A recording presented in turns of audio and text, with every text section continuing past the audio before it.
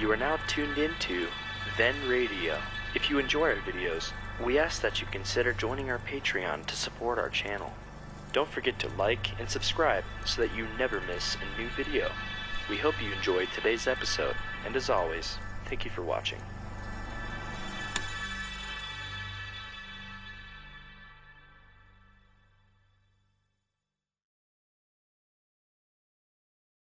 The Signal Oil Program, The Whistler.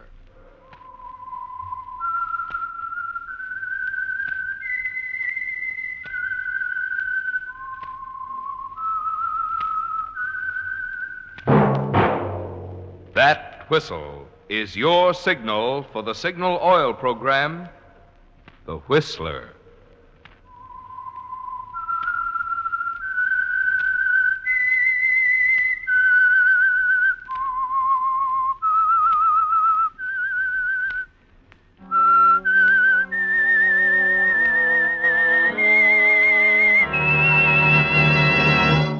I am the Whistler, and I know many things, for I walk by night.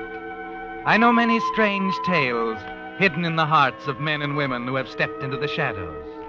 Yes, I know the nameless terrors of which they dare not speak. Yes, friends, it's time for the Signal Oil Program, The Whistler. Rated tops in popularity for a longer period of time than any other West Coast program in radio history. And Signal gasoline is tops, too. Tops in quality. It takes extra quality, you know, to give you extra mileage. And Signal is the famous Go Farther gasoline.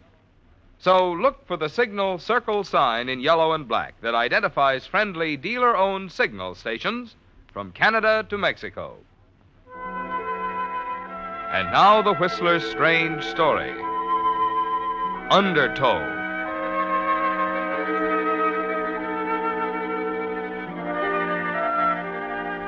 He had all summer in which to do nothing, and that's what he was doing. Driving north along the coast from New York, stopping when he felt like it, swimming when the beach looked inviting. For above everything else, John Digby loved to swim, to trot down across the white beach to the blue Atlantic water, plunge through the long, lazy rollers, out 100 yards, a mile, with tireless strokes, content with the feeling that he belonged there, that the ocean was his home.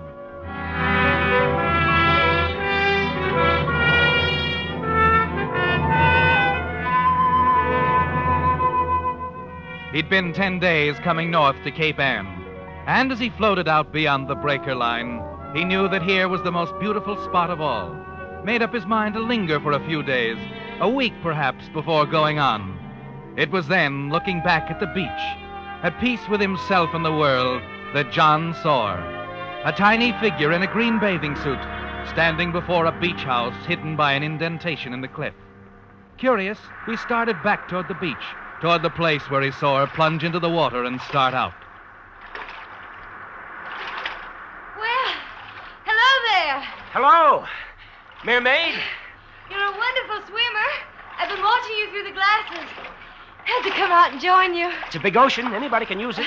National policy, you know. What? Freedom of the seas.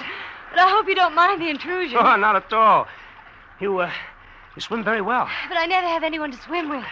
That's why I came out now. Oh, I'm glad you did. Give me a head start and I'll race you in. Okay, you're on.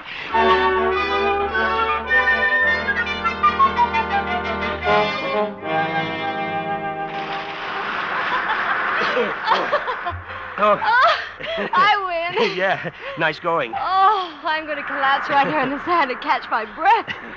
Oh, wasn't it glorious? Oh, nothing like it. I love to swim, always did, since I was a kid. You're from New York, aren't you? Yeah, I got my first taste of water off the East River docks. How'd you guess? The way you talk. And you're a denizen of the deep. Only what did you do with your long silver tail? Only wear it on Sundays. Say, do you live in that house around the bend? During the summer. Just where I'd want a house if I had my choice. Sand and water and no one around for miles. Gets lonely sometimes. Doesn't have to. Would you like a hot drink, coffee, or anything else? How about anything else? Well, if I remember correctly, we have a whole cabinet full of assorted anything else. You know how to mix it. Why don't you give me 15 minutes to get dressed?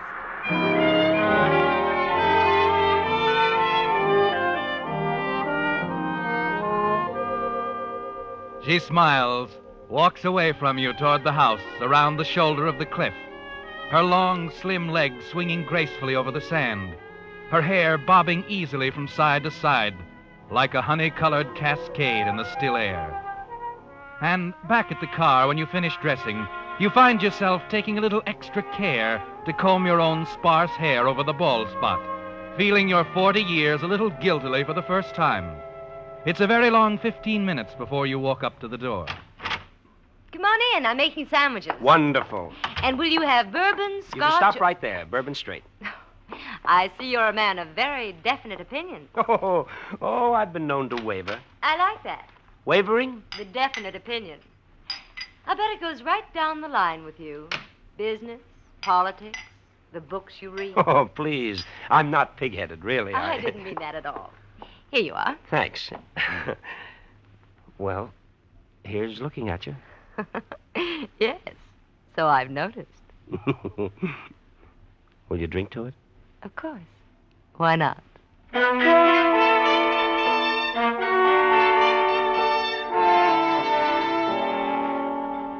Well, the sandwiches were wonderful and the anything else. You'll be back again tomorrow to swim. I think so. Will you let me start out with you? You were right a while ago. I have pretty set ideas about politics and business. Oh? Women, too. My name is John Digby. I'm stopping at the Gloucester Inn. I'm, not married. I'm Sandra Merivale. Mrs. Sandra Merivale. I see. You will make it tomorrow. Goodbye, Mrs. Merivale. Thanks for your hospitality. You're welcome. Except for weekends, my husband never comes home till late. He has his business in Boston. I'd like to meet him sometime. I'll expect you about 10. Goodbye, Mrs. Merivale.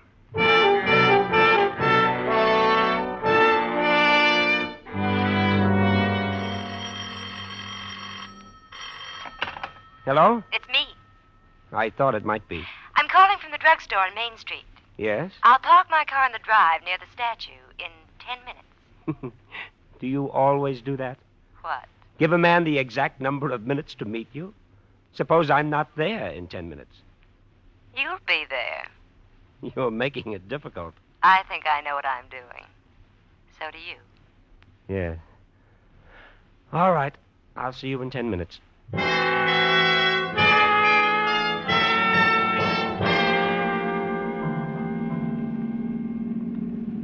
Here's the place. Yes, it's very nice. In the daytime, you can see for miles. That's the town back there. The lighthouse. Yes, I see it. Got a cigarette? Oh, sure. Here you are. Thanks. There, that's better. I always come up here when I want to think. Strange, isn't it? Being up high this way. Looking down on the ocean, on the town. Gives you a curious sense of power. I do most of my philosophizing out there. In the water? Mm-hmm. Do you ever swim at night? Sometimes. Harrison does. It's to show he's not really afraid. He doesn't swim well, but he grits his teeth and swims out to where it's just over his head, and then back again. That takes courage, overcoming two fears at the same time, the darkness and the water. You're not afraid of the water, are you, John? No. But there are other things. Like what? Like married women. Any ethical objection? No. Strictly practical. We're very much alike.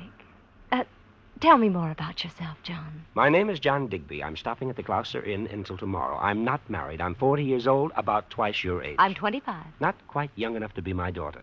Harrison's 50. Good for Harrison. Why didn't you ever marry, John? It's hard to say.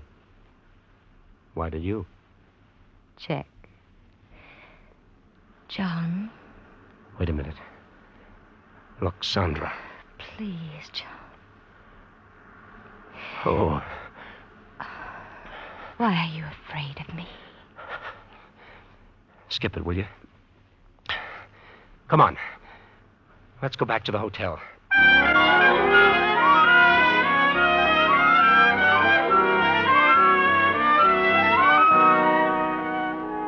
Her kiss tasted salt, like the ocean, like tears.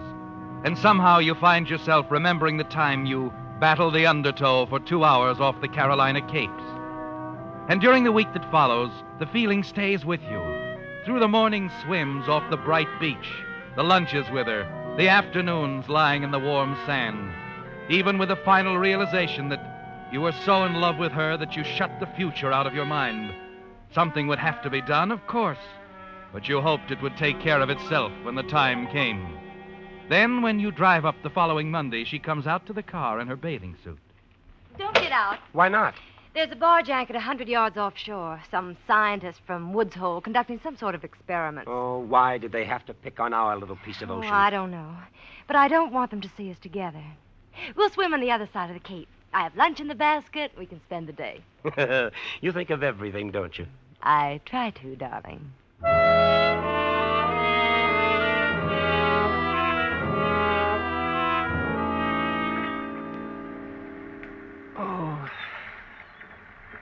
Oh, it's nice here.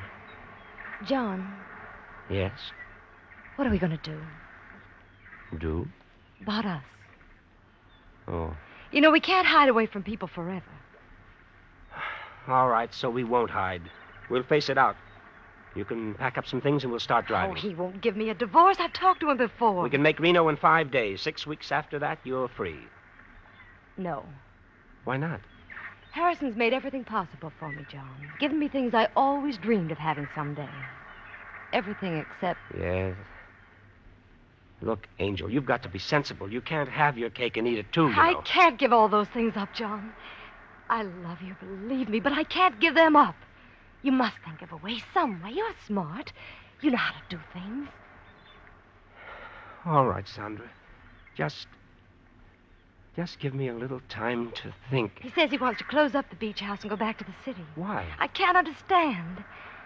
He's become more interested in swimming lately. Goes all the way out to the barge, 100 yards. Boasts about it to his business friends. You mean he swims out at night alone? Yes. That could be dangerous. I've told him so, but he insists on showing off. I see. What do you see, John? Little girls shouldn't ask questions.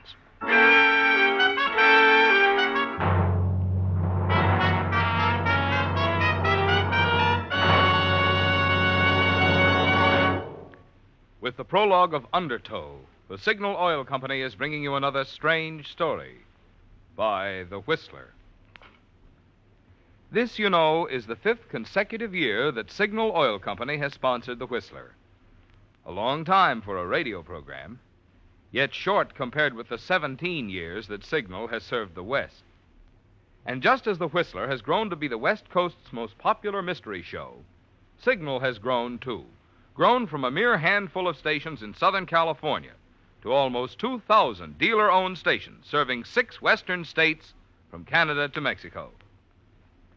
Now, obviously, there must be good reasons why so many drivers have switched to Signal gasoline. And there are. One important factor, of course, is good mileage that has made Signal famous as the Go Farther gasoline. But equally important is the thing which makes such mileage possible. I mean the superior efficiency today's Signal gasoline gets from your motor, which naturally means superior performance for your car. That's why Signal says, to be sure of the tops in gasoline quality, there are just 2 things to remember. 1, it takes extra quality to go farther. And 2, Signal is the famous Go Farther gasoline. And now back to The Whistler.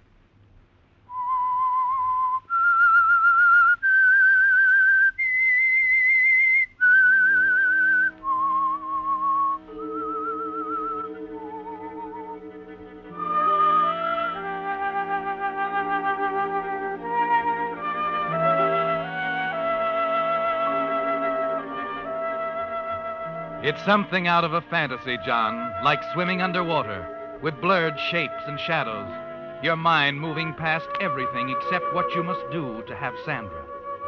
2 weeks ago, you'd have laughed at the kind of thoughts that have taken hold of you, because that was before you met her, before she'd come swimming out to you from the white beach shoreline of the cove at Cape Ann, But now the things she said come to you over and over. It's to show he's not really afraid. He swims all the way out to the barge, 100 yards, all alone. He boasts about it to his friends in the city. You shiver slightly, John. But then you tell yourself it's the only way, and you have to have her.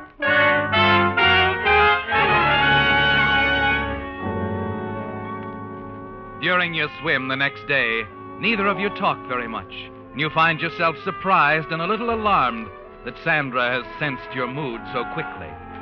And it isn't until almost time to start back to the village that you can bring yourself to mention his name. Sandra, Yes, darling. he'll be home tonight, as usual. Harrison? Of course. No special plans, no appointments in the village? No. Good. Sandra, make sure he goes for his swim tonight. But- Never mind the questions, just be sure he goes swimming tonight. It's cold out there. He'll go. Good. There's only one thing. Yes? Well, someone might think that I went with him. Oh, I didn't think of that. Could you have someone over for dinner? Somebody who doesn't care for night swimming? I think so. Betty had come. But what if she wants to watch? All the better. There won't be anything to see. There's no moon. But if he cries out? He won't. All right. I'll arrange everything.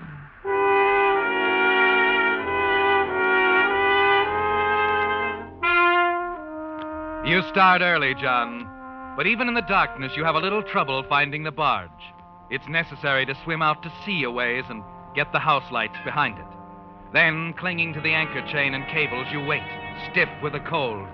But just when you're almost ready to give up, Sandra's voice carries across the water to you, crisp and clear. Now, do be careful, Harrison, please. I'm all right. We can watch from here, Betty. You won't see much. You strain to get a look at him in the darkness, but it's no use. You'll have to go by the sound. And then you hear him swimming towards you.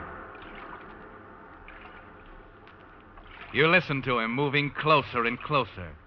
When he's almost to the barge, you take a deep breath.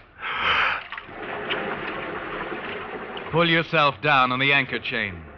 The water is pitch black, John, and it won't be easy to find him. But you move under the surface to the point where you plan to meet him. His thrashing feet give off a faint luminescence. And you glide toward it, using a flutter kick, hands outstretched. A few seconds later, you reach him and pull him down.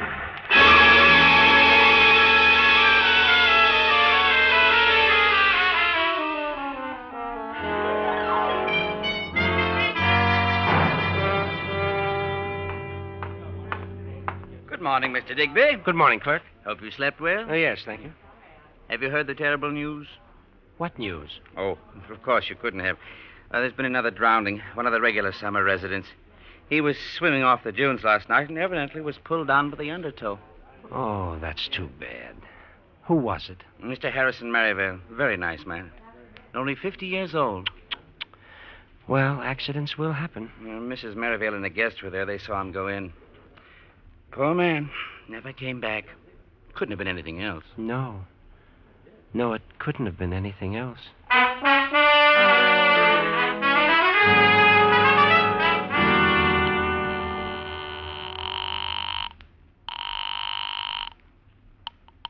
Hello? Hello, it's John. John, listen, I can't talk. The house is still full of friends and relatives. You've got to be patient. They're already asking questions. It's been 3 days, Sandra. I want to see you. Get rid of them, will you? Well, I'll try. Goodbye, John.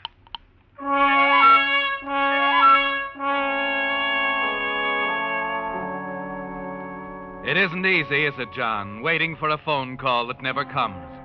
Finally, you can't stand it anymore, and you drive out by the dunes, run the car out of sight off the road, and walk until you're inside of the house. If only you can see her, talk to her for a few minutes, you'll feel better. A half hour goes by, and then she comes out of the house in her bathing suit, starts toward the water. It's perfect, isn't it, John? You can swim out, too. Talk to her somewhere offshore. And then you stop, staring unbelievingly as a young man comes out, joining Sandra. As they move off to splash about in the surf, you edge toward the house. Still, empty. Not a sign of a mourning relative.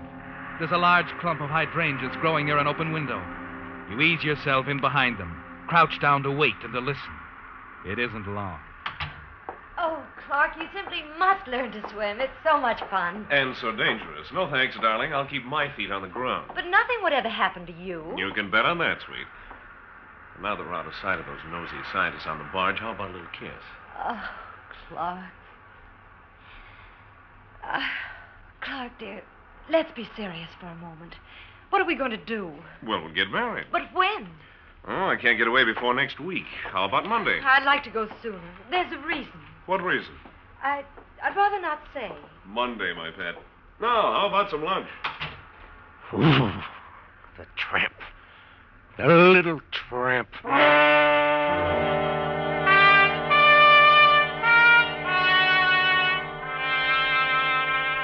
You're shaking all over as you get up and stumble back to the road. You drive around to get control of yourself, to think, and then... John, you shouldn't have come here. Why not? No one's going to see me. Well, it's so soon after... That's what I want to talk to you about, Sandra.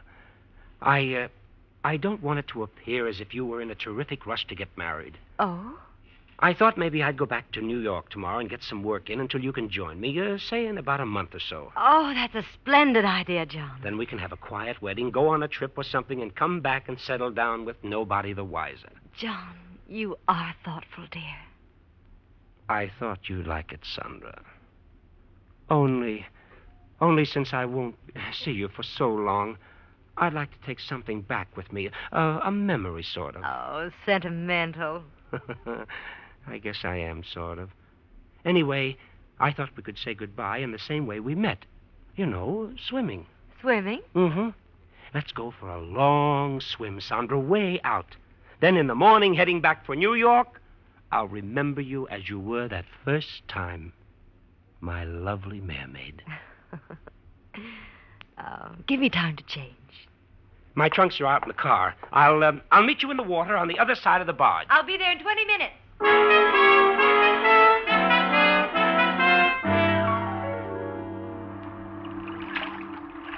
Darling. Over here, Sandra. Hang on to this cable. Oh, isn't the water wonderful? It's wonderful, all right. Just like the night you sent your husband out here for me to drown. John, I don't want to hear about it. This isn't about it, Sandra. This is about me, John Digby, the man you said you wanted to marry, remember? John, I don't know what... It's no use, Sandra. I know all about your friend Clark. You know about... Get away from me, John. Let go, I'm going in. Not in, Sandra. No, down, the way Harrison went down. Another accident in the Undertow. No, please, John, let me go. No. Clark needs nothing to me.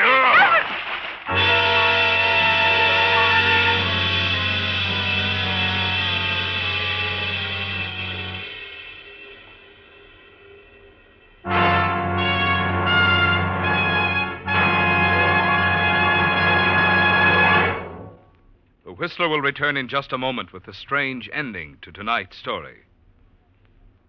Meantime, since you hear so many claims these days about various motor oils, Signal has asked me to pass along to you some scientific facts so that you can draw your own logical conclusions. In grueling road and laboratory tests, today's finest straight motor oils were compared with Signal Premium, the new type Signal lubricant, which combines pure paraffin base with 5 scientific compounds. And what were the results?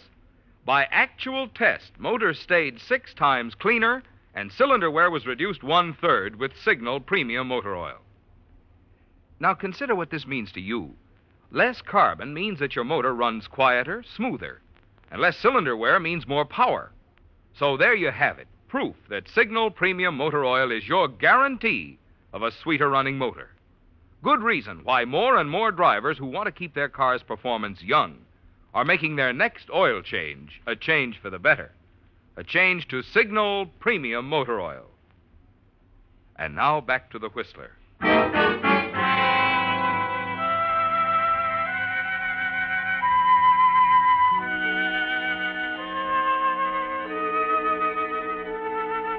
Two days later, it doesn't seem real, does it, John? As you drive on from Cape Ann north to the Maine beaches, as you fill your eyes with the beauty of the down east coastline. And as more long, lazy weeks pile up, it recedes farther and farther into your memory, and you can't believe that you committed 2 murders. That the undertow pulls you out beyond your emotional depth for 5 horrible days. For Sandra's gone now, and you're as safe as on the day you dragged yourself out of the undertow on the Carolina Capes. It's 2 days after you arrive back in New York that a man drops into your apartment, flashes a headquarters shield. I'm Lieutenant Patton, Mr. Digby. Oh? Well, what can I do for you, Lieutenant? I'd like you to drive downtown with me, if you will. Any particular reason? Yeah. A few weeks back, there were a couple of drownings in Massachusetts.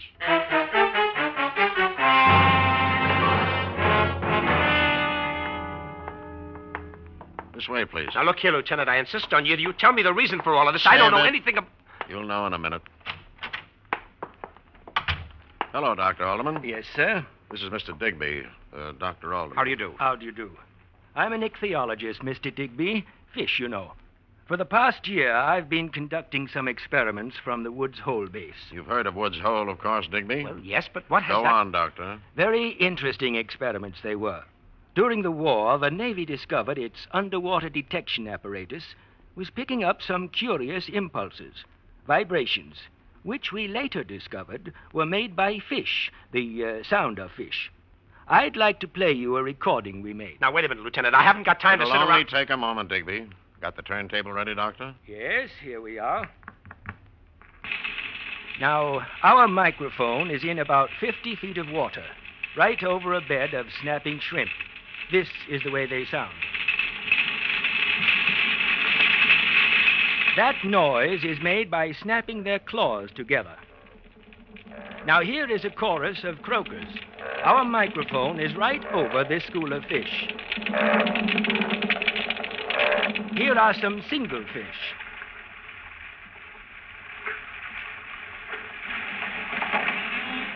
There is a rock cod. That's a flounder. The records you have just heard were official recordings made for the Navy several weeks ago. But a few nights later, we were testing the equipment. Well, listen to this record. Oh, isn't the water wonderful? It's wonderful, all right. Just like the night you sent your husband out here for me to drown. John, I don't want to hear about it. This isn't about it, Sandra.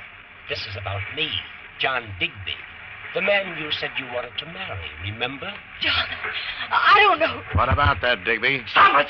Stop it! Stop it! All right.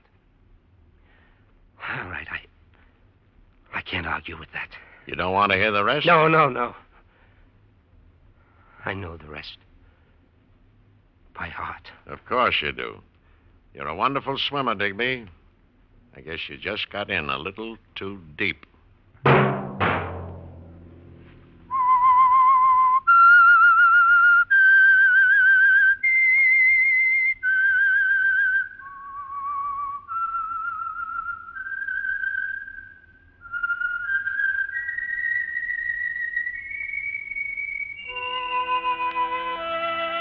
Let that whistle be your signal for the Signal Oil program, The Whistler. Each Wednesday night at this same time, brought to you by the Signal Oil Company, marketers of Signal gasoline and motor oil, and fine quality automotive accessories.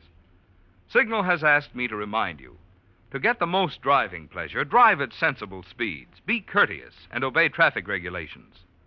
It may save a life, possibly your own.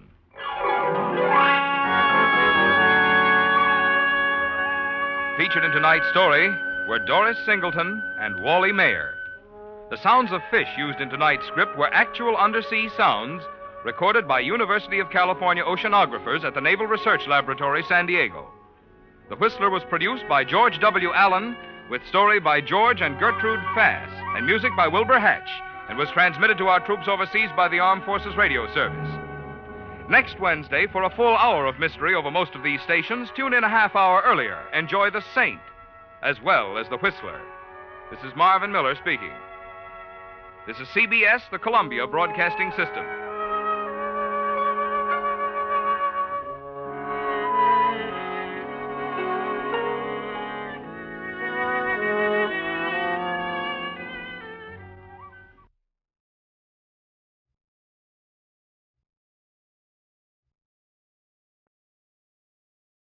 The Signal Oil program, The Whistler.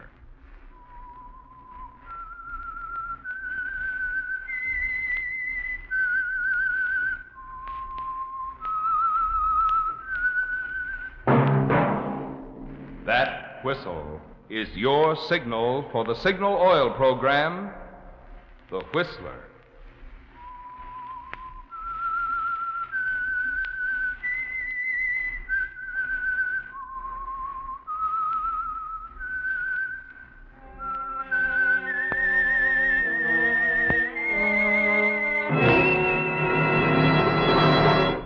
I am the Whistler, and I know many things, for I walk by night. I know many strange tales hidden in the hearts of men and women who have stepped into the shadows. Yes, I know the nameless terrors of which they dare not speak.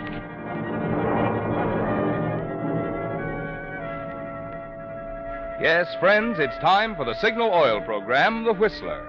Rated tops in popularity for a longer period of time than any other West Coast program in radio history.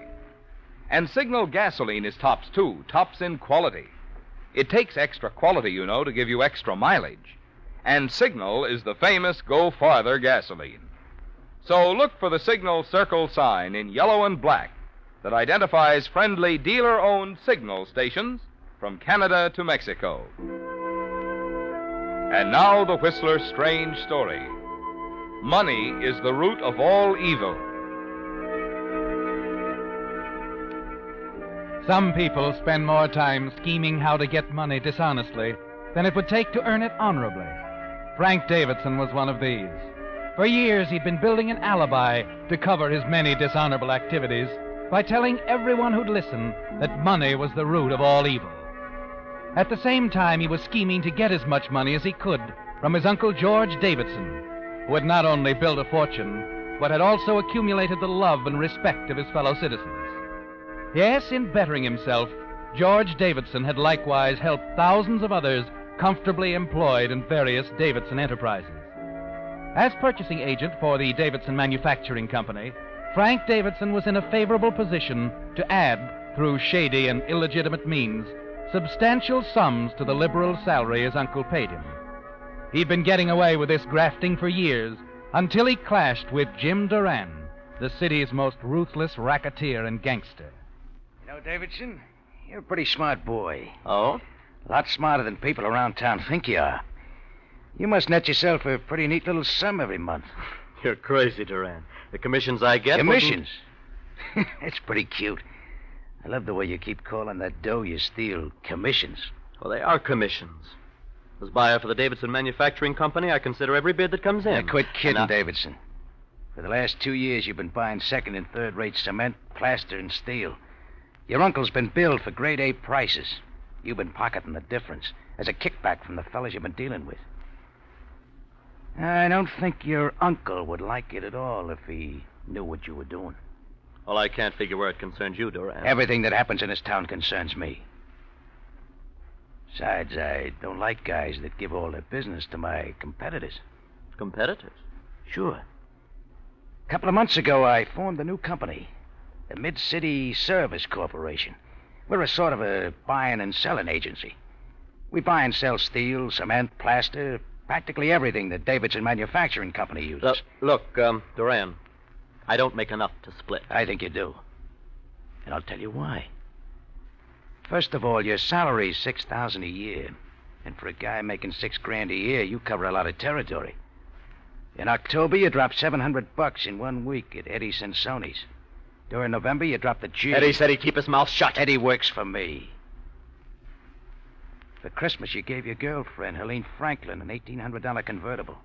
Last week, you gave her a $1,000 engagement ring. Yeah, you sure do okay for a guy making $6,000 a year. All right, Duran, so I do okay. Where do you come in? Now, that's simple. We'll handle your deals for you. We'll take care of everything for, say, $150 a week. But retroactive for 6 months. You're out of your mind. You've been buying for my competitors a lot longer than that. But I'd owe you $3,900 in back money. Sure. But look how safe you'll be. If anything goes wrong, you won't appear at all. You can just say you had reason to believe the Mid-City Service Corporation was okay. But I can't raise that kind of dough. What's the matter with the old man? My uncle? Yeah, he's a nice old guy. Takes pretty good care of you, from what I hear. Yeah, but he'd never give me an amount that big without a reason. Give him a reason. Tell him you lost it at Eddie Sansoni's. Tell him Eddie's got your IOUs, and he's going to give them to the newspapers or something. The old man will hate to have a scandal. Besides, it'll be a good investment for him. We furnish protection, too. Protection? Yeah. We'll make sure no accidents happen to his employees. Especially his purchasing agent. Oh, one more thing. See that your uncle don't find out about this deal. He might take a notion to talk to the police or somebody. That'd be pretty unhealthy. For you.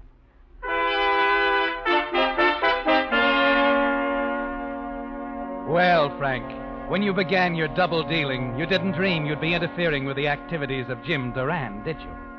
Duran knows everything about you, doesn't he? And from now on, he wants in.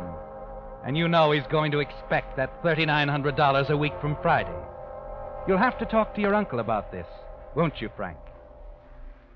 All right, Frank. Let's have it. What's wrong now?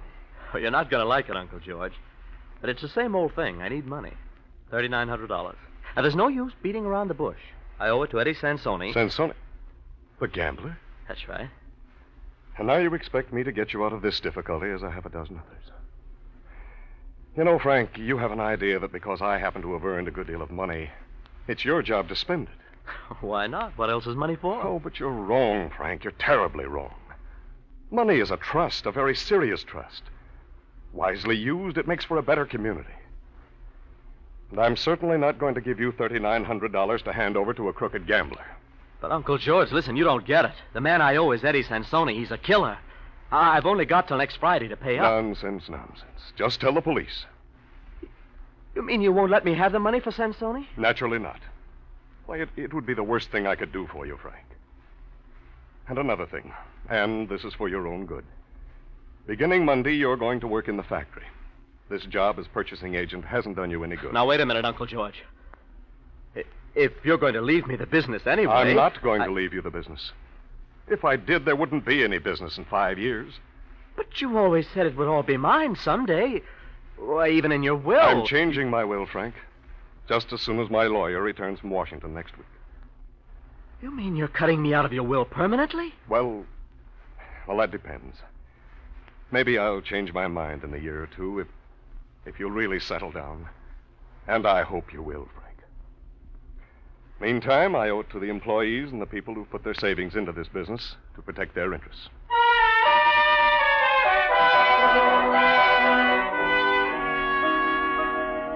An unpleasant morning, isn't it, Frank? So unpleasant you quickly leave the office and go to see your girlfriend, Helene. After all, Helene understands you. And like you, she believes that money is the root of all evil. That is, other people's money. You tell her about Duran, about Uncle George cutting you out of his will, all your difficulties. Helene is not only sympathetic, she's very practical, too. Your uncle can't do a thing like that, cutting you out of his will of all the dirty... He's doing it. Just as soon as his lawyer gets back from Washington. When will that be? Sometime next week. Wow. He hasn't cut you out yet, Angel. Oh, what difference does that make? He won't change his mind. Oh, a lot of things can happen in a week, honey. Such as? Take a look at that headline in tonight's paper. Mm-hmm. Wealthy playboy slain in love nest. I don't get you. Suppose your uncle had a little love nest, baby. The closest thing Uncle George has to a love nest is his little cabin out at Clear Lake, where he goes to rest up occasionally. And as far as girls are concerned, he doesn't even know they're alive. Well, he's got a secretary, hasn't he? Of course. Oh, from what you say, he pays her a lot of dough. Naturally, she's been with him a long time. Besides, Bill Lawton, her husband, was very badly hurt in an accident a while back and hasn't been able to work since. From what you've told me, Bill's not very happy about it. Mary says he's miserable. Well, suppose Bill Lawton were to think your uncle's interest in Mary was, something more than just paternal. In the mood he's in, you'd probably see headlines bigger than the... Elaine, I think you've hit on a wonderful idea. A wonderful idea. Except it takes time. A week's a long time, Frank. When it's all you've got. Yeah, it is at that. And this is one time I'm gonna move fast.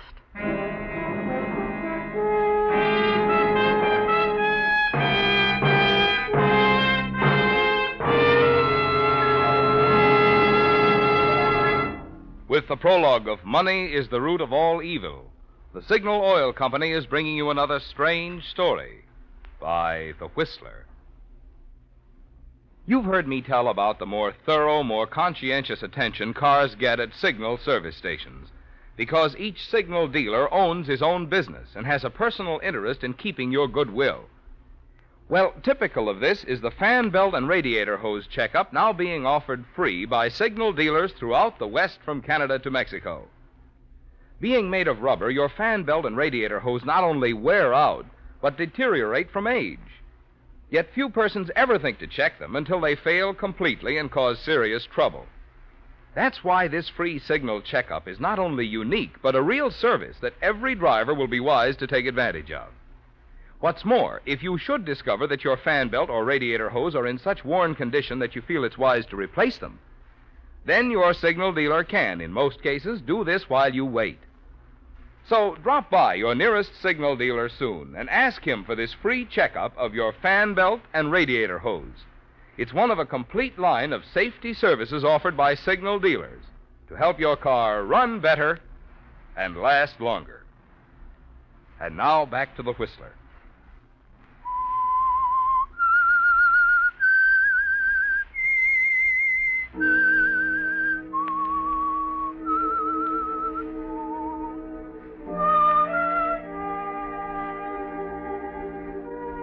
Well, Frank, Elaine gave you quite an idea, didn't she? It would certainly make things easy for both of you if Bill Lawton got the wrong idea about his wife, Mary, being involved with your wealthy Uncle George and killed him in a fit of jealous rage. No one could pin anything on you either.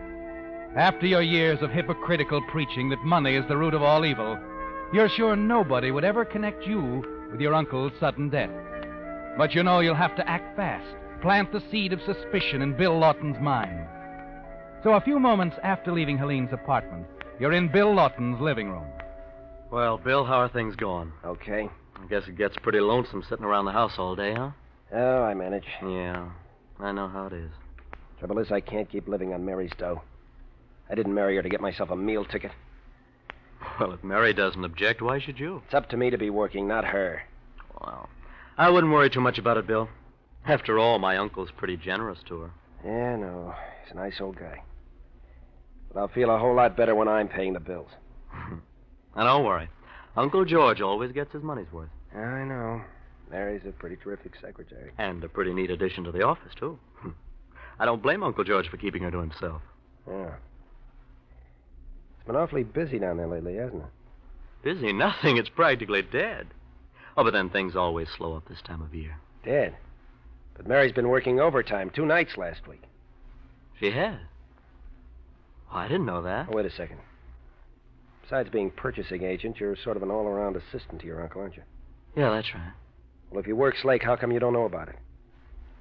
Oh, well, I'm out calling on clients most of the time. This deal about Mary working nights when things are so slow. Well, as far as that's concerned, I don't either. But then Uncle George does a lot of things he doesn't tell me about. Don't worry about it, Bill. Listen, why don't you come into town for lunch someday soon? It'll do you good. Frank.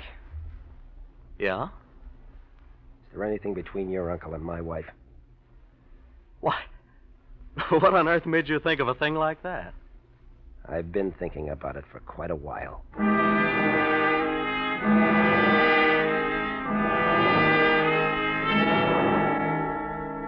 Well, you've planted the seed, Frank. You've set Bill to wondering in earnest about your Uncle George and his wife, Mary. And now you must nurture that seed so it will sprout and grow quickly. The next day, Bill himself makes it easy for you. Frank Davidson speaking. This is Bill Lawton, Frank. You busy? I'm not too busy to talk to you, boy. What's on your mind? Could you run out to my place for a few minutes? Well, I guess so, if it's important. It's important to me. Okay, fella, I'll be right out. You know what he wants, don't you, Frank? And you're sure you've got all the answers, the right answers. You're sure of yourself. Pleased, too, as you reach for your hat. And then your phone rings once more. Hello, Frank Davidson speaking. You know who this is, Frank? Yes, it's Jim. Never mind the name. Thought I told you not to mention our little conversation to your uncle. I didn't, Jim, honestly. I told him exactly what you told me to tell him. Oh, that's funny. A couple of guys with badges came over this morning and asked to see the books of the Mid-City Service Company. Well, I didn't have anything to do with it. I hope not. For your sake. If you did, it's gonna be too bad for you. Duran? Hello? Duran?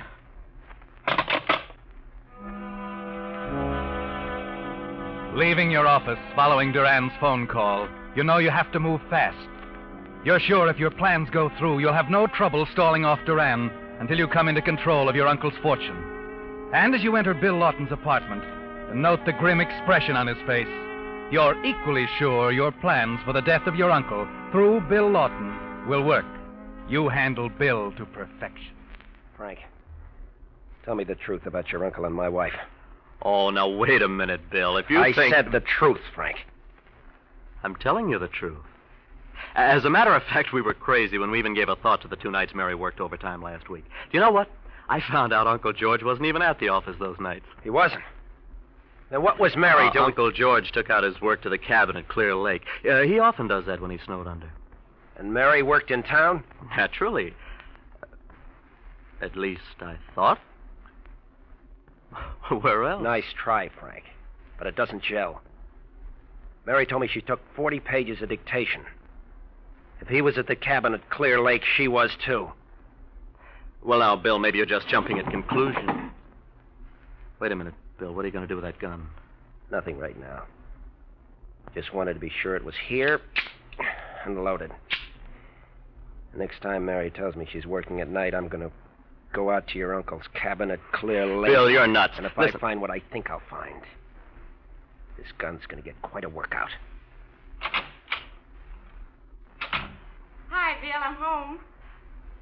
Oh, hello, Frank. Bill. Bill, what on earth are you doing with that pistol? Oh, he was just showing it to me, Mary.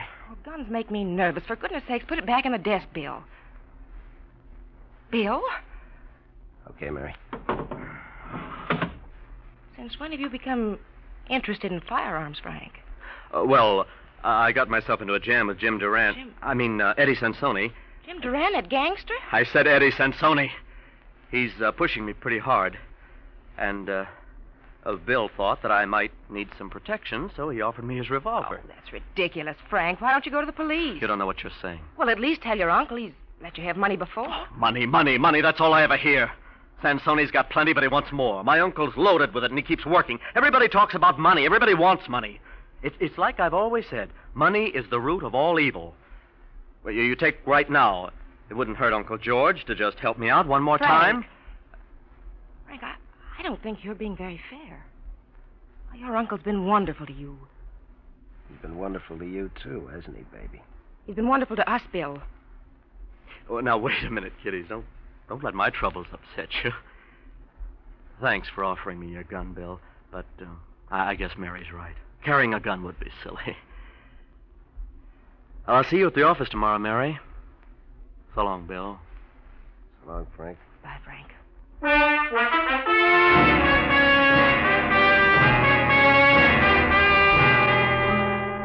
You realize that your big problem now is to get your uncle and Mary together at your uncle's cabin at Clear Lake. And this should be easy. But a day passes, then another, and another. Finally, on the 4th day, half your problem is solved as Uncle George summons you to his office. Frank, you wouldn't mind dining out this evening, would you? Oh, no, why? Well, I thought I'd spend the night at the cabin. Well, that's a good idea, Uncle George. You go ahead. I'll probably do a little work at the office.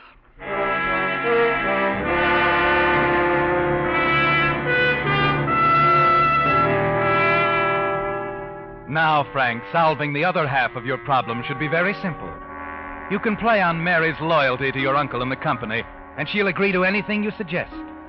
So a few minutes after your uncle leaves, you stop at Mary's desk. Mary, would you mind working with me tonight so we can have that Carson estimate ready in the morning? Oh, Frank. You know how Bill hates to have me out at night. Oh, I don't think you'll mind. He understands you have to work overtime occasionally. And I'd hate to see us lose that Carson account. Okay. Okay, I'll phone him right away. Oh, that's swell. Thanks a lot, Mary. I'll see you at the office about 7:30, huh?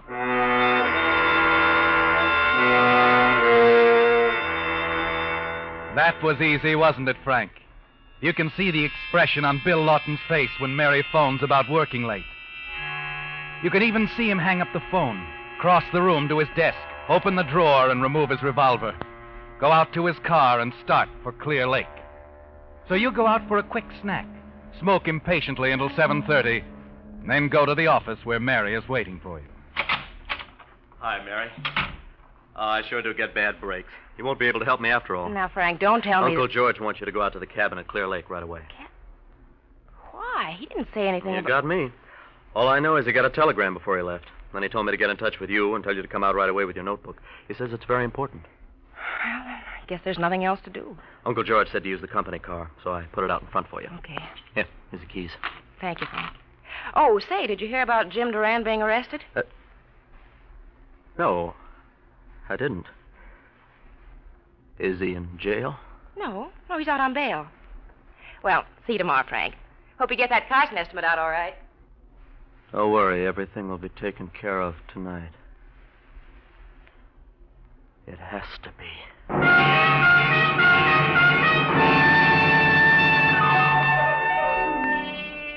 Well, there it is, Frank. The last detail fitted into place.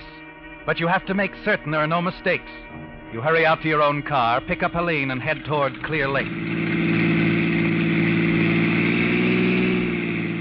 Your car roars past Mary's car within a few miles, and you leave her behind. Suddenly, your heart almost stops beating. Other headlights following you along the highway. Jim Duran. It must be Jim out on bail, and you're sure he's out to get you. But if tonight goes according to plan, you'll have more than $1 million, and Jim Duran will be a problem no longer. You park some 300 yards from the cabin. There's no sign of the other car. You tell Helene to keep the motor running and walk towards the cabin. Halfway there, you spot Bill Lawton's car parked behind a tree with a clear view of the cabin, where Uncle George has already turned on the lights. All you need to do now is wait for Mary to arrive, and then her husband, Bill Lawton, will do the rest. And you haven't long to wait. Mary steps down from the company car and walks rapidly to the cabin and enters the open door. Your heart beats quickly as you watch Bill open the door of his car, slip out without a sound, walk slowly to the cabin and enter the open door. For a moment, everything is quiet. Then you hear the sounds you've been waiting for. Bill! Bill, what are you doing here?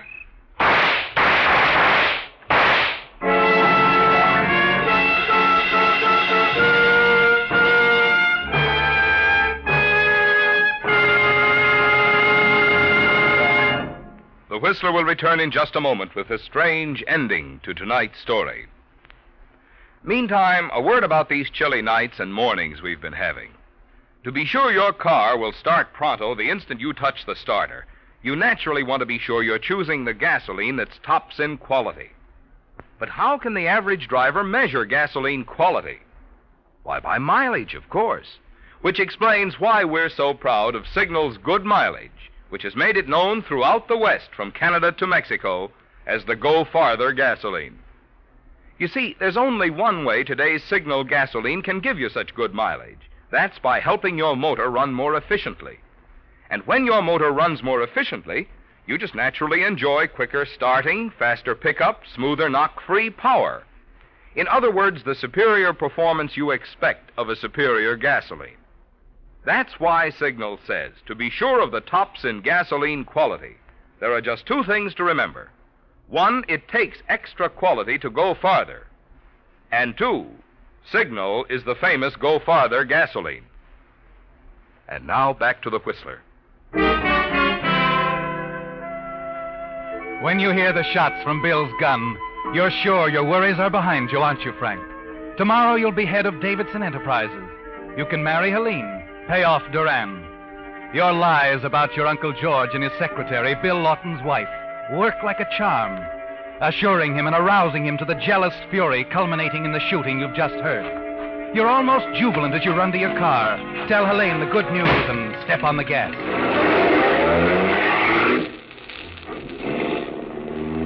A moment later, you feel differently. That strange car is right behind you again.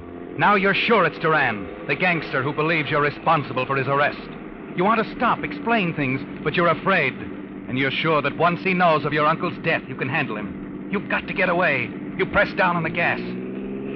Why so fast? That car behind us, Helene. It's Duran. Oh, how do you know? I just know, that's all. Soon you're doing 50, then 60, then 70, then 75.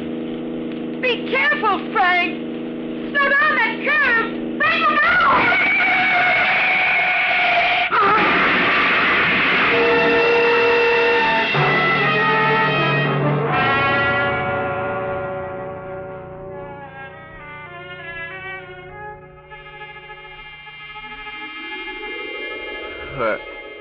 Where am I?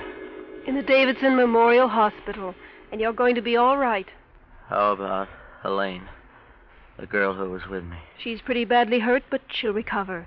And we hope that plastic surgery may help her face. Hello, Davidson. Huh? Who are you? Chief of Police Roberts. Lucky for you, we were following you last night when you had that crash. If we hadn't been, you and your girlfriend would be dead pigeons. You mean it wasn't Duran? No, it was the police, all right. You talked too much the day Mary Lawton came home and found you and her husband fooling with that gun. She tipped us off. We've been tailing you ever since, for your own protection. Incidentally, Bill Lawton told us how you tried to get him to kill your uncle with your lies about him and Mary. Kill my uncle? That's insane. Just because Bill Lawton might have gotten mixed up on something I said doesn't mean a thing. It's his word against mine. In a few days, I'll be president of the Davidson Manufacturing Company. You'll be... Wait a minute. I've got a little surprise for you. You come in, please.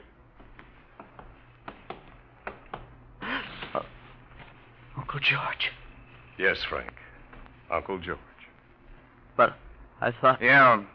You thought they were dead, didn't you? But those shots... They were quite harmless. Blanks. Mary substituted. If she hadn't, we wouldn't be here. Yes, Davidson, that phony alibi you tried to build, that line about money is the root of all evil, isn't going to get you out this time. It's too bad you never understood the right use of money, Frank. You're like a lot of others, Davidson, belittling money and success, misquoting. Uncle George, you taught me to believe the Bible. The Bible says money's the root of all evil. No, Frank, no. The Bible says that love of money is the root of all evil, not money itself. There's a difference, Frank. A big difference.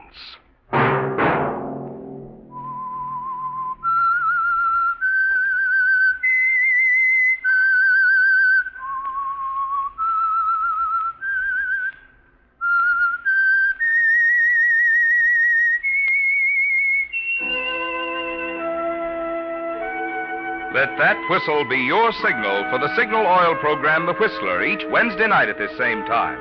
Brought to you by the Signal Oil Company, marketers of Signal gasoline and motor oil and fine quality automotive accessories. Signal has asked me to remind you, to get the most driving pleasure, drive at sensible speeds, be courteous, and obey traffic regulations. It may save a life, possibly your own.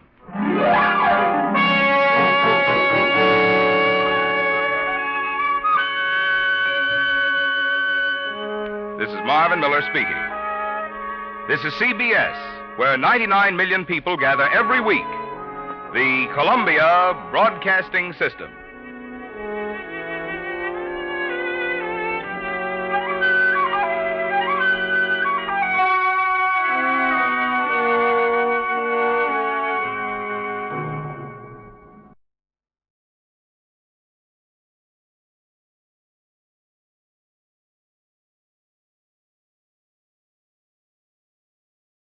The Signal Oil program, The Whistler.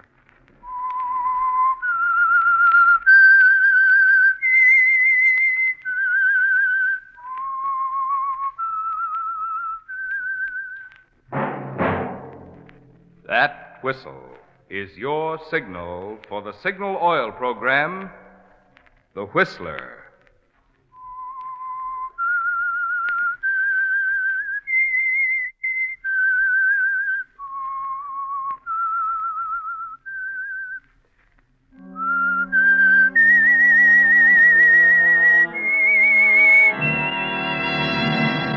I am the Whistler, and I know many things, for I walk by night. I know many strange tales hidden in the hearts of men and women who have stepped into the shadows. Yes, I know the nameless terrors of which they dare not speak. Yes, friends, it's time for the Signal Oil program, The Whistler, rated tops in popularity for a longer period of time than any other West Coast program in radio history. And Signal gasoline is tops, too, tops in quality. It takes extra quality, you know, to give you extra mileage.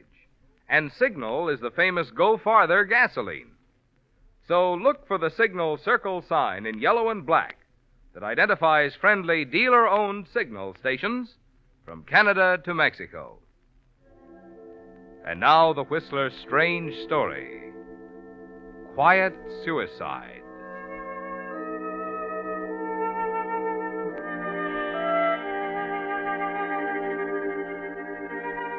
It was in a drab room in a commercial hotel in Chicago that Frank Reynolds finally made up his mind.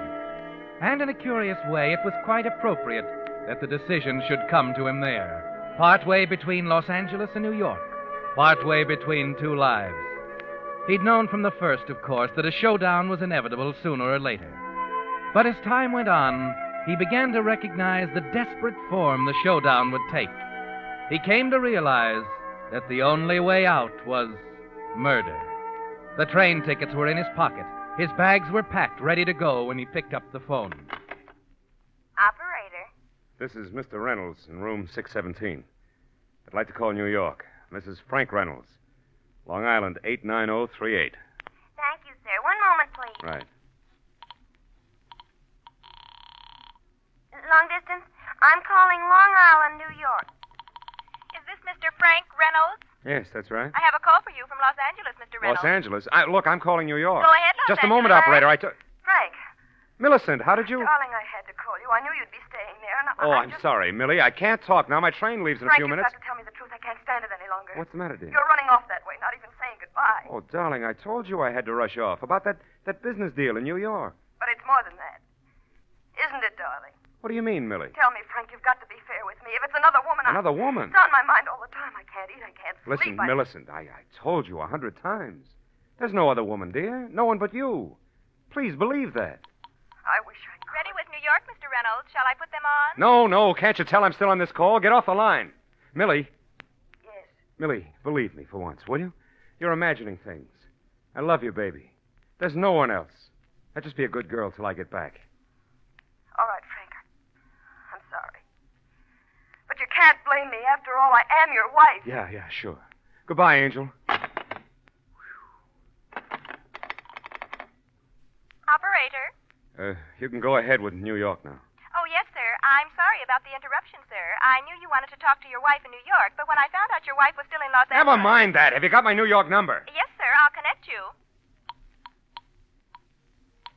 Hello? Hello? Diane.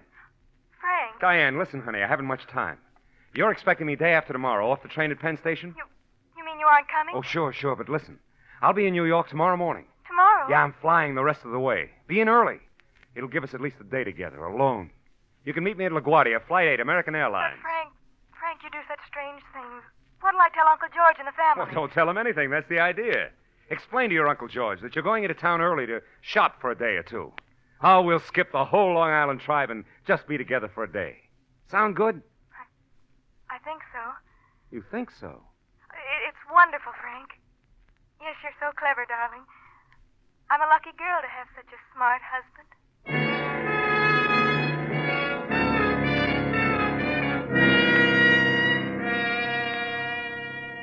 Yes, Frank, the operator has reason to be confused. Because there are two Mrs. Reynolds. One in New York, one in Los Angeles. And you're trembling as you hang up the receiver in Chicago. It becomes even more clear to you now with the two lives you've been so careful to keep apart, almost meeting accidentally by telephone. How ruinous it would be if Diane and Millicent should ever get together. And the only way out is the desperate way, isn't it? It's too bad, too. Diane is so young, so pretty, so very trusting. At least she always seemed to believe you. But at the airport, you wonder from the moment she meets you if something's wrong. American Airlines Flight 8, arriving at Gate 3. Over here, Frank. American Airlines. Diane! Hello! Oh, excited to see me? Yes, Frank, I'm excited. Did you drive out? No, the town car's been Well, laid how up about a for- taxi? It's right over here. Oh. Where to, folks? Harding Arms apartment. It's on the east side on 52nd. Harding Arms. I found it last night after you called. Oh. I think you'll like it, Frank. Anyone know I'm here? Not a soul. Uncle George thinks I'm shopping. He's meeting me in the morning at Penn Station to be there when your train comes in. Oh, that's perfect. And you've really arranged to be on it? Why not? Just set an early alarm. I'll run out to Newark and get back aboard the train coming from Chicago. You've planned it all pretty carefully, haven't you, darling? Of course. I wanted to have you all to myself for a change. So, you went to all this trouble. Tickets, the telephone calls, everything. Just to be alone with me for a while. Well, what's wrong with that? And still you haven't even kissed me yet. Oh, I'm sorry, Diane. No, please, Frank, not now. Well, Diane, what's the matter? I try not to believe it, Frank. I try not to listen to Uncle George. The rest of Oh, it. what are they saying now? The same things. That you married me for my money. But that now that Uncle George has made it impossible for you to get a hold of it, you'll leave me. Well, then what am I doing here, right now? That's what I don't know, Frank. Well, they don't waste any time, do they? They get right to you the minute I'm out of town. Diane, are you sure they don't know I'm here? I told you once, Frank. All right. Come here. Oh, Frank. That better? It's this way every time. They tell me all those... They make me listen to them, and then... Then what? Oh, you kiss me like that, and I forget all about it. Good. Keep it that way now, huh? I'll try, Frank. I promise. Atta girl. It's very important to me, Diane. This day together. I want it all to be perfect.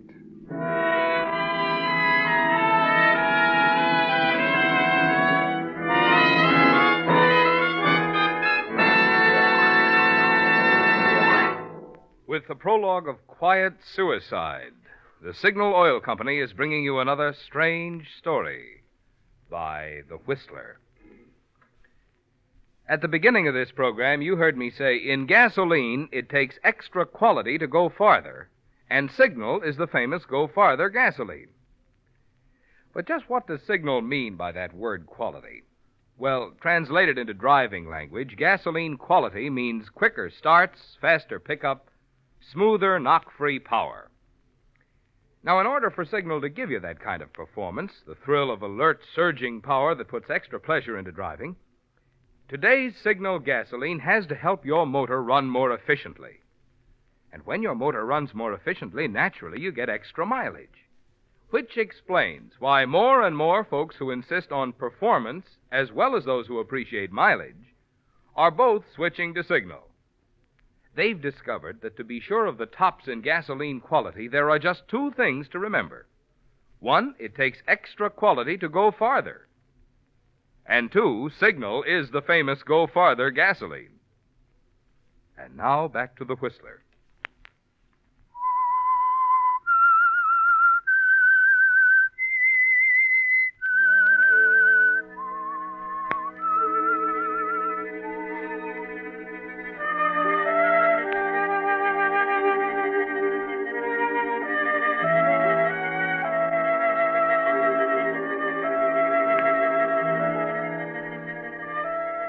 So it's going to be murder, Frank. The only way out of your marriage to Diane that will leave your other marriage in Los Angeles intact. Divorce is out of the question, naturally. Any notoriety, any publicity on the national press wires, and Millicent might get strange ideas about your business trips to New York. There'd be investigations, bigamy charges, 2 divorces instead of 1. And, of course, the prospect of working for a living when you got out of prison. So it's murder now, a fairly simple kind of murder. The ingredients are all there. Diane, despondent, disillusioned in marriage. A nice, quiet suicide that will rate perhaps 2 inches of copy in the New York papers. No more. You like the apartment, Frank? Oh, it's wonderful. 3 rooms, fireplace, no nosy maids or janitors. Is it everything you wanted? Everything. Even a back entrance. Ah, you couldn't have done better, darling. We're all set.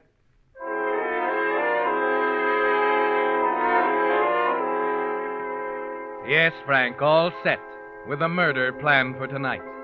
With your alibi still solid on that eastbound train due tomorrow morning at Penn Station. You were careful back in Chicago, weren't you? Arranging things so it would be almost impossible to check either the plane or train tickets. So no one will be able to say you left the train there and arrived in New York ahead of it. On the way to dinner with Diane, the plan begins to operate. You stop the cab at a drugstore, explain that you want to order a prescription sent up to the apartment, and go inside. Yes, sir? Oh, I'd like this filled. 25 tablets luminobarbital. Yeah, it's my wife. Mm-hmm. Made out to Mrs. Frank Reynolds. Isn't that right? Yes, but I wish she'd come in herself to sign for it. We have to be careful filling prescriptions for sleeping medicine, particularly anything as potent as this. I understand. Well, look, I'd rather not wait anyway. Why not send it up to her? Harding Arms Apartments. She'll be there to sign it for herself.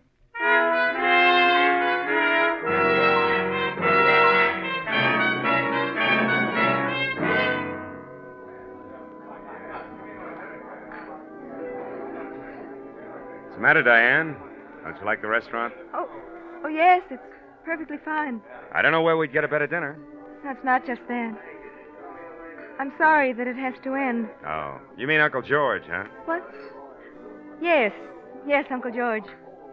He'll be with us tomorrow. Yeah, like William the Conqueror. He'll probably know all about this. How? You set the alarm, didn't you? Yes, but... Okay. I'll get up, breeze out to Newark. You can greet me with open arms when I step off the track at Penn Station. You just don't know Uncle George. Look over there. Huh? What do you mean? That man who just came in by the hat check stand. What about him?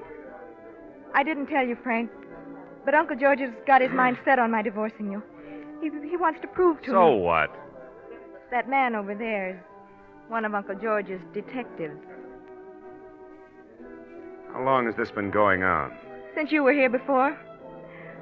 Uncle's funny. He even has them follow me sometimes. You? What for? I don't know. Does it really matter, Frank? It matters with me. Did he see us, Diane? I don't think so. Not yet. Let's get out of here. Frank, it's no use. Let me finish my drink. I said let's get out of here. I'll mix you a drink at home.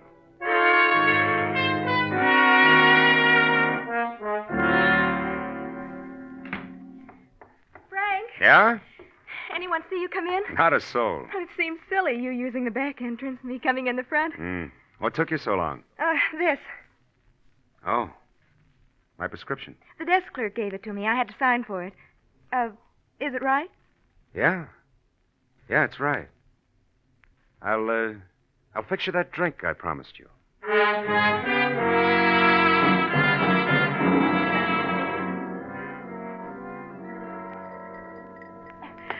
Oh. What's the matter? It tastes awfully strong. Did you forget the soda? Now, you're going soft on me, darling. Down the hatch. Skull. Skull. There. This has been a funny evening. A funny visit. There you go again. What's the matter? Visit. That's an interesting word. Visit. Look, darling. My husband's visiting me for a few days. It's nice to see you, dear. Nice to look across the room and find you there.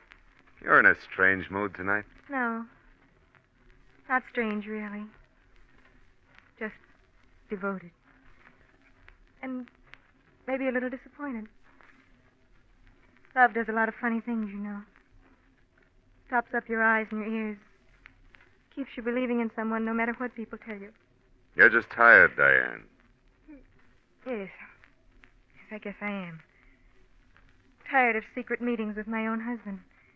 Tired of lying to Uncle George, trying to defend you When you what? There is another woman, isn't there, Frank? In Los Angeles. Don't be silly. It's like a movie.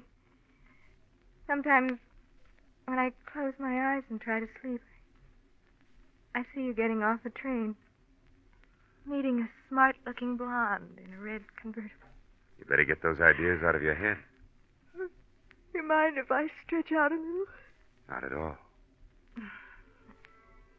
I really don't think you're so terrible, darling. I just love you. Sure. Men think women don't know. They think they don't even suspect a little bit. But they do. They do, Frank. They do.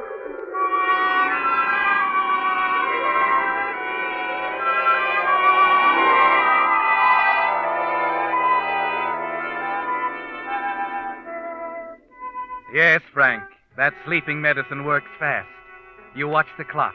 7:30, 8, 9, and then finally reach for her wrist and feel her pulse. There's nothing there now. Nothing.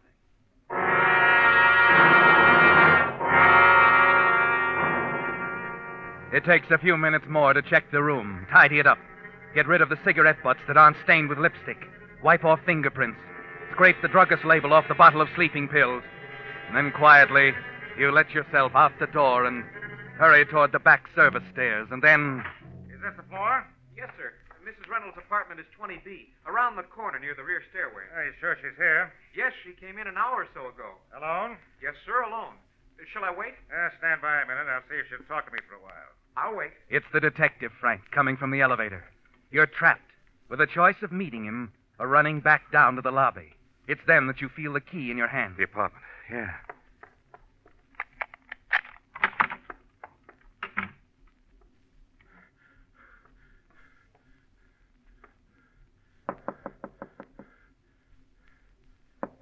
Mrs. Reynolds. Mrs. Reynolds, your uncle wants me to talk to you. Mrs. Reynolds, are you all right? Bert. I know she's in there, sir. Bring me the pass key, will you? There's no time to think, Frank. You hold your breath, press back against the wall behind the door, and then... She must be in there, sir. There's only one way out of the building at this time of night. Yeah, open it up. That's it. Mrs. Reynolds. You take the only chance you have, Frank. As they go in, you slide around the door in the darkness and then out into the hall. Here, what's this? Get the light. Mrs. Reynolds!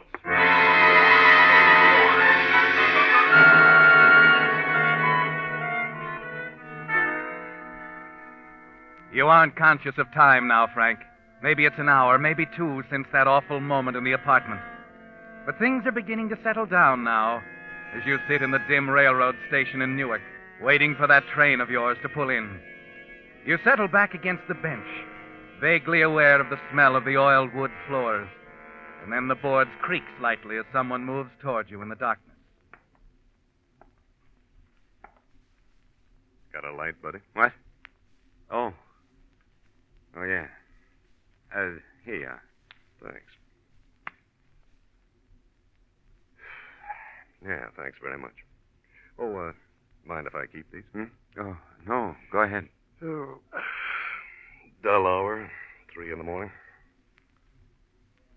Waiting for a train? Yeah.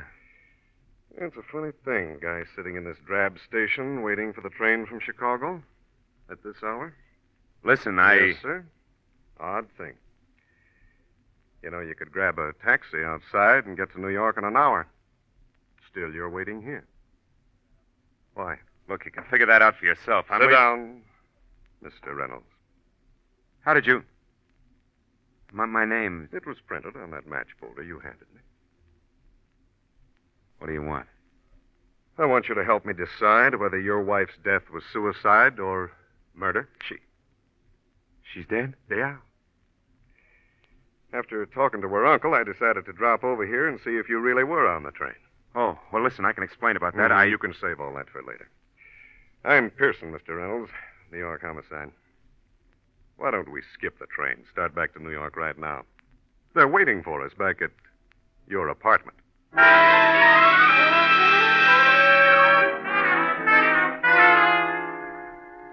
So now you're faced with it, Frank. Your big alibi, the keystone in your whole plan, is gone. Once or twice on the way back to the apartment, you almost decide to get it over with. To tell Pearson the whole truth and avoid the dread questioning you know is sure to come. But somehow you're not quite ready to give up. And when you finally walk into the apartment to face Diane's Uncle George, you get an idea of a way to bluff it through. I tell you, this man's a murderer, Pearson. Just a He minute, did- Mr. Breckenridge. Just a moment. Let me handle I it. told you. I can explain everything. All right, you'll have a chance to, but let me start out, huh? Now, it seems you're on your way to New York on the train. You switched to a plane somewhere without telling anyone but your wife. Figure you can intercept the same train a day or so later, give yourself a solid alibi. There's no use denying it, Frank. Who's denying it? What? You mean you admit it? Most of it? Just one word I don't like. Alibi. Oh, it's true about the train. I set it up by telephone from Chicago. You had a good reason, of course. A very good reason. What are you talking about? You, Uncle George. You've never given us a minute's peace. Sticking your nose into our business, trying to poison Diane's mind against me. That's why I did it, Pearson. I wanted that day together. Just Diane and I. My wife, the two of us. By ourselves. Oh, that's ridiculous. I was forced into it, Lieutenant. Ask him about the private detective. Yeah. We go out for a quiet little dinner. At 7 o'clock last night, one of his bloodhounds follows us into the Shamrock Club. We know all about that. So, what happened after you got home? I told her. She either forgets Uncle George or I was through. She broke down. She got hysterical. Well, I walked out. I paced the streets for a while, and then I went over to Newark. You didn't come back here? No. I see. Mr. Kittredge, will you step in here, please? Kittredge? Yes. A druggist, Mr. Reynolds. I want you to meet him. Yes, Lieutenant? Oh, this is Mr. Reynolds, Mr. Kittredge. Do you, Yes, sir. That's the man who ordered the prescription. Oh, of course. If you thought hard enough, Mr. Kittredge. You remember I told you that prescription was for my wife. Then why did you order it? Because she asked me to on the way to dinner. And she gave you a prescription made out by a doctor in Los Angeles? Los Angeles? Why, I can't. Yes. You don't know how a Los Angeles doctor could prescribe pills for your wife when she's never been there. Well, neither do I. There's something else, Mr. Reynolds. I've been in the homicide division for 8 years now. I guess I've investigated 100 suicides, and a lot of them women. You know something, Mr. Reynolds? I have yet to find one, particularly a woman, who didn't want to have the last word. I don't know what you mean. A suicide note. Your uncle's detective comes in here, finds the girl in the bed, a bottle of sleeping pills next to her. Now, does it seem logical she'd set up a thing like that without doing the one thing they all do? I told you. She was despondent. She wasn't thinking straight when I left her. That's what you say. I say she went to bed with every intention of getting up. All right, come on, Reynolds. You can get in touch with your lawyer on the way to headquarters. Now, wait a minute. I didn't do anything, Lieutenant. You've got to believe me. Skip it. I've got no time for that. now. Just a minute, Lieutenant. Huh? I just can't take this on myself. What I feel personally and what is just are two different things, I guess. Diane was in Los Angeles a month ago. What? You mean she was? Well, that's interesting. I should have told you before, I suppose, but... Oh, think nothing of it. And I suppose you have the suicide note tucked up your sleeve? Well, I do have one, as a matter of fact. An old one. You see, Diane did try to kill herself just last month. And that's why I've been having her followed. Well, Reynolds, I guess I was wrong. Well, we all make mistakes once in a while. I'm sorry.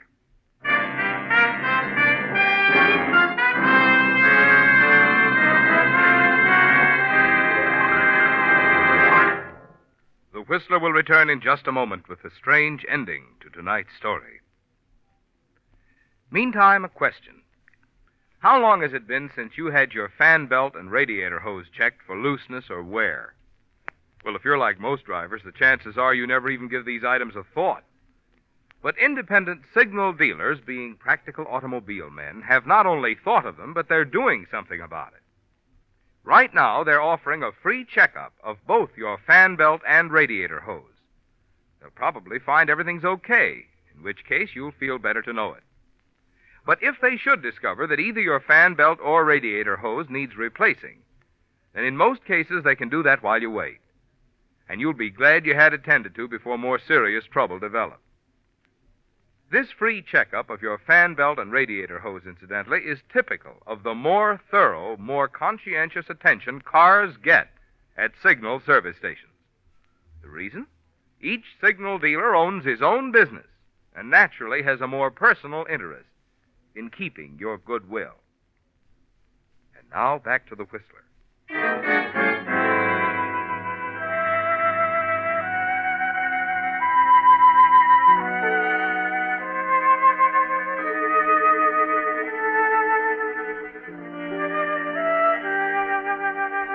So it's over now, Frank. A few more questions and you'll be released. Free of suspicion that you murdered Diane, wife number 1. Free to go back to Los Angeles and someone they know nothing about, Millicent, wife number 2. And it's ironic that Diane's Uncle George came through with the one statement that could save you. Yes, you were as surprised as Lieutenant Pearson to hear that Diane had actually gone to Los Angeles. And you realize now that she knew the truth about Millicent. That if you'd left her alone, she might have tried suicide a second time, successfully. You're going to be careful now, Frank. No missteps, no false moves, taking the cue from the lieutenant. Yeah, this is a tough business I'm in, Reynolds.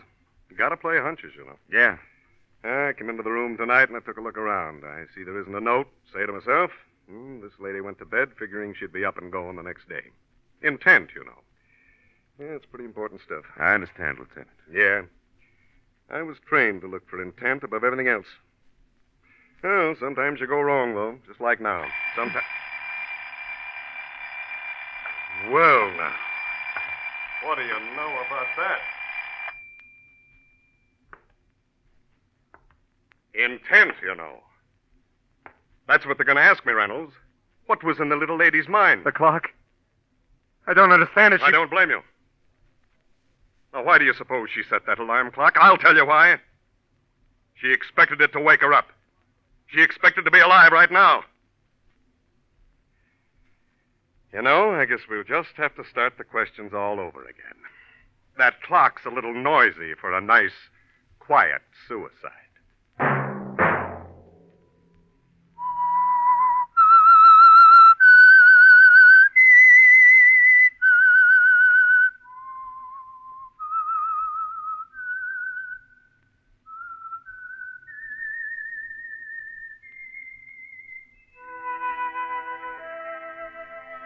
Let that whistle be your signal for the Signal Oil program, The Whistler, each Wednesday night at this same time.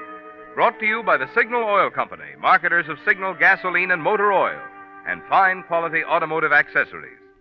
Signal has asked me to remind you, to get the most driving pleasure, drive at sensible speeds, be courteous, and obey traffic regulations. It may save a life, possibly your own.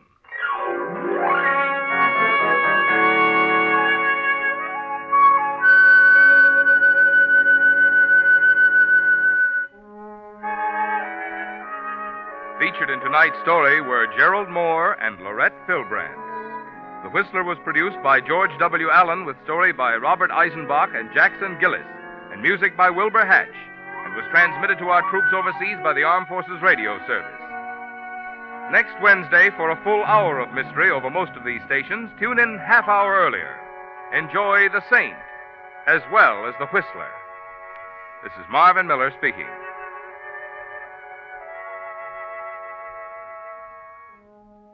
This is CBS, the Columbia Broadcasting System.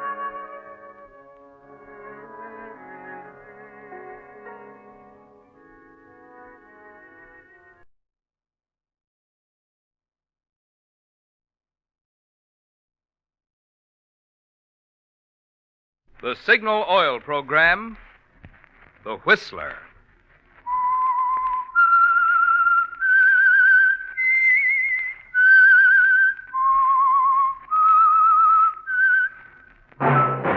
That whistle is your signal for the Signal Oil program, The Whistler.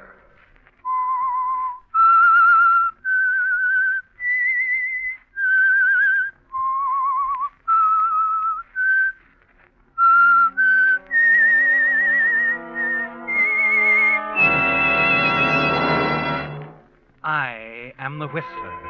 And I know many things, for I walk by night. I know many strange tales hidden in the hearts of men and women who have stepped into the shadows. Yes, I know the nameless terrors of which they dare not speak.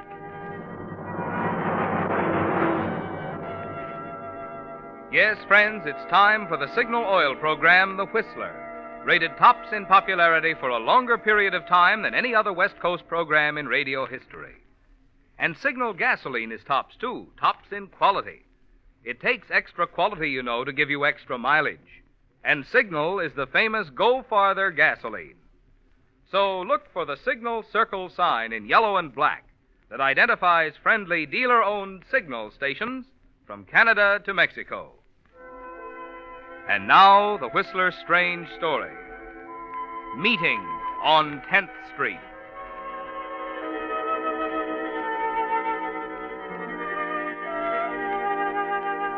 On February 25th, the final edition of the Daily Bulletin was a sellout 10 minutes after it hit the streets. Across the top of the page, headlines screamed that the district attorney's office had at last won its long fight against the city's organized crime. But the real drama was below, neatly centered on the page, in an article by Stephen North, the Bulletin star reporter, an article titled Retraction. In 25 years in the newspaper game, this reporter has never before been forced to print a retraction. Today, I break that record. Last week, I called a man a weakling and a coward. I vilified him, told him he'd failed me. I said these things not knowing he had already made up his mind to tackle a tremendous task. I said them not knowing that Gerald Wright, an ordinary citizen of this city, intended to challenge Gangdom's most vicious killers alone. Now I want to correct the injustice. The story of Gerald Wright is one that every reader of this newspaper, every taxpayer of this city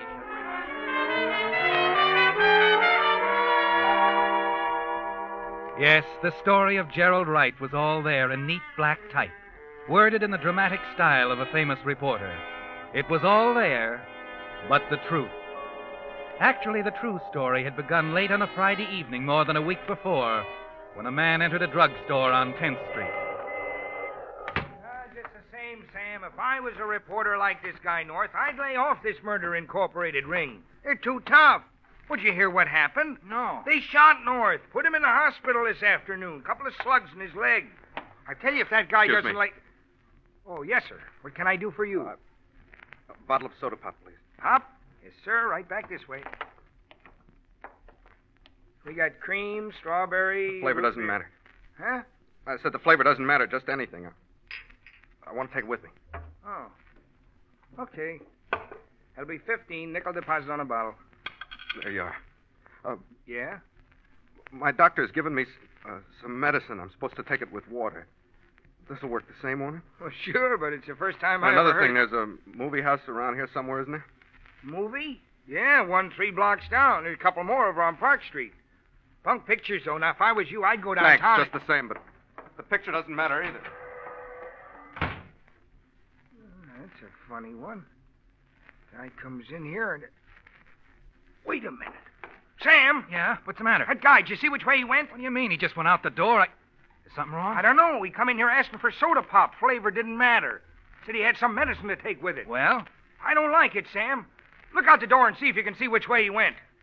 I got an idea. That guy's going to commit suicide.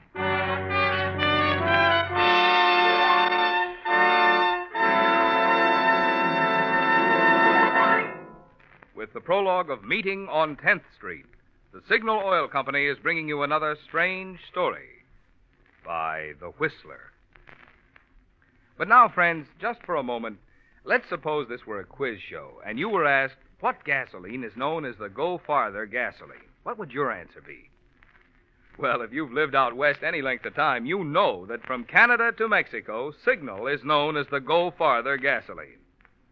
Now, naturally, we're mighty proud of Signal's good mileage, but even more so, we're proud of what makes such mileage possible, the extra efficiency today's Signal gasoline gets from your motor. Because when your motor runs more efficiently, you also enjoy quicker starting, faster pickup, and smoother, knock-free power, the things that make driving more fun. That's why folks who want superior performance, as well as those who insist on mileage, are both switching to Signal. They've discovered that to get the tops in gasoline quality, there are just two things to remember. One, in gasoline, it takes extra quality to go farther. And two, Signal is the famous Go Farther gasoline. And now back to the Whistler.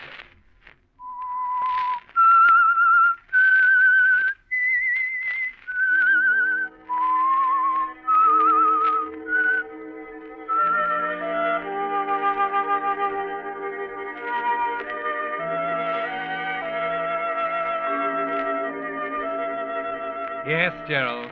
When it was all over, the Daily Bulletin had your whole story in a special article by Stephen North on page 1. The whole story, that is, except for a few rather important details. There was nothing about that first Friday night, was there, Gerald? Nothing about the bottle of soda pop, the square box of medicine from your doctor.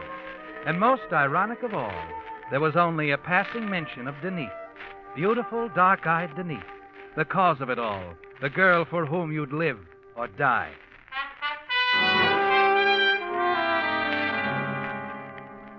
You were thinking of Denise, of course, as you stood at the box office of the all-night theater. Remembering the way you met, the way she laughed. Even remembering how sorry she looked when she sent your world toppling with her promise to marry Bob. You were thinking of the nightmare that followed, the 3 days and nights of self-torture that ended with your decision to take your own life. Yes, Gerald, as you settle back into the darkness of the back row of the theater, your decision is made. Denise is lost to you, and there's no point left in living. You hadn't intended to pay any attention to the picture, of course. But as you become aware of the movements of the actors, listen to the words coming from the screen, you find yourself fascinated. Come on in. Where's Ruby? Outside. She heard about it? Yeah, she's all busted up. You know, it's a shame in a way. She loved the guy. Shut up. Okay. Well, tell me, how did it go? Same as all of them. They found him 3 miles out of town in a ditch. Solid, huh? No slips? Joe Slade don't make no slips. That's why he cost you $5 grand. Well, I guess that does it. Yeah, that does it. You must love her, Alan. Putting out $5 grand like that to get the number 1 boy out of the way? You think so? That's a good guess. I'm not paying you to guess. Beat it, Mike. Okay, boss. You feel a strange excitement watching the hero, a two-fisted, good-looking young man, carry the story forward. He had a rival, too, Gerald, just like you. But he found another way of solving the problem.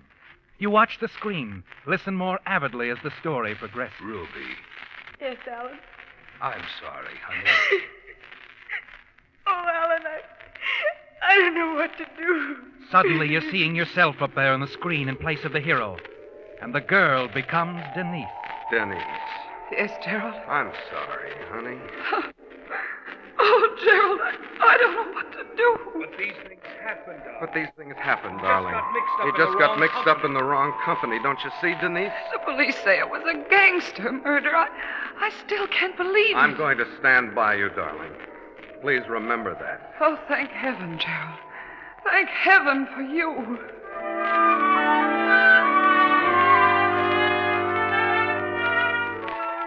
You sit there fascinated for the rest of the picture, seeing yourself as the hero, fighting back, winning Denise in the only way open to you, with a hired murder. And that's when you suddenly recall something else, Gerald. The news item you heard the clerk discussing back at the drugstore. The headline the newsboy was shouting outside the theater as you came in. Excuse me, please. I'm sorry. I want to get out.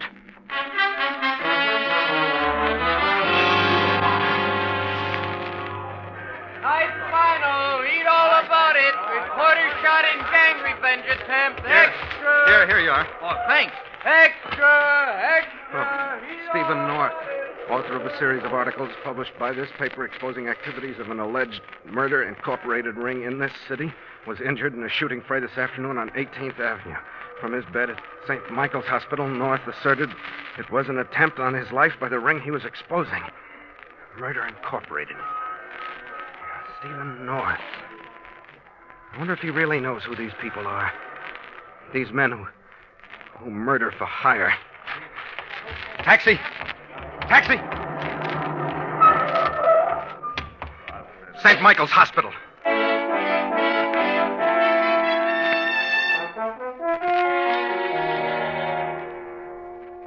hope you'll forgive me for saying I was a friend of yours, Mr. North. The nurse wouldn't have let me. All right. What's on your mind, Mr. Wright? I've been reading your articles, Mr. North. Uh-huh. I think you've done a magnificent thing. And, well, that's what I wanted to tell you. That all you want? Yes. I just think the average citizen simply doesn't believe that there are people who'll commit murder for money. That's why it's so important these things come out in the open. Why, until I read about what happened to you this afternoon, I couldn't believe it myself. And you just came here to tell me I was doing a good job. That's right. I thought if you knew people like me were behind you... Yeah. As I said, most of us just can't believe it could happen. Why, if anyone told me I could go to someone and pay to have a man killed, why... Well, it's possible, all right. They got an organization, Mr. Wright. Just like a factory that makes shoes or bottle tops. Only they manufacture murders. Now, come on. Why don't you tell me why you really came here? Well, no, you'll probably think this is ridiculous. Maybe I won't. Go on.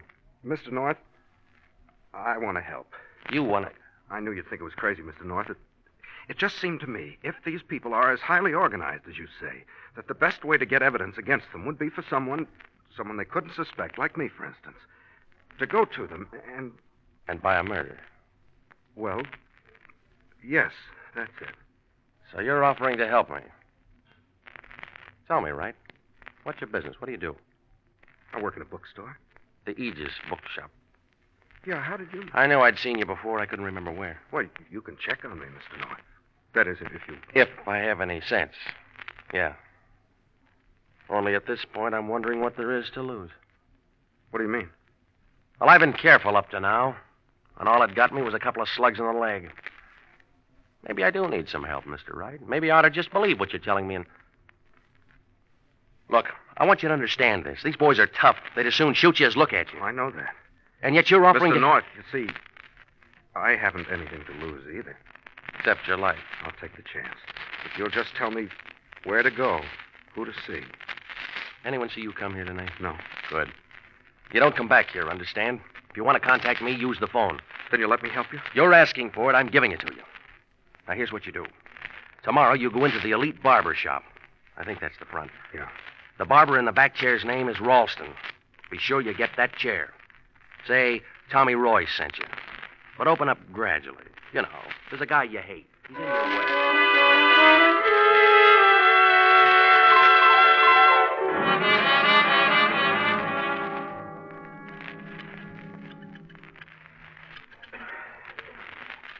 Look, if you don't mind my saying so, Mr. Wright, this seems kind of silly.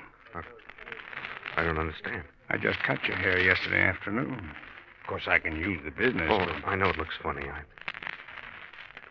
I just wanted to talk to you some more. Talk? About what? That fellow I told you about yesterday.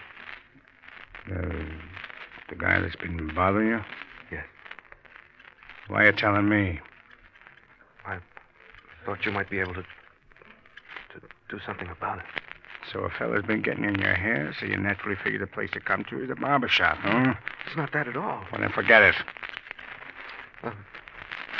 Yeah? Tommy Roy sent me here. Royce is out of town. I talked to him before he left. That's so? Look, if you want to check on me. I did. After you left yesterday. Your name is Gerald Wright. 1270 Atlantic Place. You work at the Aegis Bookstore. The Peerless Bookshop in St. Louis before that. Came here in 43. How'd you know all that? I just said I checked you. Well, are you satisfied? Maybe. There's a pawn shop, Mr. Wright. 28 Waldorf Street. Other side of town. Why don't you drop in there one of these days? Yeah? The fellow that runs it specializes in antique guns. Tell him you're a collector. Yeah. That you're after a rare one. A dueling pistol called the Bronco Luigi. Remember that. The Bronco Luigi. You know what you mean. I think maybe he can give you just what you want.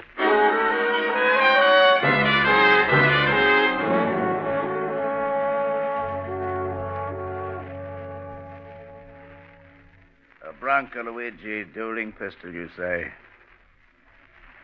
No, I don't believe we can help you. Oh, well, just forget about it then. A friend told me to try this place. He's...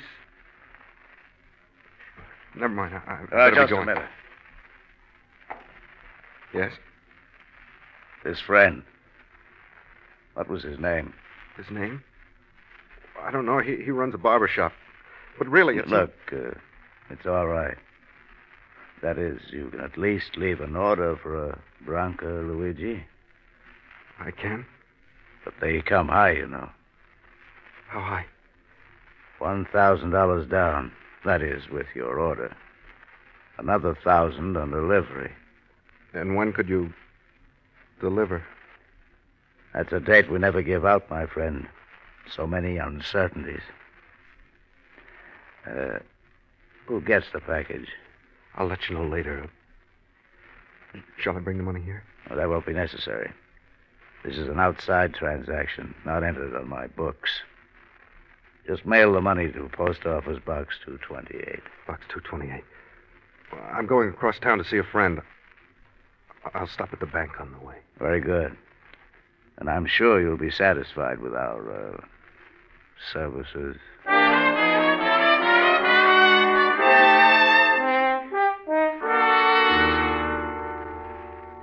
I hope you don't mind my dropping in like this, Denise. Certainly not, Gerald. A good friend is always welcome. Good friend, yeah. Please, Denise, won't you reconsider now before I... Before you what? Denise? Denise, you know I'd do anything to make you happy. Oh, Gerald, we've been all through that. I've told you I'm in love with Bob. Now, don't spoil what's left. You don't know what you're doing, Denise. Oh, I'm sorry. Really, Gerald. But Bob's arriving in town Wednesday. We'll be married next weekend.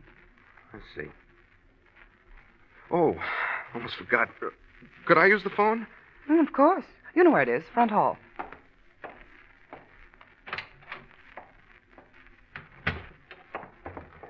Sorry, Denise. 2, 4, 9, 6.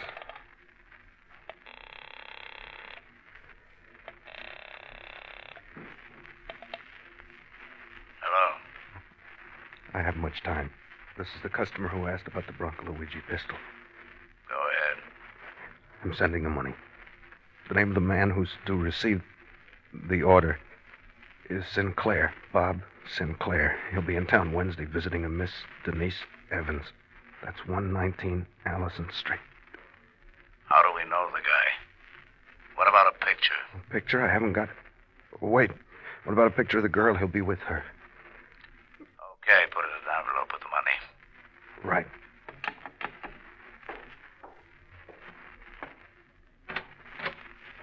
Denise? Yes, Gerald? Oh, forget something? No, I was just wondering if it isn't asking too much, Denise. Could I have your picture? My picture? Oh, why, certainly, Gerald. I'd like you to have it. I'll get one for you right away. Thank you. Having it will make such a difference.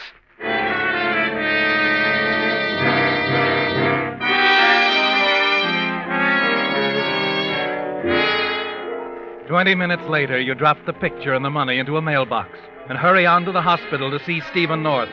You aren't prepared for his burst of anger when you tell him you're quitting. What do you mean you can't go through with it?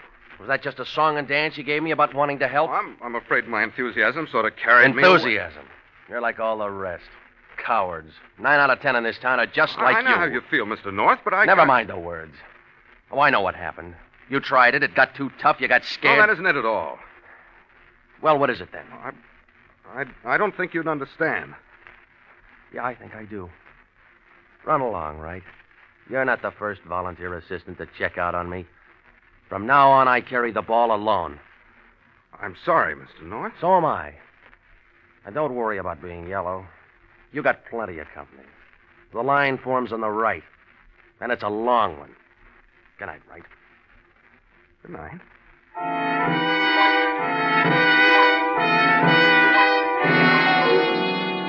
You're relieved as you leave the hospital, aren't you, Gerald? And certain that Stephen North will forget all about you. The waiting for Bob's accident isn't pleasant, but there isn't much that can be done about it. And then one evening, the telephone in your apartment rings. Yes. Gerald?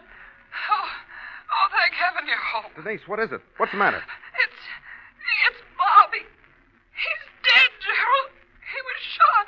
Bob shot? Oh, Gerald. Now, please, dear, get hold of yourself. I'll grab a cab and get right over. No, I do want to talk to you, Gerald, but I can pick you up. What do you think you'd better, dear? I'm all right. I'll be there in 10 minutes. All right, dear. And Denise. Yes? I know there isn't much I can do at a time like this. But you know I'll always be around, wanting to help you. Yes. Thank you, Gerald. Thank you.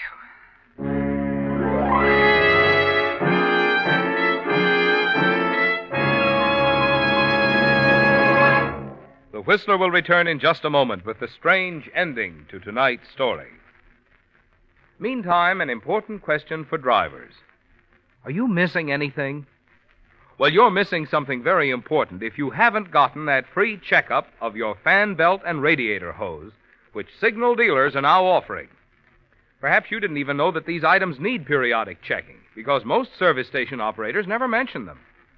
But then, signal dealers aren't like most operators. You see, each signal dealer owns his own business and has a personal interest in keeping both you and your car happy. He realizes that fan belts and radiator hoses, being made of rubber, can either wear out or deteriorate from age and possibly cause serious trouble, which explains why almost 2,000 signal dealers throughout the Pacific Coast states are now offering this valuable service without cost or obligation. Moreover, if your fan belt or radiator hose has worn to the danger point, signal dealers can, in most cases, replace them while you wait. So for safer driving and your own peace of mind, plan now to stop at your neighborhood signal service station for this free checkup. There's no better way to see for yourself the more thorough, more conscientious service cars get at signal service stations. And now, back to the Whistler.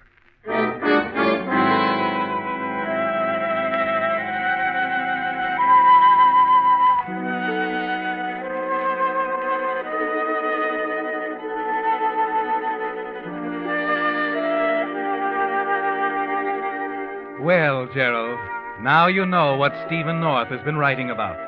The incredible efficiency of the ring of hired killers known as Murder Incorporated.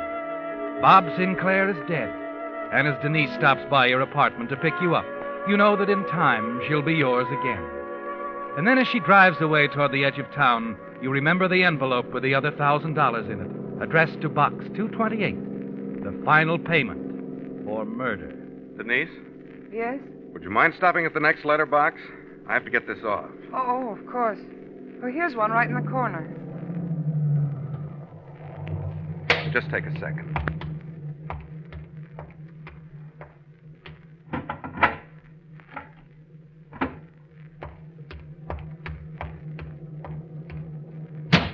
Okay.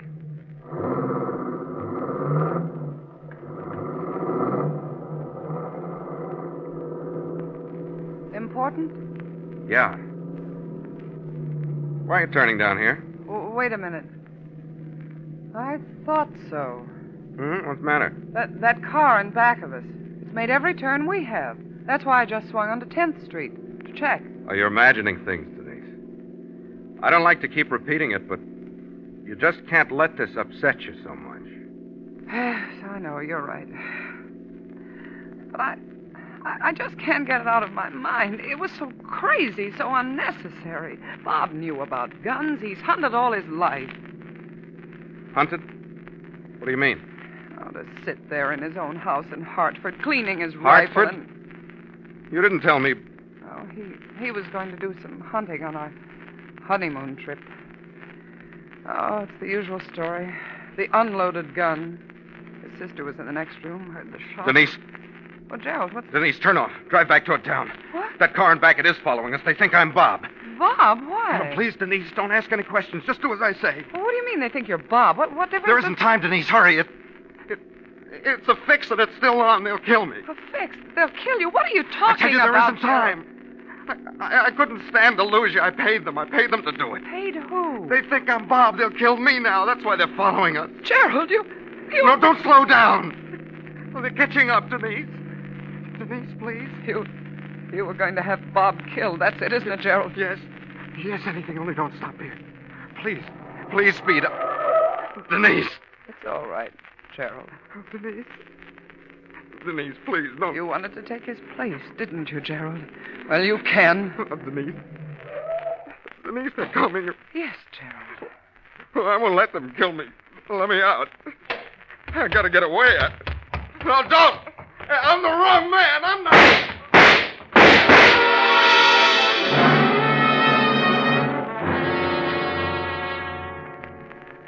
Yes, there were two stories of Gerald Wright in the meeting on 10th Street. The real one that Gerald himself could never tell, and the other one that appeared on the front page of the Daily Bulletin under the byline of Stephen North. And so it was through the self-sacrifice of Gerald Wright that the police were finally able to bring the entire Murder Incorporated ring into custody. What prompted this courageous man to step out of the role of ordinary citizen and undertake the hazardous task that cost him his life, we will probably never know. But one thing is certain. The people of this city will always revere the memory of Gerald Wright, hero.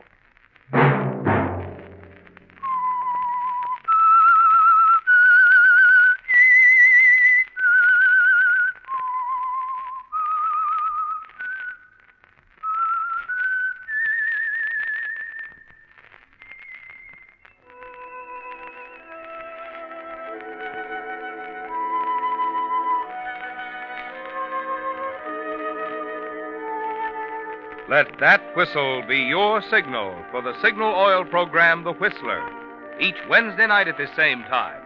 Brought to you by the Signal Oil Company, marketers of Signal gasoline and motor oil and fine quality automotive accessories. Signal has asked me to remind you, to get the most driving pleasure, drive at sensible speeds, be courteous, and obey traffic regulations. It may save a life, possibly your own.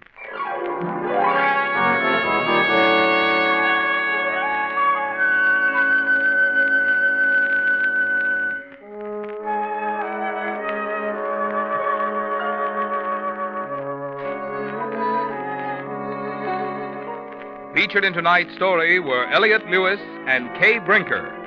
The Whistler was produced by George W. Allen with story by Joel Malone and Harold Swanton, and music by Wilbur Hatch, and was transmitted to our troops overseas by the Armed Forces Radio Service. Next Wednesday, for a full hour of mystery over most of these stations, tune in a half hour earlier. Enjoy The Saint as well as The Whistler. This is Marvin Miller speaking. This is CBS, where 99 million people gather every week, the Columbia Broadcasting System.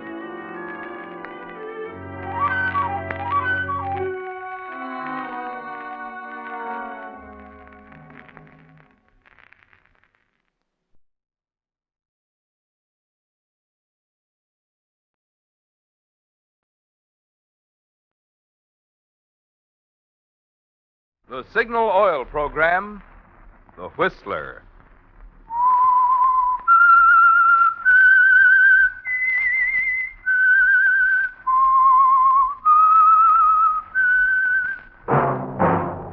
That whistle is your signal for the Signal Oil program, The Whistler.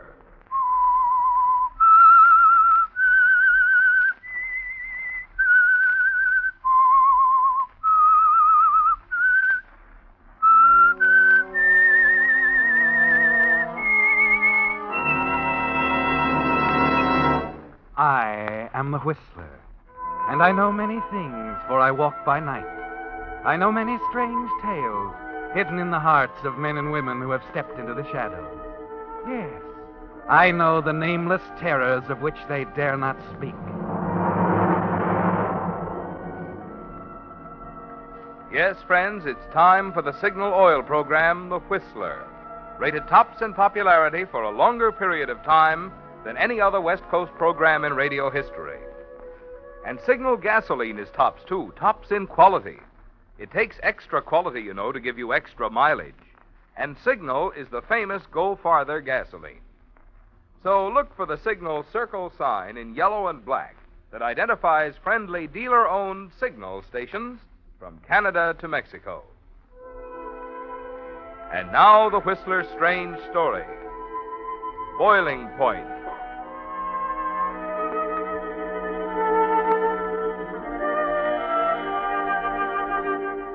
Kelly never knew exactly when it was that he decided to kill her. Thinking it over afterwards, he realized that murder is something like a pot boiling over. The fire's underneath for a long time and nothing happens.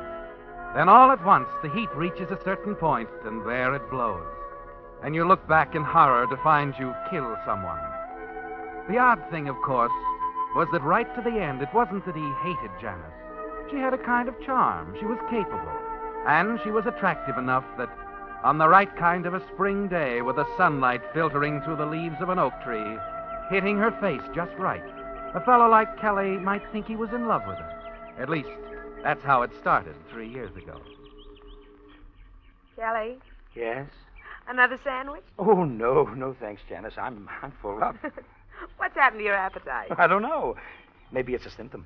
Oh? Will you do something for me, Janice?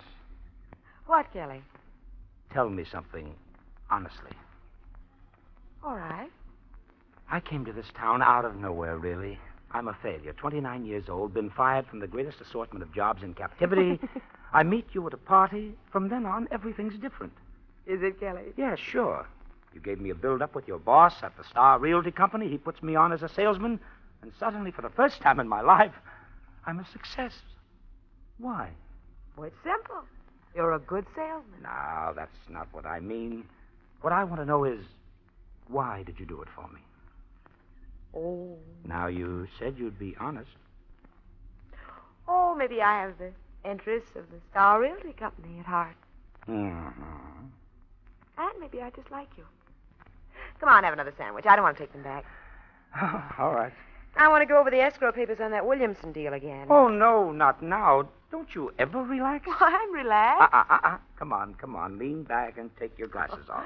Oh, all right. That better? Mm-hmm.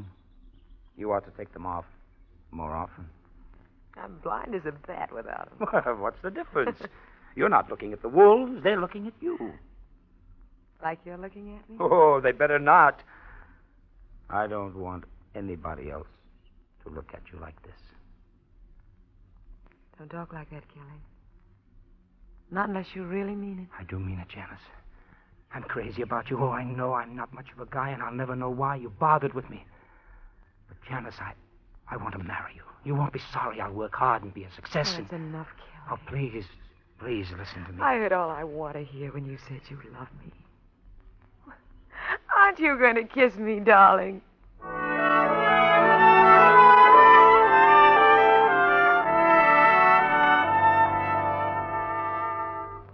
Just like that, Kelly. A boy, a girl, a picnic on a green knoll at the edge of town, and it's over. She's Janice Jameson now.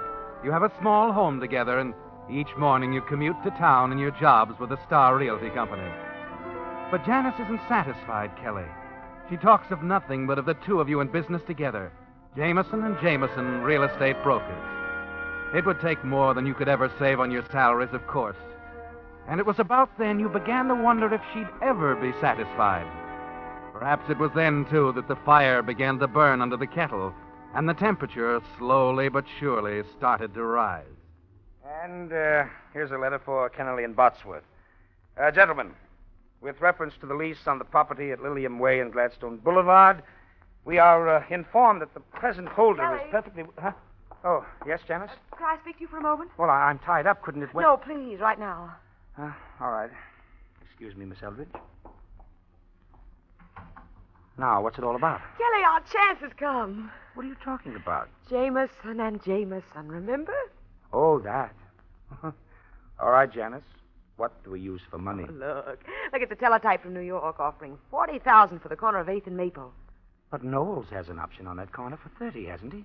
Did have, you mean? It expired yesterday. But shouldn't we tell Knowles, give him a chance He to... won't be back until next Wednesday. Well, there's no way I can get in touch with him. Honest, darling, Knowles will be tickled pink when he knows we've grabbed this chance to start on our own. He's a big man, more ways than one. I know, that's Listen, why I... Listen, Kelly, I tried my best to get Knowles to renew his option. He said that corner would never be worth anything. This means $10,000 for us on a $1,500 investment. Now, you run right down to the bank and get a certified check. I'll teletype New York that Knowles no longer holds the option. Well, I hope you know what you're doing. Oh, I do know, and I know something else, too. Hmm? In a few days, we'll have a brand new office with a nice glass door reading Jameson and Jameson.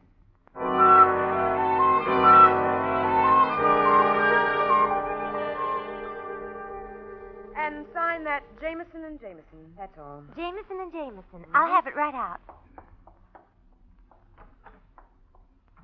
You made a slight error, Janice. What? Not Jameson and Jameson. Jameson and Stooge. Please, Kelly, let's not get into that again. Why not? Dear. Why not? Let's be honest. You've got the brains, I run the errands. You set up the deals on paper, I go through the motions. Well, that's not true. This Brewster deal, for instance. A nice, clean little deal. I'm all set to handle it myself. Kelly, you're just being silly. There were just a few things you hadn't considered. I thought it might help if I wrote them out for you, that's all. There's something I don't think you realize yet, Angel. I'm really not a backward kid at all. Why, you act like I'm not quite right. But you're wrong, Kelly. I think you're the best salesman in the business. Besides, you're my husband and I love you. Now, what difference does it make which one of us does None. what? But why can't you give me credit for some intelligence once in a while? Kelly, listen. Why, you're not my wife anymore. You're a business machine. Darling. As cold as a piece of steel. You don't realize what you're saying. Sit down. I'm not through. Kelly, no. For once, you're going to listen. I'm your husband, Janice, Kelly. your business partner. Please. Not a pet spaniel you lead around Please on don't, a leash. Kelly. Oh. Janice.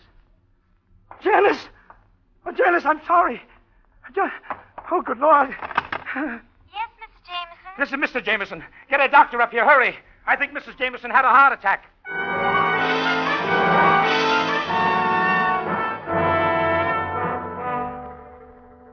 Looking down at her now, you have a queer sense of guilt when you realize that you've actually been wishing something like this would happen. Anything to free you, give you back your independence and self-respect. Yes, Kelly, you're sorry and ashamed. And you almost take the kettle off the fire before it reaches the boiling point, particularly as you hear the doctor telling you it was a heart attack. That Janice will have to stay in bed and rest, with a day nurse in attendance. But that's what changes it all right back again.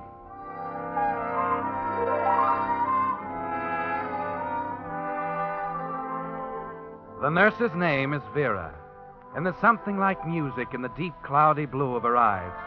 Something about her voice, the youthful grace of her that sets your heart racing, makes you think that here is everything you missed in your marriage to Janice.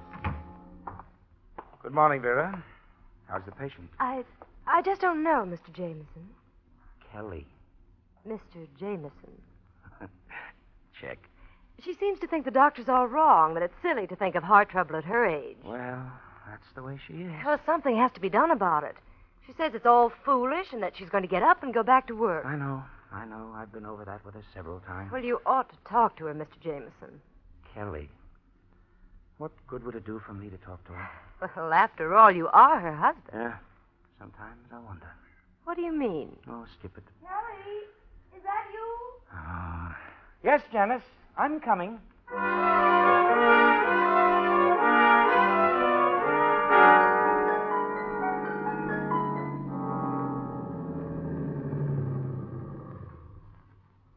It was sweet of you to take me home, Mr. Jameson. Kelly. Why do you keep insisting that I call you Kelly? Do I? Every night you've taken me home.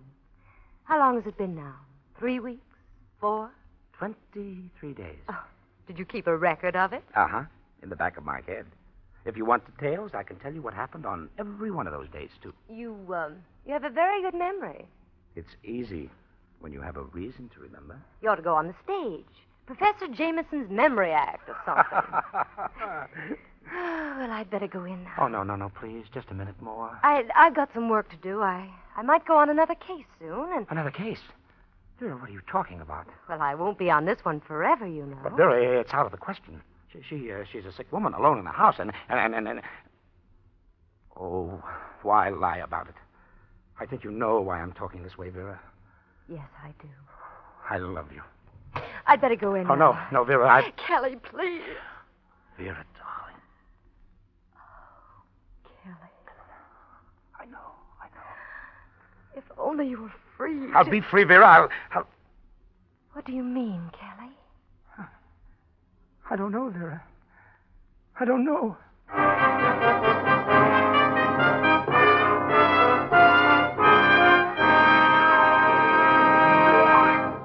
With the prologue of Boiling Point, the Signal Oil Company is bringing you another strange story by The Whistler. Friends, this being the first program of March, I'm reminded of that old saying, in like a lamb, out like a lion. With Signal gasoline, it's always that way. It goes into your car as a clear, innocent-looking liquid. But once inside your motor, it generates the power of a lion. Lithe, eager power that's quick to spurt ahead in crowded traffic or to send you springing effortlessly up steep grades in high with nary a ping of complaint. But while Signal's power may be likened to a lion, you'll find that your car's appetite for Signal gasoline is gratifyingly small. That's because the extra efficiency which today's Signal gets from your motor naturally means extra mileage, too. So when it comes right down to it, your speedometer is really the best yardstick of gasoline quality. That's why Signal says, to be sure of the tops in gasoline quality, there are just two things to remember. One, in gasoline, it takes extra quality to go farther. And two, Signal is the famous Go Farther gasoline. And now back to the Whistler.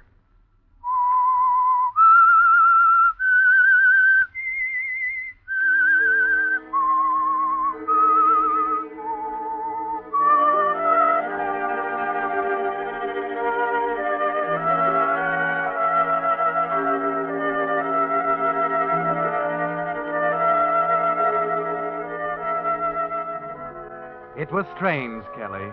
You didn't know it, but that night in the car, the last night you took Vera home, a murder was taking shape. A murder made of several things. Of your love for Vera, of Jameson and Jameson, and $20,000 in the company account. And naturally of Janice. She'd never give you up, Kelly. You're sure of that. And the next day, as you sit alone in your office, you're wondering about alternatives. Puzzled, even a little frightened by the sudden, impulsive thing that popped into your head as you said goodnight to Vera. I'll be free, Vera. What do you mean,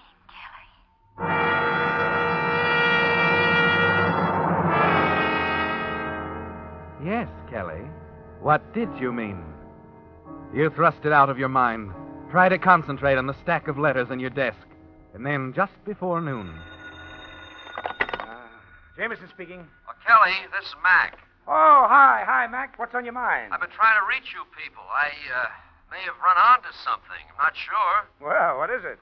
Well, I had dinner last night with one of the lawyers from Mayberry and Company. Yeah? He had a few drinks and sort of got to talking. Oh, about what? A property deal. It seems that Mayberry and Company are going to put up a 6-story branch on the corner of 84th and Pine. What? Why, that's way out in the middle of nowhere. It's straight stuff, Kelly. Oh, say, anybody else know about this? I don't think so. The whole thing's been on the QT. They picked up that corner for a song. Wish I'd had it. Well, never mind that. Maybe the surrounding property will go for the same kind of a song. That's what I wondered about. Why, in a year, maybe 18 months, there'll be a whole community out there. And if we had the lots, why, the sky's the limit. You think so? Oh, no doubt about it. Gee, I'm glad you called me, Mac. Yeah, well, I really wanted to talk to Janice, Kelly. If she thinks it sounds like... Well, Janice isn't well, you know that. Yeah. Now, look, we'll have to move fast on this, Mac. I'll tell you what we'll do. Wait a minute, Kelly. Not that fast. It's a $40,000 investment. I'm not going ahead until we have her opinion. What's the matter with you? I'm running the office now. Maybe not. This is a big thing. I realize that, Mac. You're lucky to have someone like Janice to turn to. Yeah, but, Mac, Listen, either talk it over with her or count me out, Kelly. I have a lot of faith. Skip it. I'll get back to you. Okay, I'll be waiting. Oh, Janice. What does he take me for? I'll go ahead with it alone if he doesn't want to... What? Janice. Surprise. Am I interrupting something big? Well, never mind that. What are you doing here? I thought that I belonged in bed? I know, Dr. Allen thought the same thing. But today he had to admit it was all brought on by strain, overwork. The rest did it. I'm fit as a fiddle. Yeah, but I'm back on the job, that's all. Aren't you glad, darling? Why, of course, naturally. But what about Vera? What about Vera? Well, I dismissed her. Is that what you mean? Well, do you think it was the wise thing to do? Don't you? Anyhow, now I'm well. I certainly don't need a nurse. Well, tell me, what are you so excited about? Who are you talking to? Oh, it wasn't anything. Oh, now don't tell me that. You're bursting with it. Come on, you've had a hot tip.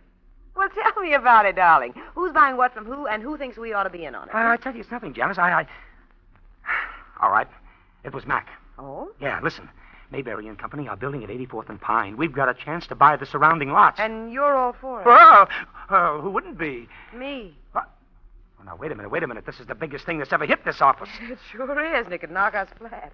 No, we're not going into it without examining it. But there isn't time. Then it isn't a deal. Isn't a deal? Janice, do you realize what you're saying? So, if we can't look before we leap, it's not for us, Kelly. I suppose Mac has it wrong. Oh. What if they don't build?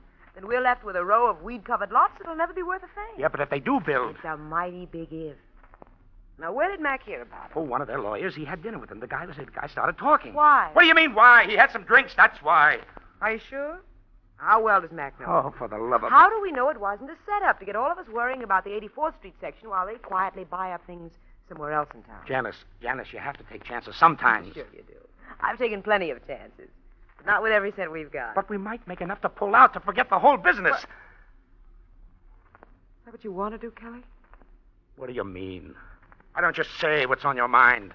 That you're as suspicious of me as you are of every one of your deals. It's Kelly. the truth, Janice. Oh, you're wrong, darling. I've always trusted you, even while I was ill.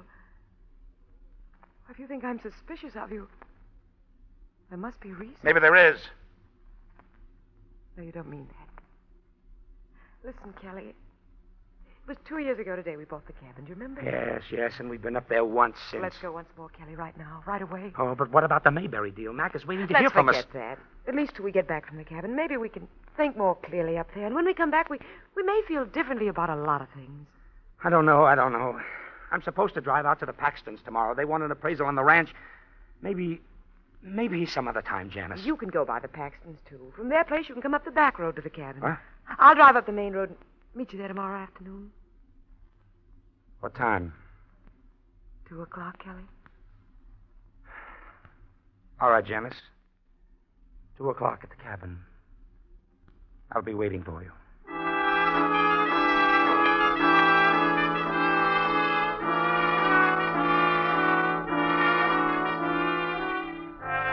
At the moment you agree to meet Janice, the kettle is beginning to boil, isn't it, Kelly? The first tiny bubbles are rising dangerously close to the rim, threatening to pour over, and there's no way to stop them. It's the same the next day as you drive up to the cabin. And grinding up the narrow mountain road, you admit to yourself that the Paxton Ranch was just an excuse, that you weren't even thinking of keeping your appointment there. You were thinking of an old wooden bridge, a bridge over a 200-foot drop straight down, a bridge that Janice would have to cross to reach the cabin.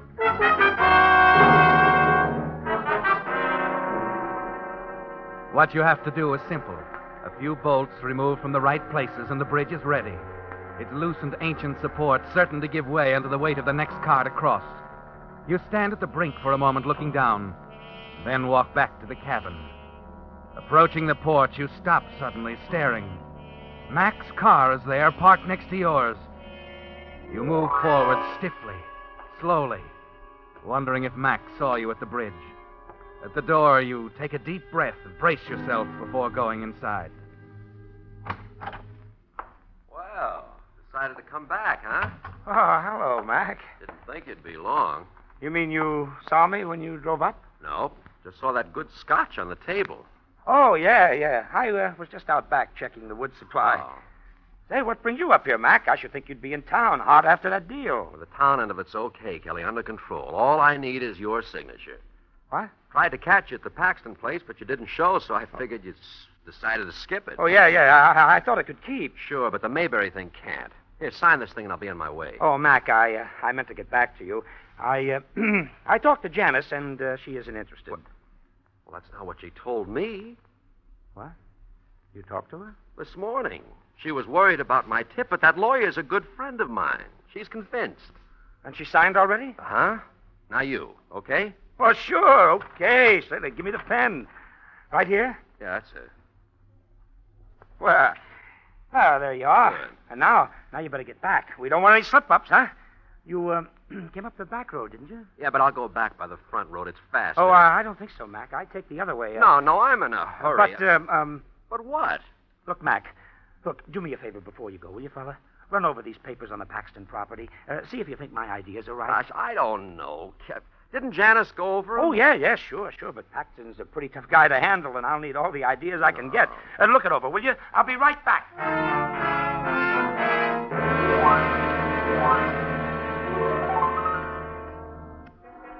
You're trembling as you go out of the door, aren't you, Kelly? Because everything is ruined if you can't talk Mac out of driving down the front road and over the bridge. You've got to stop him, or keep him from leaving at all. You wanted to get rid of him, wanted to tell your own story of the accident. But now you have to settle for the next best thing. If only you can keep him here, if there's something you can do. You glance at his car parked next to yours, hurry over to it, lift the hood. It won't take a minute to fix it so the car won't start. You just get the hood down again as Mac comes out of the cabin waving the papers. Hey, these look fine to me, Kelly. I'd say you'd covered all the angles. Oh, you think so? As far as I can see. Here, I better be on my way. Can't let any grass grow under our feet on this one. Yeah, I guess you're right. Yeah. But, what's the matter with this thing?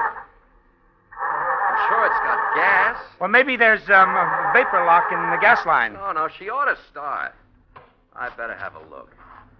Hey, listen, Mac. Huh? Listen, that sounds like a car coming up the front road.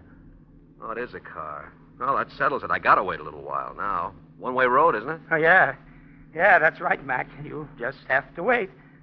I guess it's Janice. She's meeting me here this afternoon. Supposed to get here about 2. Oh, that reminds me, Kelly. I forgot to talk. Hey, Mac. Huh? Mac, that's not Janice's car. No, it isn't, is it? Here, Kelly, I meant to give you this. Hey, Mac! Mac, that's Vera's car. Okay, so it's Vera. Maybe this... Come on. We've got to stop her, Mac. She'll go through the bridge. What are you talking about? It's a trap. I thought Janice would be driving up, and I weakened the supports. You planned that for Yes, Janice? yes. Help me, Mac. Help me. Vera! Stop!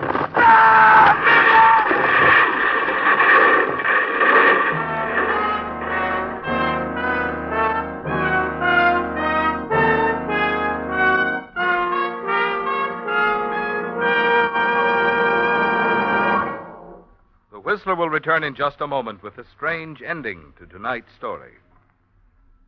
Meantime, in place of the little chat about one of Signal's products or services that we usually have at this point on the Whistler, Signal Oil Company is giving this time tonight for an announcement in the interest of public welfare.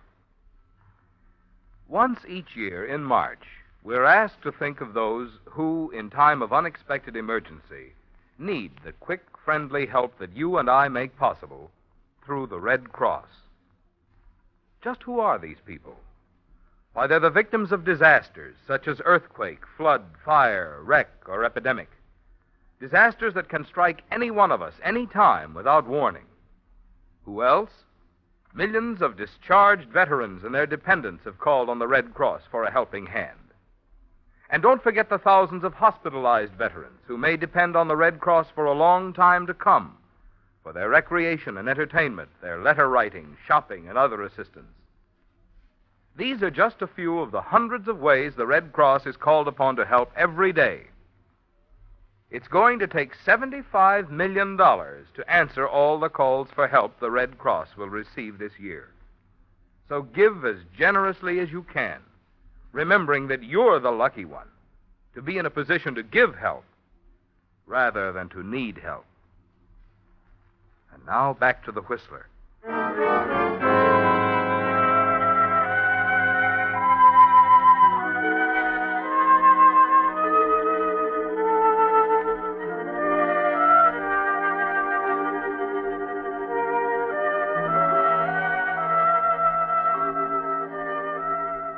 Yes, Kelly, it was strange, wasn't it?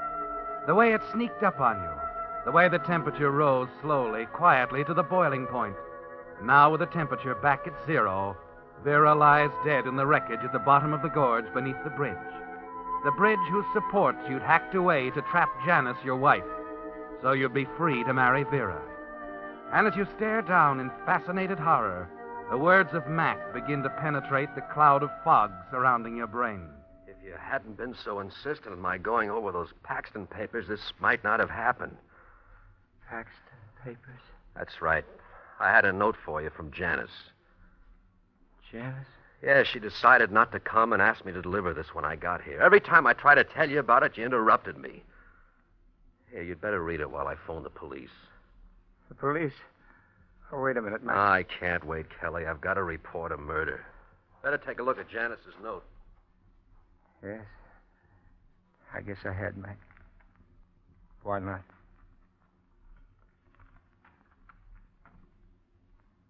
Dear Kelly, I decided not to meet you at the cabin. For a long time, I felt you no longer loved me. Now I'm sure. I had it out with Vera after you left yesterday. At first, she denied everything, then admitted the two of you were in love. I was tempted to tell her she couldn't have you. Then I realized you weren't worth the fight. So I'm going to Reno, and you'll be free.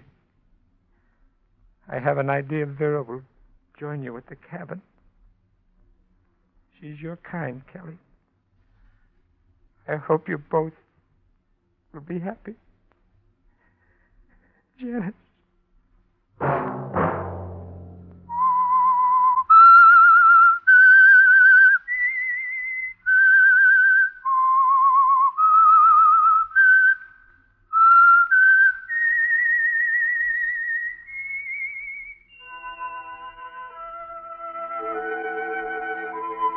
Let that whistle be your signal for the Signal Oil program, The Whistler, each Wednesday night at this same time.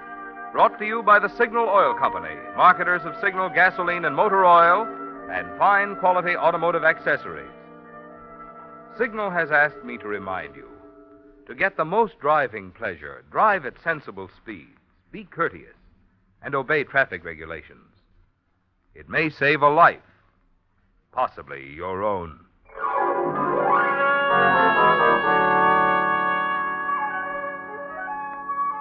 Featured in tonight's story were Wally Mayer and Betty Lou Gerson.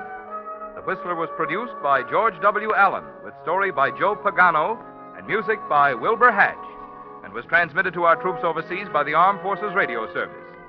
Next Wednesday, for a full hour of mystery over most of these stations, tune in a half hour earlier. Enjoy The Saint as well as The Whistler. Marvin Miller speaking.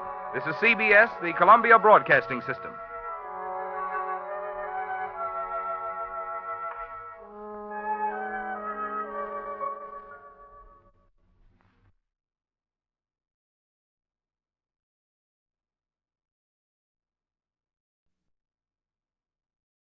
You're about to hear The Whistler. But first, a special announcement for California listeners only. Beginning next week with California Daylight Saving Time, The Whistler will be heard in California only 1 hour later at 8:30. Remember, this time change to 8:30 is for California listeners only. And now, the Signal Oil program, The Whistler.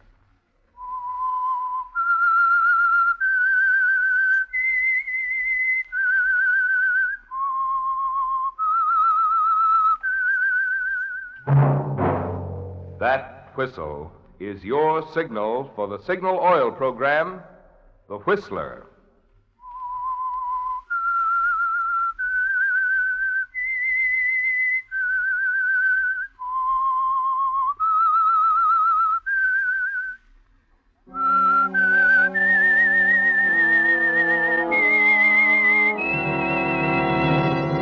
I am the Whistler, and I know many things, for I walk by night.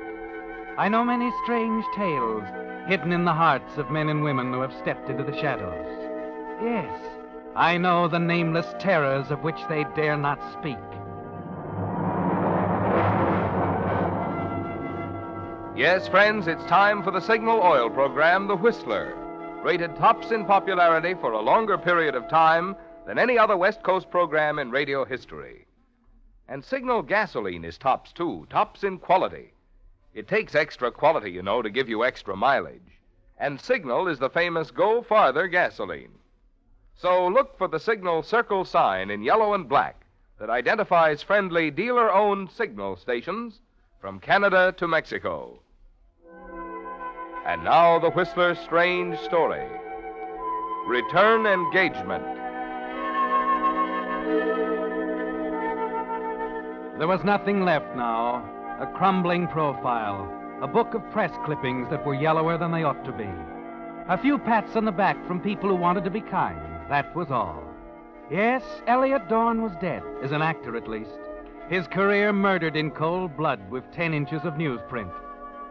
And there was nothing left for Elliot now that the play had closed but a burning hatred for the man who had done it, a drama critic named Sheldon Craig. 2 days of brooding alone in a hotel room can do things to a man's mind.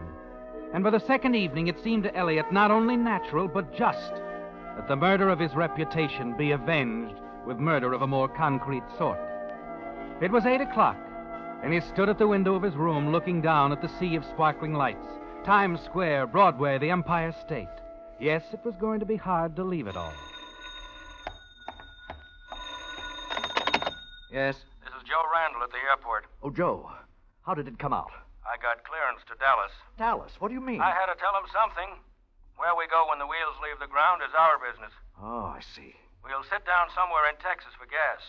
Cross the border before daylight. From then on, we can take our time. Good. When can we take off? 11:30 tonight. Be out here with your baggage at 11:15. All right, Joe. I'll be there.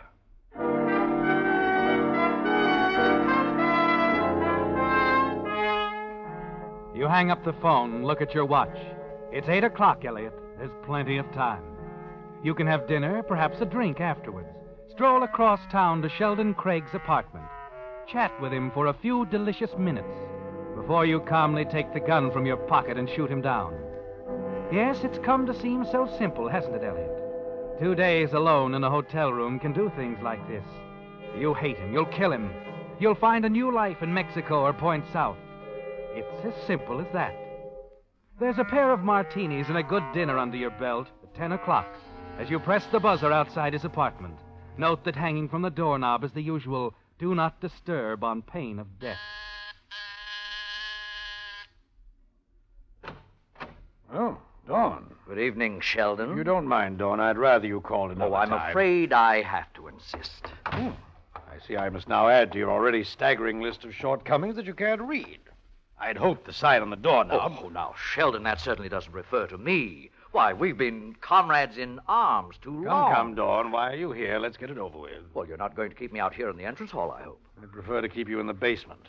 But if you're determined... Oh, I am. This way. I suspect you've come to carp about my review of Tall Tower. It goes a little beyond that, I'm afraid. A few months ago, I was on my way up again, Sheldon. A good review in that play could have done the trick. Oh, really? Now, look, man, what good does it do? Listen to me, Sheldon. Things began to break for me. There was this part, and more than that, a chance with Judith Haskell next fall, this Quiet Dust, her new play, the biggest opening of the season. Indeed. I've come to thank you, Sheldon.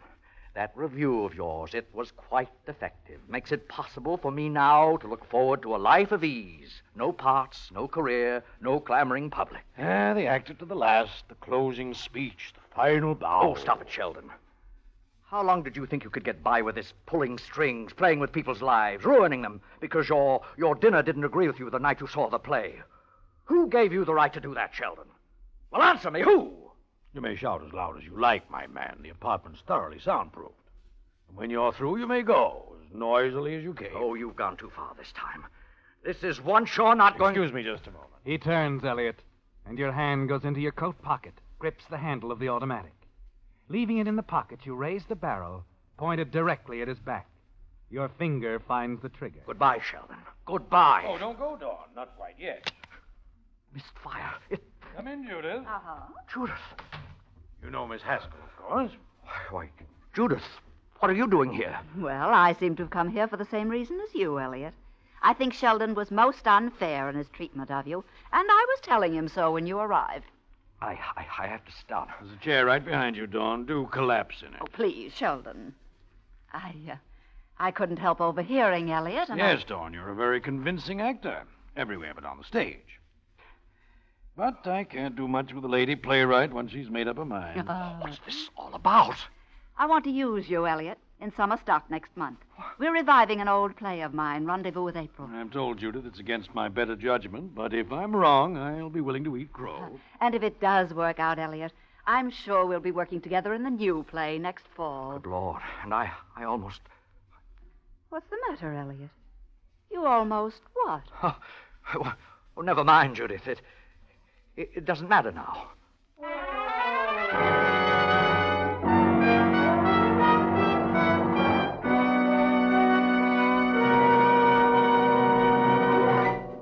With the prologue of Return Engagement, the Signal Oil Company is bringing you another strange story by The Whistler. Friends, out here in Hollywood, where The Whistler is produced, this is the time of year when the movie folks make their annual nominations for Oscars. And you know, I've always been sorry that there isn't an Oscar for gasoline, because I'm sure that Signal gasoline would win the honors for outstanding performance. Not just because of Signal's good mileage that has made it known throughout the West from Canada to Mexico as the Go Farther gasoline, but also because of the thing which makes such mileage possible. I mean the extra efficiency today's Signal gasoline gets from your motor, which also gives you quicker starting, faster pickup, and smoother knock-free power. Yes, that's right. The features a gasoline must have to give you extra driving pleasure also add up to more mileage that you can measure with your own speedometer. That's why Signal says, to be sure of the tops in gasoline quality, there are just two things to remember. One, in gasoline, it takes extra quality to go farther. And two, Signal is the famous Go Farther gasoline. And now, back to the Whistler.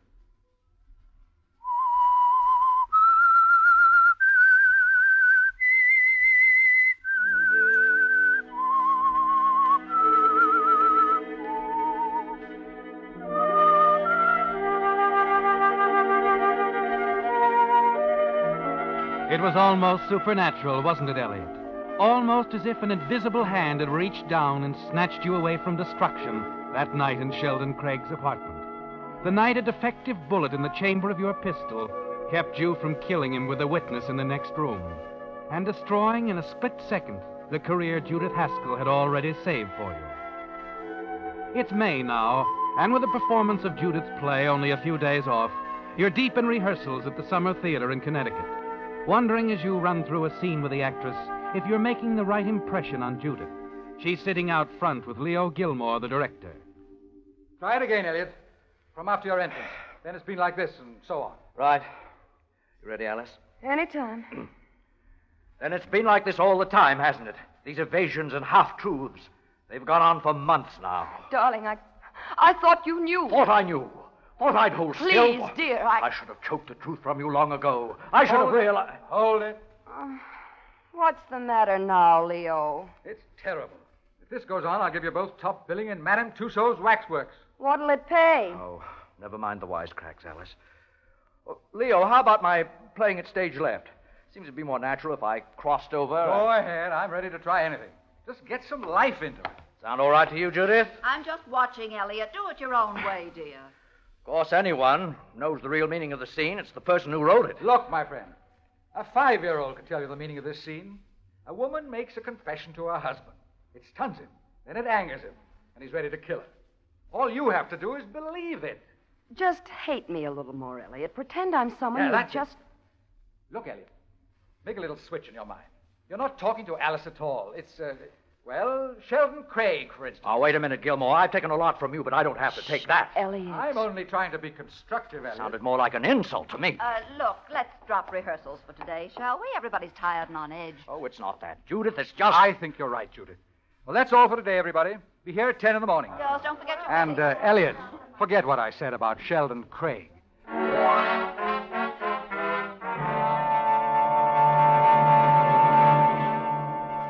But you can't forget, Elliot. You spend an hour strolling around the bridle paths near the hotel. Give that up and settle down on the porch. Try to concentrate on a magazine. But the print wobbles before your eyes, and your mind keeps focusing on one unassailable fact. Sheldon Craig hates you, and it's in his power to ruin you. This waspish little bantam with his opera cloak and sword cane, who plays with theater people as if they were his private puppets. How much will you sell them for, Elliot? Oh, Judith. What do you mean? Your thoughts. I'll buy them. Oh, I was just reading this magazine. You've been staring into space for 10 minutes. I was watching. I didn't realize it was so obvious. I guess I ought to apologize to you about this morning, Judith. I don't see why. I think I prefer you when you're being venomous about Sheldon. You know, Elliot, he wouldn't bait you if you didn't react so violently. I think he would. It's been going on for 15 years now. Well, he does pride himself on his honesty as a critic. Do you trust his judgment, Judith? I have to consider him, you know. He's ripped into plays of mine more than once. You didn't answer my question. Do you trust him? Oh, Elliot, this is no day for answering questions. It's a wonderful day for driving. Now be a darling and take me into town. You mean New York? Well, why do you think I canceled rehearsal? We'll have cocktails and dinner and be back here before midnight. Why, Judith, You're making such a shameless wench of me, Elliot. Is it asking too much? No, Judith, not at all. I think it's a wonderful idea. Good, let's go.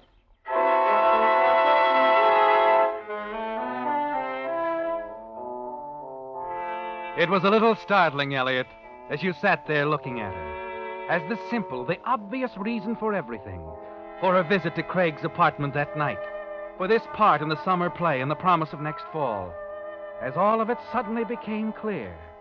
Yes, it seems perfectly natural to you now, Elliot. This woman, this middle-aged playwright, is in love with you. You feel more at home now, more in command of things as you glance sidewise at her during the drive to New York. And in the dim light of the cocktail room that evening, you know you're on familiar ground. Yes, Elliot, that fall opening is in your pocket. How's the martini? Wonderful. Good. You watching for someone, Judith? I've noticed ever since we came in that... Frankly, darling, I've been putting off telling you, but I've asked Sheldon Craig to meet me. You what? Oh, he might not like it either. But I thought that if the three of us had dinner, you two might... Oh, wait, there he is. Here we are, Sheldon, over here. If I'd known, I'd have asked for a darker corner. Oh, now stop it. I think it's up to you to straighten things out with him. Sheldon, dear. Ah, Judith, my love. The mere sight of you intoxicates me. You intoxicate much too easily, Sheldon. Aren't you going to speak to Elliot? I'm already suffering the quickest hangover in history. You're not in the theater now, Sheldon. Try to be human, will you? What are you drinking? Oh, wheels revolve within wheels the moment I enter this establishment, my dear. My waiter's coming over here now. Oh, really? Your courvoisier, Monsieur Craig. Thank you. Well, cheers, everybody. Uh-huh. I'm the hungriest man in Manhattan at the moment. Right now, Judith, my appetite almost exceeds my love for you. It's funny.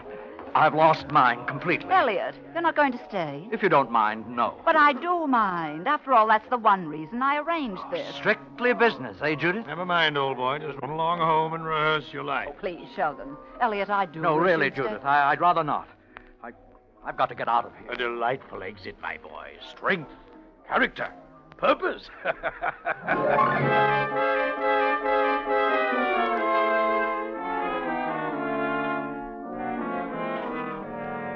You're furious as you walk away from them, aren't you, Elliot?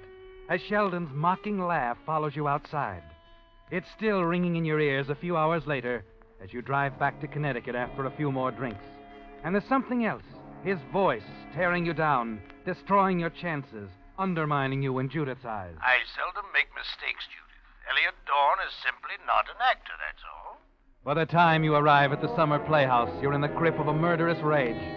You run the car into the garage alongside the inn, slam the door as you get out, walk around to the front, and settle down in a chair on the porch. It's only a few minutes later that a car drives up. Thanks so much, Sheldon, dear. I really enjoyed the dinner. I too, my dear. Even that delightful bit of ham at the cocktail hour. Never mind, Dad. Well, just remember what I told you.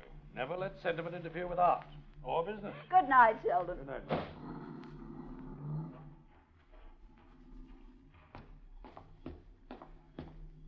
Have a good time, Judith? Oh. Why, Elliot, I didn't realize you were here. I've been waiting for you. You could have had dinner with me, you know. I'm sorry about that. So am I, Elliot. You acted very badly. Well, maybe I'm a little mixed up, Judith. Oh? the way you planned it all, asked me to go, I thought, What did you think, Elliot? well, that it was important to you that we have dinner alone. It was important to me. Because you can't stand Sheldon Craig? Oh, no, Judith. Because, well... Wait a minute. Oh, no. Elliot, you're not trying to say that you're in love with me. Is it so funny? Yes, it's a scream. Oh, no wonder you couldn't get the line out. You can only say things like that on the stage, Elliot. Now, wait a minute, Judith. And I suppose you thought I might be falling in love with you. Oh, Elliot, you didn't. Oh, no. Look, I don't quite see that it's so funny. Oh, Elliot, let's be honest with one another. You're in love with yourself. And me? Well, I'm a big girl now. I know all about actors who want parts in my plays. That isn't true, Judith. As far as tonight's concerned, I had one thing in mind. It's extremely important for both of us to be in Sheldon's good graces. That's all. I'm sorry if I assumed too much. Good. Then we'll forget it. I think you can act, Elliot. And that's all you'll have to do to get that part in the fall. I'm not so sure with Sheldon muttering in your ear. Oh, I'll handle Sheldon. In the meantime, you might borrow his suggestion and worry about your lines. I hope I haven't messed things up too much, Judith. Well, you've done nothing a good performance won't cure. Good night, Elliot.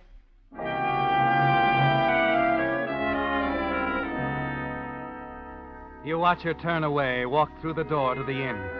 Your throat feels dry, your neck tight and uncomfortable against your collar. She really struck at your pride, didn't she, Elliot?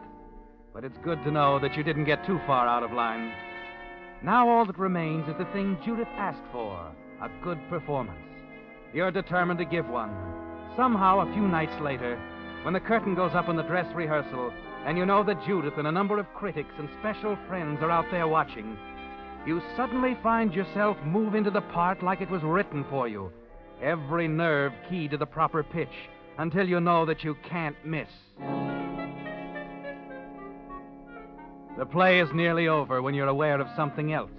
Sheldon Craig sitting with Judith, whispering in her ear, and a moment later, the two of them get up and go out.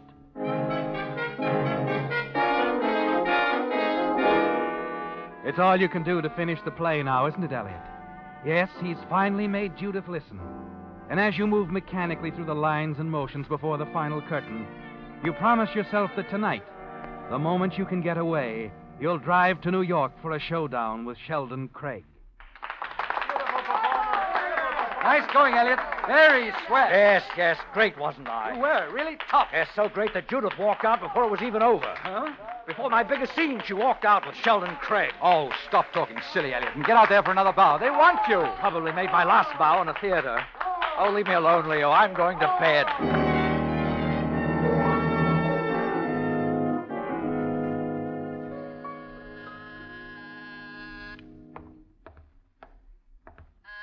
In heaven's name, what manner of beast comes ringing at the door? Dawn? What the devil? I want to talk to you, Sheldon. 2 a.m? Please, I have a poor appreciation of my own intellect at this hour. I'm sure you have nothing to say that could possibly interest me. I'm coming in, Sheldon. I didn't drive all the way from Connecticut for a brush-off. But I only just got in myself. I had to stop by the office, Dawn. I'm dead tired, man. Yes, so am I. Of the way you're kicking me around. Huh? We're going to have it out, Sheldon, right now. And you can begin by telling me why Judith got up and left with you during the third act. Oh, you notice. Why did she do it? What did you tell her? Oh, my dear fellow, that play of hers ran 300 performances on Broadway, plus her own screen adaptation. You don't think it holds much freshness for her at this late date, do you? Answer my question. What did you tell her about me? Really, Dawn, if this keeps up, I shall have to change my mind about your abilities. Go back to Connecticut. You bore me. Why, you pompous, conceited little... You soured Judith against me, didn't you? Take your hands off me. And please be good enough to stand aside. Once I get my cane from this hat rack, Your cane, your sword cane. Oh, no, Sheldon. Well, you can't. Oh, but I can, Sheldon. I have the cane now. What is this? Your own sword cane, Sheldon. What could be more appropriate? It's poetic, almost poetic. Dawn, are you crazy? With your own sword cane.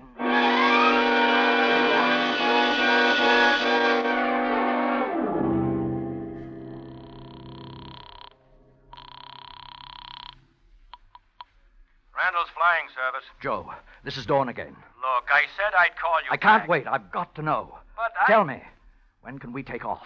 Okay. Tomorrow night for sure. Good. That's all I want to know.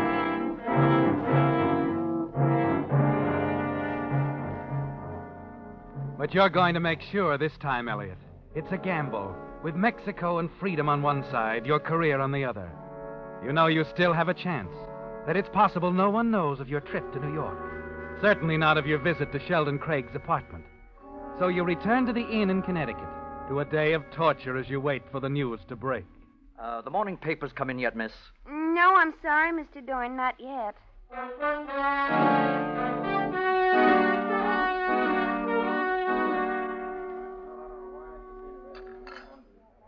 Oh, I guess I'm just not hungry. What's the matter, Judith? I can't help feeling that something's wrong, Elliot. I can't reach Sheldon at his apartment. Maybe you had to go out of town or something. Well, he didn't say anything last night. I'm going to call him again, Elliot. I'll come with you. No, you'd better go on to the theater. It's the benefit show tonight, and we want everything to go right. I'll see you in your dressing room just before curtain.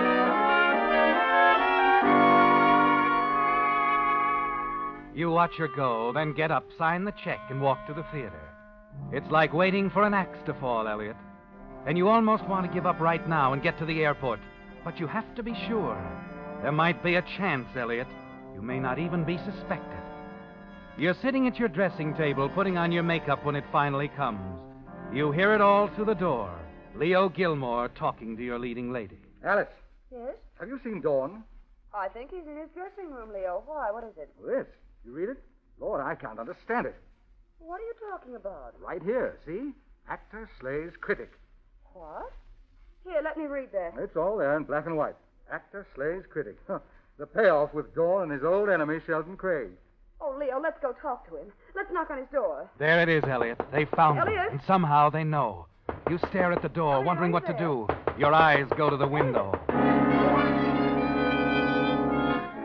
Outside, you pause at the mouth of the alley. There's a crowd in front of the theater. And then you see something that stops you in your tracks. Police cars, Elliot. Several of them swinging in at the curb. Your car's across the street. It's a long chance, but you've got to take it.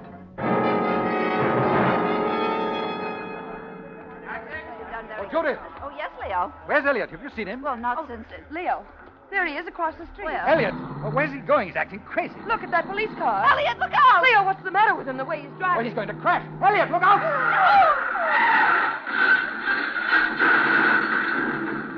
Elliot! Elliot! Oh, no!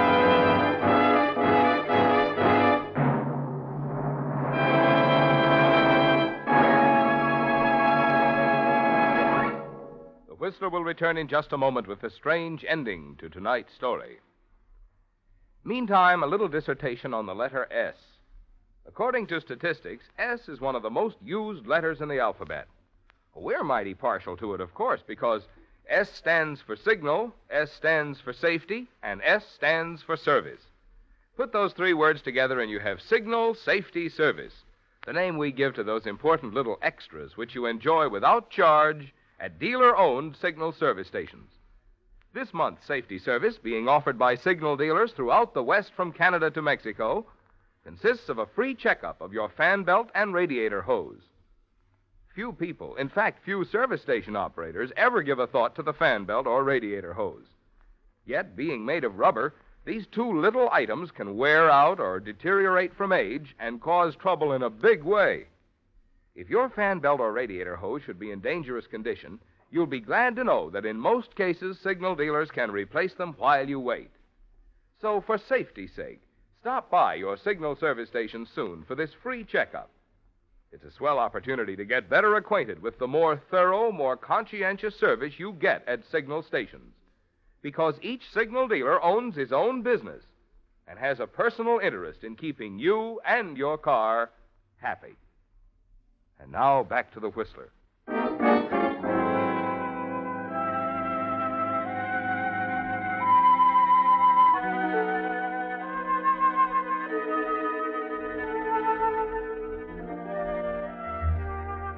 Yes, you knew it was a gamble, Elliot. That once again you had a choice between freedom and a career. and it was only too clear from the headlines of the evening paper, from the gathering of police cars outside the theater, which way you had to go. Yes, Elliot, you murdered Sheldon Craig, and in that moment of blind panic outside the theater, you paid the price. How is he, Doctor? Yes, how is he? He won't last the night. Oh, no. There's not a chance. I was afraid of that. What do you suppose got into him, Leo, running out that way, driving his car like a madman? Who knows? That cop in the police car was lucky to walk away from the wreck. Great thing to happen at a police benefit. Oh, Leo, there's something terribly ironic about all this. Poor Elliot. For 15 years, Sheldon Craig has hounded him in his column until the rehearsal last night. What is all this? This is Sheldon Craig's last review of Elliot Dawn, Doctor. Read it to him, Leo. Actor slays critic. Succumbing to the blandishments of a certain playwright, your correspondent violated 2 personal rulings of long standing last evening by attending a summer theater and catching the dress rehearsal of Rendezvous with April. For the record, let us state that Elliot Dawn has arrived. Indeed, this critic congratulates Judith Haskell for picking Elliot Dawn as the lead for her new play, certain to be the hit of next season. Let Broadway ring with the news. Elliot Dawn simply slays Sheldon Craig.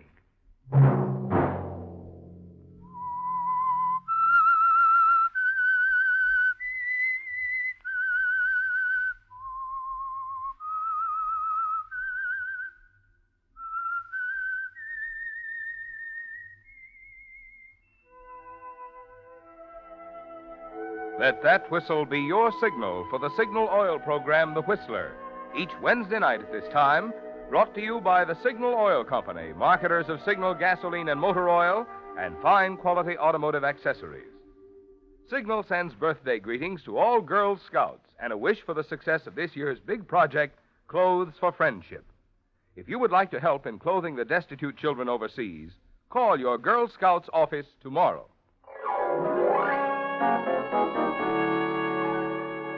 Featured in tonight's story were Joseph Kearns, Eleanor Audley, and John Brown. The Whistler was produced by George W. Allen, with story by Leslie Edgley and music by Wilbur Hatch, and was transmitted to our troops overseas by the Armed Forces Radio Service. Next Wednesday, for a full hour of mystery over most of these stations, tune in a half hour earlier. Enjoy The Saint as well as The Whistler. Now I'd like to repeat this special announcement for California listeners only. Due to the change to daylight saving time in California, The Whistler will be heard next Wednesday an hour later at 8:30 instead of 7:30. Remember the time, 8:30 for California listeners only. In all other areas, The Whistler will be heard at its regular time. This is Marvin Miller speaking. This is CBS, where 99 million people gather every week, the Columbia Broadcasting System.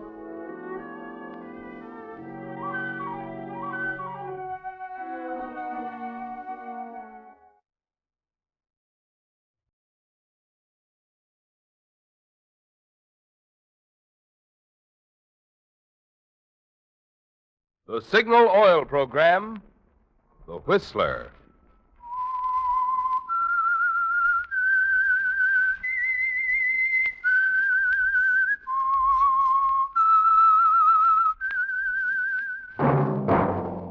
That whistle is your signal for the Signal Oil program, The Whistler.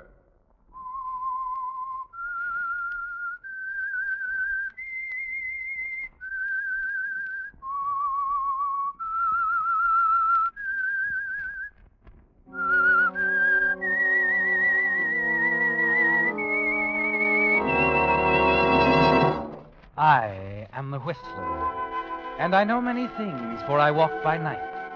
I know many strange tales hidden in the hearts of men and women who have stepped into the shadows. Yes, I know the nameless terrors of which they dare not speak.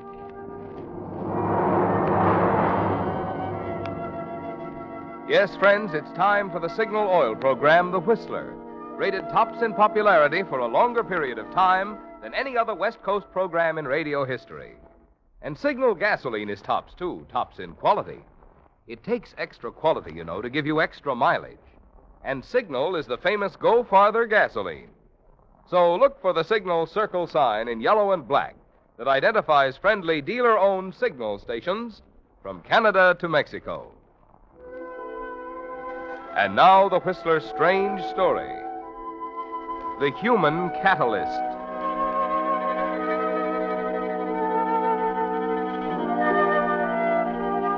In the field of chemistry, there are curious substances known as catalysts. Curious in that their mere presence together with other substances causes a violent reaction in which the catalysts themselves don't take part.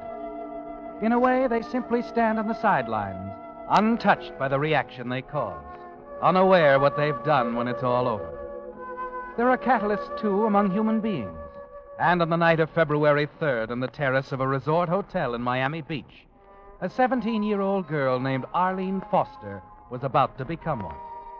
She didn't know it, of course, and like catalysts in chemistry, she never would. But there on the terrace, in a simple conversation with her teenage date, Arlene was preparing to step into the role. Orville. Yeah? There's something I better tell you. I want to be fair, Orville. Look, Arlene, if it's another confession, I'm just not interested. I'm crazy about you as you are. That's just it. That's why I have to tell you now. Vic's coming back, Orville. It's only a few weeks off. Vic who? Vic Stanfield. The orchestra leader that was here last year. He's bringing his band here to the hotel. Just as he promised me. Well, what's so important about that? But I don't want to deceive you, Orville. You see, Vic and I love each other. Huh? What are you talking about? Why, he's an old man. He must be 30. How could he... Orville, sometimes love doesn't pay any attention to ages. You see, before he left last season, Vic and I had an understanding.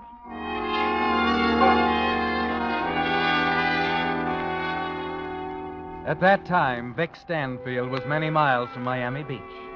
Many miles away from the catalyst. Vic was in Cleveland, Ohio, attending a funeral service, moving up when it was over to console the widow of a dear friend of his. I do appreciate it. Mrs. Westover, I hope you know how I feel. Oh, you're Mr. Stanfield, aren't you? Yes, Vic Stanfield. I was one of Carl's best friends. Oh, yes, of course, Mr. Stanfield. If there's anything I can do, perhaps drive you home? Well, that's very nice of you, Mr. Stanfield. My car is right out front.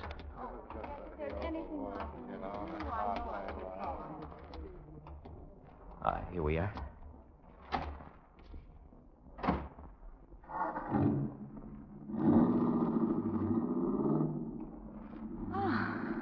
You all right? Yes. How was I? Wonderful. Wasn't easy. You don't think any of them... No, nobody suspects a thing. No. Well, what now? We'll be married in a month. We'll go south with a band and spend our honeymoon in Miami. Oh, that seems awfully fast. Look, sweetheart, let's not get into that again. We could hold a ceremony right in that church 10 minutes from now. Let them talk all they want. But, Vicky, don't you think it's clean, baby. There's not a trace, not a scrap of evidence.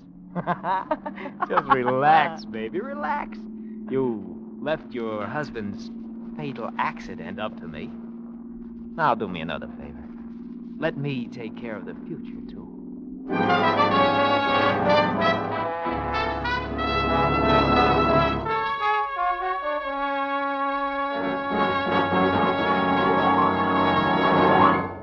With the prologue of The Human Catalyst, the Signal Oil Company is bringing you another strange story by The Whistler. Well, friends, since this is St. Patrick's Day, you've no doubt been getting your share of Killarney with your radio programs. I had thought of describing how your friends would turn green with envy when you power your car with Signal gasoline, because today's Signal drives the pings and sluggishness out of a motor, like St. Patrick drove the snakes out of Ireland. Or I thought of reminding you that your wallet would feel lucky as a four-leaf clover because of Signal's good mileage. But sure and begorra, when you buy gasoline, there's really just one thing that matters. You want to be sure that you're getting the tops in quality, the gasoline that gets top efficiency from your motor. And that's something your own speedometer can tell you, because when your motor runs more efficiently, you not only enjoy quicker starting, faster pickup, and smoother knock-free power, but also more mileage. Good reason why we're so proud of Signal's famous mileage, and why we say, to be sure of the tops in gasoline quality, there are just two things to remember. One, it takes extra quality to go farther.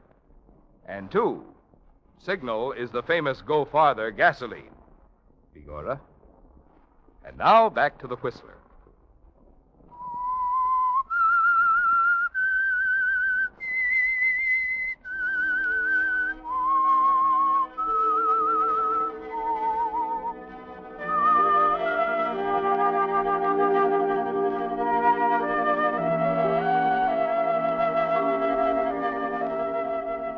Yes, it was clean, Vic.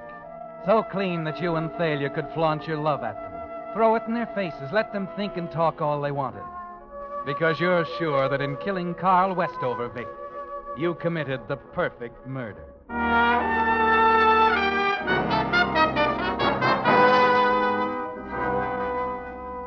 It's a month almost to the day when you and Thalia drive up the Lakeshore Highway to the little town of Fairport to be married by a justice of the peace.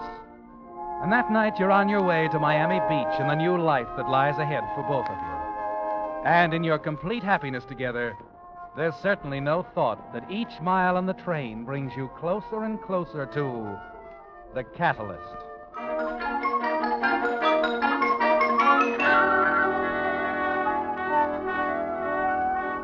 He's on his way, Orville. Vic's on his way back to me. Will you cut it out, Arlene? You're just being silly.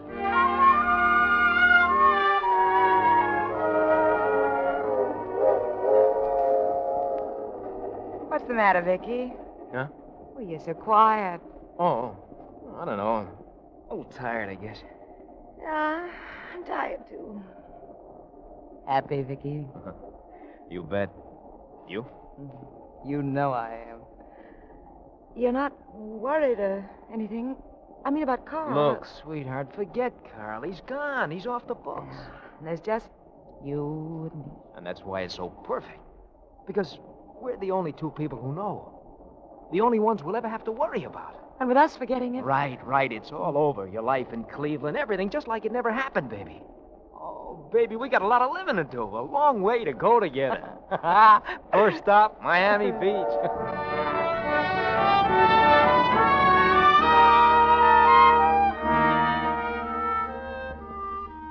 So there it is, Vic. The aftermath of a murder you're certain is perfect. The happily ever after part of the story. It's like a chemical solution with two ingredients, quiet, inert, in a stage of precarious peace, awaiting the catalyst. Naturally, you don't know it, Vic, but as you and Thalia arrive at Miami Beach and check into your hotel suite, the little human catalyst, Arlene Foster, very close to you now, is suffering from some very shocking news. Arlene, what in the world is the matter with you? I'm sorry, Mother. You haven't eaten a decent meal for a week. You wouldn't understand. Well, I have a pretty good idea what it is.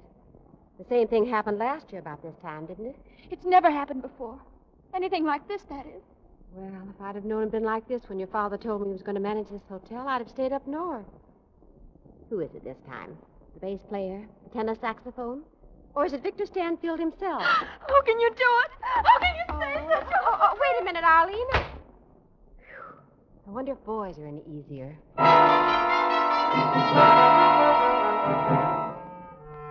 Eileen walks slowly down the hall, stops at the telephone, begins to think. Married. Vic married. But he couldn't love her. Somebody ought to tell her what she's doing to Vic. She has no right to be his wife. He doesn't love her. He can't possibly love her. Somebody ought to call her on the telephone and... The telephone. The telephone.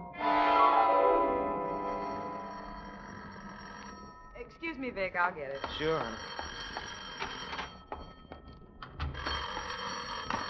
Hello? Mrs. Stanfield? Yes.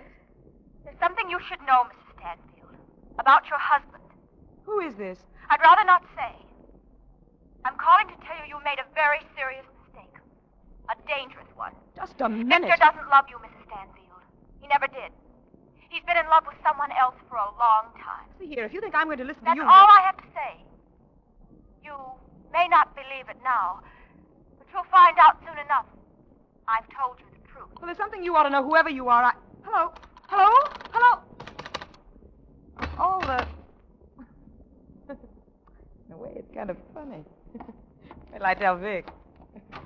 Darling, I had to run right up the minute I got off the plane. Well, I'd have shot you if you hadn't, Jeannie. Lord, it's so good to see you. It seems like a year since we... Vic. Thalia, darling, this is Jeannie Long. I've mentioned her to you. Used to sing with a band.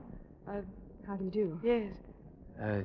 Jeannie's back with us for this engagement, darling. Been a long time, huh, Jeannie? You know, Thalia, we two practically started out together. Is that right, Jeannie?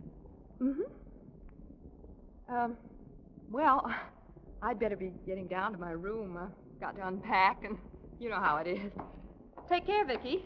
See you in an hour or so. Yeah, you bet. She's a lovely girl, Vic. Yeah, swell. Well, let me see, where was I? Yeah, here we are. What's that? This is a property assignment, darling. I meant to bring it up before this, but I just didn't get around to it. Look, I think we'd better put your property, all your assets, in fact, in my name. What? Don't look at me like that, darling. I'm not after your money. It's a legal thing, dear. A way of protecting your share of Carl's estate from any stray creditors that he happened to leave kicking around, you know. I had the papers drawn up yesterday afternoon, and I... What's the matter, there?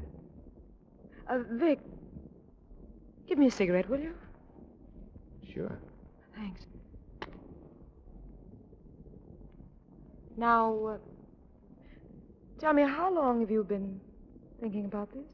Thinking about it? Why? I'm just curious. I think I have a right to be. There's $180,000 roughly, and property in Cleveland. I don't like the way you said that. Then I'm sorry. But I think you better explain it more carefully. I was about to, my darling, when that phone call... Wait a minute. Who was that call from, Thalia? It was nothing important. No? I think it was. Look, who do you know in town, Thalia? Who'd be calling you on the telephone, huh? Worried, Vicky? Maybe. Too bad. Because I've decided I won't tell you who it was. And as far as those papers go, I just don't think I'll sign them. Any particular reason? I don't know. Intuition, maybe. I think it's something else. But there's no point going into that now. I'm due downstairs in 10 minutes. Good night.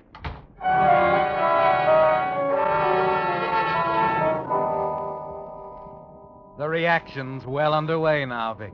Something's wrong. You know it. You can feel it gnawing away inside you the rest of the evening. But you get hold of yourself when the job's over. Yes, it's ridiculous letting your imagination run away like that. Thalia's all right. She's got to be all right. She has your life in her hands. It's almost 2 a.m. when you let yourself into the dark apartment on the 10th floor, hoping she's thought it over, too. That the strange way she turned on you when you mentioned the assignment papers didn't mean what you were afraid it meant. Thalia, you awake?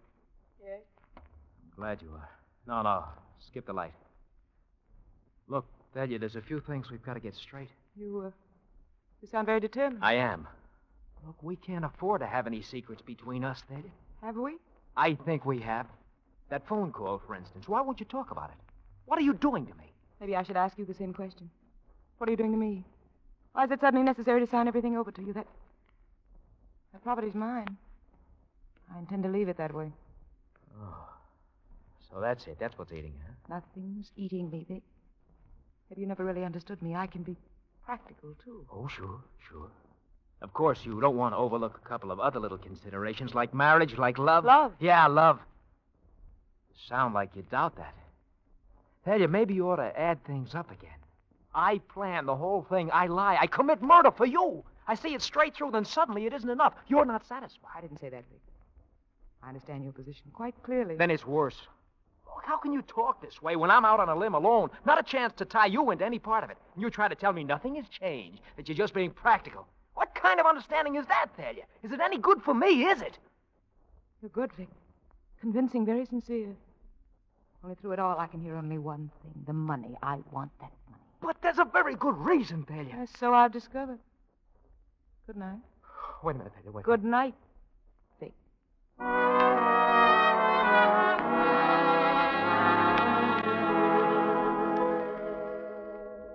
Look, mister, when you hire a private detective, you at least have to tell him what the job's all about. Look, I've told you all you need to know, Mr. Shand. What's wrong with your wife? You afraid she's thinking of suicide or something? I don't know. Look, if you want the job, simply do as I ask. Follow her. Wherever she goes, follow her, and keep me informed. Okay, mister. She'll never leave that hotel without me tagging right along. It's a stalemate now. Both of you quiet, feeling the tenseness in the air, waiting for something to happen. Then, about a week later, on a downtown street, Shand gets careless. What do you want? Why are you following me? Well, now, look, lady. Don't try to deny it. I saw you yesterday, too. And the day before that. I don't know what you're talking about. You're doing it for him, aren't you? My husband. Listen, lady, you're talking crazy. Why would your husband have someone following you? There's a good reason. Like what? Money makes people do things like this. Money? My money. If it was his, he... If what? If anything happened to me.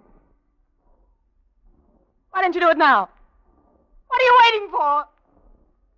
Excuse me, lady. I'd better go see a guy.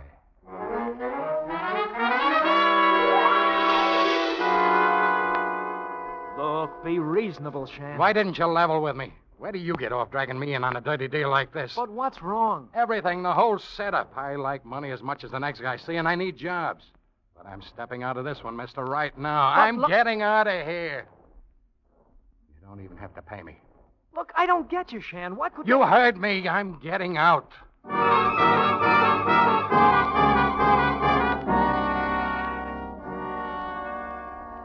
It's almost out in the open now, isn't it, Vic? But not quite. Because you're not even sure what's happening. Not able to talk it all out with the one person you should go to with a problem. Because right now, she is that problem, and you're alone. That's what's so terrifying, isn't it, Vic? Your complete helplessness. And you have no way of knowing, of course, that now tonight, the band assembles on the platform as you check quickly through the evening's dance program. Thalia's facing Jeannie Long in her dressing room. That's a very strange question, Thalia. Under the circumstances, I don't think it is. In any case, how I feel about Vic is my own business. You can't expect me to believe you've never been in love with him. That'd be pretty silly. Yes, I think so. I think you're still in love with him. Maybe. But why do this the hard way, Thalia? Why not ask Vic how he feels? I know how he feels. Well, you leave me speechless, darling. I'm not surprised, Jeannie, but Vic might be. I'm going to settle a few things for him tonight.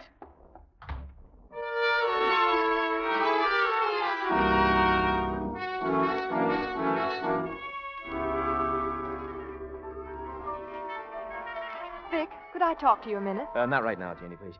Okay, boys, let's take it. 1, 2.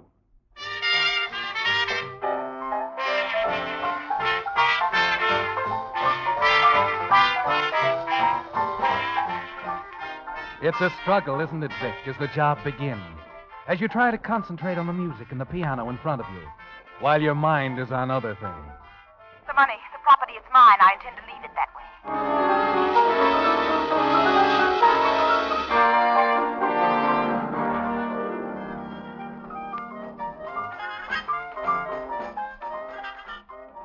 Those are the raw materials, aren't they, Vic? Something for a man's mind to work on. Particularly a mind like yours, with murder lying underneath everything else. Yes, you can close your eyes there at the piano and hear things like this. I love you. Don't be ridiculous, Vicky. Carl annoyed me. I wanted someone to do a job for me, and you came along, so... You let me go ahead The money, darling. The property in Cleveland. I want them. I got them. And I won't have to pay for it, will I, Vicky? No. No, she won't get away with it.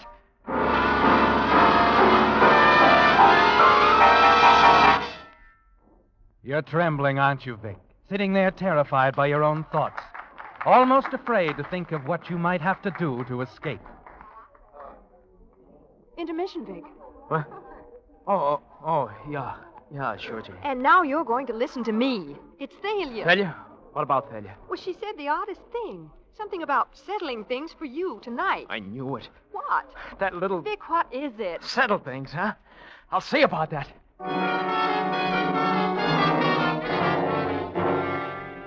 You know now you've got to kill her. And it has to happen fast. In the lobby outside the ballroom, you stop. Remember something that private detective said about suicide. You can make it look like suicide, Vic. Just by taking the time to set it up, getting yourself a witness. Yes, the telephone girl will do. Ethel, Oh, what is it, Vic? my wife, is she in her room? Well, I think she went up just a little while ago. Oh, Ethel, was she all right? Did she say anything about not disturbing her? I don't know. Is there something wrong? I don't know. She's been very upset lately. I don't know what it is, but the way she's acting, I'm afraid she might do something to herself. I'd better get up there right away.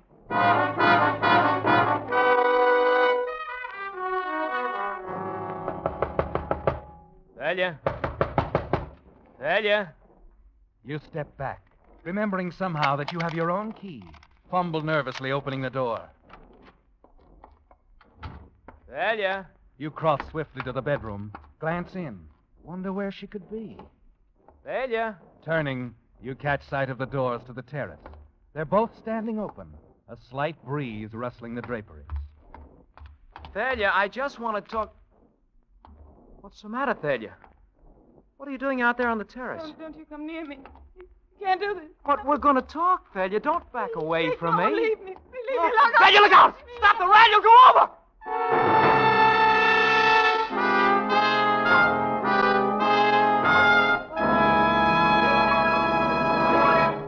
The Whistler will return in just a moment with a strange ending to tonight's story. Meantime, another word about those Oscars which the movie industry is going to award next Saturday. On last week's Whistler, I mentioned that if they gave Oscars for gasoline, Signal would no doubt win the honors for outstanding performance.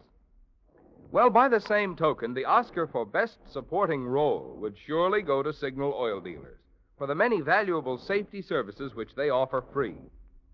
For instance, this month, all Signal service stations throughout the West, from Canada to Mexico, will check your fan belt and radiator hose without charge. The chances are it's been a long time since your radiator hose and fan belt were checked, because most drivers, and most service station operators, too, never give a thought to these two little items until they break down completely and leave you in real trouble. Moreover, if the inspection shows your fan belt or radiator hose to be in dangerous condition, Signal dealers can, in most cases, replace them while you wait. So for your own peace of mind and carefree miles during the months ahead, drop into a Signal station this week for this free Signal safety service. Your friendly Signal dealer will enjoy this opportunity to demonstrate to you the more thorough, more conscientious service cars get at dealer-owned Signal service stations. And now, back to the Whistler.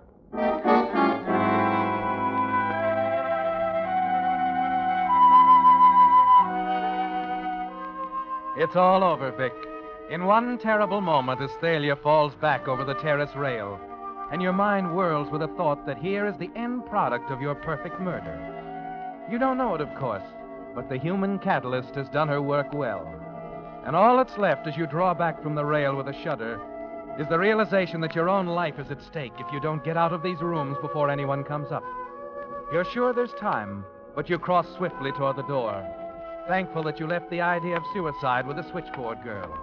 She's got to back you up, Vic. It's the only hope you have now. Mr. Stanfield? Yes. Glad I ran into you. I'm Lieutenant Harrison, Miami Police. I don't understand. Afraid I don't either, Stanfield. Your wife inside? I don't know. I just stepped in the door myself. Oh? Well, have a look, will you? You see, she called us tonight. She what? Called us. She was quite upset. Oh, I know she's been acting strange lately, but I didn't What think... she had to say was quite strange, Stanfield, but maybe I better step inside. Yeah, sure, but Look, Lieutenant, what's this all about? I can't understand what Want me to get it? Yeah, go ahead. Yes? What? Uh-huh. That must have just happened. No, it's all right. I'm with her husband now. Well, Stanfield, maybe you already know this, but just for the record, that call was to let us know that your wife's body is out on the pavement, 10 floors down. Oh, no. That's the terrace over there, huh? Pushed her right over the rail. No, please, it was an accident. I can prove it was an Maybe accident. you can, Stanfield. I don't know. You'll have your chance, of course. But when she called us just 20 minutes ago, she said she was certain you were going to kill her.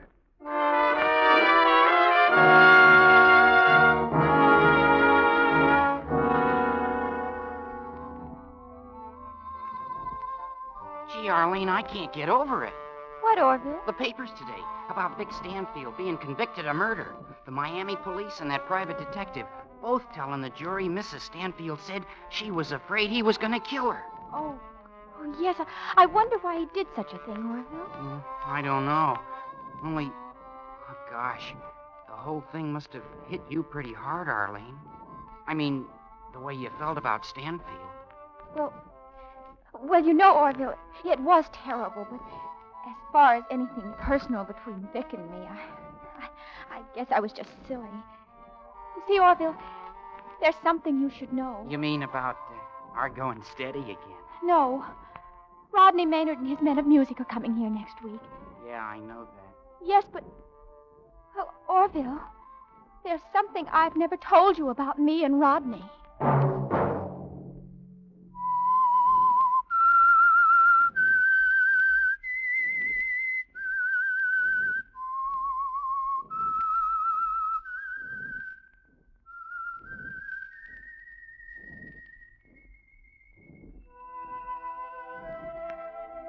Let that whistle be your signal for the Signal Oil program, The Whistler, each Wednesday night at this same time.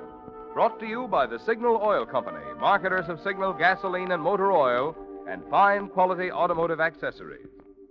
Signal has asked me to remind you, to get the most driving pleasure, drive at sensible speeds, be courteous, and obey traffic regulations. It may save a life, possibly your own.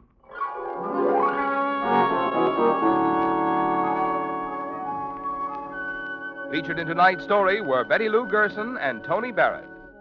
The Whistler was produced by George W. Allen, with story by Joel Malone and Harold Swanton, and music by Wilbur Hatch, and was transmitted to our troops overseas by the Armed Forces Radio Service. Next Wednesday, for a full hour of mystery over most of these stations, tune in a half hour earlier. Enjoy The Saint as well as The Whistler. This is Marvin Miller speaking. This is CBS, the Columbia Broadcasting System.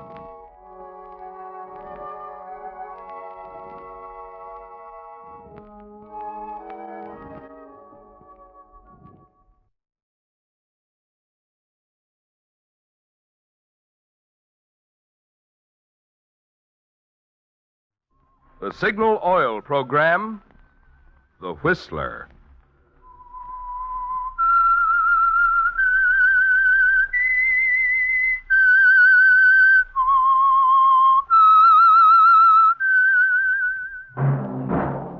That whistle is your signal for the Signal Oil program, The Whistler.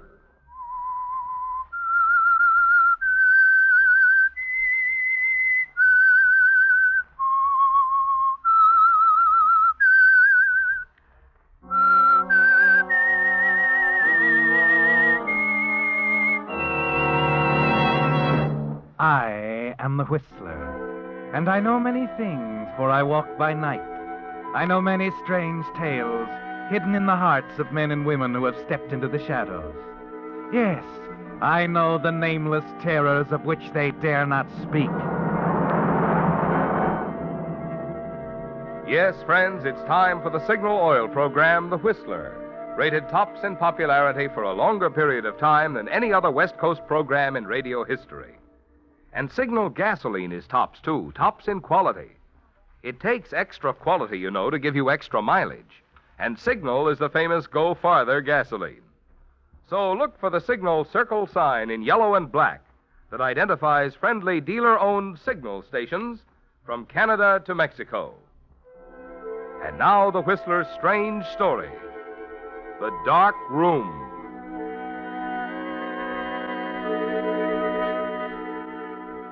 Moving around the crowded dance floor, holding Anne close to him, Stephen Lacey discovered that at last he was beginning to relax. The trial, the war of words waged with the district attorney, the final unexpected victory, and the excitement afterwards had been almost too much for him. He was grateful that it was over now and hoped that with Anne's help he could somehow set things right again. Someday be welcome at parties like this. What is it, Steve? What are you thinking? About your uncle. How he must feel about me. Impressed, I'm sure. Everybody else in that courtroom was. But he was so determined. What of it? A district attorney can't win every case he prosecutes, even if he is my uncle. He was so convinced Sean Fenton was guilty. And you were just as convinced he wasn't. And that's what public defenders are for, and... Oh, please, Counselor. Worry about someone else for a while, will you? I'm sorry, Anne.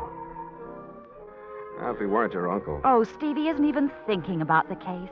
Too many other things on his mind. You know why he's giving this party, don't you? He's running for governor. Governor?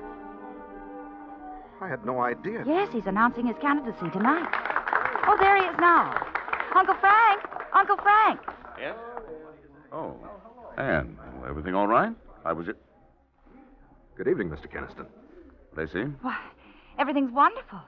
We just wanted to wish you luck on your speech tonight, Uncle Frank. Lacey, I'd like to talk to you for a minute. To me? Of course. Excuse us a minute, Anne. Do I? Oh, all right. Please don't be too long. We'll go out on the terrace. Won't be interrupted. Nice night. Yeah. I'm sorry about today, Mr. Keniston. But I argued that case the way I saw it.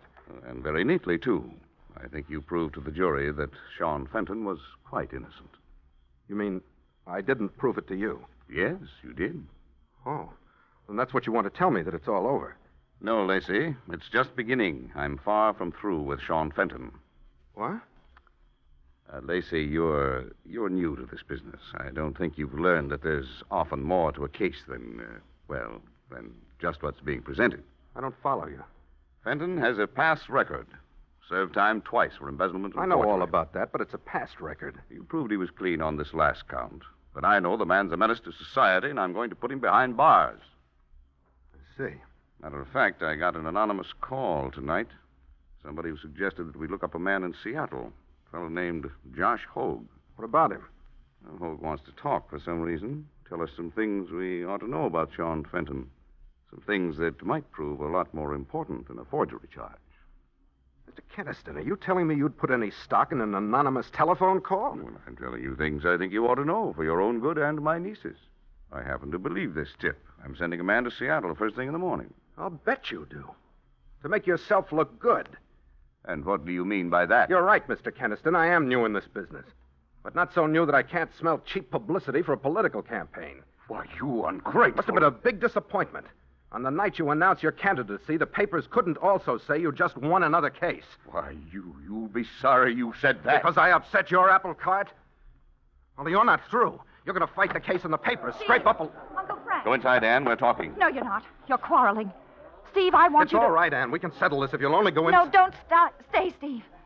It won't settle anything. Anne. I want you to go, Steve, right now. Please. But... All right, I'll go. Good night, Anne. I'll call you tomorrow.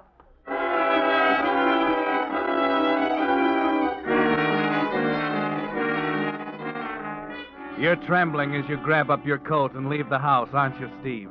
Shaking and upset as you enter a bar a few blocks away. And instead of your own reflection in the big mirror in front of you, it's Frank Keniston's, smiling that cold, selfish smile. And then you see something that adds to your hatred of Keniston. A man in a worn striped suit. A friendly-looking man whose innocence you proved in a courtroom today. He hurries forward instantly to clasp your hand. Mr. Lacey, Counselor, I was hoping you'd stop by. Buy you a drink, huh? Buy you a drink? No, thanks, Sean. I've had a drink. Oh, what's doing? What's doing? You should ask that, eh, Counselor? I'm celebrating. See, the table there? I've got friends. Sure, huh? sure you have. Come on, meet them. No, another time. No, not another time, Counselor. Now, when the mood is right, huh?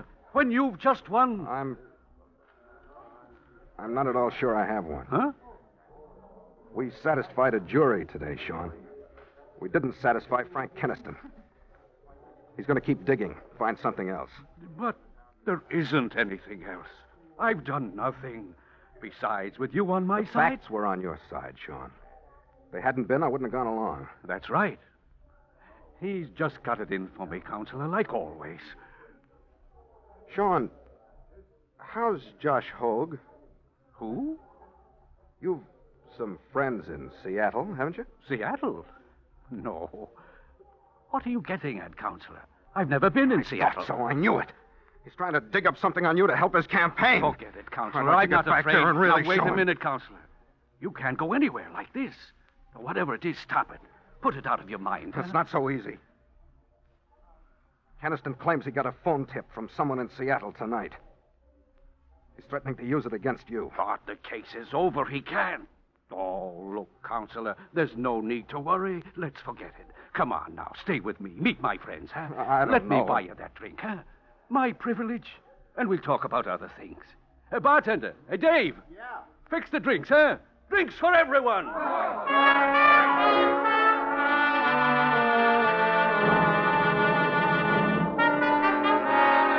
Come on, Counselor, drink up. Drink up. Any friend of Sean's is a friend of mine. I'm buying, Counselor. Around again, bartender. Around again.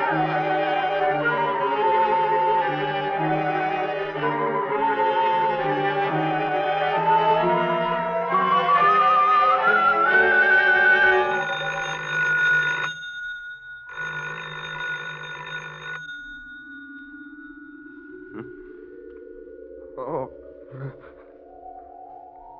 I thought I heard the phone. Where? I'm home. How did I get home?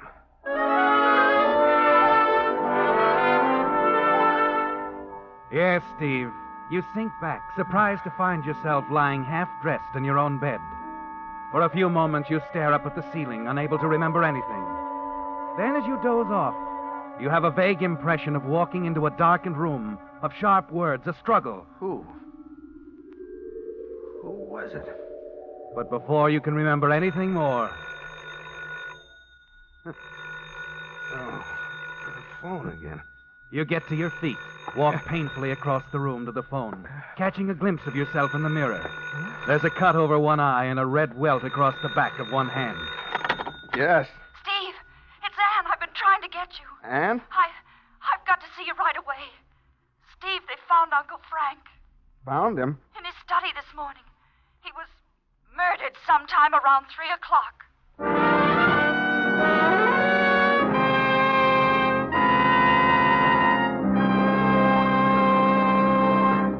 With the prologue of The Dark Room, the Signal Oil Company is bringing you another strange story by The Whistler.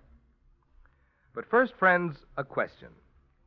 What gasoline is known as the Go Farther gasoline? Well, if you've lived out west any length of time, you know that Signal is known from Canada to Mexico as the Go Farther gasoline. Now, naturally, we're mighty proud of Signal's famous mileage. But even more so, we're proud of the extra efficiency Signal gasoline gets from your motor, which makes such mileage possible. For when your motor runs more efficiently, you also enjoy quicker starting, faster pickup, and smoother knock-free power, the things which make driving more fun. That's why folks who want superior performance, as well as those who insist on mileage, are both switching to Signal. They've discovered that to get the tops in gasoline quality, there are just two things to remember. One, in gasoline, it takes extra quality to go farther. And two, Signal is the famous Go Farther gasoline. And now, back to the Whistler.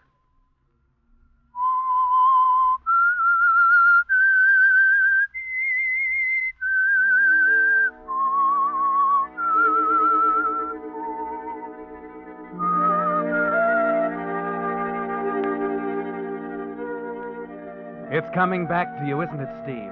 As you stand at the telephone there, listening to Anne. You remember the quarrel with District Attorney Frank Keniston, the party with Sean and his friends, then awakening in your own room. And suddenly the terrible nightmare returns. Again you recall walking into that darkened room, And now it seems to be Frank Keniston's study and the man with whom you struggled. Steve! Steve, what's wrong, Steve?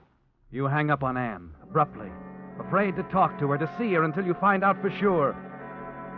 You do your best, taking care of your cut face, the bruised hand, then dress and go downstairs to talk with Mrs. Everett, the apartment house manager. There are a few things you must know, Steve, answers you might have to have for the police. Why, yes, I heard you come in, Mr. Lacey, a little after midnight. Midnight. You're sure of the time? Oh, quite sure. You see, I'd been to a bar. Oh, I knew that, Mr. Lacey. You were not exactly quiet coming in. Well, I'm sorry. There was a little celebration after the Oh, trial. you don't have to apologize, Mr. Lacey. Nice to know you're human. You're so quiet and reserved. Well, you're certain it was me that you heard, Mrs. Everett? Oh, yes. You woke me up. My apartment being right under the stairs here. Yes, I'm sorry. And then when you came down, I opened the door to see if you were all right. I came back down? Yes, and went out again. No. I didn't hear you come in the second time. You must have been feeling a little better. Mrs. Everett, did you actually see me going out? Oh, absolutely. You were wearing that checked overcoat of yours. Just going through the front door as I glanced out. My coat. Where is... I must have left it someplace.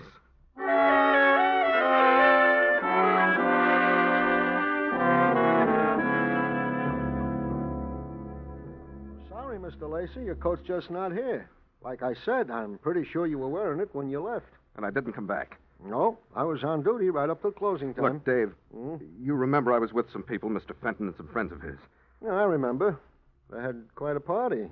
I wanted you to go with them, but you left. Said there was something you had to attend to.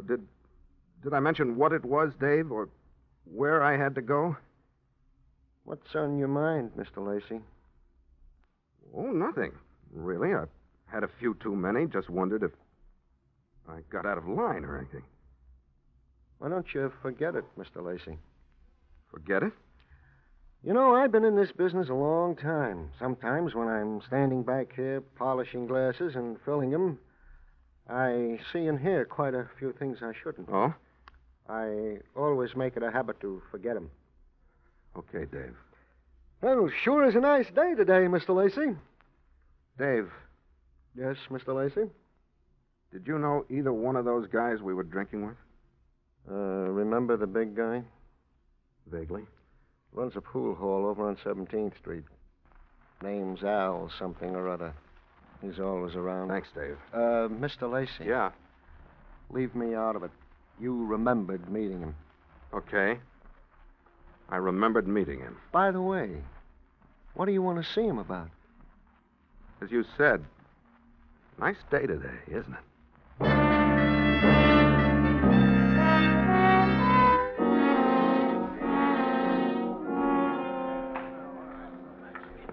You want to rack up, buddy? No, thanks. Al around?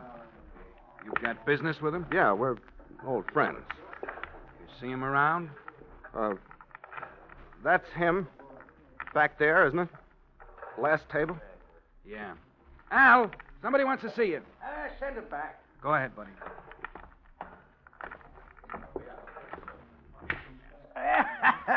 That takes you, Joey. Hey, what can I do for... Oh. Well, how you feeling this morning? I'm all right, Al. Talk to you a minute? Well, ain't we talking? Oh. Hey, Joey, get lost, huh? Business. Okay. Okay. Al, I don't know you very well, but I'm a good friend of Sean Fenton's, and I couldn't reach him. Oh, you want Sean? Hey, he'll be back. Probably buying some stuff. He's going to take a vacation. Hey, a friend of mine's getting his ticket. I don't have to talk to him particularly. Maybe you can help. Well, sure. I'm a little mixed up about last night, Al. If anyone was to ask just when I left you guys... You want us to say you didn't leave us, that it? No, I was only trying to find out... We'll say it. That settle your problem? No, Al, you misunderstand. Oh, that's so? Well, straighten me out, pal. Straighten me out. Maybe you can straighten me out. Did I say anything about where I was going when I left you? Listen, pal, I had a few myself, you know. You were sort of belligerent-like. But if you said anything, well, I'll see that none of us mentions it. That what you want? Oh, thanks, Al, but no, that won't settle anything for me. I'm sorry. Look, will you have Sean get in touch with me at my apartment? Here's a card. My number's on it. Oh, sure thing. Got your number now. Hey, Counselor? Yeah. Guess you have.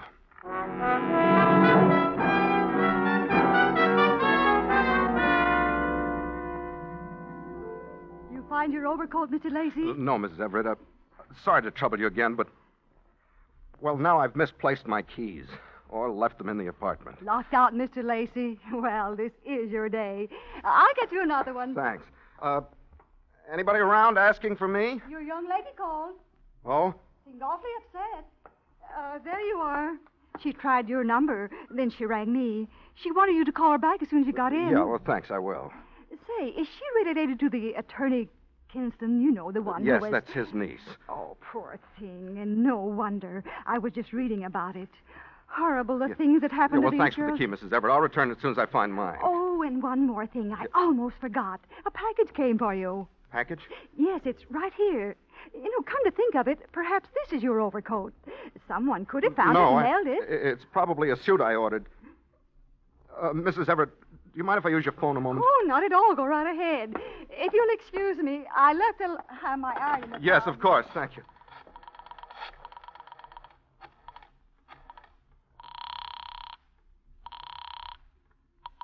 Hello? Anne? Steve, where have you been? I've been trying to get you. I know. Anne, I got the package. Your coat? Then you did send it. Darling, Let me do the talking. There isn't much time. Somebody might hear. I want to meet you in about an hour. Drive your car out to the 27th Avenue entrance of North Park. When I drive by, follow me. We'll find someplace where we can talk. All right, Steve. I'll leave right away. No, I've got something to do first, and I might want to get in touch with you. Stay there until I call again. Yes. Anne, Yes, Steve? don't talk to anyone until I've seen you. All right, darling. I understand. Bye. Yes.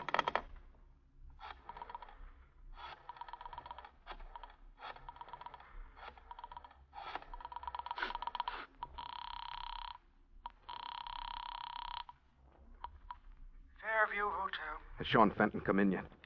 Fenton? Yeah, he's back. Want him? No, I'll be right over.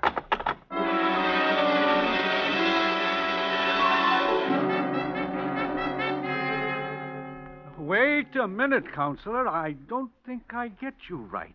I'd do anything to help you. I want a but- passport, Sean. Personal papers.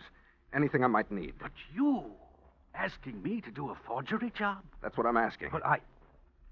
Oh. I get it. Huh? You're not sure about me. You're putting me to the test, eh? Well, you've got nothing to worry about. No. No more of that for me. Sean. No, I won't go back on my word to you, Counselor. You're talking to an honest man. Sean. Yes, This isn't anything like that. This has to be done. I'm in a jam. You, Counselor. I read in the papers. Never mind what you read in the papers. I need those passports. You once told me, Counselor, it does no good to I'll run. decide the points of law. Will you do what I ask? All right, Counselor. I'll get a name from the old death notices at the library. You'll need some photographs. All right, I'll get them. Old prints, not too clear. Okay. Not a word to anybody, Sean. Would I dare say anything? No. When can you have the passports ready? Tonight, 10 o'clock meeting. All right, I'll call you. Oh, one more thing. What? Where are you going on this trip? South America. There's a boat leaving at midnight. It's a bad idea, Counselor. Bad idea. But I'll do it for you.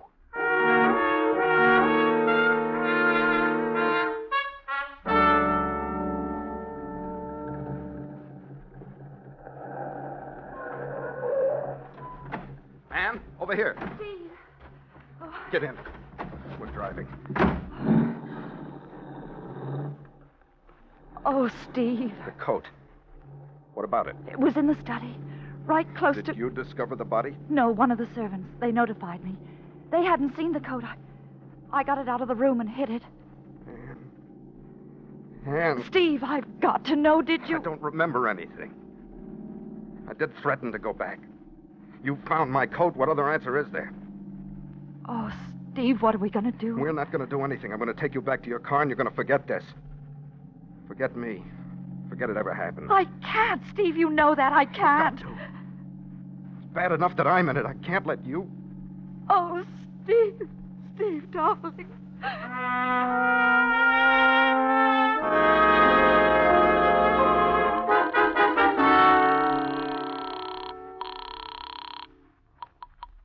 Hello? It's Steve, Sean. Oh, yes, Counselor. The passports. You got them ready? Yes, everything you need. Can you bring them over? Counselor, are you sure about this? Is it the only way? Yes, Sean. It's the only way.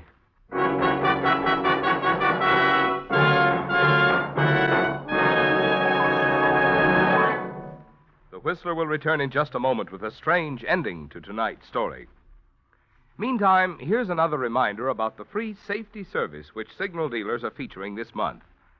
I'm referring to the checkup without charge of your fan belt and radiator hose. You know, of course, the importance of a sound, properly adjusted fan belt. It keeps your cooling system operating efficiently and helps keep your battery up. Also, I don't have to warn you of the hazards of a leaky or weakened radiator hose. Yet it's a fact most people never give a thought to these two little items until they fail completely and more serious trouble develops. That's why signal service stations are offering this free checkup. As independent businessmen with a personal interest in keeping your goodwill, you'll find that signal dealers make a habit of going out of their way to give you little extra services like this. If you're not already a signal customer, a good way to see for yourself what I mean is to stop by your neighborhood signal service station this week and ask for this free fan belt and radiator hose checkup. And now, back to the Whistler.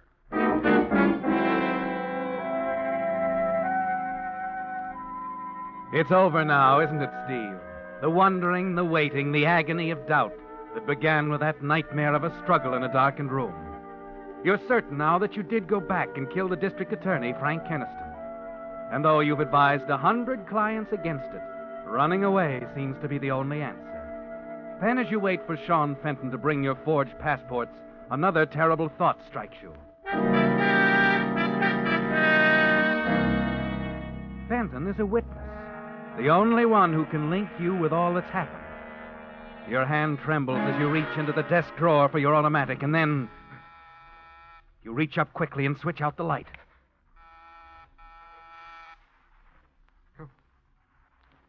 Come in.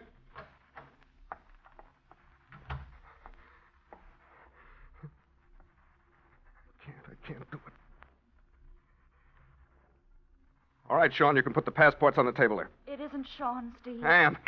You little fool. Steve, since this afternoon I've been thinking. It isn't right. I know what couldn't I'm doing, Anne. Believe me, I know what I'm doing. Do you? You've got to get out of here. Someone's coming. You're running away, aren't you, Steve? Your suitcase is all packed. Your overcoat on the chair. Anne, you've got to get... Steve, someone... Wait a minute. Who is it? It's me, Counselor. Open up. Sean Fenton. Yes. Just stay where you are. Forget anything you might hear. All right, Sean. Okay, Counselor. I don't like this coming around. Who's this? Never mind. Have you got the passports? The passports, Counselor? Well, look, I tell you, she's all right. Where are the papers? I got them here. They're pretty good. All right, let me see them under the light. Move my overcoat. Bring up that chair. All right, Counselor. What? Sean. What's the matter? I said to move my coat. Yeah. I'll move it. What? Wait. My keys. My missing keys. They fell out of the pocket. They were in my coat all the time. But, Steve, if they were in your coat, how did you get back in your room last night? I couldn't have, without breaking down the door. And the landlady didn't hear me come back. Maybe I didn't go out again at all. Counselor, it's late. Wait. Wait a minute, Sean. Yes, Counselor? Where did you go after I left you last night? Why, I was with Al. I mean, after you left Al. Steve, do you think... You came here, Sean. Followed me home. You knocked me out and took my overcoat. It was you the landlady saw going out the door, not me. But would I steal your coat? Yes, you would. If you wanted to frame me. You knew I'd argued with Keniston. It was a perfect setup for a frame, wasn't it? You purposely left my coat in Keniston's study when you went back there to kill him. Steve! No, Counselor, you got me wrong. You won my case for me. I had no reason. You had every reason. That phone call from Seattle about Josh Hogue. It meant something, didn't it? You silenced Keniston before he could start an investigation, and after you had me out of the way, you were probably going after Hogue. What was it up there in Seattle, Sean? Another murder? No. I don't know anything about this, Hogue. You're turning on me, Counselor, just like Kenneth. Steve, shall I get... No, I'll get it. Yes. Yes, he's here. No, I'll give him the message. Okay, thanks. Yes, I'll tell him.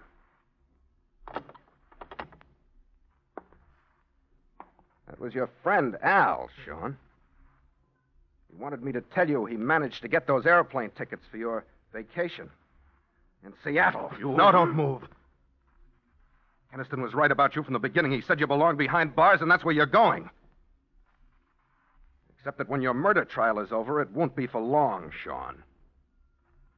Not for very long.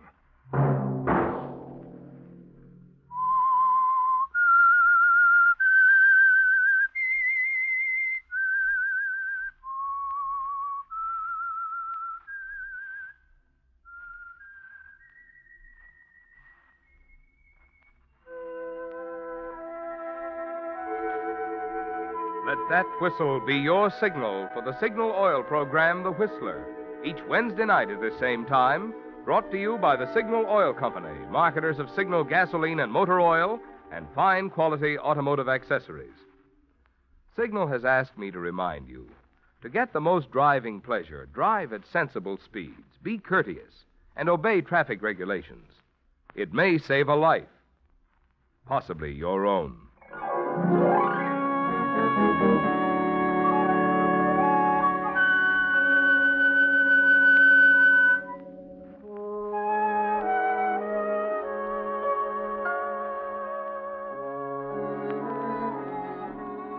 Featured in tonight's story were Elliot Lewis and Francis Robinson. The Whistler was produced by George W. Allen with story by Joel Malone and music by Wilbur Hatch, and was transmitted to our troops overseas by the Armed Forces Radio Service. Next Wednesday, for a full hour of mystery over most of these stations, tune in a half hour earlier. Enjoy The Saint as well as The Whistler. This is Marvin Miller speaking.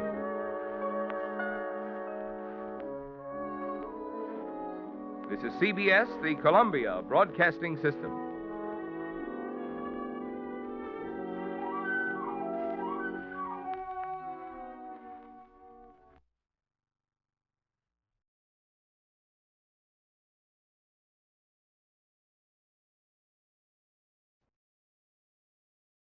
The Whistler.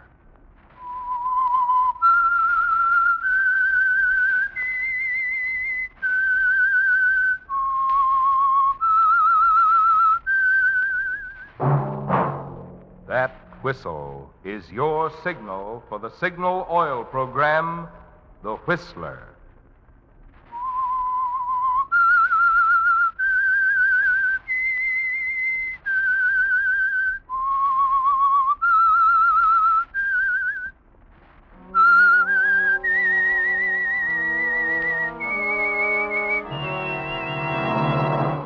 I am the Whistler, and I know many things, for I walk by night. I know many strange tales hidden in the hearts of men and women who have stepped into the shadows. Yes, I know the nameless terrors of which they dare not speak. Yes, friends, it's time for the Signal Oil program, The Whistler, rated tops in popularity for a longer period of time than any other West Coast program in radio history. And Signal gasoline is tops, too, tops in quality. It takes extra quality, you know, to give you extra mileage. And Signal is the famous Go Farther gasoline.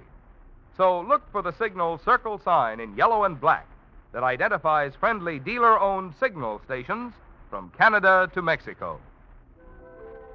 And now the Whistler's strange story. Bird of Prey.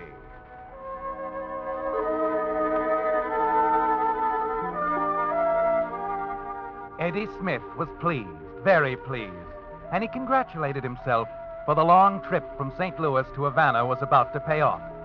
It had been quite a task tracking down the elusive, mysterious J.C. Raven, the big question mark of the literary world.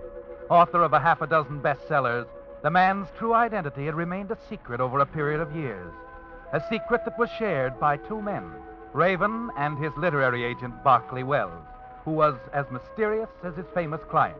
Of course, Eddie hadn't caught up with J.C. Raven, not yet. But he'd done the next best thing.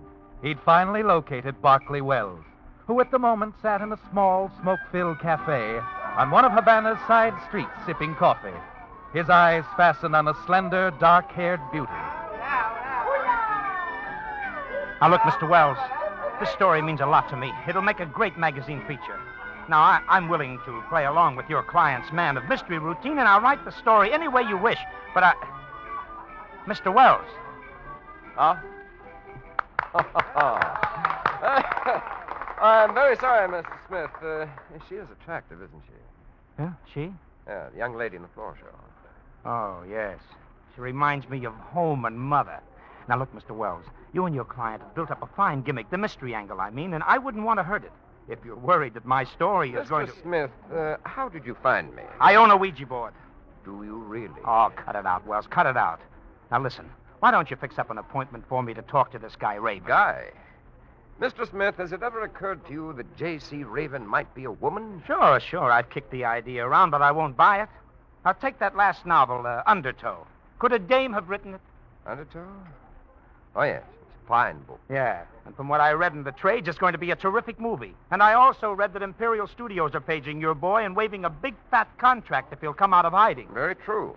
We're not interested. We? My client isn't interested.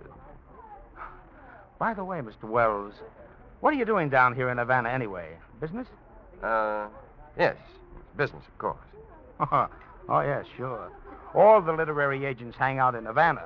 There's nothing to keep an agent in New York, Philadelphia, Boston. Nothing at all. What are you driving at, Mr. Smith? Oh, nothing. But wouldn't it be funny if you turned out to be J.C. Raven? I? Oh, no, really. I'll tell you what. Suppose you drop around to my apartment tomorrow afternoon. We'll have another little chat, eh? I live at... Yeah, 36 Plaza del Norte, 3rd floor front. See you around, too? Well, do you mind if I walk along with you to the door? Why should I? Come right along, Mr. Smith.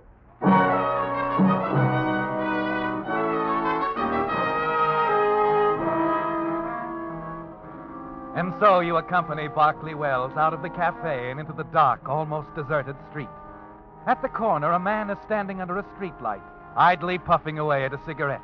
But you hardly notice him as you say goodnight to Wells and start away in the opposite direction.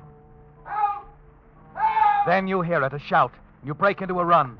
As you move back past the cafe and round the corner, you see two men struggling in the street. One of them is Wells. Suddenly he falls to the pavement. As the other man wheels around and rushes you, you block the knife. No, you don't. He crumples. Senor, what has happened? I hear the noise. Hold up, I think. This is the guy. I knocked him cold. Here, help me with my friend, will you, please? Si, senor, si. Easy now, easy. Wells. Senor, he's hurt bad. Say, is there a phone around here? Si, in the shop. Well, get a doctor, will you, please? And the police. Si, senor, I will do this. Wait a minute. What, senor? Never mind the doctor. Wells is dead. Just call the police for this guy that killed him.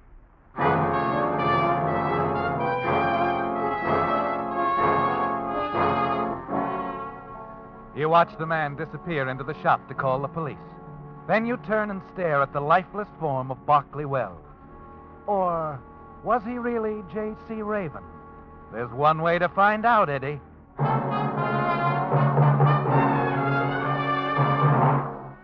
You stand in the shadows and watch the police pick up the killer. Then you slip away. A quarter of an hour later, you arrive at 36 Plaza del Norte and slip into the apartment, 3rd floor front. The first thing you find is a letter, an offer from Marcus Rosamond of Imperial Pictures addressed to J.C. Raven. Then you find it under some penciled notes in a desk drawer. A synopsis, a complete story plot, Eddie, for a brand new J.C. Raven novel. It's all here, Eddie, waiting for someone to write it.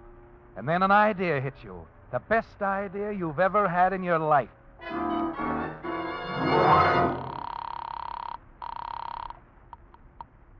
On American Airways? When's the next plane leaving for Miami? 4 o'clock, senor. Well, that'll do. And I'd also like to arrange for a reservation out of Miami. Muy bien, senor. Where Going west. Los Angeles.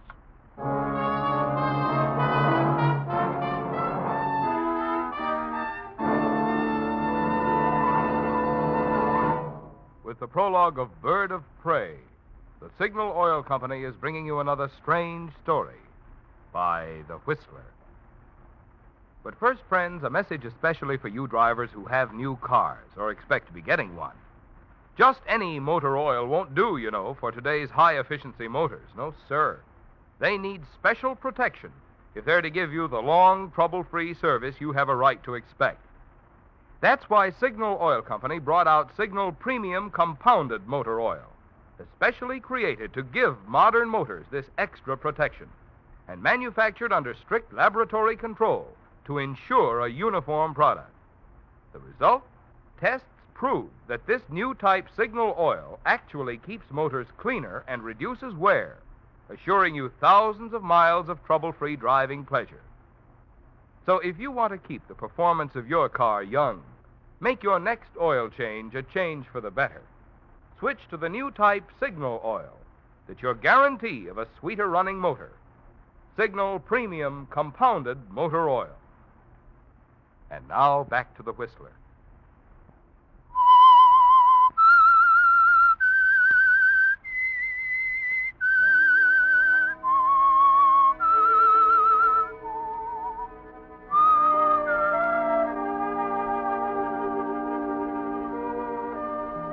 So, Eddie, you're on your way to Hollywood, secure in the belief that J.C. Raven, the literary man of mystery, died on a quiet street in Havana. As your plane heads westward, New Orleans, Houston, El Paso, you go over your plan, carefully, over and over again. You can't miss, can you, Eddie?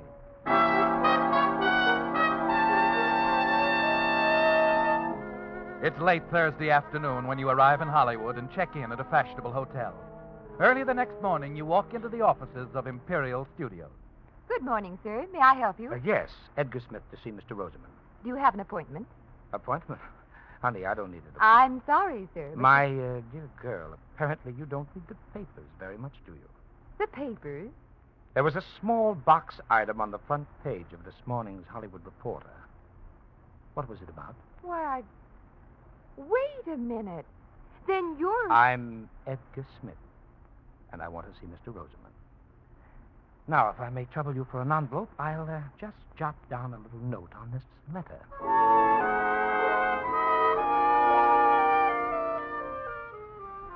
Yes, Eddie, she got it. All you have to do is insist that your name is Edgar Smith. And there's certainly nothing wrong with that, is there? You are Edgar Smith. You'd give anything to see the expression of Rosamond's face when he reads the few words you scrawled on the letter. The same letter he'd sent to Barclay Wells, the one you picked up off his desk in Havana the night he was killed. Yes, it'll be a pleasant surprise for Mr. Rosamond. Come in, Mr. Smith. Come in, come in. Thank you. Florence, tell everybody to go away. I don't want to be interrupted. Go, go, go, go. Yes, sir. Ah, Mr. Raven, let me look at you. Mm-hmm. Just as I pictured you. I cannot tell you what a pleasure. I'm indeed delighted. Delighted. Here, sit down, sit down. Well, thanks, Mr. Rosamond. So you are J.C. Raven. J.C. Smith. Edgar Smith. I beg your pardon? Oh, of course, Edgar Smith. I'm afraid I must insist on it. Of course, Mr. Smith. I'm glad you didn't make it John Smith. I had nothing to do with it, believe me. Edgar Smith, wonderful, wonderful. But now that you're coming to work with us, you are coming to work for Imperial, no? If the terms are right. Terms. You write your own contract. Anything you want, we'll that is, within reason, of course, Mr. Raven. Smith. Edgar Smith. Excuse me. I can't impress this on you too strongly, Mr. Rosamond. I'm Edgar Smith, do you understand? Yes. On the contract around the studios, Smith. Edgar Smith. Edgar Smith. And no publicity on J.C. Raven. No publicity? No publicity. But, my boy, such an opportunity we cannot afford to miss. Why, So long, Mr. Rosamond. No, wait, my boy, wait, please. Look, think of what the publicity... So long, will Mr. No, Rosamond. All right. No publicity. No publicity. Fine. And now, shall we discuss money, Mr. Rosamond?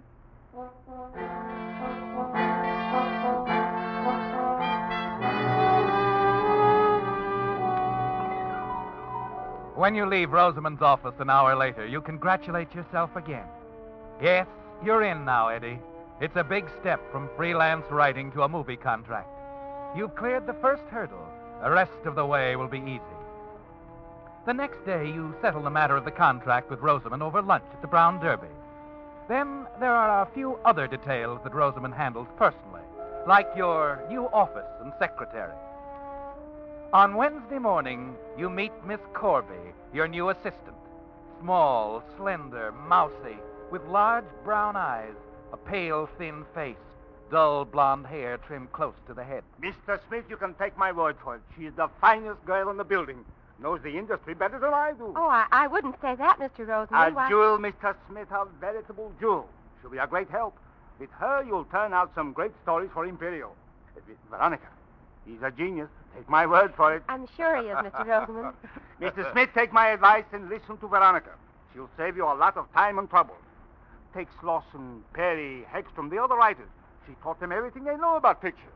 Mm-hmm. A jewel. You listen to her. Well, thanks, Mr. Rosamond. I'm sure we'll get along. Well, shall we go, Miss Corby?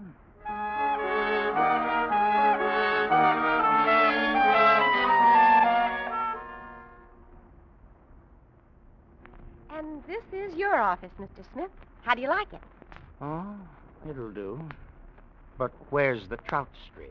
Oh, well, whenever you're ready, I'll be glad to take you around the studios. You'll want to meet a few of the... Time enough for that, Miss Corby. Right now, I'm more interested in getting to work. I have an idea for a story I want to get down on paper as soon as possible. Well, yes, but Now, you just park yourself out there in your little office like a good little girl and see that I'm not disturbed. Oh, very well, Mr. Smith.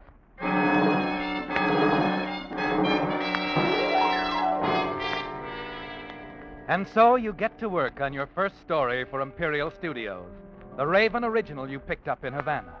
You can't take any chances, can you, Eddie? The first story has to knock 'em cold.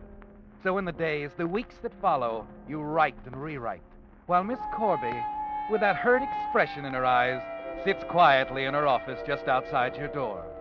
Only once do you change the Raven storyline, and that's to alter the ending.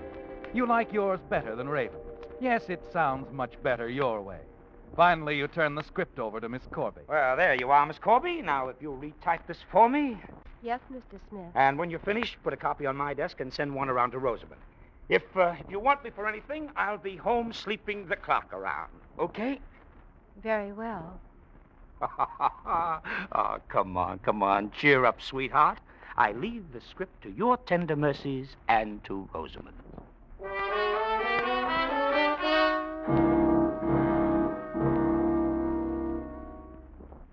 Oh, Mr. Rosamond, come in. I was just about to run up to your office to... Mr. Smith, it's wonderful.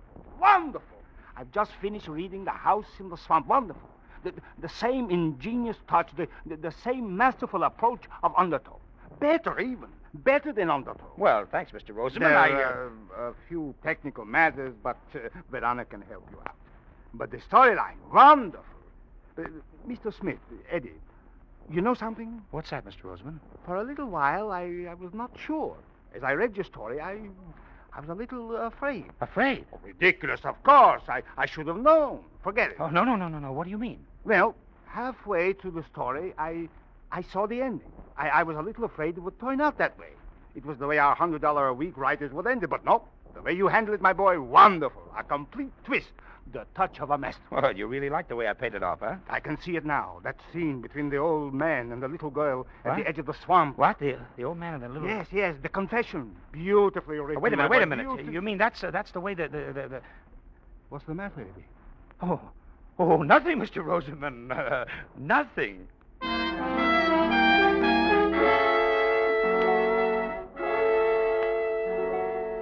Rosamond continues to rave about the story, but you're not listening, are you, Eddie? 1,001 thoughts, confused thoughts are racing through your mind. The minute Rosamond leaves, you pick up the script and thumb through the neatly typed pages. This isn't the way you finish the story, is it, Eddie? No. This is the original ending, the way J.C. Raven had written it.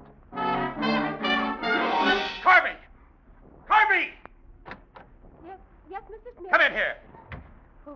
What is it, Mr. Smith? This story. What happened to it? Who changed it? I did. You did?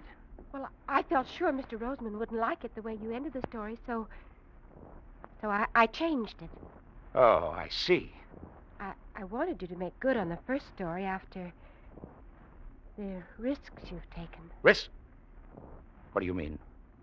You told Mr. Roseman you were J.C. Raven, and... How did you... Well, he didn't mean to give it away. It sort of slipped out, and... I won't tell anyone, Mr. Smith. I won't tell anyone you're not J.C. Raven. Keep talking, sweetheart. You couldn't be J.C. Raven. Then who is? I am. What? You're wondering about Berkeley Wells, aren't you? I could use a few answers. You remember the day you came here? Mr. Roseman mentioned several writers I'd worked with. Hegstrom, Slauson. Berkeley Wells worked here, too. He was a fine person. Kind and thoughtful. He didn't treat me like the others. When I was with him, I felt like I belonged. I was somebody, not just part of the office furniture. I guess he's the only man who ever paid any attention to me. The only man who ever knew I existed. Sorry. His speech. About Wells. Well, you see, I've always wanted to write. And at the start, well, I'm afraid publishers weren't impressed. And then I hit on the idea of creating the mystery author. And somebody had to front for you, so you picked Wells. Well, yes, he was the only man I could trust. I sent him stories, outlines. We worked on the Raven novels together. I see. So that's that. Miss Corby. Veronica. Yes? About J.C. Raven. Where do we stand right now? We could go on just as we have been. You'd help me? Yes. You're sure you want it this way? I'd like to keep it this way. Very much, Eddie.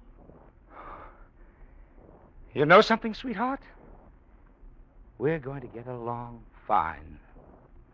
Just fine.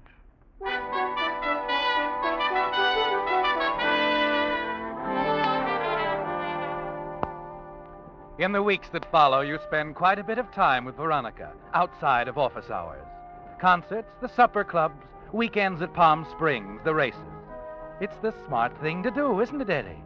Yes. You've got to put up with her if you're to continue as J.C. Raven. You can stand dull little Veronica for 2 years or so, and then you'll have enough money set aside to quit. Quit Imperial Studios and walk out on Veronica Corby. So your plan rolls along smoothly until that Saturday, the day you're taking her for a drive. You sit in the living room waiting for Veronica to finish dressing when the phone rings. Hello. This is Lieutenant Driscoll, Los Angeles Police. I'd like to speak with Miss Corby, Veronica Corby. Hello? I'm sorry she's not in. Oh? When do you expect her? It's hard to say. Who was that, Eddie? What? I said, who was that? Oh, the wrong number, darling. I couldn't understand what the guy was talking about. Oh. Well, I'm ready. Shall we go?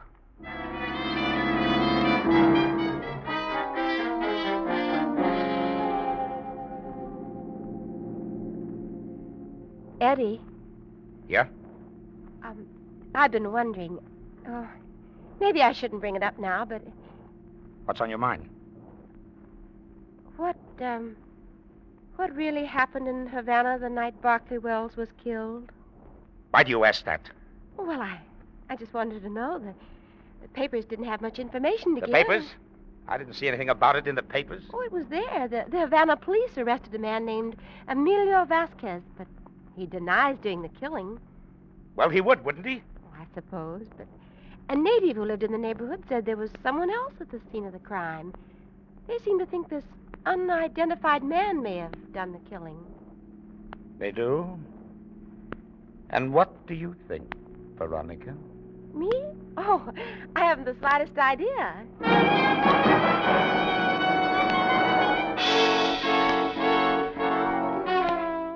It all begins to add up now, doesn't it, Eddie? Veronica's been stringing you right along, keeping you around until she can turn you over to the police for a crime you didn't commit. She must have been in love with Wells, and now she thinks you killed him. You had the motive. She'd tell them how you came to Imperial Studios posing as J.C. Raven. She'll tell them you broke into Raven's apartment, stole the letter, the storyline. And if Vasquez sticks to his story, he'll get away with it, and you'll hang.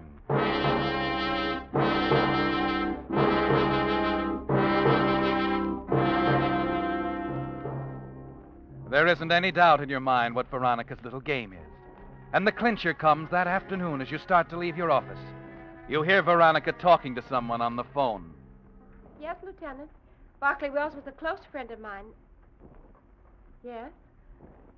Well, I'm not sure. That's why I... Yes. Yes, all right. I'll be there first thing in the morning. I'll tell you everything then. Oh, yes, Eddie? Veronica, darling, let's quit for the day, huh? Oh, well, I still have some typing to do. And... Oh, let it go. Look, why don't we run up to the Sunset Strip for a couple of drinks and an early dinner, huh? Oh, all right, Eddie.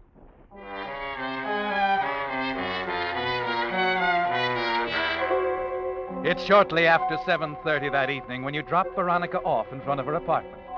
After you say goodnight and watch Veronica go up the steps, you drive around the block and slip into the darkened alley running along the back of the apartment building. A few minutes later, you hurry into the rear entrance and dash up the stairs. You've got to silence Veronica before she gets a chance to talk with a police lieutenant.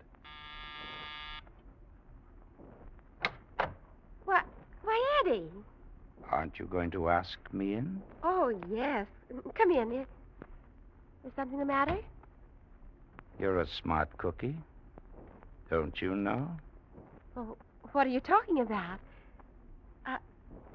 Eddie, let go. You're hurting me. Oh, Eddie, what are you doing?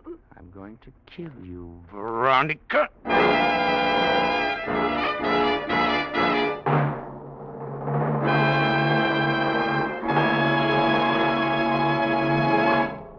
The Whistler will return in just a moment with a strange ending to tonight's story.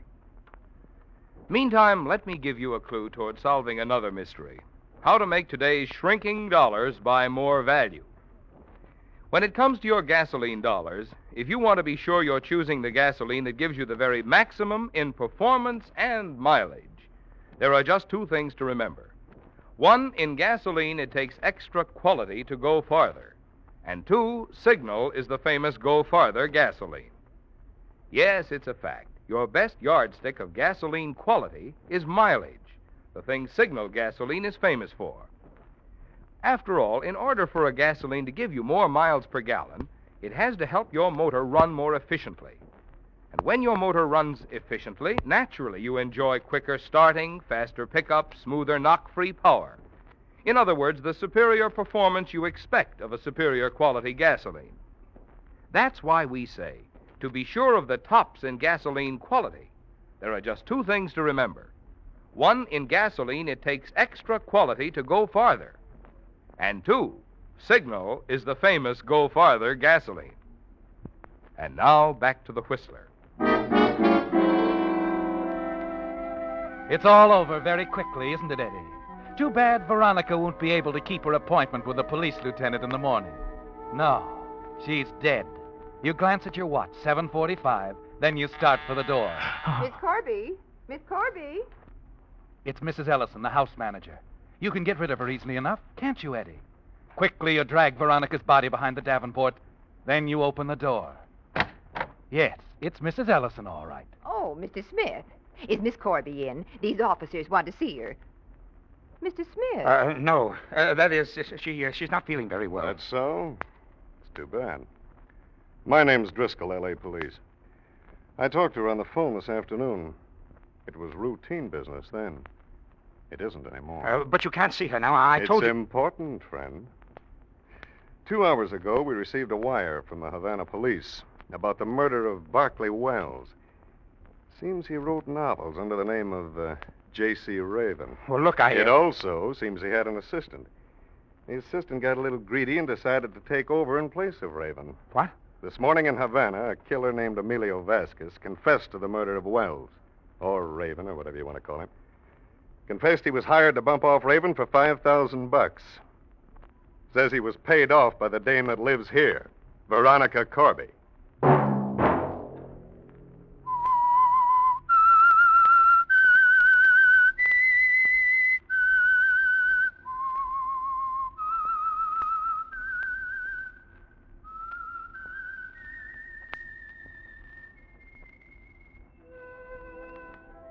Let that whistle be your signal for the Signal Oil program, The Whistler, each Wednesday night at this same time. Brought to you by the Signal Oil Company, marketers of Signal gasoline and motor oil, and fine quality automotive accessories. Signal has asked me to remind you, to get the most driving pleasure, drive at sensible speeds, be courteous, and obey traffic regulations. It may save a life, possibly your own. Featured in tonight's story were Wally Mayer and Sarah Selby. The Whistler was produced by George W. Allen with story by George and Gertrude Fass and music by Wilbur Hatch, and was transmitted to our troops overseas by the Armed Forces Radio Service. Next Wednesday, for a full hour of mystery over most of these stations, tune in a half hour earlier. Enjoy The Saint as well as The Whistler. This is Marvin Miller speaking. This is CBS, the Columbia Broadcasting System.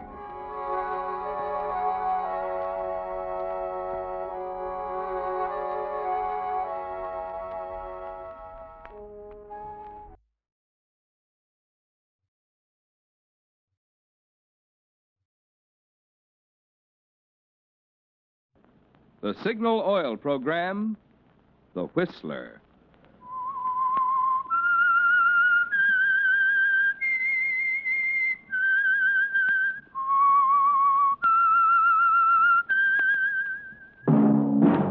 That whistle is your signal for the Signal Oil program, The Whistler.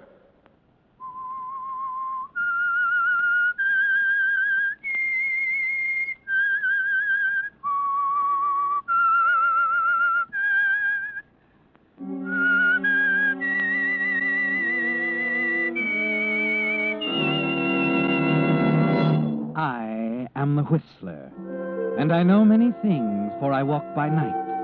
I know many strange tales hidden in the hearts of men and women who have stepped into the shadows. Yes, I know the nameless terrors of which they dare not speak. Yes, friends, it's time for the Signal Oil program, The Whistler, rated tops in popularity for a longer period of time than any other West Coast program in radio history. And Signal gasoline is tops, too, tops in quality. It takes extra quality, you know, to give you extra mileage. And Signal is the famous Go Farther gasoline. So look for the Signal circle sign in yellow and black that identifies friendly dealer-owned Signal stations from Canada to Mexico. And now the Whistler's strange story. What makes a murderer? Murder is a peculiar affair. It's the darkest, most despicable of all crimes. Yet it strikes most frequently among the ranks of people who have never transgressed before. Yes, all it needs in many cases is the right pressure, the right set of circumstances, the right opportunity, and an otherwise respectable member of the community becomes a killer. If you'd tried to explain that to Arthur Winslow, he wouldn't have understood. For Arthur was respectable, solid, exactly like 100 other respectable, solid Jersey commuters. His life was a pretty drab affair. Yes, including the dull days at the office, J.C. Wells and Company, investment brokers. United Wire, 7 1/8, no change. 7 1/8, no change. Universal Automatic, 39 1/8, off 1/8. Universal Automatic, 39 1/8, off 1/8. Vulcan Steel, 77, up 1. 77, up 1. Oh, we'd better leave it there, Arthur. 5 o'clock. Got to make that 5:19. Why? Why? Yeah. Why do we have to make the 5:19, Stanley? Well, why, because we always do. You think that's a good reason? What? I mean, do you think because we've always made the 5:19, we ought to keep on making it the rest of our lives? Is something wrong, Arthur? Oh, maybe. I don't know. I've been thinking, Stanley. For 10 years now, you and I have been analyzing investment securities 8 hours a day, catching the 5:19 every night, arriving home in East Orange promptly at 6:22, kissing our wives at approximately 6:50, eating dinner at exactly 7, reading the evening paper, and going to bed. It's a little like death, isn't it, Stanley? What in the world has gotten into you, Arthur? I've got a book here. Take a look. A novel. You got me thinking. Moon and Sixpence. Yes, it's about a man like us, Stanley. A man who got fed up with the 5:19 and dished the whole works. What did he do? Took a chance, walked out, just picked up his hat and went off to the South Seas. He just up and left his family? They preferred the 5:19. Well, I certainly can't say that I approve. Oh, I didn't think you would. Well, you'd better hurry along, Stanley, or you'll miss your train. What about you? Tonight, just for a change, I believe I'll catch the 5:55.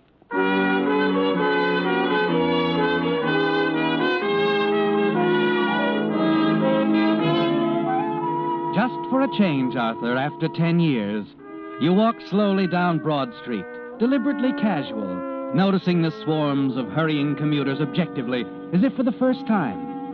It's pleasant strolling along like this, taking your time, stopping to look in a window now and then.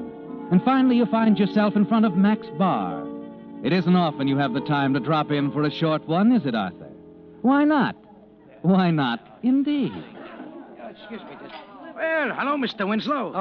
Oh, hello, Benny. Oh, of course. You run the elevator in the Majestic. That's right. Here, Mr. Winslow. Sit yourself down right here, buy your drink. Well, come on. Little Benny's in the chips. I'm fat. I finally knocked over Gus in the back room there. I beg your pardon? Oh, sure. I guess you ain't interested in bangtails, or you'd know Gus. Bangtails? Oh, horses. Yeah. Well, I don't really pay much attention. You mean that Gus is a bookie? Yeah. You ain't never seen a spread back there, huh? No. Come on, I'll show you. You sure it's all right? Sure. Oh, it's okay, Harry. Friend of mine. Come on, Mr. Winslow. Well, there it is, pal. There's the board. Tomorrow morning's line. Take your pick. The current odds in that column there. Oh. Pink Lady, Mike the Second, Big Bonanza, Moon and Sixpence. Yeah, that's a horse. I've been watching him. Been thinking about playing him in a parlay. Parlay? What's a parlay? You don't know what a parlay is? No. Easy. You pick 3 horses, see? For instance, maybe you put your dough on Blue Bonnet in the first. If he comes in, the dough goes on Glowworm in a second. If he comes in... Oh, yes, I see. Then all the money goes on Moon and Sixpence in the third. Yeah. Yeah, I get it. Plenty long shot, of course, but there's a big payoff for the gent who's willing to take a chance. Take a chance, huh? Believe me, you never get nowheres if you don't take a chance once in a while. I'll take $10 worth. Look, I ain't the bookie, pal. He's over there. You got it.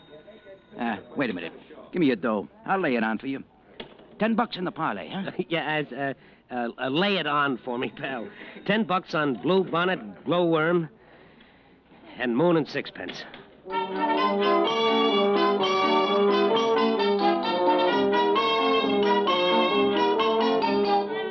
Well, Arthur, that was quite a decision for you, wasn't it?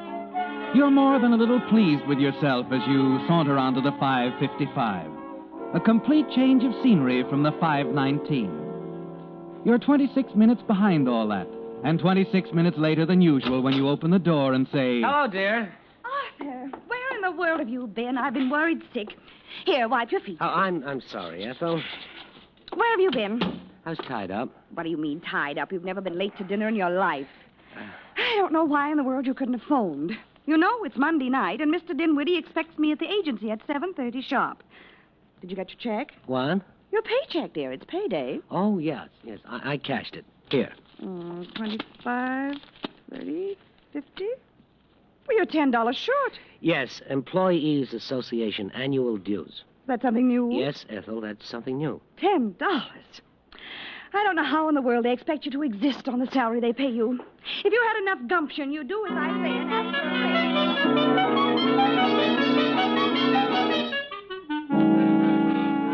raise. You forgot Mr. Dinwiddie, Arthur. That's an important part of the weekly schedule. Ethel hasn't missed a Monday evening at the Children's Agency for years. You should have picked another night to miss the 5:19. You're used to Ethel now.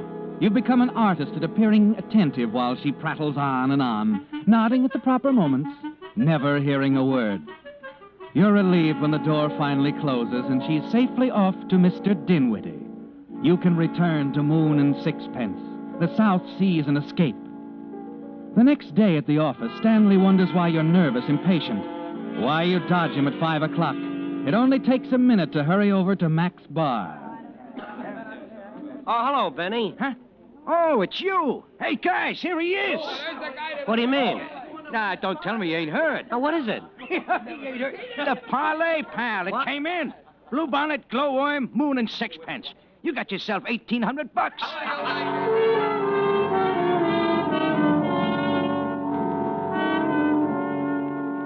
$1,800, Arthur.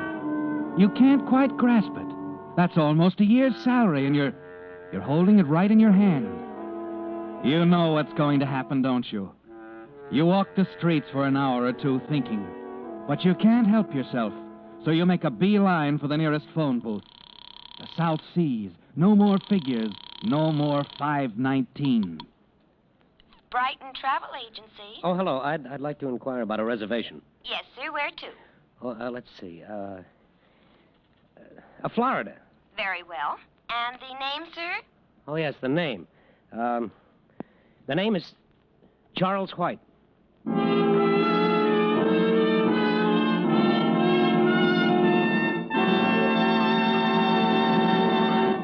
With the prologue of What Makes a Murderer, the Signal Oil Company brings you another strange story by The Whistler. But now, may I have a word with you about the prevention of cruelty? Back in the horse and buggy days, there were laws to keep drivers from beating their horses. Too bad there isn't a law today to keep drivers from beating their motors with old-fashioned motor oils that cause excessive carbon wear and corrosion. After all, it's unnecessary today to put up with those old bugaboos that up repair bills and cut down performance, thanks to the improved Signal oil, which combines pure paraffin base with protective compounds, Signal Premium Compounded Motor Oil. In comparative tests with today's finest regular oils, Signal Premium actually keeps motors 6 times cleaner, reduces cylinder wear 1/3. And what does this mean to you? Well, less carbon means that your motor runs quieter, smoother. And less cylinder wear means more power. So to keep your car's performance young, make your next oil change a change for the better. Switch to Signal Premium Compounded Motor Oil, your guarantee of a sweeter running motor. And now, back to the Whistler.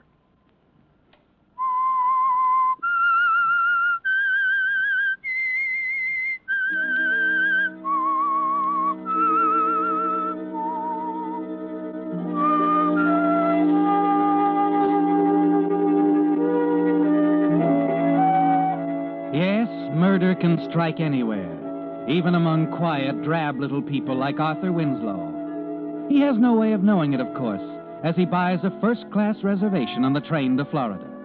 His only thought now is that this will be escape at last. New clothes, new luggage, a new name. You're Charles White now, and a new life. No more trading your chance at happiness for a stack of security reports and a bungalow in East Orange. You can see her now, poor, frustrated, stupid Ethel, confiding to Mr. Dinwiddie that you've walked out. No 519 tonight, Arthur. It's the 622 to Florida.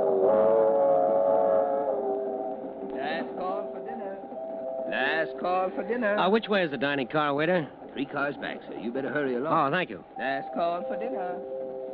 Oh! Oh, I'm sorry. Oh, that's quite all right. Oh, it isn't either. I wasn't looking. No, neither was I. Where is it? The what? The book. Oh, the book, yes. Where? I knocked it out of your hands. It must be down here on the floor. Oh, no, here, let me. It's probably under the seat. Now, let me see. This is all right. Oh! Have you got it? Last year's timetable. Wanted one for ages. Oh, here it is. Oh, let me help you. Oh, it's a fine thing getting yourself all dusty that way. Turn around. Thanks. Moon and Sixpence, huh? There, that's a little better anyway. It's wonderful, isn't it? What? Moon and Sixpence. I loved it. Oh, yes, I haven't quite finished it, of course. Do you believe it? I mean, do you think it's right? Oh, you mean to toss everything over and take off at the South Seas? Uh-huh.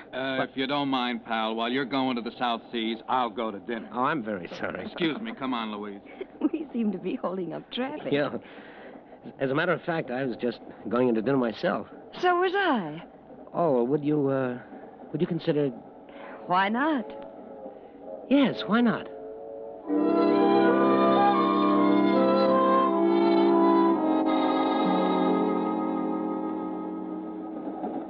You know, I'm glad that you like Moon and Sixpence. Oh, it was a wonderful story. Of course, I can't say it was very realistic. What do you mean? Well, I admit it was convincing, but when you stop to think about it, this running away business... You don't believe in it? Well, after all, running away is no solution. Well, sometimes there's nothing else to do. He could have stuck it out. Licked it if it took the rest of his life, Mm-hmm. Well, all right. He licks it. He's found happiness at last, and he's 70. I think running away is better than that, don't you? I did once. Oh, I'm very sorry. I That's didn't mean all to. right. You see, I did run away. It was just as you said, a routine, a deadly routine, and when I couldn't stand it any longer, I ran away. What kind of a routine? Keeping up with my father. Perhaps you've heard of him. Edgar Brewster. The Edgar Brewster? Yes, the Wall Street Edgar Brewster. He's in Miami now, waiting for me. Oh, I see. I'd finally decided to go back and face it, but now you've got me confused Oh, again. I'm sorry. Oh, no, don't misunderstand. You've really helped a lot. How do you mean? You seem to know why I did it. It's kind of moral support. Oh. You're going to Miami? Yes. By the way, I'm Charles White. I'm Vivian Brewster. Perhaps I'll see you in Miami. I hope so. So do I.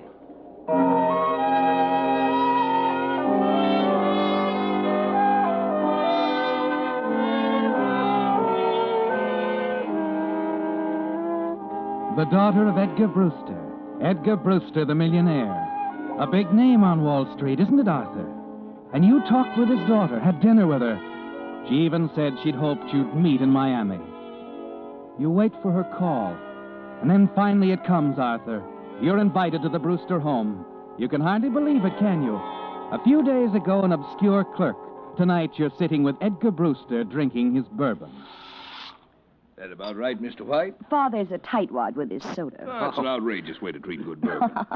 What about it, White? Well, that looks about right, Mr. Brewster. All right, there you are. Oh, thank you. What are you doing in Miami, White? Oh, I got a little tired of New York. Oh, you've got the right idea. I did the same thing myself 20 years ago, and I never went back. What's your line? Oh, I was in the market, more or less. The less, the better these days. Nobody knows where it's going. My broker and I were talking today about consolidated plastics. Do you know anything about it? Oh, a little. What do you think of it? Well, I don't know whether I should say. What's the matter with it? Well, after all, it's your business, Mr. Brewster. I wouldn't want to offer an opinion. All right, I'll put it this way. What would you do if you were into it pretty heavily right now? Well, I'd sell out. When? Right now. Any particular reason? Well, only that I happen to know it's a bad investment. I can't tell you why. Why, that's unbelievable. My broker told me... Yes, I know. It's only my opinion, Mr. Brewster, but I happen to know that company's financial position. You asked me what I'd do, and I told you. You seem to know what you're talking about.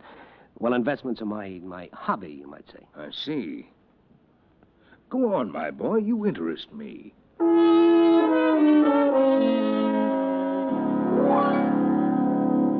And so, for the next half hour or so, you go on chatting with Edgar Brewster. And he's impressed with what you have to say. You can see that clearly enough, can't you, Arthur?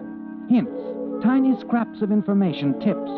You know the market so well, Arthur. And Mr. Brewster listens eagerly. Yes, and that was the beginning, wasn't it, Arthur? That $1,800 was a magic door, opening up a thrilling new life for you. And incidentally, bringing you closer to murder.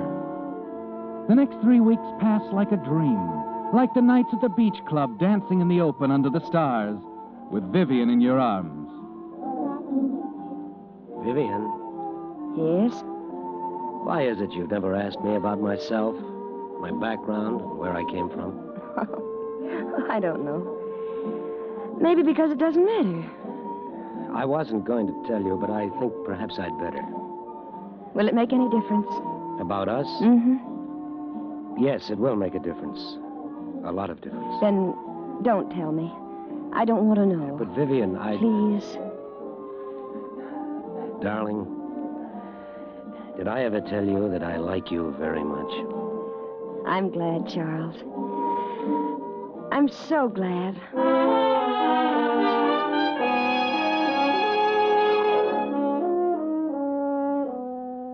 You're in love, Arthur. And for the first time in your life, you know what love really is. Mr. Brewster begins to concern you. He'll never approve in a million years. Or you think so, until that evening he drops up to your hotel room with a copy of the Financial Journal in his hand. Look at that, Charles. What is it? Don't ask silly questions. Look at it, man. Oh, I thought so. Consolidated Plastics snowed under in selling rush. I'm sorry, Mr. Brewster. Well, I'm not. What do you mean? I took your advice. Sold out 3 weeks ago. Saved myself $100,000. Well, congratulations. Well, don't congratulate me. You're the one who deserves it. Yeah, do you mind if I sit down? Oh, I'm sorry. Here you are. Oh, thanks. Would you be open to a proposition, wife? What kind of a proposition? Oh, I realize you probably have other interests, but I could make this worth your while, I think. There are two considerations. Yes? The first is the plain fact that my affairs are getting a little beyond me. As you know, I'm retired, haven't time to look after them properly. I think you're the man to take over. But, Mr. Brewster, Now, wait till I'm finished. I've watched you pretty closely during the past month or so. I can tell you no investments. You're sure of yourself. And I'm not just being generous, White. I'm a businessman. If it weren't a profitable deal for me, I wouldn't think of it. I see. What is the other consideration? I believe you're aware of that already. Vivian. You approve? I do. Oh, well, can I think this over? Oh, of course. Just let me know in a day or so.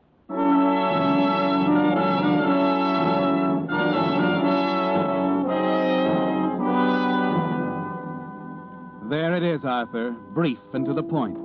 Everything you ever wanted right in the palm of your hand. Open sesame, he said, and there it was. You go into the bar downstairs to think. There's only one thing in your way now. Your wife, Ethel. You can't run away from that. You've got to make her see your side of it. You've got to go back to New Jersey and face her. Make her give you a divorce. You walk out of the bar, through the door into the hotel lobby. And just as you're rounding the corner by the desk, something stops you in your tracks. Mrs. Ethel Winslow, 5769 Laurel Road, East Orange, New Jersey. Is that all you want? Yes, thank you, madam. Could I see the register, please? Oh, I'm sorry, madam. We don't... I understand there's a Charles White registered here. Yes, madam. Room 132. Oh, he's a friend? Yes. Well, in that case, I could give you room 134 next door. The windows open onto the same balcony. Very well. 134.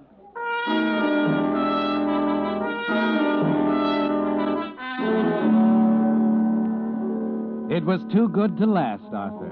Just a beautiful dream, and you're just waking up. It's all over. You go back in the bar and think. Ethel, your wife, here in Miami, she's found you. And she'll never let you go, will she? You know her too well, Arthur. You're beginning to see now what makes a murderer.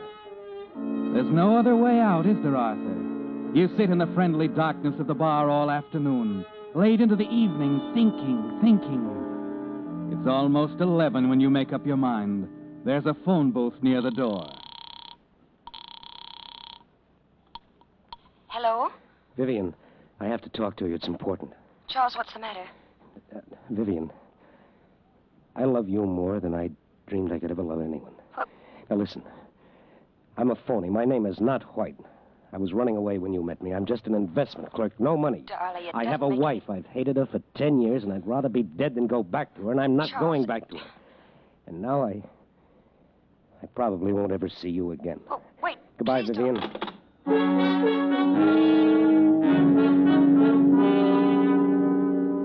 11 o'clock, Arthur. You've got it all planned. Ethel is asleep in a room. Room 134. A balcony connects it with yours. It's a hot night and the window is probably open. Yes. There she is, and she's asleep. As you slip into the room, you take a firm hold on the heavy brass candlestick you picked up from the mantel in your room. A blunt instrument, the police will say. You can hardly breathe, Arthur. Your stomach is full of ice water. You feel your heart's going to burst. Careful, Arthur. Careful.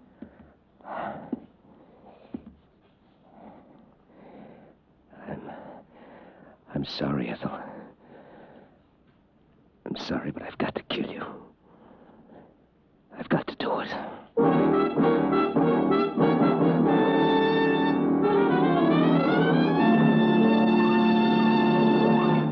The Whistler will return in just a moment with the strange ending to tonight's story. Meantime, I thought you drivers might like to compare your buying habits with those of other automobile owners. Surveys show that more and more motorists today prefer to trade with service stations that are privately owned. But also they want top-quality products. These two reasons, no doubt, account for the amazing growth of Signal Oil Company from a mere handful of stations in Southern California into a coast-wide organization serving 6 western states. You see, since the very beginning, over 16 years ago, Signal Oil products have been sold only through dealer-owned service stations. But each independent Signal dealer is backed by the facilities of the entire Signal Oil organization, which supplies almost 2,000 Signal service stations from Canada to Mexico. As a result, you're assured always the very tops in gasoline, lubricants, and automotive accessories at Signal stations. Plus, more conscientious service by men who own their own business and have a personal interest in pleasing you. Because this combination of finer products and personalized service naturally means smoother performance and longer life for your car, it's no wonder that year after year, more and more drivers switch to Signal. And now back to the Whistler.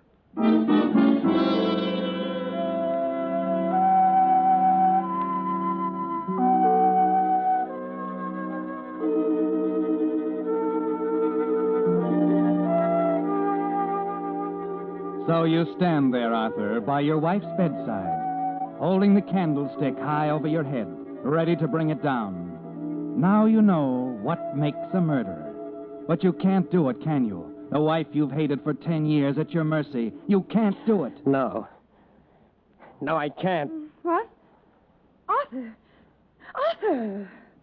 I'm sorry, Ethel. I'm sorry I waked you. Well, turn the light on. Don't stand there. Yes, Ethel.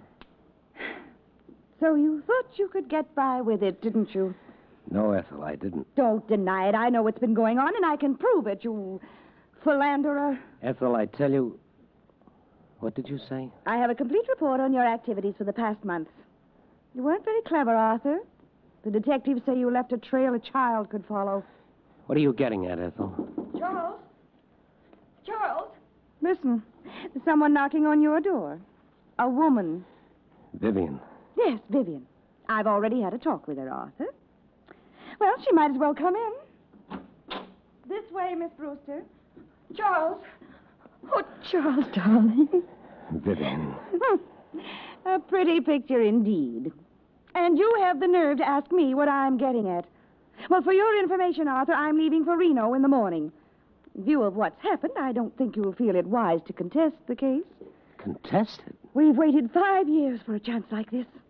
We? Mr. Dinwiddie and I. Dinwiddie? Oh, no. He's a wonderful man.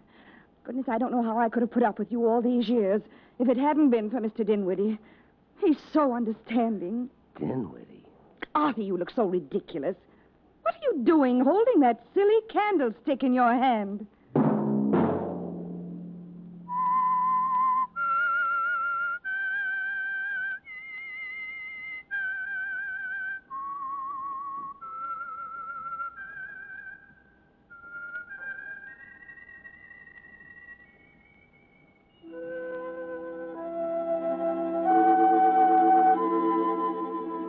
Let that whistle be your signal for the Signal Oil program, The Whistler, each Wednesday night at this same time.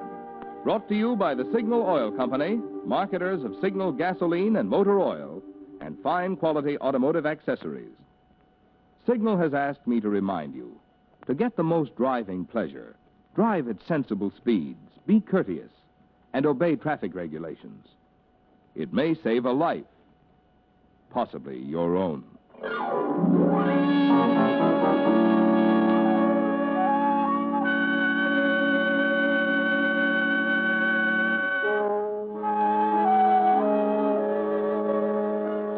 Featured in tonight's story were Frank Lovejoy and Joan Banks.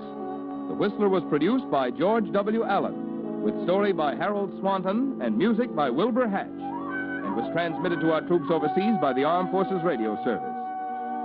Next Wednesday, for a full hour of mystery over most of these stations, tune in a half hour earlier. Enjoy The Saint as well as The Whistler. This is Marvin Miller speaking.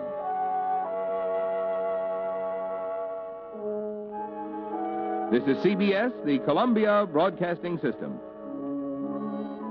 This is KNX Los Angeles, the voice of Hollywood. 25 seconds until 9 p.m. BULOVA, Bulova watch time. For a truly lovely timepiece, a truly great watch value, see the 17-jewel Bulova Elizabeth. Only $24.75, federal tax included. Next on KNX, Lowell Thomas and the news.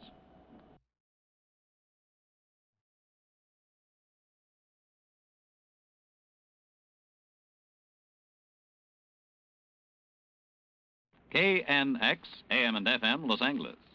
There's more wallop, less waste in every drop of gasoline you buy because only the 1948 Kaiser and Fraser among full-sized American motor cars have highest compression engines as standard equipment. Ladies and gentlemen, tonight The Whistler will be heard after the following special broadcast. We are speaking to you from the White House in Washington. In a moment, the President of the United States will give you a brief address on the eve of the United States Security Loan Drive. Ladies and gentlemen, the President. My fellow Americans, I'm speaking to you tonight about something that each of us as individuals can do to contribute to the winning of the peace. That is the purchase of United States savings bonds. Any workable program for world peace must depend upon a sound, strong, and expanding American economy.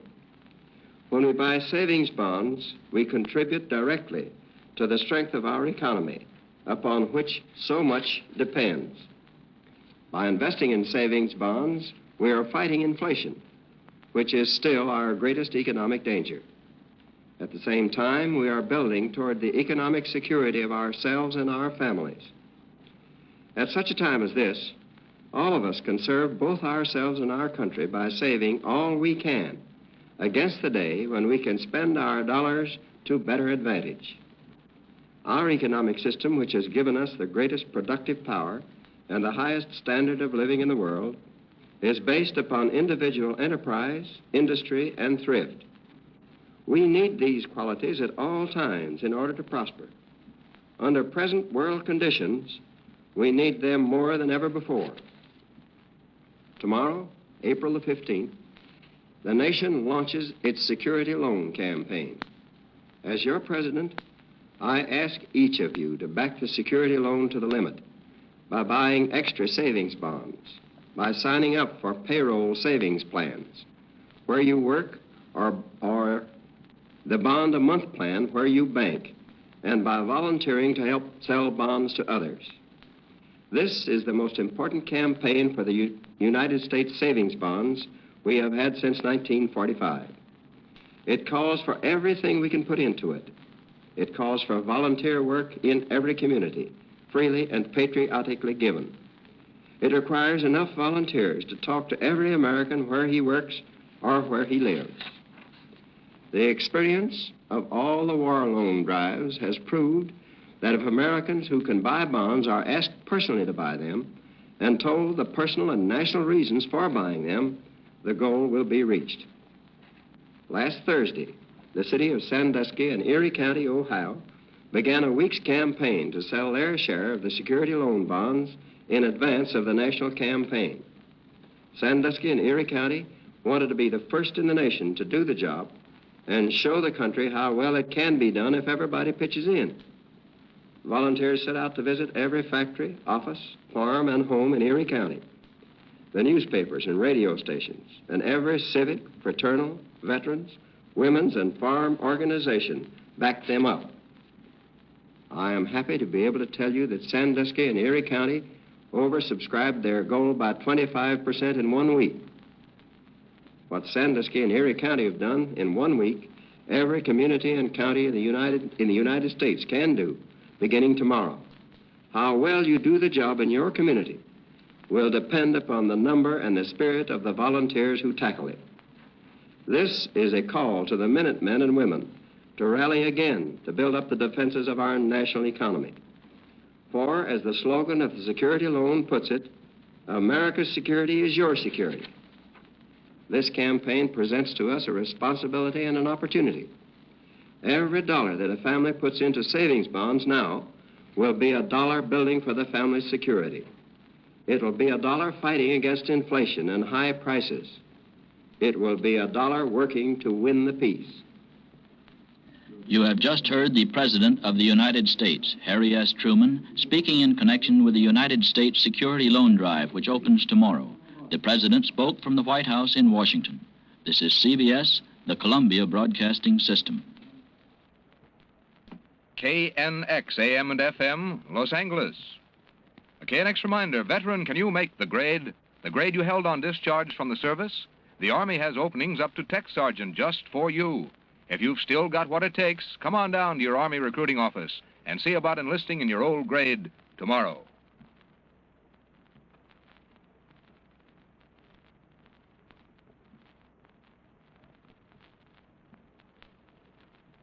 The Signal Oil Program, The Whistler.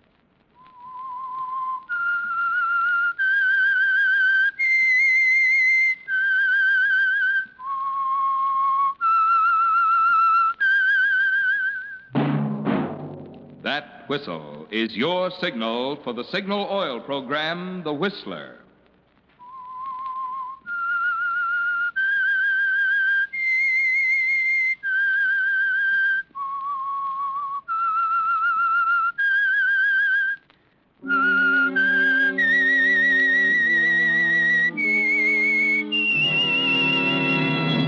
I am the Whistler, and I know many things, for I walk by night.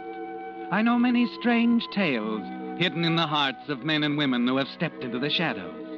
Yes, I know the nameless terrors of which they dare not speak.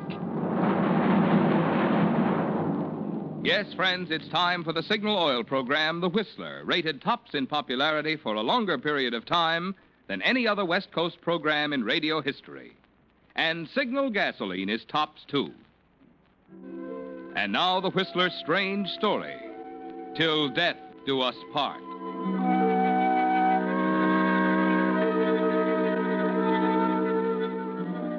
Norman Grayson was an art dealer, an enterprising young man who usually wore a friendly smile. Only last night, the sale of 6 original German manuscripts to the wealthy Richard Morris had brought him $50,000, enough to make anyone smile. But now the smile was gone, and Norman Grayson wasn't at all pleased with the way things were going. As he alighted from the cable car and walked along Divisadero Street toward the sumptuous funeral parlors of Carter and Duff, 1,000 confused thoughts raced through Grayson's mind. Thoughts that went back to last night at the Morris home in the Heights, where Morris's young and attractive wife had received him in the study. I hope you'll forgive me for asking you to come all the way out here at this late hour, Mr. Grayson. There's nothing to forgive. I was glad to come. It's only because of Richard. He's ill, you know. His heart. Yes, so I understand. Oh, but he'll be up and around very soon. Richard's like that. Bounces right back. Glad to hear that. The manuscripts, Mr. Grayson, that's all he's been talking about the past few days. He's determined to add them to his collection. I do hope the price will be right. 35,000, Mrs. Morris. 35,000. Mm-hmm. I see. Well, perhaps I shouldn't say this, Mr. Grayson. I don't suppose it's good business. What's that, Mrs. Norris? 35,000. It's really a bargain. Oh, you think so? I know so. I know manuscripts, too, Mr. Grayson. I've worked with them for some time. The Winston Galleries. I was there for 5 years. That's where I met Richard. You didn't know that? No, I had no idea, Mrs. Morris. Sometimes I think that's why Richard asked me to marry him. Just to have someone around to help with his collection. Oh, that must be Dr. Reed. Come in? Oh, come in, Doctor. Oh, pardon me, Mrs. Morris. I believe I left my overcoat in... Oh, yes, there it is. How is Richard? Slight improvement, I'd say, but still a pretty sick chap. Oh. Doctor, this is Mr. Grayson, Dr. Reed. Hello, Doctor. How are you, Mr. Grayson? Doctor, about Richard, is there anything No, if he becomes restless later in the evening and can't sleep, you might... Yes, the prescription. Same dose as usual, I suppose. That's right. Call me in the morning. Good night, Mrs. Morris. Good night, Dr. Reed. Good night, Mr. Grayson. Night, Doctor. Oh, he's a dear. Really worries about Richard as much as I do. Well, Mr. Grayson, shall we go on up and have a chat with Richard?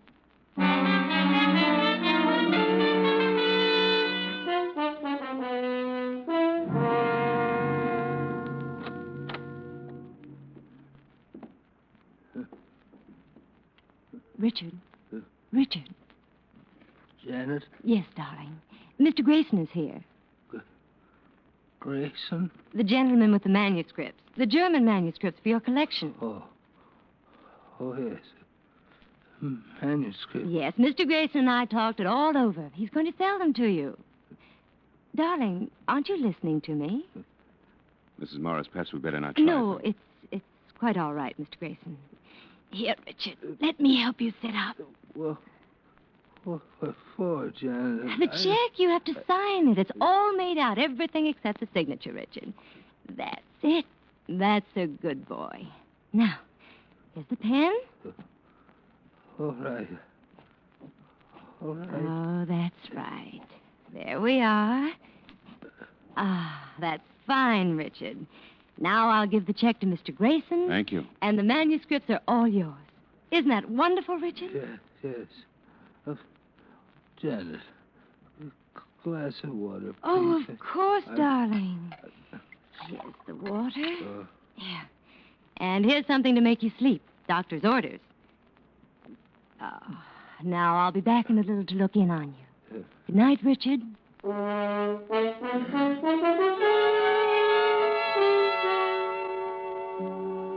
You didn't know quite what to make of it, did you, Norman? You were puzzled about Mrs. Morris and the way she rushed the sale. And then the check. That puzzled you even more. Downstairs, as you walked towards the front entrance with Mrs. Morris. Mrs. Morris, the price I gave you on the manuscript was $35,000, but this check is for... $50,000. Yes. That was the sum my husband intended to pay. We feel it's no more than right. We still consider it a bargain. Thank you, Mrs. Morris. Of course, I won't refuse it. Good. You must drop around to see us soon. Perhaps we can have dinner when Richard's up and around again. Oh, thanks, Mrs. Morris, but I'm flying to New York at the end of the week, and Oh, dear. I had hoped we could see more of each other. We have so much to talk about. Well, I'm not leaving until Friday. Dinner tomorrow night, then? Sounds wonderful. We'll have cocktails at 6. I couldn't think of a better time. Love to have you, Mr. Grayson. Norman, isn't it? That's right. I'm Janet. See you tomorrow evening, then. Tomorrow evening it is, Janet.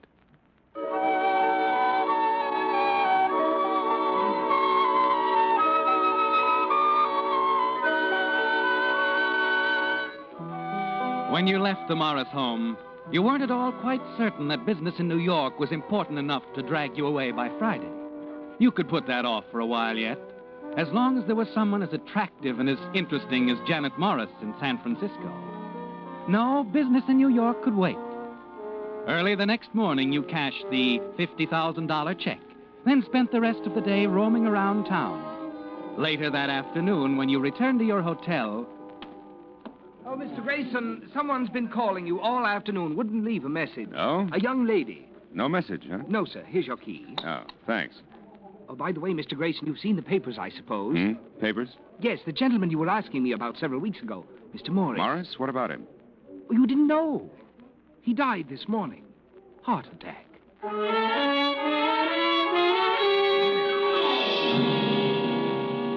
Yes, it was all there in the evening paper. Richard J. Morris, prominent Bay Area businessman, art collector, dead. You hurried up to your room and began to pack, and then the phone rang. Hello? Norman, this is Janet. Janet Morris. Oh, yes. Yeah, I just read the papers. I'm terribly sorry, Janet. Is there anything I can do? As a matter of fact, there is. Yes, I'd like to see you, Norman. There are a few things we should discuss about the manuscripts. Oh? What is there to talk about, Janet? Don't you know? All right. I'll come right up. No, not here at the house. That wouldn't be right. Suppose you meet me in, say, 2 hours from now. I'll be at the funeral parlor making arrangements for Richard. It's on Divisadero. I know. You'll be there, won't you? Yes. I'll be there. I wouldn't want you to do anything foolish, like leaving town in a hurry.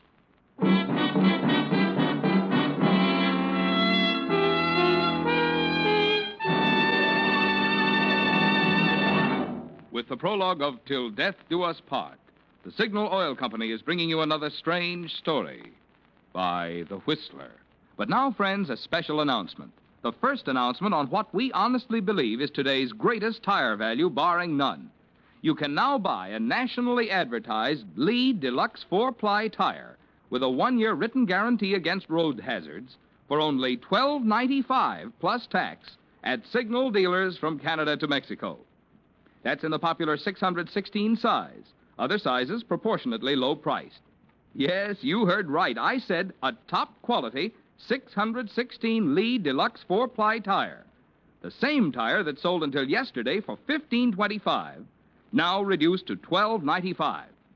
This is your Signal dealer's special for summer driving safety. Just compare. Why, that's actually less than you would pay for a second-line quality tire of some brands. But get this.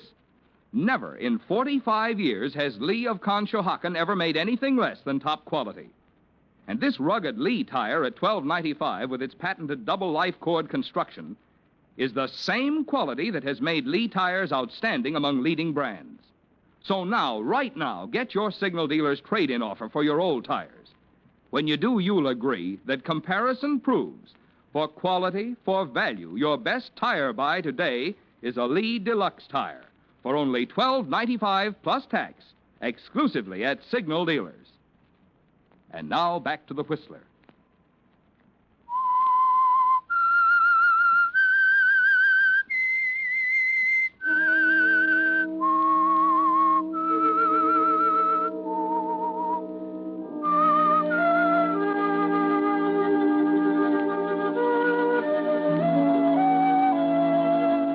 Yes, it had been a profitable business deal, hadn't it, Norman? Selling the 6 original German manuscripts to Richard Morris. But less than 18 hours after he signed a check to you for $50,000, Richard Morris is dead of a heart attack. And now his widow, the young, attractive Janet Morris, summons you to see her, and of all places, at a funeral home. When you reach the funeral home, a slender, solemn-faced young man leads you down a long, thickly carpeted corridor toward the rear of the building into a private waiting room. The door closes softly behind you, and you're alone with Janet. Norman. I'm sorry, Janet. Oh, it's so awful. I just can't believe it. Poor Richard. And to think I let you swindle him out of $50,000. Look, Janet, Please don't bother to deny it. The manuscripts are forgeries. I know. You knew it all the time. Yes. Did he? Of course not. At first he wanted me to take him to Mansfield for appraisal. Mansfield? Fred Mansfield? Yes, but I talked Richard out of it. He had a lot of respect for my judgment. I see. So no one knows about this but us and the man responsible for the manuscripts. They're quite good. Ziegler's work, isn't it? I understand he's back in this country. I told you yesterday I knew manuscripts. Had to be Ziegler or Klein. By the way, where is Klein these days? In a Berlin cemetery. He made a mistake. A bad one. Oh, he was such an artist. Oh, I wish they'd stop that music. I don't like it. Janet. Yes? What are we going to do about the manuscripts? Well, I could turn the whole matter over to the police, but it would be such a bother. And, well, after what's happened, I just want to get away somewhere. So? So I think I'll give you the manuscripts. That is, I'll sell them back to you, Norman. For $50,000? Yes. You wouldn't consider the original price, $35,000. Oh, no, Richard wouldn't like that. I'm afraid I'll have to insist on $50,000. Are you in the market, Norman? I'll have to think it over. Well, all right. Janet. Yes? You know, I can't figure you out. Oh? I mean about the money. Morris must have left you a fortune. Why should you worry about $50,000? $50,000 is very important. You see, there's a catch to the fortune. It's tied up in trust. I'm to get only $800 a month. Oh, that's awfully tough, isn't it? It is, when one is used to the things I am. Richard planned it that way. My own good, you know. Wasn't that thoughtful of him? Yeah. So when I came along, you saw your chance to grab off a little pin money, huh? Money that he'd never know you had. That's why you upped the ante from $35,000 to $50,000 on that check. Yes. Wasn't that thoughtful of me? You knew it was coming back to Baby. Smart. Very smart. Norman, people will be arriving soon. I'm afraid I can't talk to you anymore. I'll give you till tomorrow night to think it over. It's nice of you. 8 o'clock. The house. And Norman... Yeah? Don't forget to bring the money. I'll tie a string around my finger.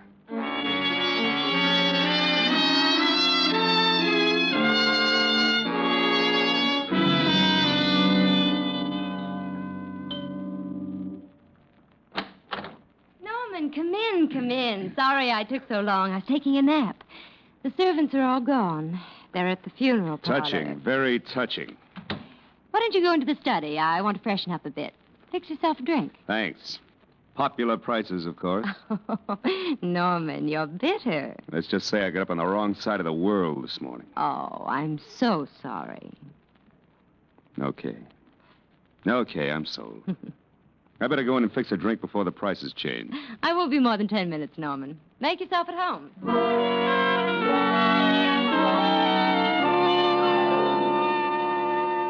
You stand in the hallway, listening to Janet's footsteps overhead.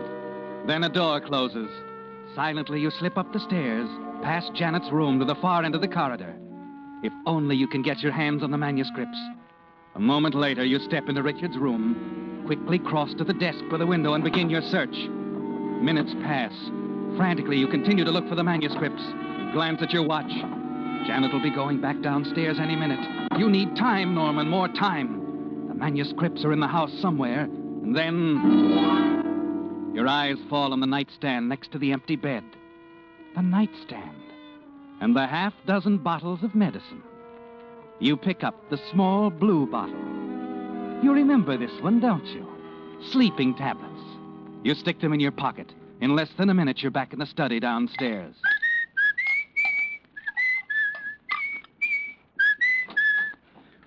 My, aren't we cheerful? Why not? I may even go into a soft shoe routine. Want to see it? Later, perhaps.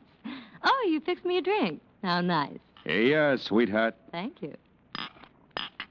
To us, Norman.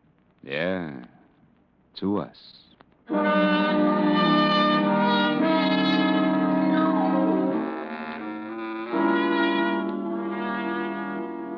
You know, Janet, it's a funny thing about Ziegler.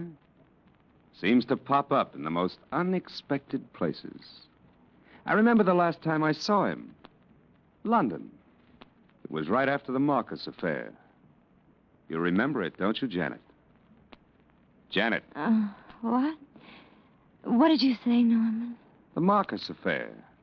The paintings. Oh, yes. Yes, I seem to remember. What's the matter, sweetheart? Don't you feel well? No. I feel fine. Just sleepy, I guess. I suppose it's stuffy in here. Oh. What you need is another drink, huh? Janet. No. I don't think so. What were you saying about... Ziegler? Oh, yes. Right after the war. It won't be long now, will it, Norman? Your voice drones on and on. Janet can hardly keep her eyes open. And then finally she drops off to sleep. You keep talking. Then you get to your feet and walk over to her. Janet? Janet? Oh. Fallen asleep, have you, darling? Don't worry. You haven't got enough to keep you asleep. Too long. Just long enough for me to finish here. Oh, by the way, I hadn't finished telling you how I got the manuscripts. How Klein stole them from Ziegler. And how I had to kill Klein to get them back. Yes. It was a bad mistake on Klein's part.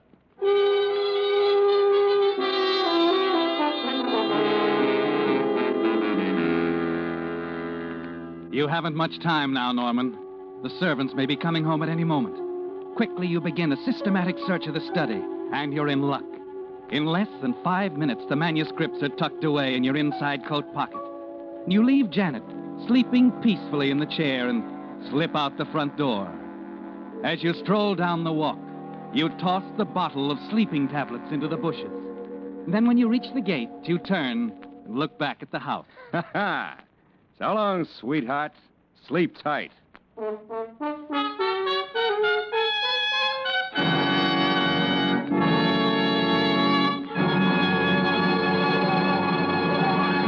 The Whistler will return in just a moment with the strange ending to tonight's story. Meantime, since this is spring, the season when a young man's thoughts turn to love, and also to oil changes if he has a car, I'd like to say a word tonight on both subjects. Love, that is, and oil changes. If you really love your car and want to keep it young, happy, and purring with contentment, make this spring's oil change a change for the better. In short, make it a change to that new type Signal lubricant that's your guarantee of a sweeter running motor. Signal Premium Compounded Motor Oil. You see, because it combines 100% pure paraffin base with protective compounds, Signal Premium does much more than just lubricate. In fact, tests prove Signal Premium Compounded Motor Oil reduces cylinder wear 1/3 and keeps motors 6 times cleaner than today's finest regular oils. So remember, if you want a sweeter running motor, if you want to keep wear down and performance up, the oil to change to this spring is Signal Premium Compounded Motor Oil. And now, back to the Whistler.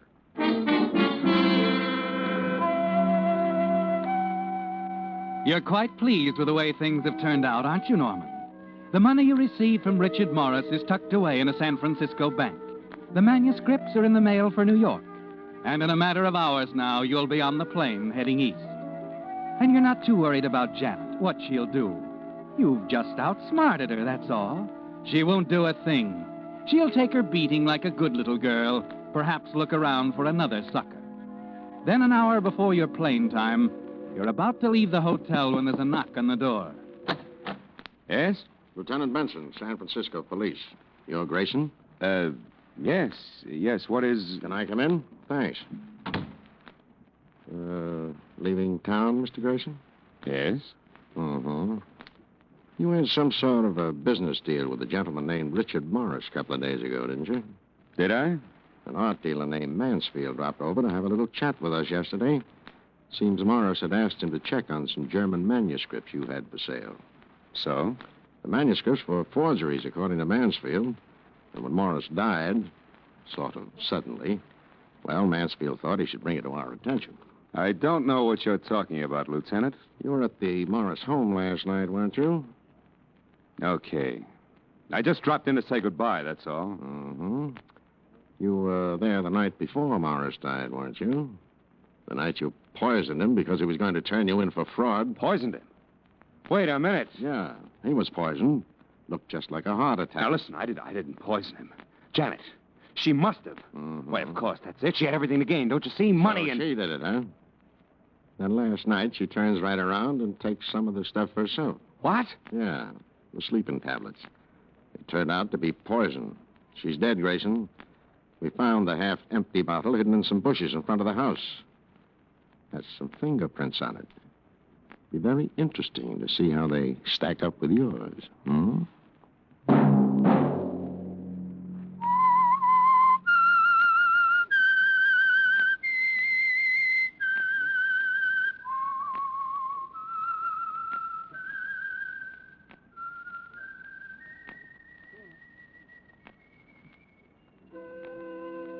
Let that whistle be your signal for the Signal Oil program, The Whistler, each Wednesday night at this same time.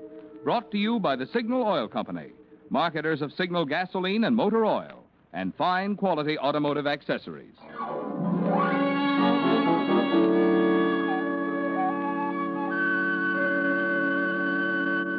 Featured in tonight's story were Doris Singleton and Gerald Moore. The Whistler was produced by George W. Allen, with story by John W. Hart, and music by Wilbur Hatch. This is Marvin Miller speaking. This is CBS, the Columbia Broadcasting System. This is KNX Los Angeles, the voice of Hollywood.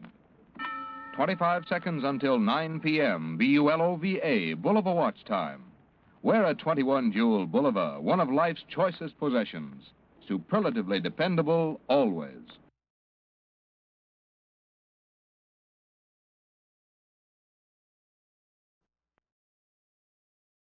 The Signal Oil program, The Whistler.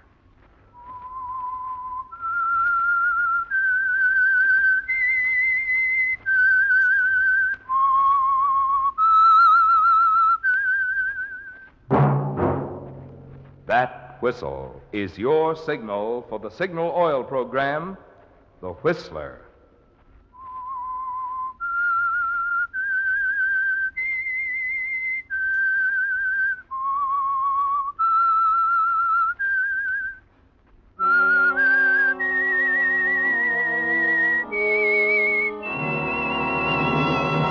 I am the Whistler, and I know many things, for I walk by night.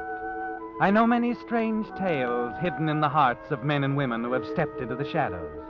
Yes, I know the nameless terrors of which they dare not speak. Yes, friends, it's time for the Signal Oil program, The Whistler, rated tops in popularity for a longer period of time than any other West Coast program in radio history. And Signal gasoline is tops, too, tops in quality. It takes extra quality, you know, to give you extra mileage. And Signal is the famous Go Farther gasoline.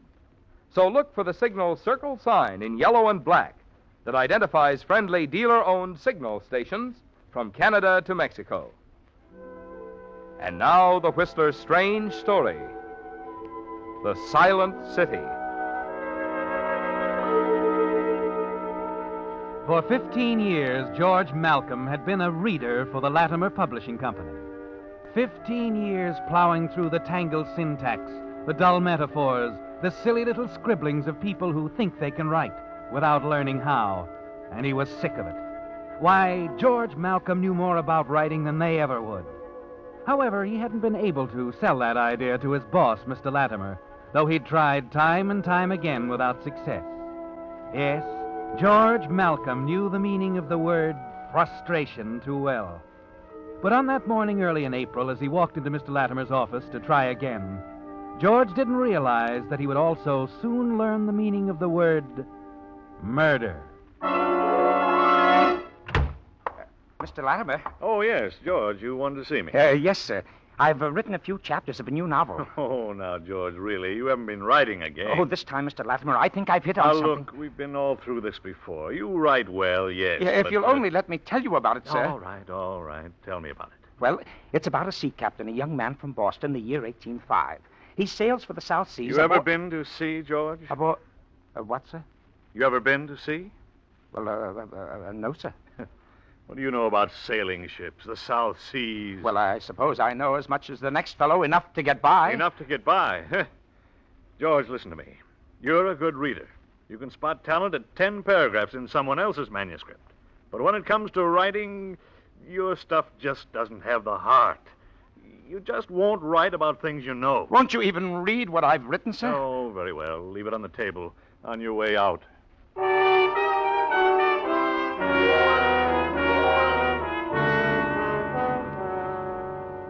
It's the same old runaround, isn't it, George? You're burning with rage as you leave Latimer's office. Walk between the stacks of new novels, bright in their gaudy jackets. And seeing them, you know that more than anything else in the world, you want your name on books such as these. And you don't care how it gets there.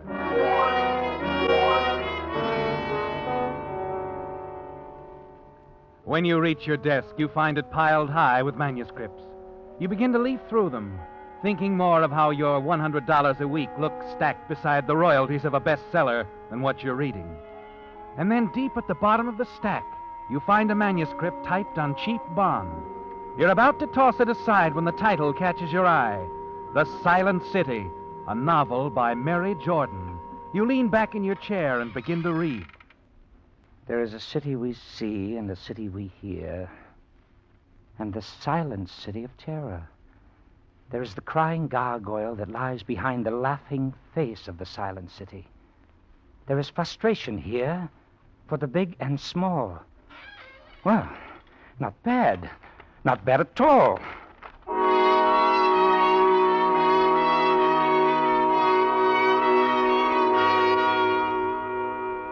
It interests you, doesn't it, George? Hastily you glance through the first few chapters.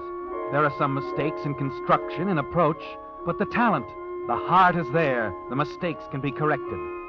And how you wish you had written this novel. You turn back to the top sheet.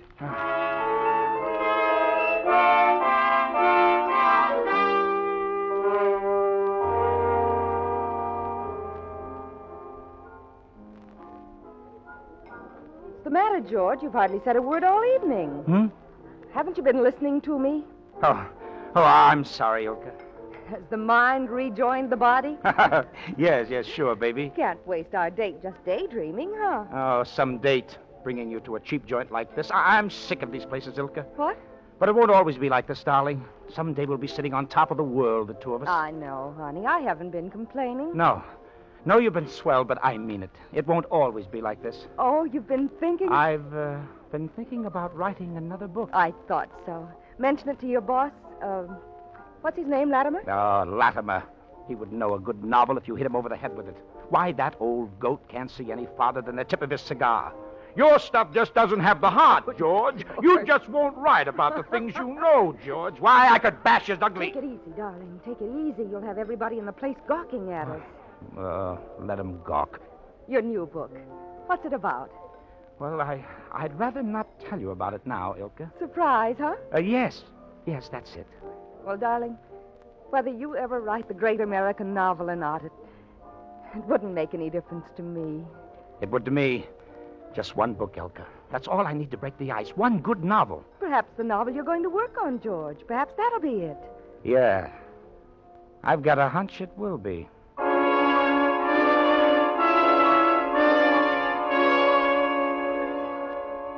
After you take Elka home, you walk the streets for a long time, thinking about the silent city, Mary Jordan and Beachmont.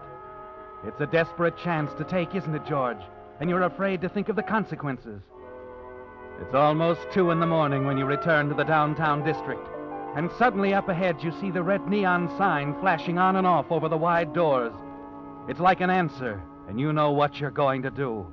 You hurry inside the depot, then to the ticket window. Yes, sir? When is the next bus pulling out north on the main line? Not till 3:30. Get you up to Goldfield by noon, I'm not going that far. Give me a ticket to Beachmont.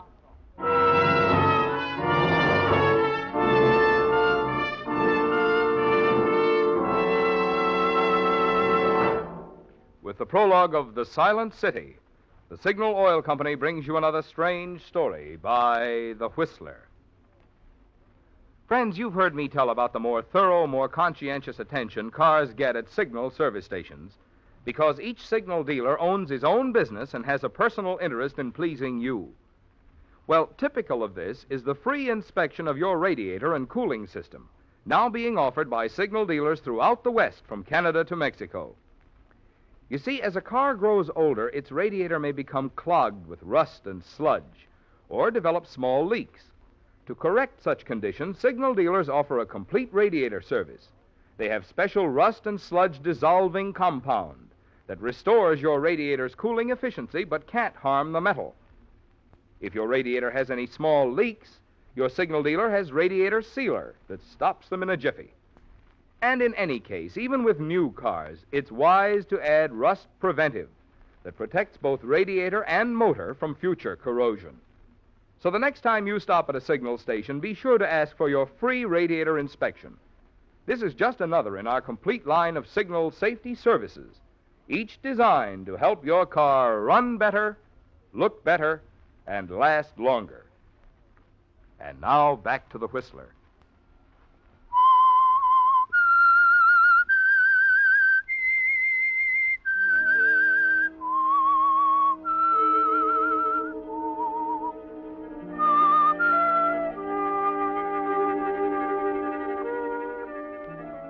And so, early Saturday morning, a few hours before dawn, you're aboard the bus rolling north toward Beachmont and Mary Jordan, author of The Silent City. Quite a novel, isn't it, George? It's literature, something you would have been proud to have written. And you're certain of something else, too, aren't you? You're certain that when the book is published, it will carry your name.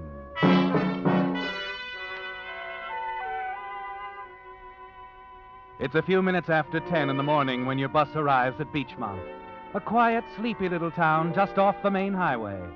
And a quarter of an hour later, you're walking down Miller Avenue, a quaint little side street shaded by huge pepper trees. In the middle of the block, you find the address you're looking for, 375, a flight of wooden steps and a flat upstairs.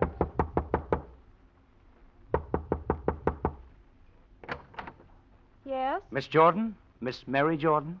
Yes, I don't think I know you.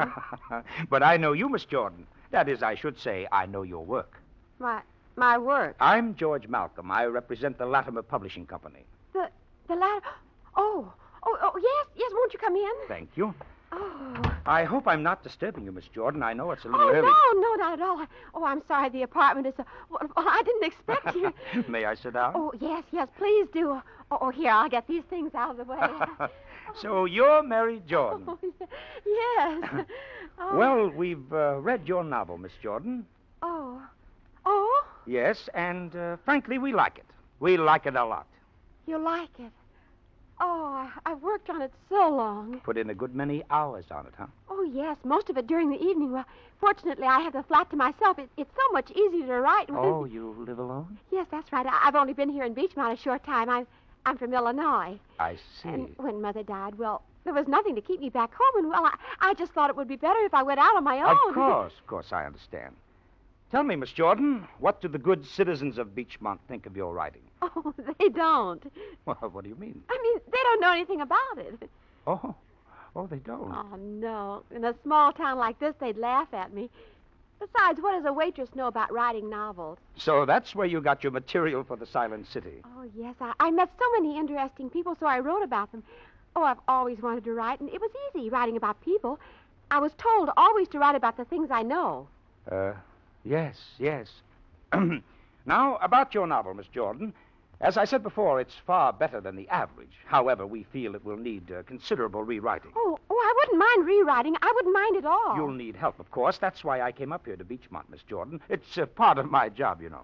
Oh, then you're really going to publish my novel? Just as soon as we make all the necessary changes. Oh, well, about the rewrite, will I have to go into town? Oh, no, that won't be necessary.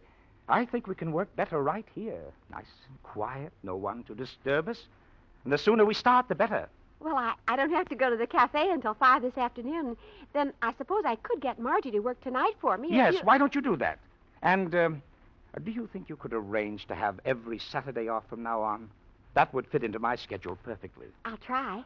I think Margie will be willing to trade days with me. I'll call her right now. She doesn't have to know why. Good. And, Mary, if I were you, I wouldn't let anyone know you're working on this novel until it's ready for publication. Oh, I won't tell a soul if you think it's best. Oh, you don't know what it means to me to have my book published. It means a lot to me, too, Mary.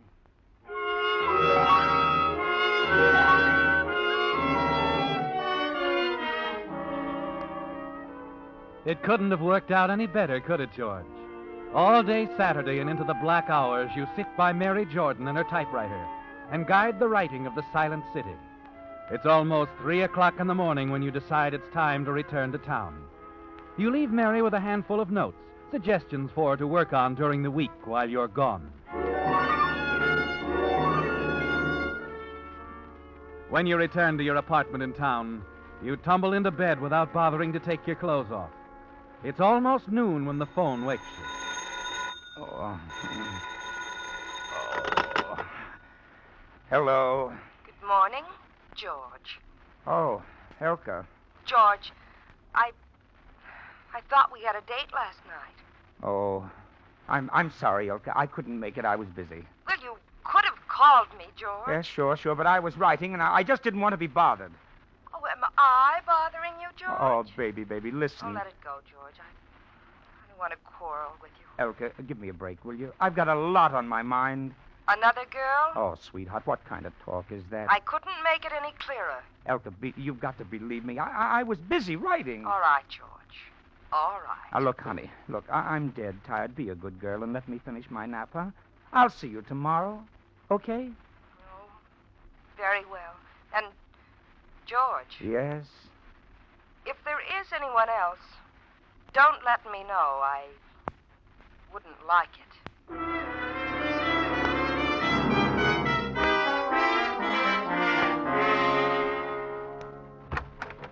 Come in, George. Come in. Your secretary said you wanted to see... Yes. I want to have a talk with you, my boy. Sit down. Thank you, Mr. Latimer. You know that stuff about the sea captain, George? Terrible. But this, my boy, this story about the waitress in the small-town cafe, wonderful. Frustrated people. Bestseller stuff if I ever saw it. The Silent City? Wonderful title. And these first 3 chapters are beautifully written. Well, I'm glad you like them, sir. When can you give me more? A week? 2? Well, I can have 3 more chapters next Monday. That's pretty fast writing. Oh, I can handle it, Mr. Latimer. Oh, fine. You know something, George? This work shows great improvement over your past performances. Oh, I think I've touched on the answer to my writing problems, Mr. Latimer. Good. Stay with it, my boy. Stay with it. Well, I will, Mr. Latimer. I will.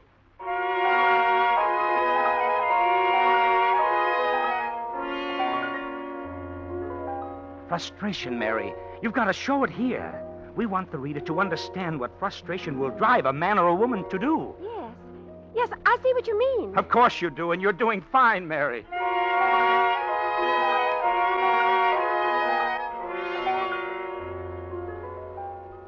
How many chapters have you turned in now, George? 12, Mr. Latimer, and all quite good, too, don't you think? Yes, excellent.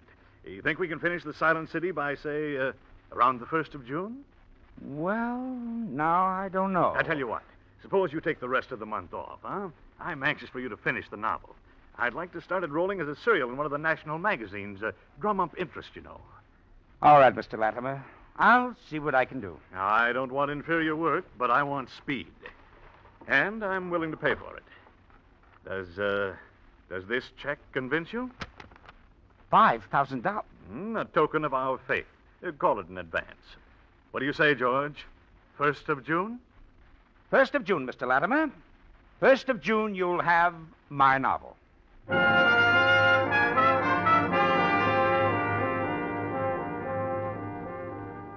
You leave Latimer's office, keeping your hand in your pocket, feeling the crisp authority of the check between your fingers. And you know that this is only the beginning. But Mary Jordan, you haven't been wanting to think about that, have you, George? But now you've got to think about it. What's to become of Mary Jordan? $500? Why, George! It's all yours, Mary. A token of our faith. Call it in advance. Do you think that will take you away from the cafe? Oh, I'm as good as through now. Then what do you say we get right to work? We have a lot to do if you're going to get the novel finished by the 1st of June. The 1st of June. Oh, I'm sure I'll have it finished by then.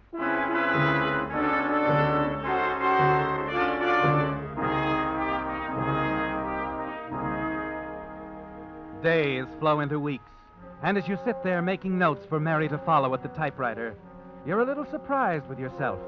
You're actually beginning to feel a little sorry for her. Too bad that things have to turn out this way. But you can't think about that now, can you? The book is more important, and it must be finished. Then a week before deadline, you drop in and see Latimer again. Well, George, we're almost finished, aren't we? Yes, I'm just about ready to wind up my first novel, Latimer. Just about ready to wind it up. Good. You know something, my boy? I've mentioned your novel to a friend of mine. He's with one of the big motion picture studios. Just sketched the idea briefly to him, and he's crazy about the Silent City. Oh, he is, eh? Naturally, I told him I'd have to talk to you before we went ahead with anything. Well, naturally. You know what it means, of course. Why, they'll pay a fortune for your novel, and what publicity. My boy, take my word for it. In another few months, you'll be sitting on top of the world.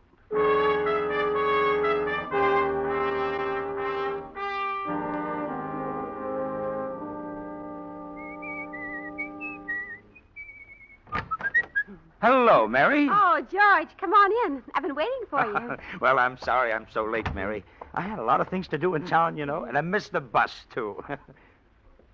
Say, isn't that a new dress? Uh-huh. You like it? Wow. Turn around. Very pretty. And say, what's this? The table's all set, candles. You're not expecting someone, are you? Oh, just a little celebration for the two of us. I thought it would be nice if we had dinner. Oh, yes. We should celebrate, shouldn't we? What? Oh, what do you mean? Well, you'd already made your final note, so I thought I'd surprise you. I worked all last night after you left and most of the day, and I finished the last chapter. You finished it? Yeah. Oh, I knew you'd be surprised. I made up my mind last night. Oh, you've been so wonderful about everything, so I decided I'd finish up that last chapter if it killed me.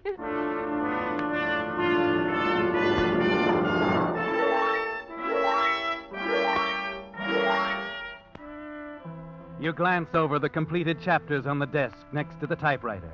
And then you look at Mary, standing there in the middle of the room, in her bright new dress, glowing with pride. You hadn't expected the end to come so soon, now that you're faced with it. You've got to do it now, before you change your mind. You remove the silk scarf from your neck, tie a knot in it. Mary has her back to you. She's fussing around the dinner table. And slowly you cross the room toward her. So-called silverware, George. It's all I have. Oh, gosh, I should have bought some rolls, too. I guess we can get along without...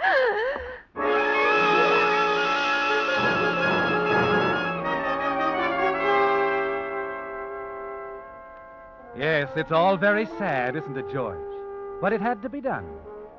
You pick up the final chapters of The Silent City, stuff them into your briefcase, along with all the other papers on the desk. You can't leave a single trace of The Silent City here, can you? Then one last thing before you leave. You step to the dinner table and blow out the candles.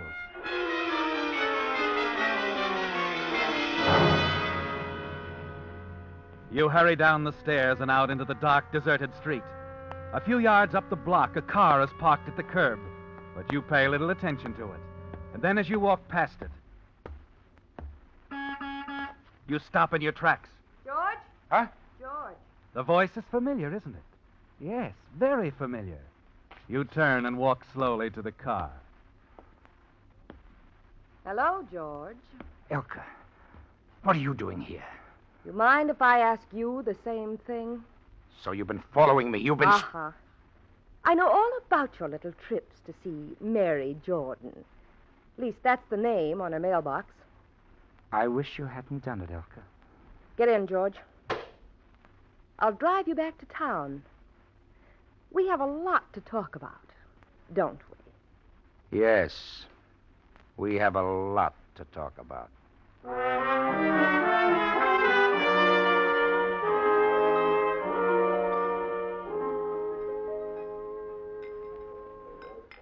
Oh, hello, Mr. Malcolm. Hello, Fred. How's everything? You know how it is afternoons. Kind of quiet, just the regular customers. Bourbon like always, Mr. Malcolm? Yeah. Okay. Oh, Mr. Malcolm, I seen something in the papers a little while ago. That that lady used to come in here with you a lot, Miss Robinson. I heard you call her Elka. Yes. Funny. I mean, it's a kind of unusual name. That's why I remember. Well, in the afternoon paper, there's a story about... That's right, Fred. Oh, gee, that's tough. What do you suppose happened? Well, just as the papers say, I guess. Evidently drove her car off the road. Lost control, huh? Went into the river and drowned. Oh, gee, that's tough. Well, that's the way it goes. Uh-huh. That's the way it goes, Fred.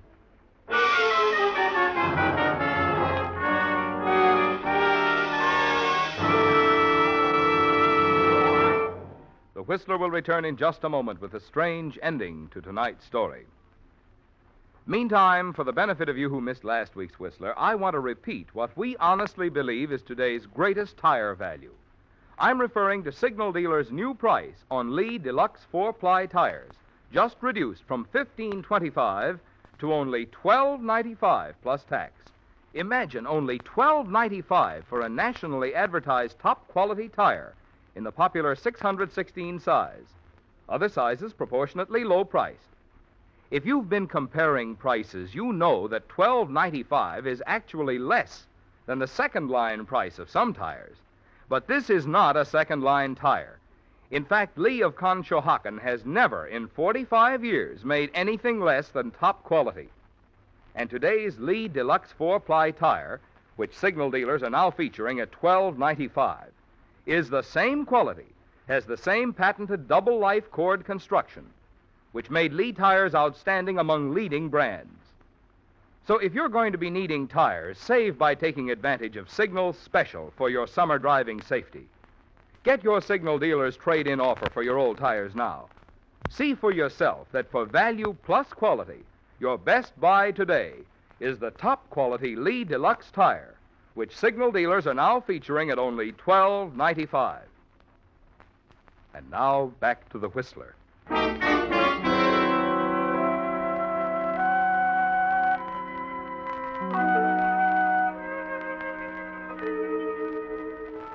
Yes, George, you can rest easily now.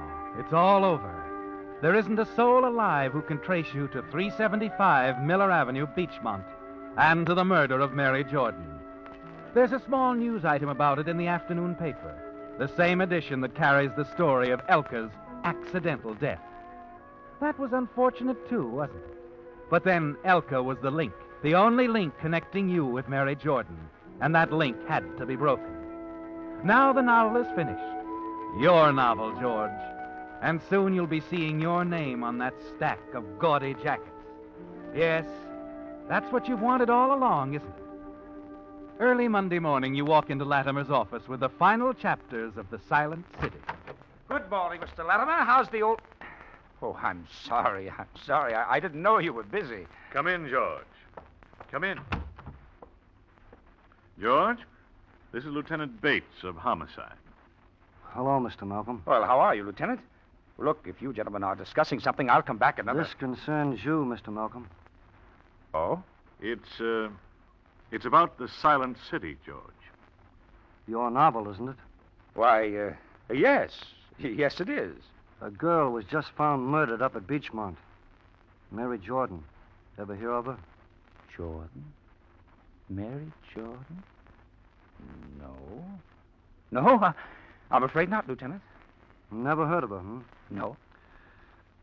Okay, Mr. Latimer. Read him the letter. Letter? Well, what letter? I received it Saturday morning, George. It's from Mary Jordan. What? Says something about putting it in the book, wanting it to be a surprise, repaying you. Read him the last part of Miss Jordan's letter, Mr. Latimer. To the man who spent so many unselfish hours aiding me in writing my first novel, The Silent City, in gratitude, this book is dedicated to George Malcolm.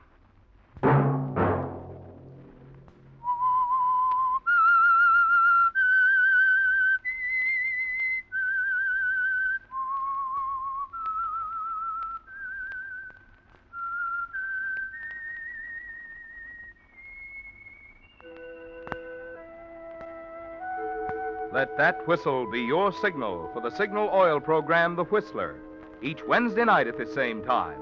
Brought to you by the Signal Oil Company, marketers of Signal gasoline and motor oil and fine quality automotive accessories. Signal has asked me to remind you, to get the most driving pleasure, drive at sensible speeds, be courteous, and obey traffic regulations. It may save a life, possibly your own.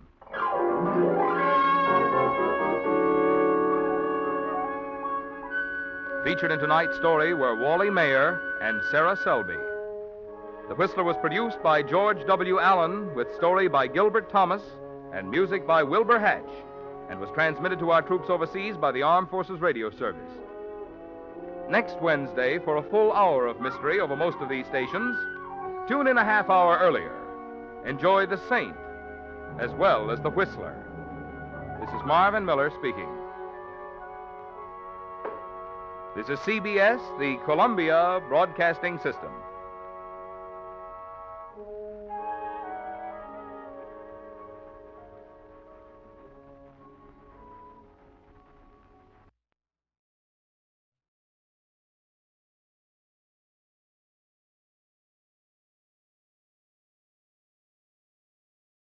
The Signal Oil program, The Whistler.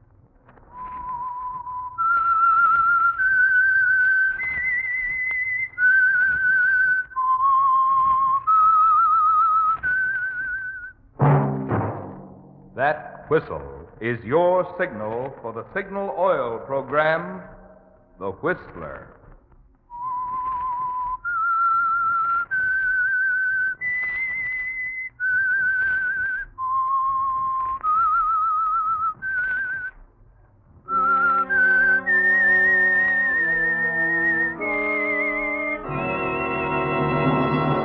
I am the Whistler, and I know many things, for I walk by night.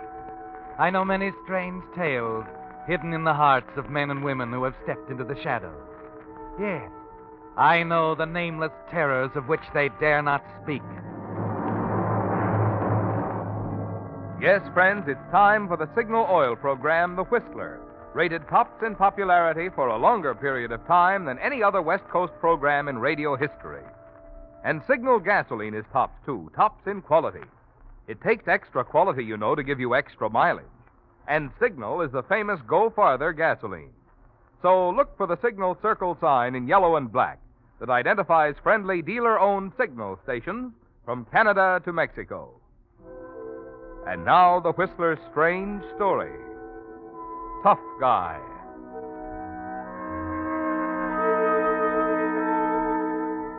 The white-thatched community sat quietly sweltering under a broiling South American sun as a battered taxi swerved off the highway in a cloud of thick red dust and clattered up the main street. Larry Sands sat huddled in the rear of the cab, wishing he was back at his desk in the offices of Pacific Airways in San Francisco. Nervously, he puffed on his cigarette, and his eyes shifted from one side of the street to the other, searching the faces, peering into doorways, probing the shadows. Finally, the ancient vehicle groaned to a stop in front of a neat two-story building. Larry Sands dismissed his driver and hurried into the hotel. The clerk looked up from his newspaper and smiled. Good afternoon, senor.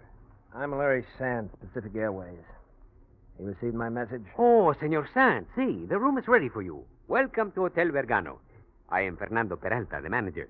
It will be a pleasure to serve you, senor. Okay. How about taking me up to my room? Your luggage, is this all you... Yeah.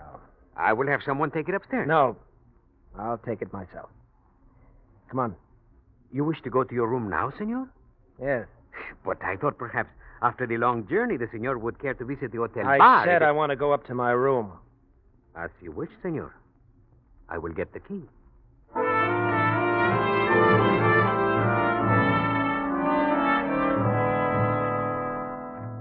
This way, senor. Across the patio. May I ask how long you intend to stay, Senor Sands? 2 or 3 weeks. It depends. Oh, I thought perhaps you would be with us until the airfield was finished. Oh? You're surprised that I know, senor?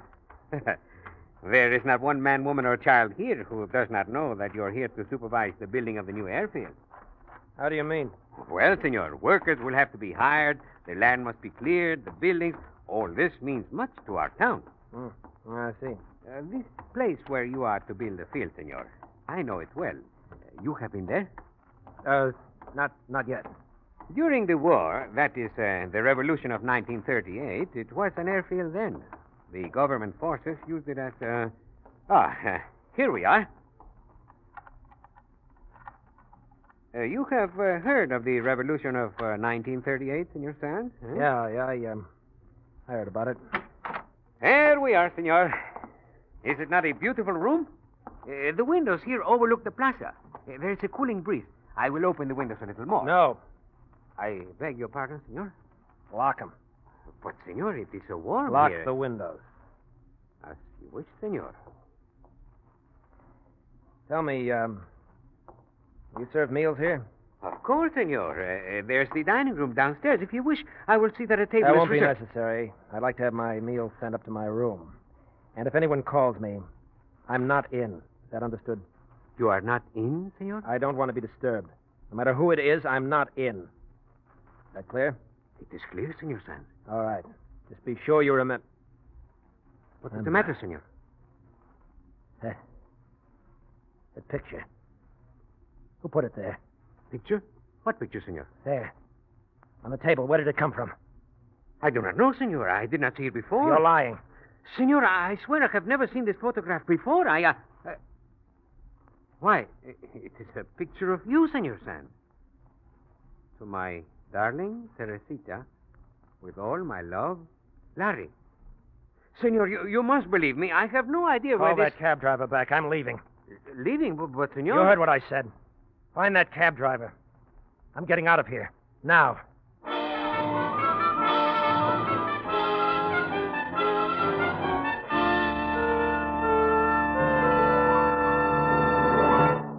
With the prologue of Tough Guy, the Signal Oil Company brings you another strange story by The Whistler. But first, two don'ts for tire buyers that may spare you grief and save you dollars. One, don't accept inferior second-line tires when you can now buy top-quality Lee Deluxe 4-ply tires for only $12.95 plus tax at Signal dealers. And two, don't pay over $12.95 for a top-quality tire, because $12.95 will now buy a nationally advertised Lee of Conshohocken tire at Signal dealers throughout the West, from Canada to Mexico. yes, you heard right. Only $12.95 for a top-quality Lee Deluxe tire, backed by a 1-year road hazard guarantee. That's in the popular 616 size. Other sizes proportionately low price. I'll admit that $12.95 sounds low for a top-quality tire, and it is low. It's your Signal dealer's summer driving special on the same tires that only 2 weeks ago sold for $15.25. Tires with the same patented double-life cord construction that has made Lee outstanding among leading brands. So see how much Signal dealers will offer you for your old tires now. See why more and more drivers who have compared quality and price agree. Today's best tire buy is Lee Deluxe 4-ply tire. Top quality for only $12.95 plus tax at Signal dealers. And now back to the Whistler.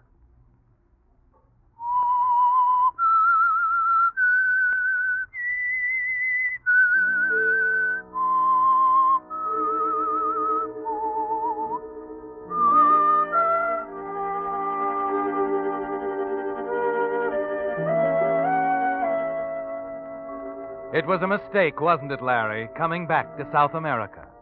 And your only thought now is to get away, as far away as possible.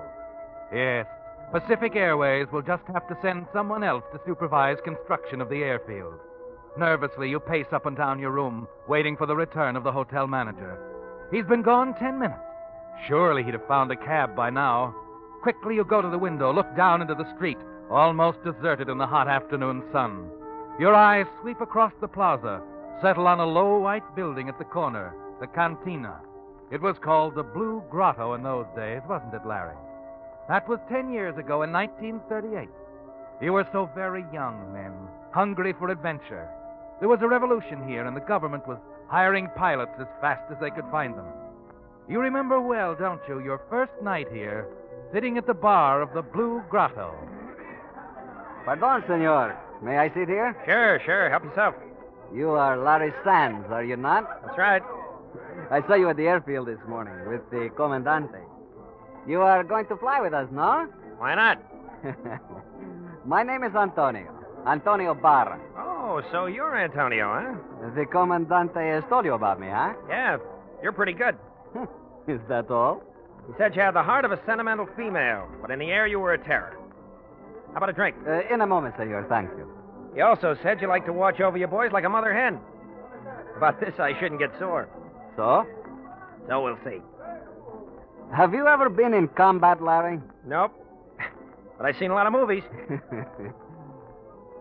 Tell me, I'm curious. Why do you come here to fight for my people? Your government's paying me $1,500 a month with a bonus for every ship I knock out of the air. Does that answer your question? I suppose it does. Yes. I don't know anything about politics. I don't know who's right, who's wrong in this fracas. If you tell me your side is right, that's good enough for me. I see. Does that make you sore? No. When this rat race is over, I'll find me another war. There'll be one someplace. There always is. Larry, you know something? Hmm? You are, I think, not so very tough. What? But I like you. I think also we will get along. Now you buy me that drink, huh?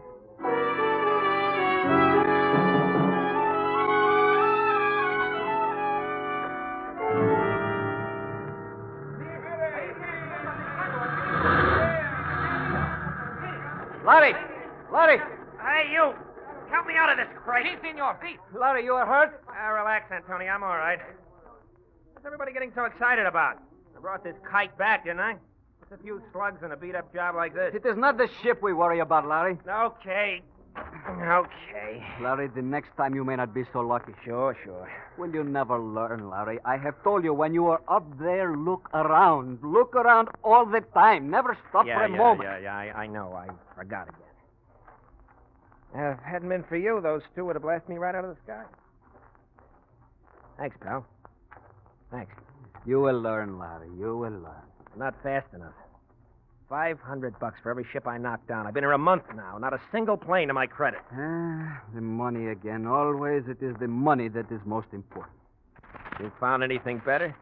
Listen, Larry. Look, I'm in no mood for a lecture. Come on down to the village. I can stand a few drinks. All right, Larry. All right.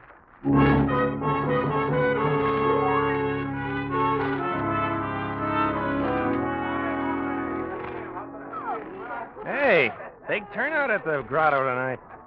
Now, what are they doing? Giving away pickle dishes? What do you mean, Larry? Give it. Just an old American custom. Now, here's the table. All right. Hey, sweetheart, how about some service? Good evening, senores. May I help you? Teresita. Hello, Antonio. Teresita, it is good to see you again. Where have you been? How we worried for you. I thought you knew. Not a word we had of you. Suddenly our little Teresita is gone. Our little mascot vanished. The boys are heartbroken. Oh, but there are so many other girls. None like you. Oh, no. Look at her, Larry. Is she not beautiful? Oh, pardon. Teresita, this is my good friend, Larry Sands. He is one of us now. Senor Sands. Hi, Teresita. You must tell me what happened to you. Why did you desert us? My parents, I have not heard from them since the war started. We are from the north, you know. And when the war began, we were separated. Yes, I know about that. Then you came here. A month ago, I heard from a friend. My father had been seen in Rio Norte. That is where I have been, looking for my father. I did not find him. Oh, I am sorry, Chica. I am very sorry. Well, now that everything's settled, how about the drink, sweetheart? Oh, yes, I'm sorry. I bring them right away. Brandy. The same, Chica. I will be back in a minute. It is sad, no? Yeah. I thought we'd never get our drinks. Hey, look, is she really the mascot of our outfit? She is more than that, Larry. I tell you something she does, Larry. She has pictures of all the pilots. She collects them. They are on the walls of her room. And every night she prays for it. So?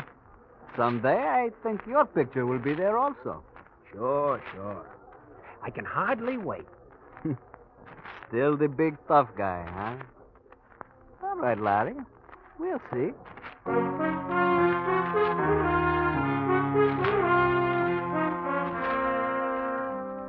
The next few months are exciting ones, aren't they, Larry? Flying the battered government planes. Their raids deep into enemy territory, bombing missions, night patrols. And Antonio is always nearby, watching over you like a mother hen. You find yourself thinking more and more of Teresita. And you see her every time you go to the Blue Grotto. And then one evening, as you and Antonio enter the crowded cafe, she comes running towards you. Larry. Oh, hello, Teresita. You did not come last night. And today I hear a pilot is missing. This is the Frenchman, Renault. I did not know. I thought perhaps... You think it was our amigo Larry who was missing, eh? Well, Listen, don't you think I know how to take care of myself? Every time a plane gets knocked off around her, right away everybody thinks it's Larry. Larry, I did not mean it. Sure, I know. I'm just a green kid. 4 months without a single plane to my credit. Antonio and the rest of them treat me like a baby. Gotta take care of a Junior upstairs. See that Junior doesn't get into a jam. Oh, you do not understand, Larry. It is because Teresita, bring us the drinks, and we will sit over here. Yes. Right away, Antonio. Here, Larry. Sit down. You know, you are not very smart, Larry. You are not very smart at all, I think. Look, what is this going to be? Another lecture? How can anyone be so blind? All right. Get it off your chest. Antonio! Antonio! Pablo, what are you doing here? The Comandante asked me to find you. Ruiz has been killed. Ruiz? But that is impossible. He came back with us this afternoon. I know, but they found him an hour ago in a ditch at the edge of town with a knife in his back.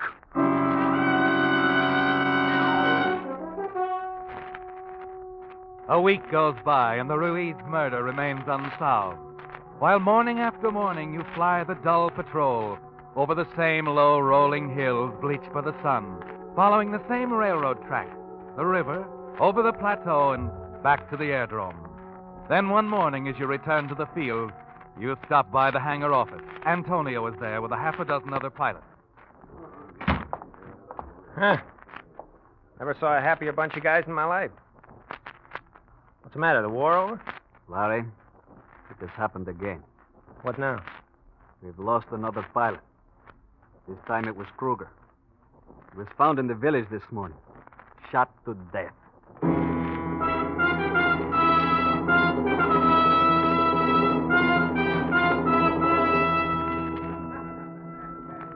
Hello, Larry. Hiya, Teresita. Any of the boys around? A few over there. Is something wrong? Plenty. Commandante wants to give us a pep talk. You have to report back to the field right away. What has happened? Somebody's putting a finger on us, Terry. A week ago, it was Ruiz. Last night, Kruger. Tonight, they found Corelli in the plaza with his throat cut.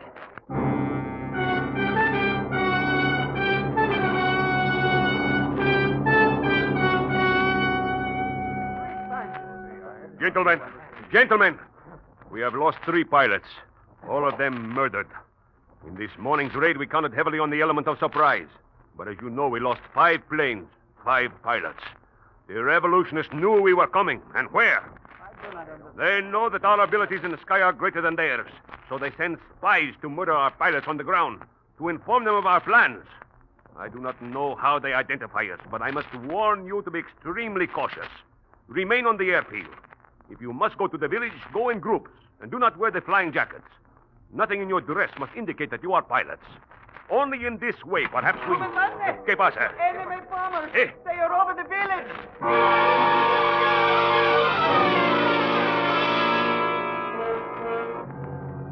You rush out of the Commandante's office with the others and make for the hangars. You're at the edge of the landing strip when the first bomb hits. An instant later, the fighters roar over the runway, sweep the field with machine guns, and you dive headlong into the ditch. Again and again, the enemy bombers and fighters crisscross the field. And finally, it's over. You scamper out of the ditch, Antonio at your side. 2 hangars have been completely demolished. A dozen or more planes caught on the ground, blown to bits. You stand there for a moment, listening to the drone of aircraft fading into the night. Then the only sound you hear is the crackle of the flame. This was the first time they attack us here. It is strange they choose this moment to do so. Yeah, I'm way ahead of you, Antonio. More than half our fighters and bombers on the ground. And the same number of pilots assembled in the Commandante's office. Yes, it is indeed strange. A coincidence, no? But we will find out soon, Chico. Very soon. I know. Somebody's putting the finger on us, Antonio, but good. It's like I told Teresita tonight. Teresita? You spoke with her tonight? Sure, when I was rounding up the boys. Hey, wait a minute. Look. What's the matter? The village fires. Some of the bombs must have dropped on the village. A moment. You cannot go. You will be needed here. You're going to stop me, Antonio? No. No, I will not try. What are you grinning about? Go on to the village. Maybe Teresita needs your help. Oh, and Larry. Yeah? Like I always said, you are, I think, not so tough.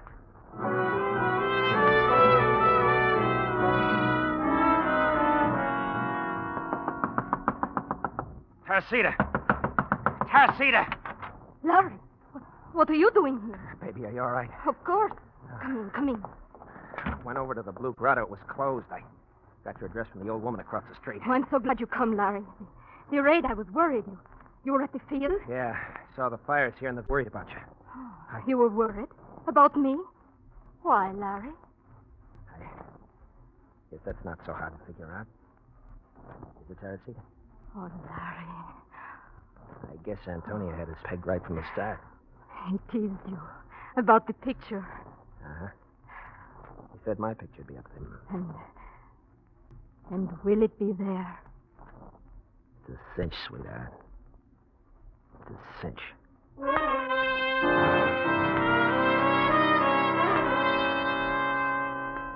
During the next few days, there's great activity at the airbase. The airfield is cleared, the hangars rebuilt, and again you take to the air with Antonio. Faithful Antonio, the mother hen at your side, fighting off attacks, launching wild, desperate raids into enemy territory. And then on the 5th day comes surprising news. News of a government victory in the north. All talk of enemy spies seems to be forgotten. And the following night there's a celebration at the Blue Grotto. A dozen or more pilots are there, the laughing, happy villagers, and Teresita by your side. Only Antonio is missing. And as the evening wears on, you notice the anxious glances toward the door. Finally, the door bursts open, and Antonio stands in the doorway. His clothes are torn. There's a deep red gash across his forehead, and his right arm dangles loosely at his side. You watch the blood drip slowly from the fingertips as he makes his way across the room. Antonio. What's happened to you? Teresita, I wish to speak with you outside. Antonio? Alone. Now, wait a minute. Please, Antonio. Larry. Wait here. All eyes in the room are on you, Larry. For a moment, you stand motionless. Then slowly, you cross the room toward the door. As you reach it, when you step into the street, you find Antonio standing over Teresita's body, sprawled out on the sidewalk. He looks at you with a blind, vacant stare, and the gun slips from his hand. At the same instant, a police car screeches to a stop at the curb, and you throw yourself at Antonio. Antonio! You killed Teresita! I'll tear you up! Señor, un momento! Stop it, señor! Stop it! Let me go up! Stop it, I said! Stop it! Better. Larry, I'm sorry. Believe me, my friend. Sorry. You killed her. Listen to me, Larry. Tonight, on my way here, I was attacked. He tried to kill me, like the others. I killed him instead. What? In his pockets, we found 2 photographs. Photographs, Larry. Yours and mine. But Teresita, The why? photographs. They were the ones we had given her. Don't you see? She was an informer for the revolutionists. These pictures, this is how the assassin was able to pick our men. We, you and I, Larry, we were next on the list. You're lying. You're lying. Please, senor. We have been to her room. There were papers there, letters. No, I can't believe it. The pilots who have already been assassinated, their pictures, as well as yours and Senor Antonio, they were missing from her collection. No, we did not come here for Senor Antonio. We came for Teresita Madrones. She was a spy for the revolucionistas.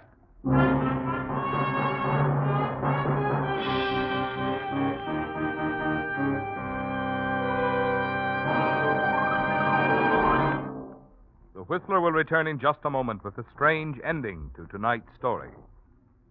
Meantime, a reminder to you drivers who have not yet taken advantage of this month's free signal safety service. I'm referring to the free inspection of your radiator and cooling system being offered by almost 2,000 signal service stations throughout the West from Canada to Mexico. With summer just ahead, you'll want to be sure that your radiator is ready and able to keep your car cool when the weather is hot. Supposing your radiator has become clogged with sludge and rust, then now is the time to have your signal dealer restore its efficiency with his special radiator cleaning compound. Maybe your radiator has developed pinpoint leaks. If so, you'll be glad to know that signal dealers have Radiator Sealer, which stops leaks quickly. And even though your car is brand new, remember it's just good business to keep rust preventive in the radiator to guard against future corrosion.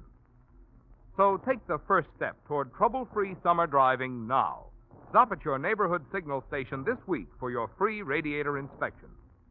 There's no better way to see for yourself the more thorough, more conscientious service cars get at signal service stations. And now back to the Whistler.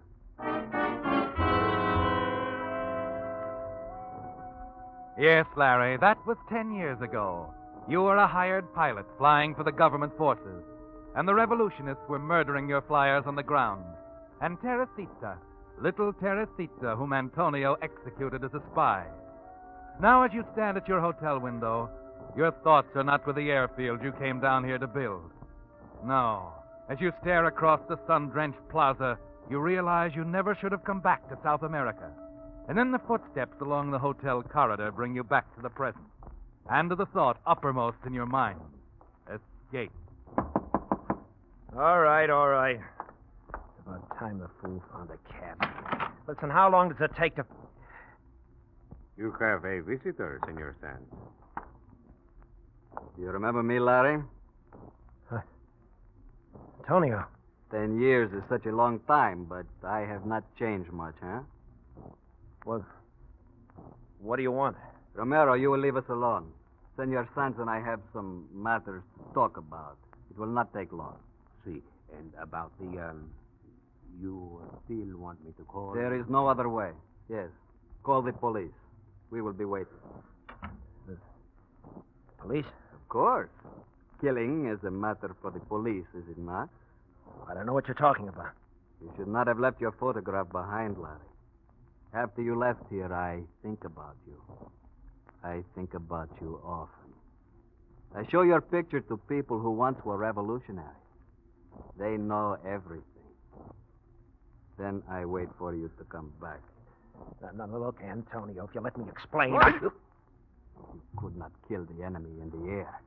So you, my brave little pilot, you send the assassin to kill us, your friends, on the ground. Oh, Antonio, listen to me. You became frightened that night at the airfield when I told you we would soon find the spy. To save yourself, you decided to make poor Teresita, who loved you, look like the spy. You put the letters in Teresita's room, stole the pictures from her. Now, look, I was just a kid.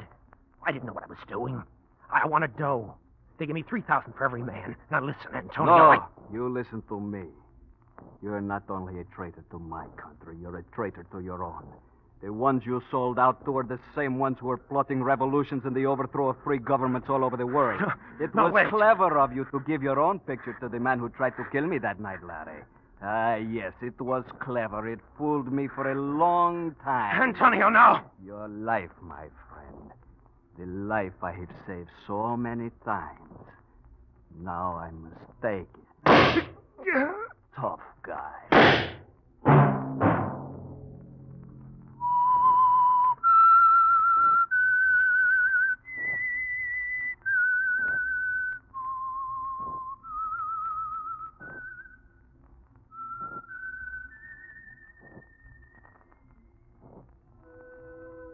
Let that whistle be your signal for the Signal Oil program, The Whistler, each Wednesday night at this same time.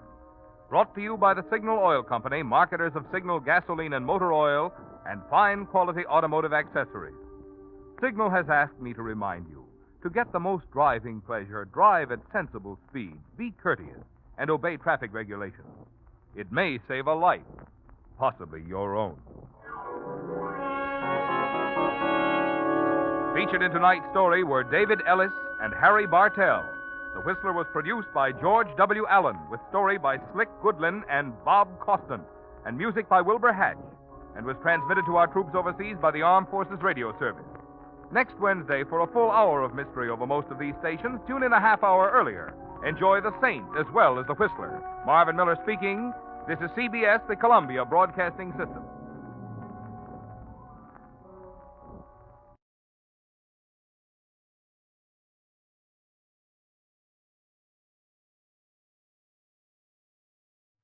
The Signal Oil program, The Whistler.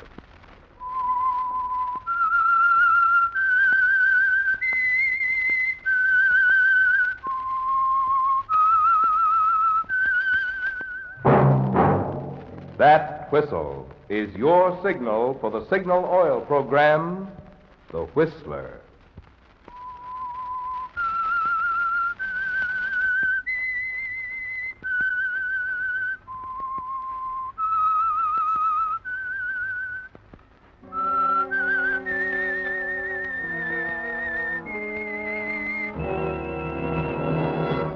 I am the Whistler, and I know many things, for I walk by night.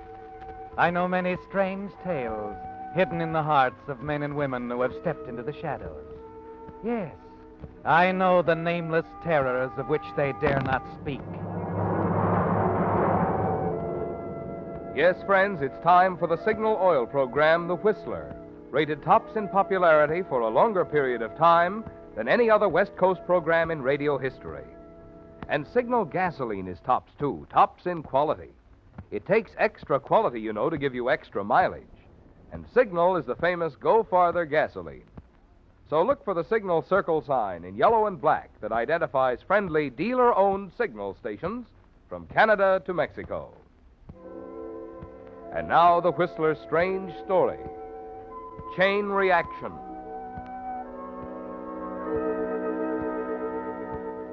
Johnny Turner was packing his suitcase, but mentally he was tearing up his train ticket to Chicago.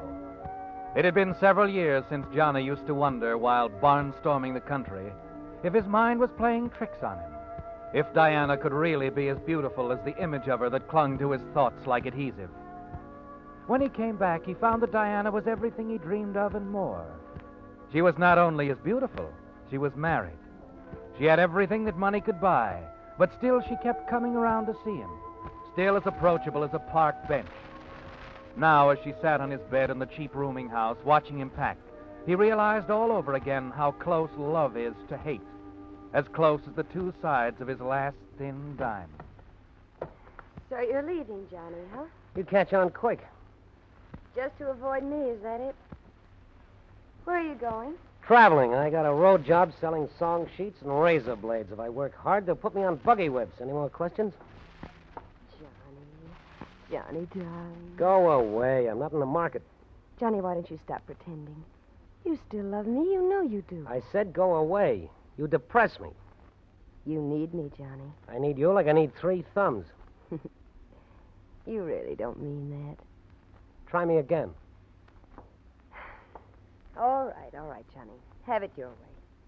I just dropped by to see if you'd be interested in a job. I have a job. This one pays a lot of money. Then my income tax will be too high. No. A lot of money. Just fly a plane. Whose? If you're interested, you can get all the details tonight. It's a nice setup, Johnny. And temporary. Like everything else. Are you interested? Yeah. Oh, Johnny. In the dough, sweetheart. You're so eager. But then you always were. I don't ever remember you throwing rocks at me, darling. Where do I get the details? How about Mike's Cafe for dinner? Do you have enough money to get your pants pressed? Yeah, sure. Maybe both legs. Oh, here, Johnny, take this. I told you before, I don't need any handouts. Stop being so touchy. You won't get this job if you come looking like a tramp. If I get the job, who will I be working for? My husband. Oh, your husband, huh? What are you up to, Diana? Well, nothing. Nothing at all, darling. See you tonight.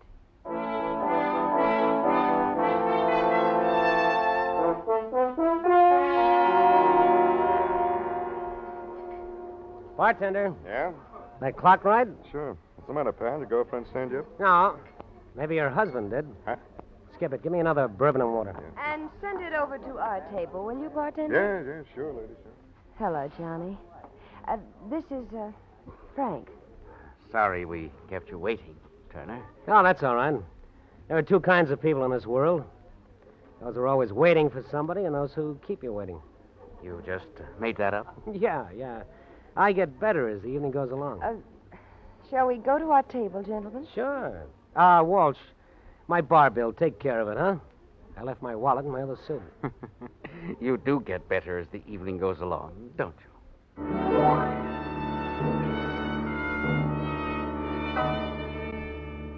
Somehow you hadn't pictured Diana's husband this way, had you, Johnny? A bald, red-faced, chubby little man with bright, beady eyes, thin, moist lips that seem to be fixed in a perpetual grin.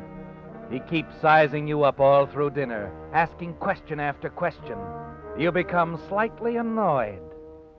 Look, Walsh, are you going to write the story of my life or give me a job? Now, don't be that way, Johnny. Naturally, Frank has to know a few things before... I thought you'd given him the build-up. She has, Turner. Diana is quite certain you'll be able to do the job. Uh-huh. You haven't told me yet what the job is, Walsh. Now, there are 3 parts to it. 1, you do as you're told. 2, you keep your mouth shut. 3, you fly a plane. Mm-hmm. How much does the third part pay? It's not piecework. The whole job pays $5,000. It won't take us more than 3 weeks to complete the job. $5,000 is a lot of dough for 3 weeks. Keep talking. You'll be working for the Continental Salvage Company. What are you going to salvage? Gold? Well, that sounds like nice work. The money in it? We're in business to salvage gold from the ocean bottom. Now, take a look at this. Oh, a map. Just like in the movies, huh? Now, this area here, Cuba, Jamaica, during the war, several ships went down here. They were carrying large shipments of gold. Most of the gold is still there. Most of it? I don't recall hearing about it. A lot of it has already been salvaged. You don't hear about it because the government has a habit of demanding a rather large cut in the profits. So most of the salvage work has been kept quiet. However, we're going down there after the gold on a big scale, legitimately. Uh-huh. Big business. We're a stock corporation, Turner, with $500,000 invested capital. See, where does my job come in? Your job is to scout the area ahead of the salvage vessel, and the only way to cover that much water is with a plane. What do you say, Johnny? Do you want the job? Okay, Walsh. You just bought yourself a pilot.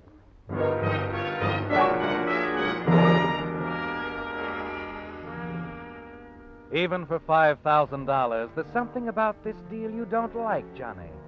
And the following day, when you see the Queen Oriana, the ship chartered by Continental Salvage Corporation, you like it even less. An old, broken-down tub, built back in the 90s as a yacht, now part of a small fleet of fishing boats. There's nothing left of her bright work, and the varnish is all peeled off her rotting mahogany. She doesn't look safe enough to sail in a fish pond.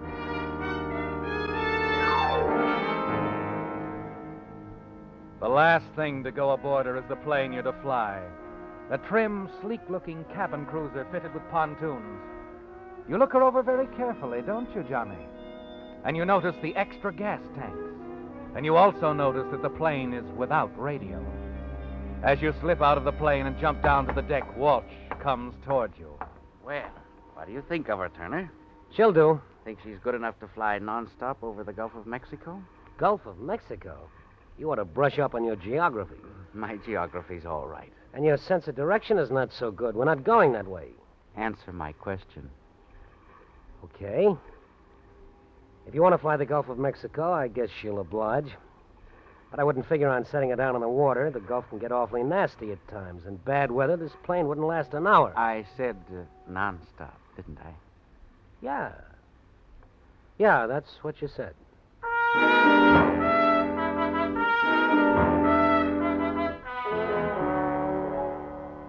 You watch him as he waddles down the deck and disappears into his cabin. And you wonder about his sudden interest in the Gulf of Mexico. Yes, there's something about all this you don't like. And then, just before you sail that night, while Walsh is below decks, you meet Diana. Her eyes are glazed with the sweet sorrow of parting. Goodbye, darling. Goodbye, Diana. When you come back, Johnny, I'll be waiting for you. You said that the last time, remember? Don't you think I know what a terrible mistake I made? I think saying goodbye is a sort of pastime with you. Some women enjoy crocheting or tatting. It's not too late, Johnny. When you come back, we'll have enough money to go away together. If we do come back according to plan, your husband will still be able to outbid me. But I love you, Johnny. I may decide to stay in Cuba. You won't. Because you love me, you know you do. No matter where you go, you will always come back to me. You know something, Diana? What, darling? You're so right. The way I feel about you is like a disease. Oh, Johnny. I'll come back. Without him? What did you say? If anything happened to him on the way back, an accident... You'd be sitting pretty, wouldn't you? All that dough. We'd be sitting pretty, darling. And we'd never have to say goodbye again. This would be the last time. The last time, Johnny. Well? Who knows? Accidents do happen.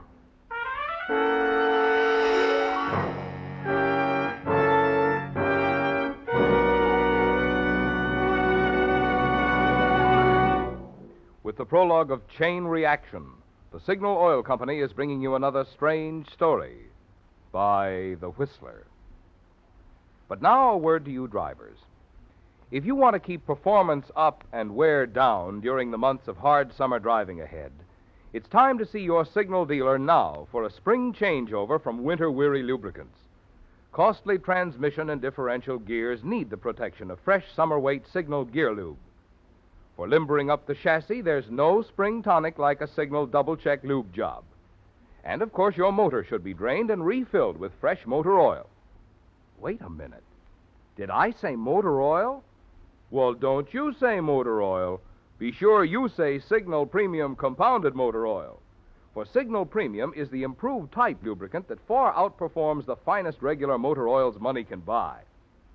You see, because Signal fortifies 100% pure paraffin base with scientific compounds, Signal Premium does more than just lubricate. In fact, tests prove Signal Premium actually keeps motors 6 times cleaner and reduces cylinder wear 1/3. Your guarantee of a sweeter running motor. But remember this, only Signal service stations have Signal Premium Compounded Motor Oil. A mighty good reason, I'd say, why there's just one place to take your car for this spring's changeover. Your neighborhood Signal service station. And now back to the Whistler.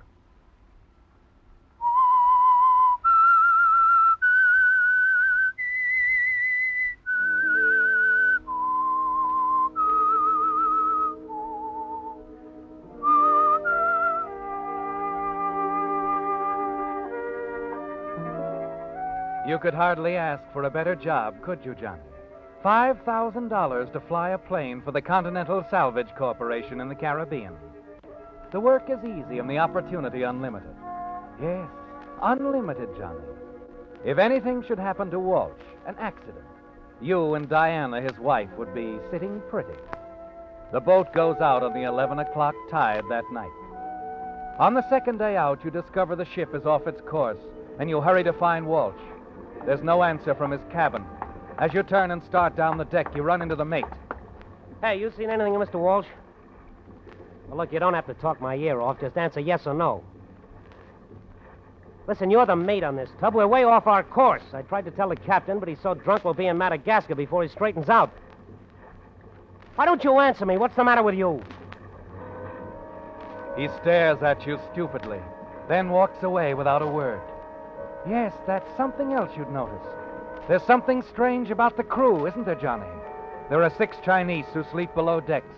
None of them speaks English. The cook is a Korean, and his conversation consists of a wide grin. The 3 deckhands are fresh out of Portugal. The mate is a sullen German, and the captain lies in his bunk in a drunken stupor. There isn't a man in the entire crew you can talk to.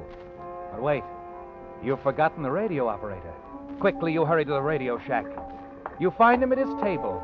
A kid, a gangly kid with a shock of red hair that keeps falling down over his forehead. And he looks nervous, frightened. My name is Turner, Johnny Turner. I'm the pilot for that plane on deck. Mine's Scott. Melvin Scott. They call me Scotty. Glad to know you. I just wanted to check the time from Arlington. Oh, sure. It'll be on in a few minutes. Uh-huh. I was just writing a letter to my kid's sister in Scranton. Thought I might get it in the mail when we put in somewhere. You're not exactly an old sea dog, are you, Scotty? No, No, it's my first job. You like it? I don't know. I want to make good and all that, but... You send our position in lately? Yeah, a couple hours ago. Mr. Walsh gave me the message. There it is on the spindle. Can I look at it? Sure. Uh-huh, I thought so. What? What's the matter? But this is all wrong, kid. We're not within 200 miles of this position. What? Yeah. Oh, this is all beginning to add up. Have you taken a look at that diving equipment on deck? Yeah, I kind of wondered about that. It doesn't look so good to me. I wouldn't wear it in a bathtub. I hate to think of anybody using that stuff. Maybe no one was ever supposed to use it, kid. What do you mean? Maybe this whole trip is a phony. A broken-down tub that's a cinch to go to pieces before we reach the Caribbean, moth-eaten diving equipment, a crew that doesn't speak a word of English, and... Look, kid. Yeah? You better report our correct position. Well, gee, I've figured it out, Scotty. I know exactly where we are. Well, look, Mr. Turner, I don't want to get into any trouble. You will if you don't do as I say. I didn't know that stuff I was sending was phony. Well, you do now. Okay, kid, what'll it be? Well, all right, Mr. Turner. Good. Get on the key and start sending, Scotty. I'll give you...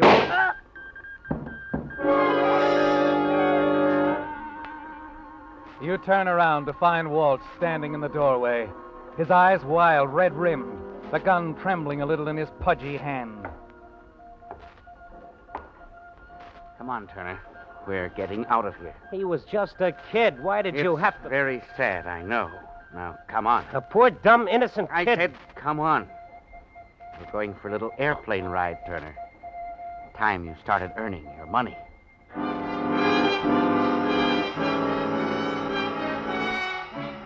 On deck, you find the crew ready to set the plane overside with a cargo boom. Walsh holds a small black valise in one hand, waves the gun in the other, shouting orders. Then the two of you climb into the plane. A few minutes later, you're gathering speed like a roller coaster, the waves slapping at the pontoons, and then slowly she lifts. You climb to 3,000 feet and level off. The gun in Walsh's hand is still in your back. You can put the gun away now, Walsh. Keep flying. Where to? A few miles north of Tampa. My wife will be waiting there, on the beach. And after that? Mexico, across the Gulf. Think you can make Veracruz? That depends. On what? When do I get the $5,000? When we land in Mexico. You expect me to believe that? Why not? Don't you trust me? Look again, friend. I'm not a stockholder. What do you mean? Didn't take you long to pack that valise. How much is in it? All the assets of the Continental Salvage Corporation? Like Diana said, you're a smart boy. Almost $500,000. That's a lot of fish to feed to the sharks. Shark? Yeah, look down there. Makes me dizzy. As long as we're both in this plane, anything that happens to me happens to you. Throw the gun away. Sorry. Come on, Walsh. Which goes into the drink, the gun or you? The gun stays where it is. Okay.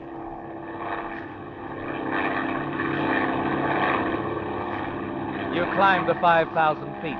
His hand is steady, the gun still in your back. You cut the throttle and drift for a moment, then lurch and nose straight down. Through the windshield is the blue water of the Atlantic. You can hear the wind sing louder and louder past the wings. You look at Walsh again. He's pale, but his gun hand doesn't move an inch. At 2,000 feet, it twitches. At 1,000, you stop breathing. The water comes at you like a tidal wave. The plane twists wildly. You pull open the throttle. The wind hits you like a pneumatic drill, threatening to crack the plane wide open. And then, by a miracle, you level off.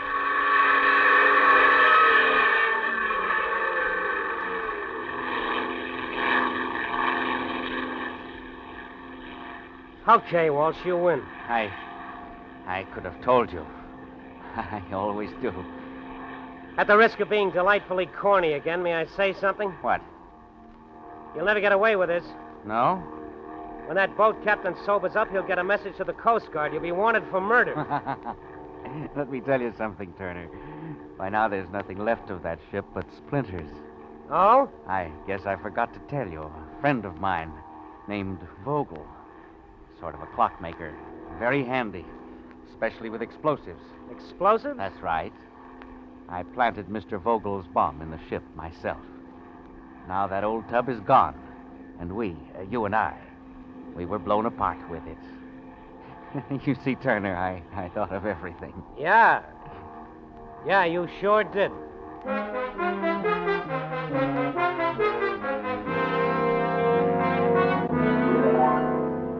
By nightfall, you reach the west coast of Florida. Finally, Walsh gives you the signal, and you bring the plane down on the smooth water of a lagoon. You taxi as close to the shore as possible and then cut the motor. The plane bobs gently up and down, and you sit waiting. Walsh keeps looking in the direction of a small cottage some 200 yards up the beach. Then at his watch. Well, we going to wait here all night? I'm going ashore. Wait here. What makes you think I will? This, my boy. This little valise with $500,000 in it. Oh? Ever since we left the boat, you've been figuring on some way to relieve me of it, haven't you? Frankly, I have kicked the idea around once or twice. Stop wasting your time, Turner. All you're getting out of this deal is the $5,000 I promised you. Who knows? When you drop us safe and sound in Mexico, I might be tempted to throw in another $5. That's big of you. I'll be right back. Don't go away. I won't, Walsh. I won't.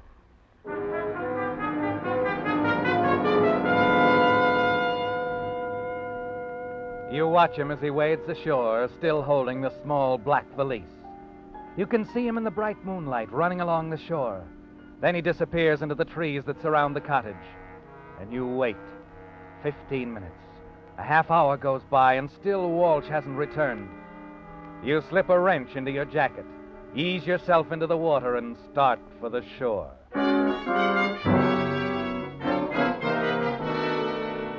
A few minutes later, you're hurrying toward the cottage, and you're almost there when the front door opens, and you duck into the shadows. The wrench is in your hand, and you wait. Then you hear the footsteps coming along the path, closer and closer. As they reach you, you step out of the shadows, holding the wrench high in the air. Johnny. Diana. Where's Walsh? Back there in the cottage. What happened? What difference does it make? I have the bag. Let's get out of here. Diana, what happened? He's dead. I had to do it, Johnny. For us, I had to. There's $500,000 here, darling, and it's all ours now. Johnny, wait. Where are you going? The cottage. We can't leave him there. Why not? He was supposed to have been blown up with a boat, remember? What are we going to do? We're going to take him with us. We can dump him out in the Gulf. Come on. No, Johnny. No, I don't want to go back there. Oh? Here. You can have the bag if you think I'm going to run out on you. All right. Wait here. I'll be right back.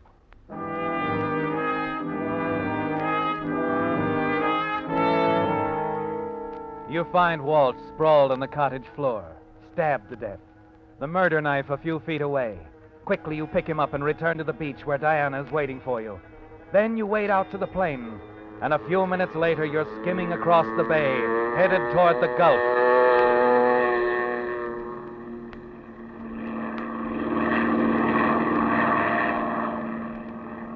Some 20 miles out, you help Diana open the door. A bright moon rides between broken patches of cloud. With a vicious kick, you help her push the body of Frank Walsh out into space. Its size shrinks like a punctured balloon and disappears into the dark waters of the Gulf.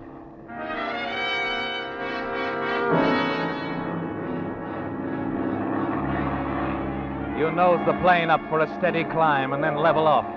Mexico, Johnny. A little more than 1,000 miles over the Gulf. Mexico with Diana and $500,000. Johnny. Yeah? I'm not sorry it turned out this way, are you? Why should I be? I got you and $500,000. What more could a guy want? I told you we'd be sitting pretty, and I meant it. Yeah, by morning we'll be in Mexico. We can land this crate, burn it up. No one will ever know. We can start all over like nothing ever happened. And we'll never have to say goodbye again, darling. Never, baby. Never.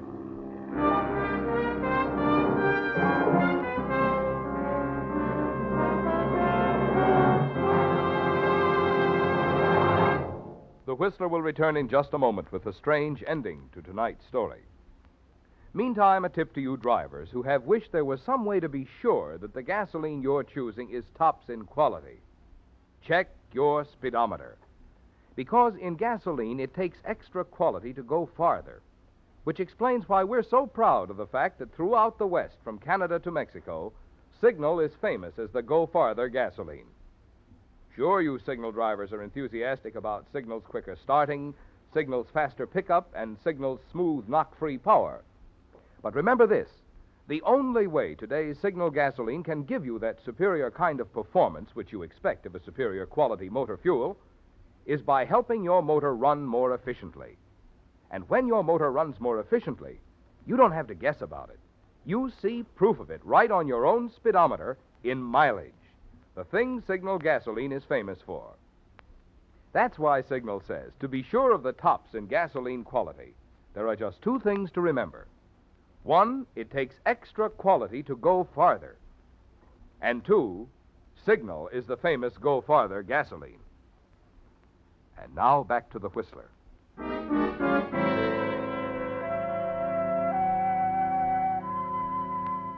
Yes, it was a lucky break, wasn't it, Johnny? When you accepted Frank Walsh's offer to fly for the Continental Salvage Corporation in the Caribbean. Now Walsh is dead, and you're on your way to Mexico, racing through the night sky over the Gulf with Diana and the small valise containing $500,000.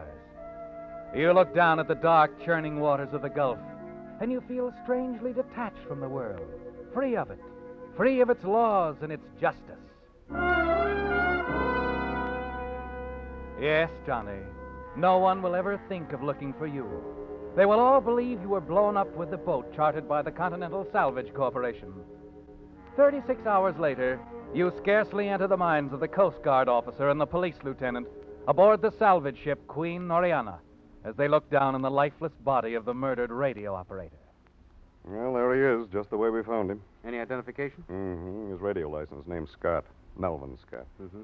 And we also found this, a letter he was writing to a man named Vogel. Let me see. It's about meeting Vogel in New Orleans with $500,000. Yeah. You should see me play the innocent kid. My own mother wouldn't know me. I found the bomb you gave Walsh. He'd already planted it. I dumped it overboard the first night out. The way I got it figured, Walsh won't try a getaway in the plane to Mexico until tonight. It'll be a cinch for me to get into his cabin and switch bags on him. And I'll have $500,000 when I meet you in New Orleans. It's really funny. Yeah. Looks like the joke was on Scott. He was shot before he got a chance to switch bags. You send an alarm out on this man Walsh, his pilot Turner? Mm-hmm. The whole Gulf area has been on the lookout. But no one sighted them. No one will. You mean Walsh and Turner got away? No, they didn't. I managed to get some information out of the mate with my limited knowledge of German and a lot of gestures. And what's that? The mate saw this radio operator, Scott, around the plane the other night. You can still smell the gasoline in the afterdeck. Scott drained the extra gas tanks. That plane didn't have enough gas to take them more than 100 miles out over the Gulf.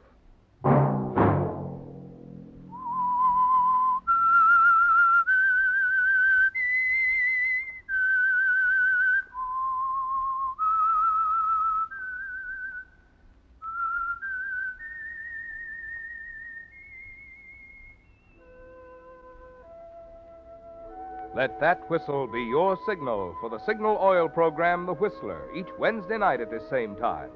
Brought to you by the Signal Oil Company, marketers of Signal gasoline and motor oil and fine quality automotive accessories. Signal has asked me to remind you, to get the most driving pleasure, drive at sensible speeds, be courteous, and obey traffic regulations. It may save a life, possibly your own.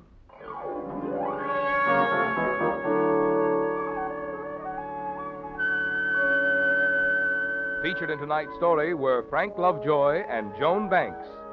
The Whistler was produced and directed by George W. Allen, with story by Sidney Renthal and music by Wilbur Hatch, and was transmitted to our troops overseas by the Armed Forces Radio Service. Next Wednesday, for a full hour of mystery over most of these stations, tune in a half hour earlier. Enjoy The Saint as well as The Whistler.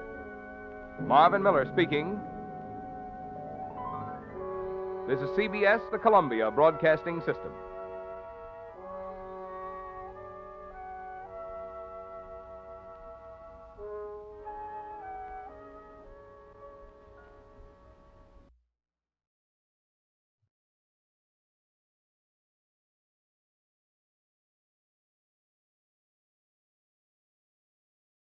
The Signal Oil Program, The Whistler.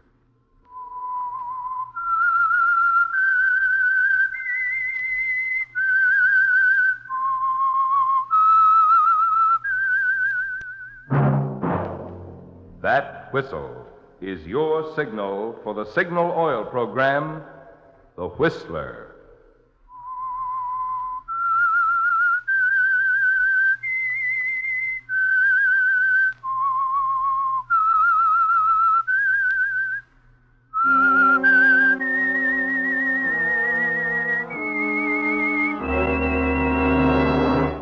I am the Whistler, and I know many things, for I walk by night. I know many strange tales, hidden in the hearts of men and women who have stepped into the shadows. Yes, I know the nameless terrors of which they dare not speak. Yes, friends, it's time for the Signal Oil Program, The Whistler, rated tops in popularity for a longer period of time than any other West Coast program in radio history. And Signal gasoline is tops, too, tops in quality. It takes extra quality, you know, to give you extra mileage. And Signal is the famous Go Farther gasoline. So look for the Signal circle sign in yellow and black that identifies friendly dealer-owned Signal stations from Canada to Mexico.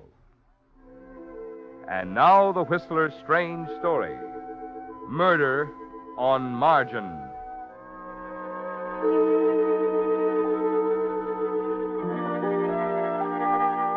It was 3 a.m. when Edward Jameson became himself again. He was sitting on a bench at the edge of a park. He couldn't remember coming there. It didn't matter, because the whole nightmare was coming back to him rapidly, his mind hurling frightening pieces of memory at him.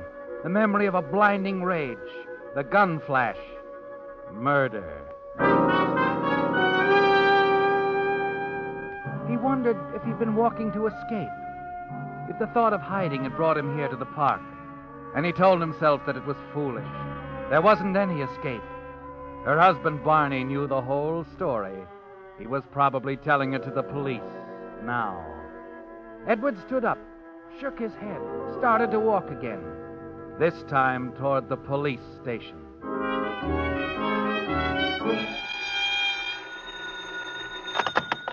Seventh Precinct, Sergeant Burke. Oh, yeah, Dave. Happened over on East 54th Street. Yeah, I think we got it sewed up already. Just a minute. Yes? Who do you want? My name is Edward Jameson. I want to talk to someone about that shooting on East 54th Street. What about it? I can tell you the whole story. I want to. Call you back, Dave. Something's up. Okay, Jameson, what do you want to tell us? Well, it really began when... Aren't you taking this down? Should I? Yes, I think so. I did it. I'm the murderer.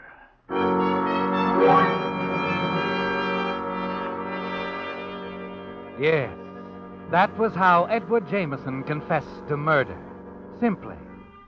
But the things that led you to the 7th Precinct station weren't so simple, were they, Edward? They went back many weeks to happier days, as the newspapers put it. To days when you were free to decide what to do with your own life. Also, Miss Turner, remind me on the 4th that Mrs. Jameson's having some kind of a function at the house.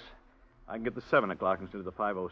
Yes, Mr. Jameson. And that the 8th is Mrs. Jameson's anniversary. Well, our anniversary. Our 5th. Must get her something. And get Mrs. Jameson something? Yeah, that's a good question. What? Well, Could get her a campaign ribbon with wooden battle stars, but, I'll figure it out. Well, that's all I have. You anything for me? oh, just a few. Mrs. Burton would like you to call before the opening of the market No, tomorrow. fine. Remind me. Your class luncheon tomorrow at noon at the Harvard Club. Good. Oh, I'll take it. Hello, Jameson speaking. Hello, Pappy. Wall Street still in business? Oh, Miss Leeds. How are you? Who should know better than you? Well, the market was good today. Quiet, but firm. Ah, it sounds nice. Yes, I think we've tested the lows here and can expect an uptrend from here on. I can feel that mink coat now. It may not go that high, but I think this is as good a place as any to get in. Fine. Fine. Now, what's your address so I can have my secretary mail you the form? You know the address, silly. Yes, that's 522 East 54th Street. Always has been. Anything else I can do for you now? Uh-huh. I'm lonesome, Pappy. Oh, certainly. As soon as the signed papers are in our hands, we can begin. We can go home on the 602 tonight, huh, Pappy? So we can have a few minutes together? Well, I'm not sure that can be arranged. Ah, come on. I'll meet you in the Commodore Grill in 15 minutes, huh? Well, all right. Yes, I'll do that. Thank you for calling. Good night. Miss Turner, mail a margin agreement and discretionary trading form to Miss Susan Leeds, 522 East 54th Street tonight, please. Yes, sir. Oh, and call my home and tell Mrs. Jameson I'm delayed. I have a few matters to attend to. Ask her to meet me at the station. I'll be taking the 602.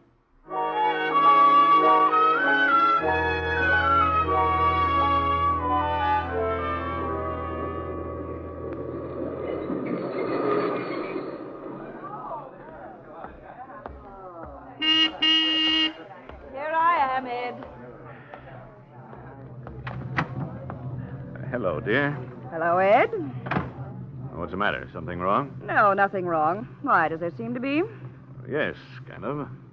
I wouldn't say you were exactly effervescent. Frankly, I'm not.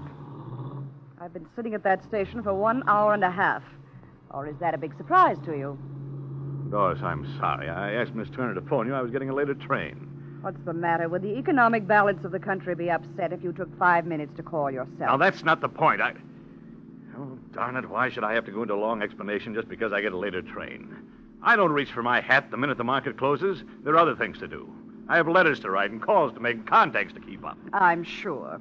Some of those contacts you make at that local saloon must be a real help. Doris!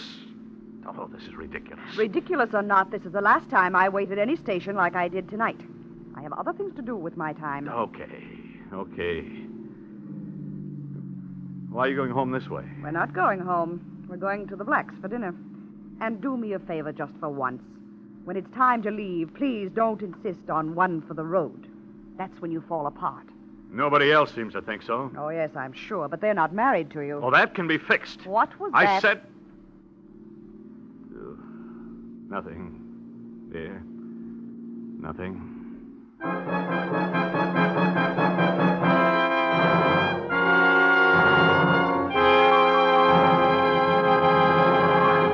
With the prologue of Murder on Margin, the Signal Oil Company is bringing you another strange story by The Whistler. Friends, you hear a lot of talk these days about how long a motor oil will last. But the more important thing is, how long will it make your motor last? And on that score, I have some interesting facts for you. In an actual road test, identical motors were run over 70,000 miles, some using today's finest regular motor oils, the others using Signal Premium Compounded Motor Oil, that improved type Signal lubricant which combines 100% pure paraffin base with scientific compounds. When these motors were torn down for inspection, those using Signal Premium had only 1/6 as much carbon deposit and 1/3 less cylinder wear. So what does that mean to you? Well, less carbon means that your motor runs quieter, smoother. And less cylinder wear means that your motor keeps its like-new power longer. Good reason, I'd say, for making your next oil change a change to the improved type Signal oil that's your guarantee of a sweeter running motor. Signal Premium Compounded Motor Oil. And now, back to the Whistler.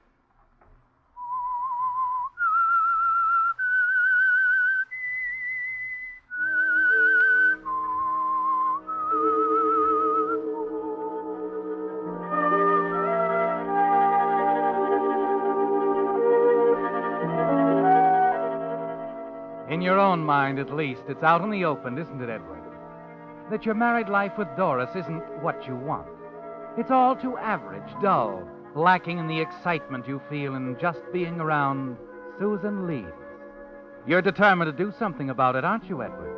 Something that will eliminate the explanations, the excuses. Turn those stolen moments with Susan into days, years that belong to you.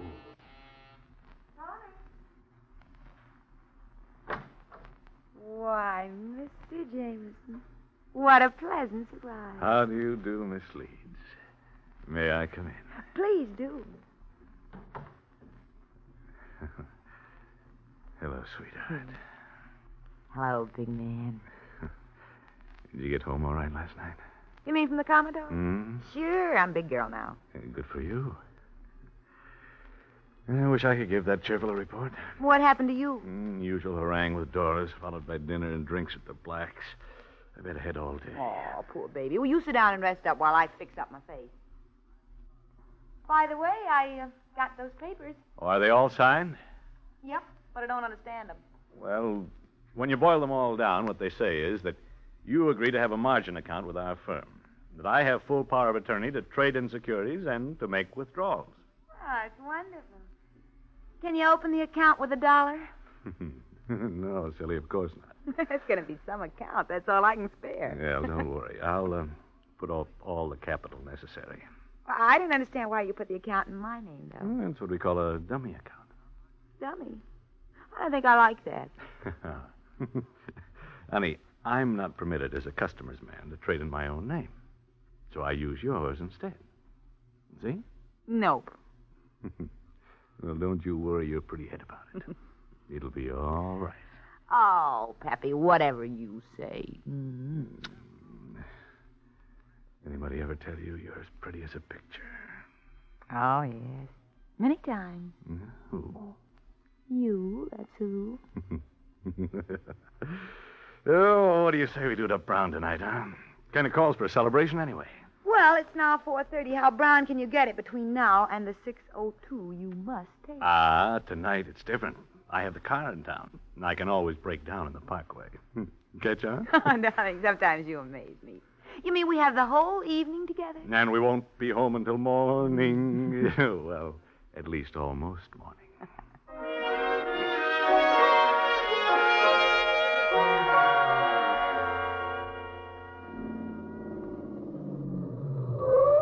Well, here we are. Amen.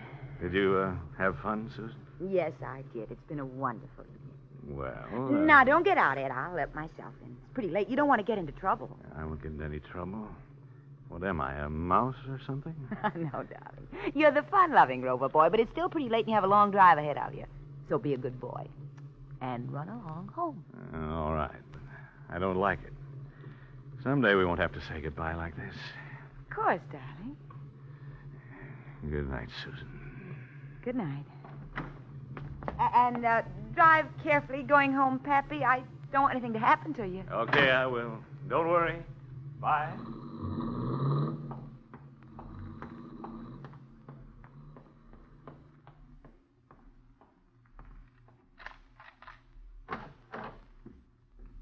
Well, was that the Westport Flash that just took off? Barney. Did his keeper die, or just let him off for one night? Just for one night. But she gets him back none the worse for wear. Oh, that's nice. Barney, we got to have a board meeting, as they say in Wall Street. The Westport Flash has opened a trading account in my name. A trading account? Well. Thoughtful of him, wasn't it? Very. We've been working for years for a setup as good as this, haven't we, baby? But I never expected it to be this good. Here's money in my name. Neat, huh? You said it. Exactly. Who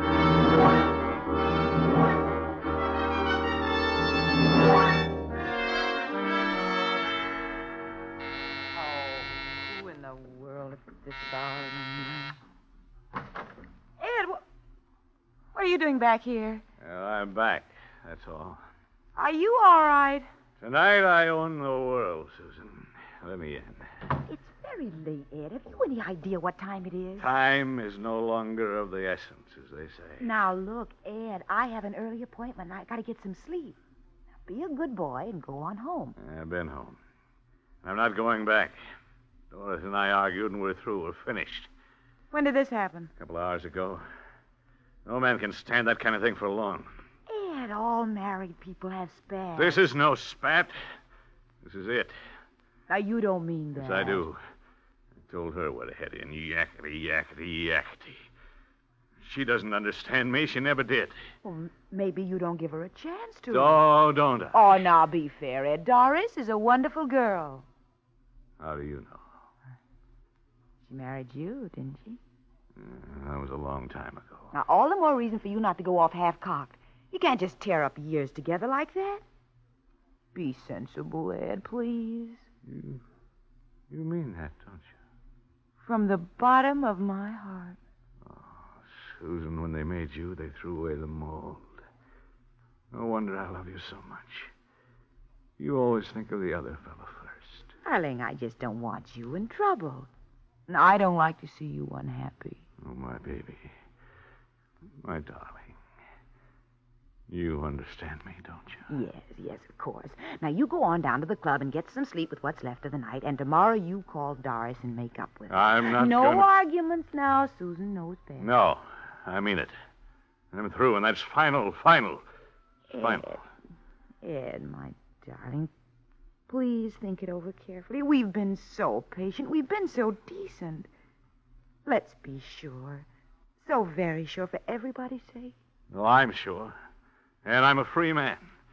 No one can stop me from asking you what I wanted to ask you from the very first moment I laid my eyes on you. And that's... Tomorrow, honey. Phone me tomorrow. Now, good night, Ed. Oh, all right. That's the way you want it. That's the way I want it. Now, come on. Get some sleep like a good boy. Good night, Pappy. Good night, sugar.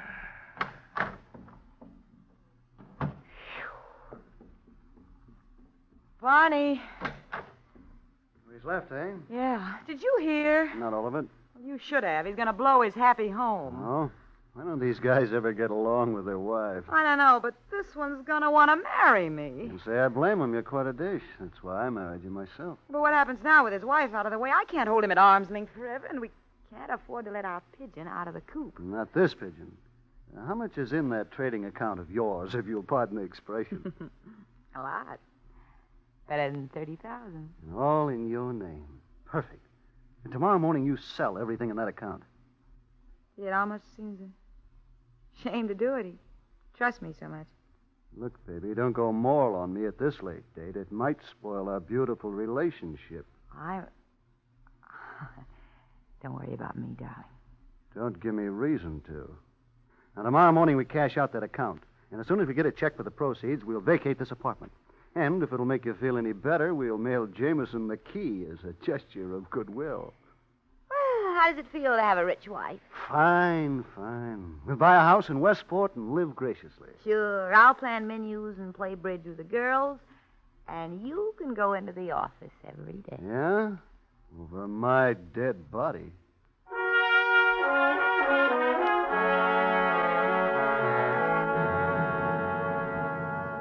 It's too bad, Edward, that you couldn't have listened in. Couldn't have known the truth about Susan. But then you wouldn't have believed it, would you?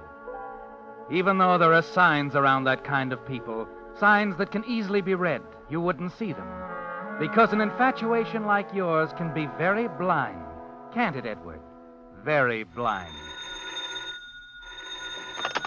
Hello? Susan, hold on to your hat. It's done.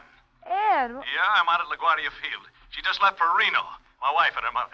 You sure, Ed? Now, listen, I drove them to the airport and put them on the plane. Oh, I'm so happy about it, I think I could crawl out of that receiver you're holding to your ear. Oh. So wait there, and I'll be right over. At 11:30 in the morning? Morning, noon, night, who cares? I'll tell you what you do. I've several things I simply can't change at this short notice, so you meet me here at 6:30. I'll have cocktails waiting. 6:30?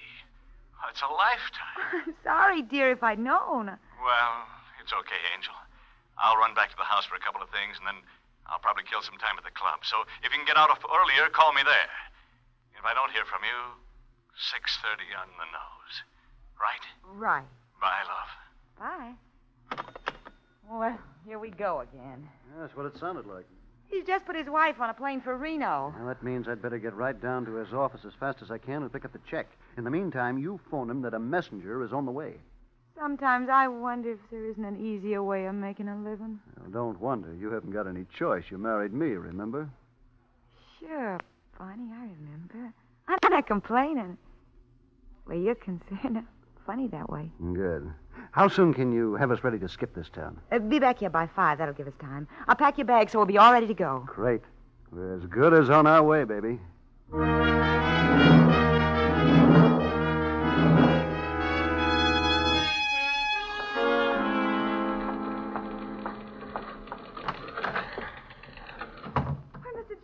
I didn't expect you'd be in today. No, neither did I, but the best laid plans, you know. Yes.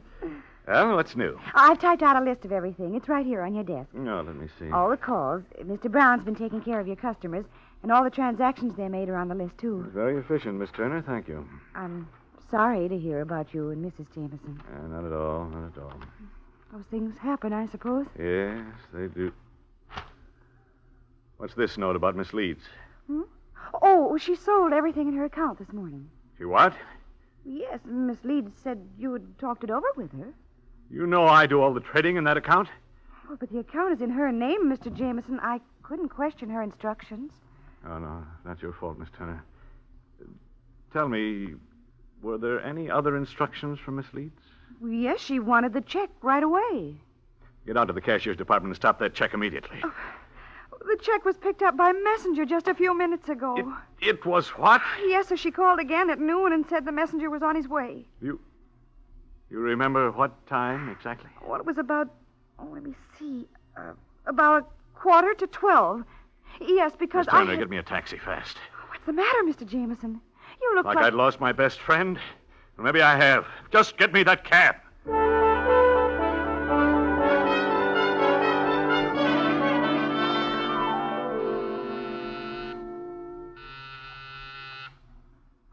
Well, Barney, did you get... Ed, Hello, Susan. you're early. Just a little, maybe.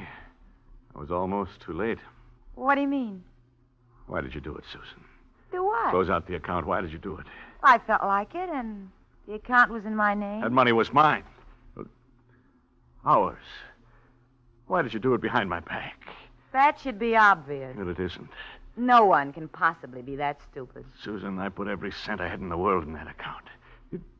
It's all right if you want the money, but I love you, and you hurt me and shocked me. You'll recover. Susan, darling, you don't understand. Well, you finally said it. I don't understand. Doris didn't understand. Did your mother ever understand you? Susan, what's come over you? I've never seen you like this before. You never look. Baby, I can't stand you like this. I love you, baby. We've got plans. In 6 weeks, we can get married. Oh, why don't you grow up? Susan. What makes you think you're God's gift to women? Now, Doris put up with you for 5 years. Will always be a Misty. Now, if you don't mind, I want to be alone. I got to finish packing. You're packing? Yes, you are. Susan, that gun in your suitcase. Skip it, Ed. You better run along. My husband's due here any minute. Husband? When did you get married? About 3 years before I met you. And this whole thing has been a shakedown. Susan, I could kill you for this. Stop it. You're not the type. You won't kill me. I'm a woman. And nice little boys don't kill women. Nice little boys need women to understand them. They just couldn't live without a woman's shoulder to cry on. No. From the cradle to the grave, nice little boys have to be mothered. No. Well, little boy, you got me miscast. I'm not your mother. No, Susan, you can't get away talk from to me. Get out of here. Leave that gun alone, Ed. I'm not a little boy. Ed, use your senses. I'm not a little boy. I'll show you. I'm going to kill you. No! No sense trying to get out that door.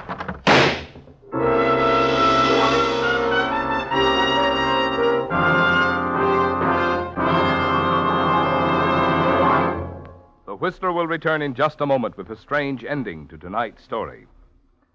There's no mystery, however, to the story I'm about to tell you. The ever-increasing swing to signal. Starting with just a handful of stations in Southern California, the Signal organization has grown and grown year after year, Until today, Signal dealers serve 6 western states from Canada to Mexico. Obviously, folks who have tried Signal, the famous Go Farther gasoline, must like it. Yes, they do like it, for good reasons. Not only for Signal's famous mileage, but for the thing which makes that mileage possible, the extra efficiency you get from your motor when you use today's Signal gasoline. And remember, extra engine efficiency means extra performance for your car, extra driving pleasure for you. That's why Signal says, if it's the tops in quality you want, when you buy gasoline, there are just 2 things to keep in mind. 1, it takes extra quality to go farther. And 2, Signal is the famous Go Farther gasoline. And now back to the Whistler.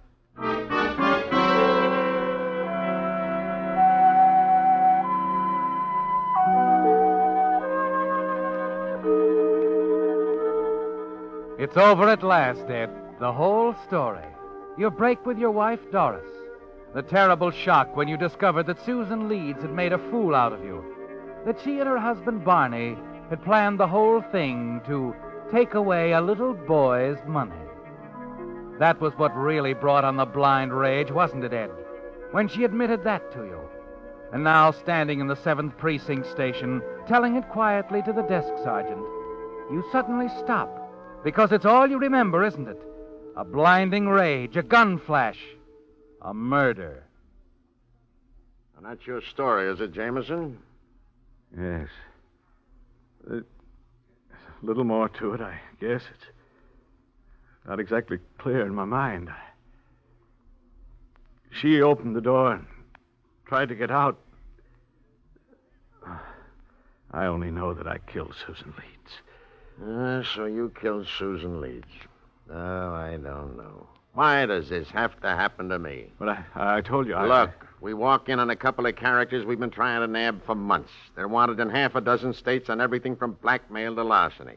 We find one of them dead, the other one standing there half-dazed with a murder weapon on the floor. It's a perfect case, all wrapped up. Then you walk in. But I killed her. I'm trying to tell you, Wait. Frank, bring in the suspect. Oh, please, I just want some rest. You wait, like I told you. Here she is. She? Susan. So, you killed Susan Leeds. It can't be. I fired the gun. You didn't kill me. But I wish you had. But I did. You were running for the door and you opened it and I pulled the trigger. Yes. Just as my husband, Barney, came in to try to help me. Your husband. I killed your husband. That's right, Jameson. I don't know what the DA will want to do about it, but you're going to have a hard time explaining this to a jury. Funny, isn't it? You getting rid of a wife who doesn't mean anything to you. And I lost a husband who meant everything to me.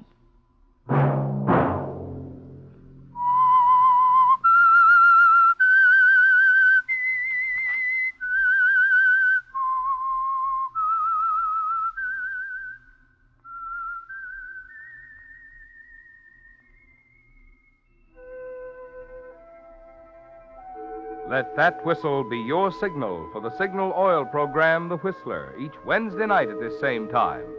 Brought to you by the Signal Oil Company, marketers of Signal gasoline and motor oil and fine quality automotive accessories.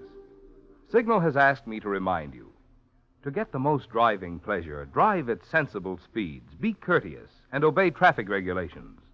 It may save a life, possibly your own.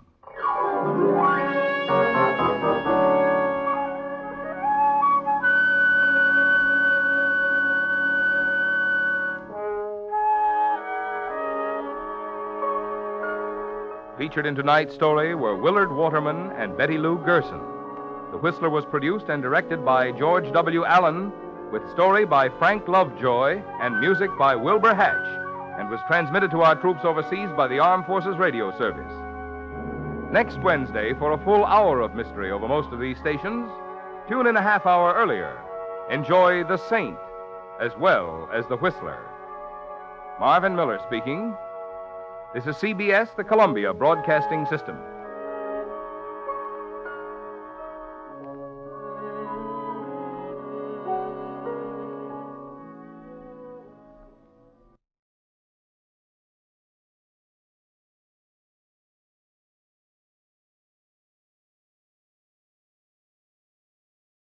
The Signal Oil Program, The Whistler.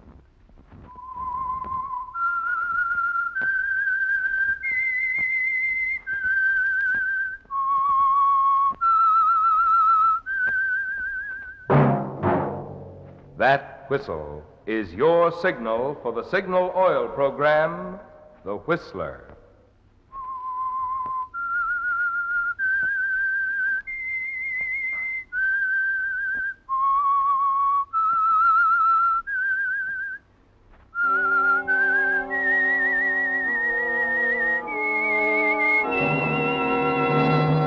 I am the Whistler, and I know many things, for I walk by night. I know many strange tales hidden in the hearts of men and women who have stepped into the shadows. Yes, I know the nameless terrors of which they dare not speak. Yes, friends, it's time for the Signal Oil Program, The Whistler, rated tops in popularity for a longer period of time than any other West Coast program in radio history. And Signal gasoline is tops, too, tops in quality. It takes extra quality, you know, to give you extra mileage. And Signal is the famous Go Farther gasoline. So look for the Signal circle sign in yellow and black that identifies friendly dealer-owned Signal stations from Canada to Mexico. And now the Whistler's strange story. Stranger in the House. Helen decided she might as well be honest with herself. The suspense was getting her down. But if she didn't find out one way or the other pretty soon, something was going to snap. It had been over 6 years since her foster brother Ted had left for the Orient on that government mission. And he was still out there, somewhere between Manila and Shanghai, alive or dead. It was a terrible thing to admit even to herself. But she was even wishing now for any kind of message. Even one stating Ted was dead. At least it would end the waiting. At least it would be better than not knowing at all. George, please. I don't want to talk about it anymore. Ted's been on my mind for so long now that I wish I could forget about him for a while. I'm rather surprised to hear you say that, Helen. Oh, I know it sounds terrible, but... George, it's been 6, almost 7 years of waiting and not knowing. Yes, I know, Helen. I can't stand it much longer, George. After all, he's my foster brother. Don't you understand? All these years of silence. If they'd only tell us something. You must realize there are a lot of women like you, dear. It's just one of the terrible things about the aftermath of war, that's all. Let's just wait, then. Let's not talk about him anymore. I'm your lawyer, Helen. There are some things we've got to talk about. All right. Go on, George. Well, it's been almost 7 years now. If we haven't heard from Ted in another 4 months, he'll be declared legally dead. What does that mean? There's a clause in your foster father's will, Helen. When Ted dies, the entire estate goes over to you. Why must you always throw that will in my face, George? Why must it always come around to money, money, money? Every time we talk about Ted, it's the same thing. I don't care about the money. All I care about is having him back alive and well. Now, please go, George. If it doesn't have to be settled till September, let's not talk about it till then. All right, Helen. Well, George. Yes? I'm sorry I blew up. I guess I'm just not myself. Sure, Helen. I understand.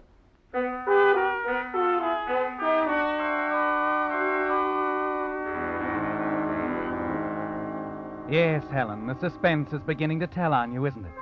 Almost 7 years of it. Just a few letters from Ted early in 1941, telling you of his arrival in Manila. Then silence. No way you could get in touch with him. Nothing you could do but wait. And you're still waiting, rushing out to meet the postman, hoping each day will be the big one. George is more tactful now about the will. He doesn't mention it anymore, and you're very grateful. And then at long last, the suspense is ended. It's not the postman. It's Rhoda, your maid, walking into your bedroom one morning with a cablegram. When did it come, Rhoda? Just this minute, miss. A messenger brought it to the door. Arriving June 4th, Seattle steamer President Jefferson. Love, Ted. Oh, at last. Oh, Miss Helen, Mr. Ted coming home at last. Yes. Yes, Rhoda. At last.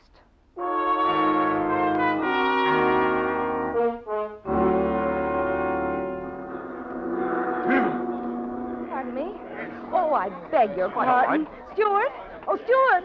Yes, miss? I'm looking for Mr. Ted Van Norton. Where is his cabin, please? Just a minute, please. Van Norton. Stateroom 3C, third deck. Thank you.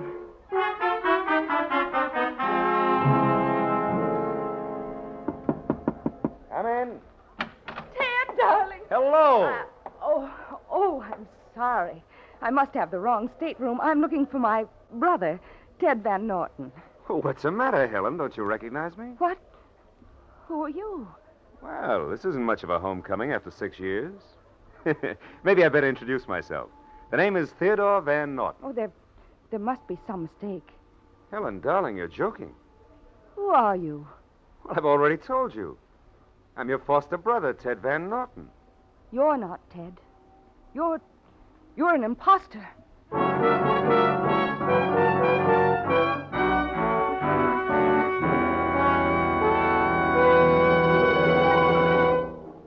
With the prologue of Stranger in the House, the Signal Oil Company is bringing you another strange story by The Whistler. But now, important news for drivers. The amazing new type tire by Lee of Conshohocken, which is being announced this month in the Saturday Evening Post, is already at your Signal dealers. I'm referring to the new 8-rib Super Deluxe Lee tire. Not just a new model, mind you, but a completely new tire. You can see that the handsome 8-rib tread is wider and flatter, and there's more rubber in it. But not until you drive on these new type tires can you appreciate their easier turning and steering, and the way they absorb road shocks, sparing you fatigue and sparing your car unnecessary wear. In addition, quicker stopping and greater protection against skidding are assured by the 16 cleaning edges on Lee's broad, flat tread. And when it comes to wear, these new Lee Super Deluxe tires are setting records so amazing they're almost unbelievable. Yet all this extra quality is yours at no extra cost. In fact, right now, as their summer driving special, Signal dealers are offering extra generous trade-ins on old tires, plus liberal credit terms. So before you buy any tire, see your Signal dealer. Find out how little it will cost you to enjoy real safety and comfort this summer with new 8-rib Lee Super Deluxe tires. And now back to the Whistler.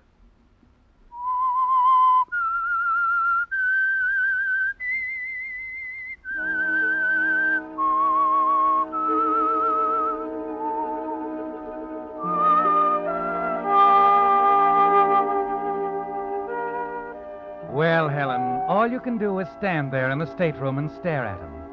The effrontery of this stranger trying to pass himself off as your foster brother leaves you at a loss for something to say.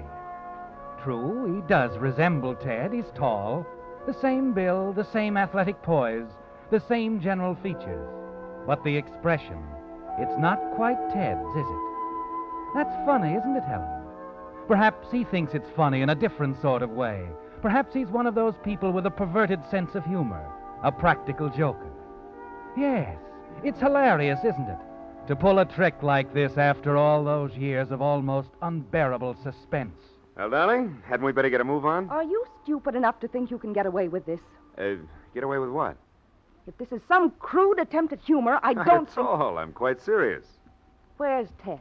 Oh, do you have to be that way? I explained once. Don't lie to me. Where is he? Excuse me a moment. Oh, steward, Yes, Mr. Van Norton. would you take care of my hand baggage, please? Yes, sir, right away. Thanks. Come on, Helen, let's go down to the dock. I'll call the purser. Wait a minute. Now, look. See, passport with fingerprints and photograph, birth certificate, State Department credentials, letters from you. They are forgeries. I'm sorry, they're genuine. You're not going home with me. I won't stand for it. Very well, darling. I'll check in at a hotel for the time being. But after all, you can't keep a guy out of his own home, can you?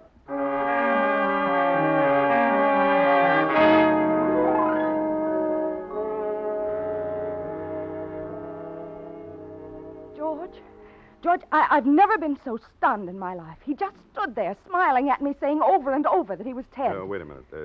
You say he had identification? Everything. Even letters from me. I wrote them when Ted first arrived in Manila. Were they genuine? Oh, I think so. You're my lawyer. Do something. He'd know better than try to get by with forgeries. Helen, you're sure you're right? George, you don't think I know my own brother? Oh, but it's been close to 7 years. He's probably been in prison camp. That can make a lot of difference in a man's appearance. But it's not entirely a matter of appearance. It's the way he walks, his voice, his mannerisms. Besides, Ted's dead. What? Something terrible's happened, I'm sure of it. This man might have killed him. Yes, that's it. So he could get his hands on Ted's money. That's a pretty serious charge, Helen. You've got to be sure of yourself. You're the only one in Seattle who can recognize him. Remember, he's been gone for 7 years. Do you have any pictures? No, I thought of that. No. No, there weren't any, not since he was a little boy. Spent most of his time in the East with Aunt Ida. Well, where's she? She died some time ago. Well, there are a lot of ways we can check on him. The State Department ought to know about him. He's been with them for over 10 years. You say he's stopping at a hotel? Yes. You know, of course, that if he can prove his identity, he has a legal right to live here in this house. I tell you, he's a flagrant imposter. He's not coming here if I have to hire somebody to throw him out.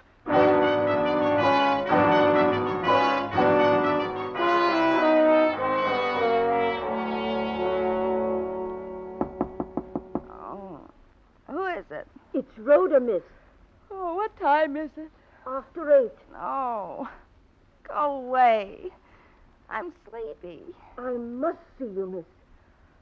All right, Rhoda, come in. Now, what is it? It's that man, Mr. Van Norton. What? Where is he? He's in the guest bathroom, miss. Shaving.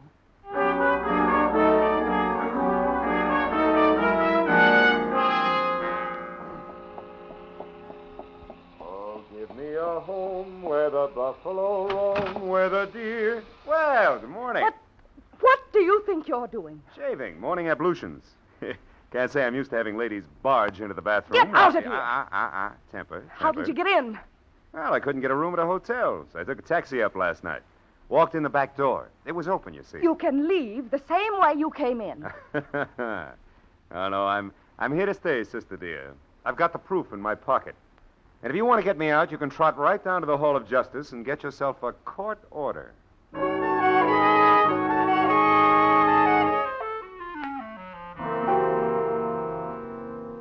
Have some more coffee, Helen. No, thanks. Hot cakes? Mr. Whoever you are. Van Norton. Name's Theodore Van Norton. I must say, I've never seen such colossal nerve in my life. Oh, you flatter me. You're not at all concerned about the servants? Should I be? Aren't you afraid they'll fail to recognize you? Don't be silly. None of them were here when I left. Edward the butler was last to go, I think. Oh, by the way, Helen, whatever became of old Edward? There are other people in town, of course. What about your teachers at Washington Heights School? Why, Helen. I believe you're trying to trick me.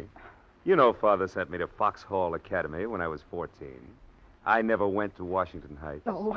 Where are you going? You seem to know everything. Why don't you tell me that? Helen, we have some talking to do, darling. About the will. Father's estate left all of it to me, you know. Seems to me the executor owes me close to $1 million.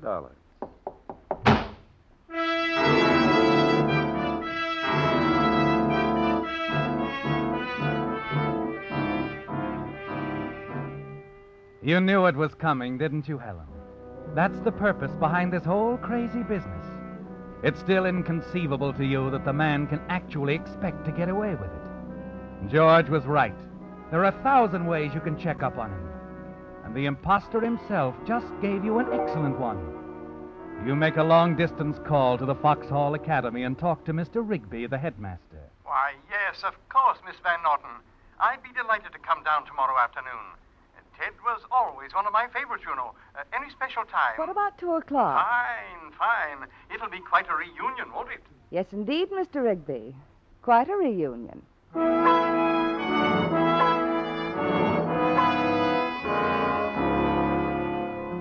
Mr. Rigby, this is George Chadwick, my lawyer. Mr. Chadwick? How do you do, sir? Would you like to wait in the living room, Mr. Rigby? I think Ted's out on the tennis court. We'll call him. Thanks.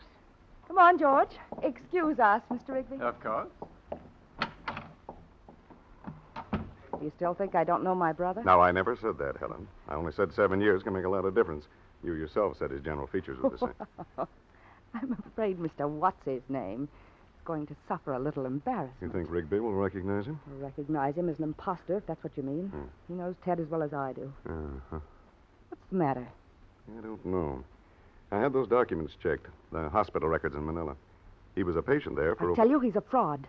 Heaven knows what's happened to Ted or how this crook got hold of his papers, All but right, Helen. You'd better go and call him.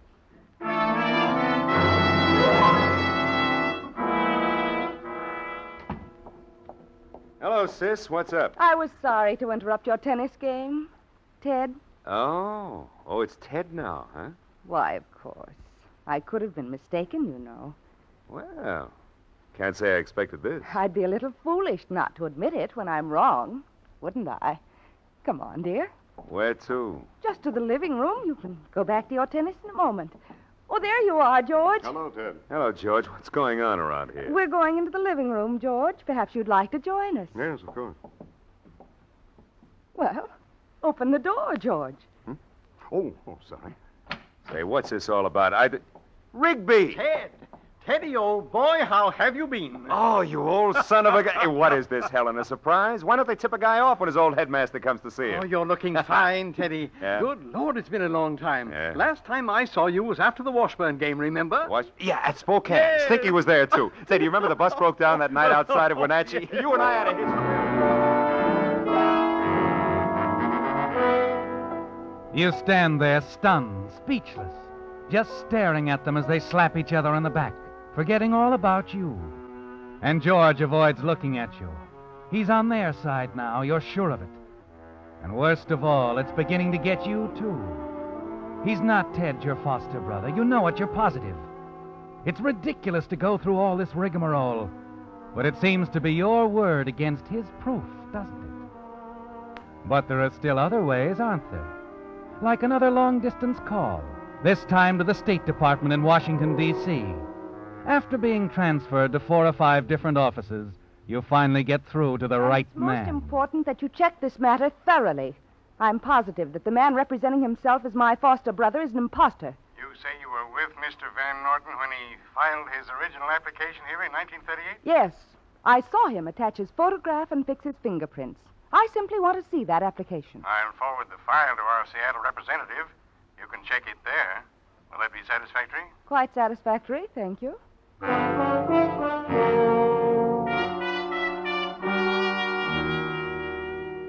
I see. You say the file was forwarded here from Washington? That's right. I simply want to examine it, particularly the photograph. Excuse me a moment, Miss Van Norton. I'll have to look it up. Well, George, Well, what? I can't say that I'm pleased with your lack of faith in me. No, who said anything about that? Oh, it's clear enough. Look, I'm a lawyer. I'll believe black as white if they throw enough evidence at me. Mr. Rigby was a very convincing witness. He's a decrepit old fool, and it had been 15 years. I thought he was an intelligent man. Could have passed you off as my brother. He'd forgotten what Ted looks like. I don't know. You might be arguing against yourself. What do you mean? You haven't seen Ted in almost 7 years. Oh, You know, don't you be could- ridiculous. Here we are. Theodore H. Van Norton. Now, what did you wish to see? Here, let me see it. Medical examination, education record, application. Where's the picture? On the other side. Oh, here. Satisfied, Helen? It can't be.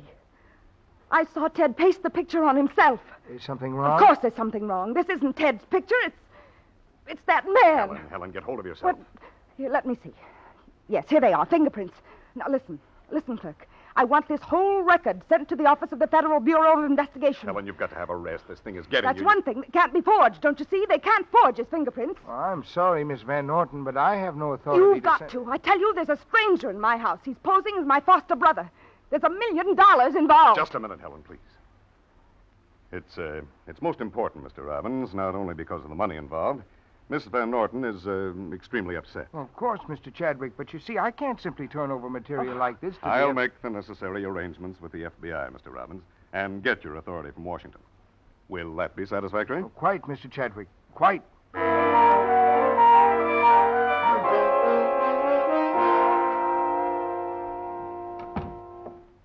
Hello, Ted.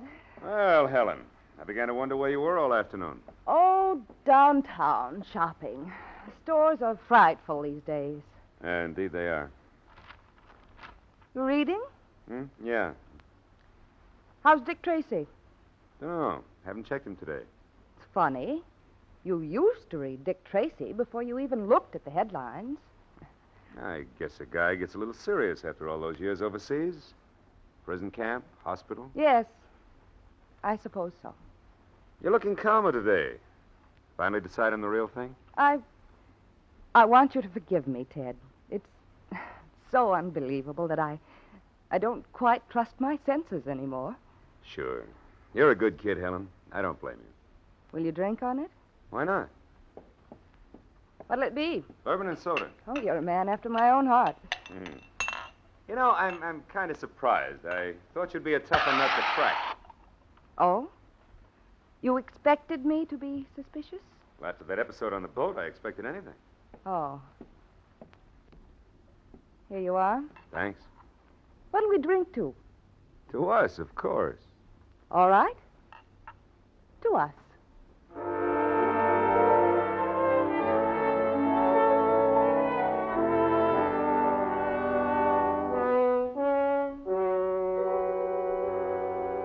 Yes, ma'am? You're in charge of the fingerprinting department here? Yes. I'm Helen Van Norton. I brought in a highball glass yesterday afternoon with some fingerprints on it. Oh, yes. That's the one you wanted us to check against the prints on the State Department application file. That's right. Where did you get that glass? A man is posing as my brother, staying at my house. They're his fingerprints. You're sure of the prints on the application? What do you mean? Are you sure they're the bona fide prints of your brother? Of course. I was with him in Washington when he completed the application in 1938. I saw him put the prints on it. I see. Well, that ought to settle it once and for all. What do you mean? The man at your house is your brother, Miss Van Norton. The prints are identical. It can't be. It can't. We wouldn't commit ourselves if we weren't positive. I see. Of course. Oh, thank you.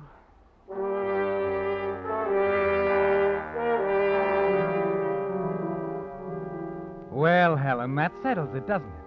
You're beaten and you know it. And worst of all, you're not at all sure of yourself anymore. Yes, that's the unbearable part. Not knowing in your mind whether you're right or wrong. But you still have one more out, just one.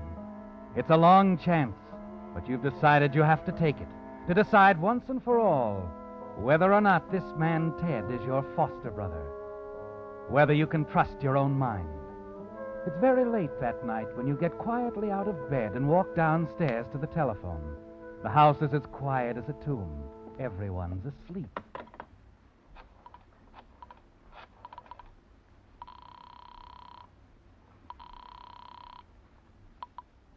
Long distance. I want to call Shanghai, operator. Mr. C.S. Julian, 28 Perlang Drive, Shanghai. Just a moment, please. Mr. C.S. Julian. Yes. 28 Perlang Drive, Shanghai. Yes. There will be a delay. Will you wait? Yes. Yes, I'll wait.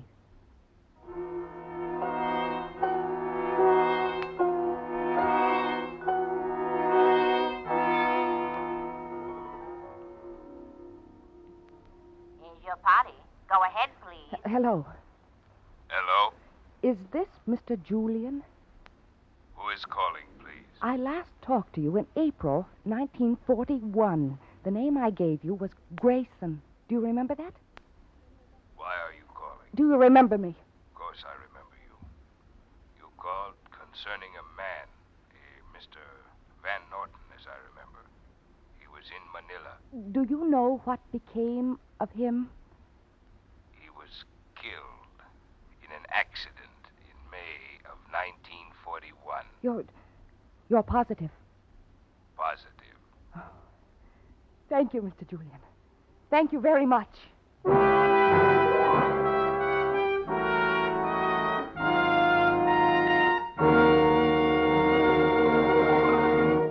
The Whistler will return in just a moment with a strange ending to tonight's story.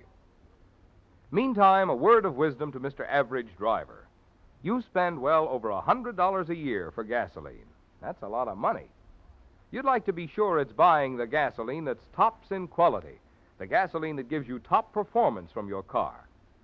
Well, you can be sure if you'll just keep 2 points in mind when you buy gasoline. 1, it takes extra quality to go farther. And 2, Signal is the famous Go Farther gasoline. After all, the only way any gasoline can put more thrilling performance into your car is by helping your motor run more efficiently. And when your motor runs more efficiently, naturally you get better mileage. So there you have it in a nutshell. The reason why Signal's good mileage is so important to you. And the reason Signal says, to be sure of the tops in gasoline quality, there are just 2 things to remember. 1, it takes extra quality to go farther. And 2, Signal is the famous Go Farther gasoline. And now back to the Whistler.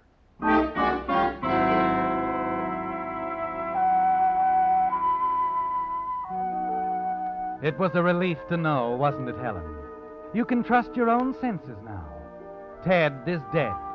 Mr. Julian just told you so. And the stranger in the house is an imposter. Somehow, some way, you can prove it. But right now, you don't want to think about it anymore. It's been too bewildering. All you want now is your bed and the first good night's sleep in a week.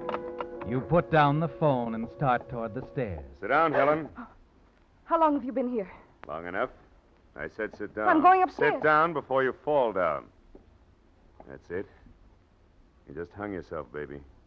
There's a record of that phone conversation down at FBI headquarters. What are you talking about? You didn't have Shanghai, in case you're wondering. You were talking to the boys down at the office. Not Mr. Julian. We had everything, you see, except the link you just gave us. We knew Mr. Julian paid $10,000, part of the money you sent him, to one of his boys in Manila. The boy who killed your foster brother, Ted. But I was the only one who knew. I was detained over there in a prison camp, like I said. It was a long wait. I knew Ted had a foster sister, and I knew there was close to $1 million in it somewhere. But all I had was a suspicion. what about Julian? The authorities in Shanghai have him. Well, I guess there's nothing much I can do. Tough, isn't it? You could have been a nice kid. You weren't a killer at heart. You shouldn't have picked out someone in the State Department. Oh, it took us a long time to work it out. A lot of names, a lot of people. We even drew on the services of Mr. Rigby. When we got going, we knew you'd crack, sooner or later. Who are you? This time, baby, I'm telling you the truth. I was your brother's best friend. My name's McKay. Oh, and incidentally, I'm with the FBI.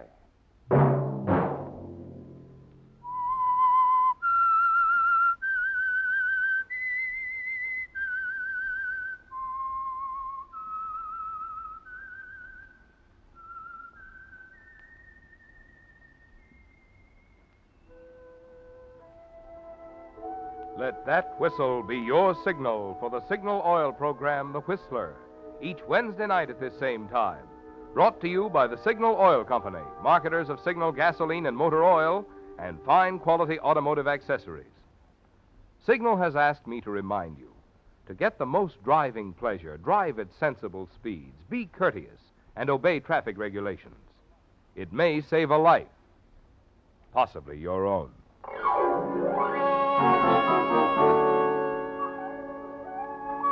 Featured in tonight's story were Virginia Gregg and Gerald Moore.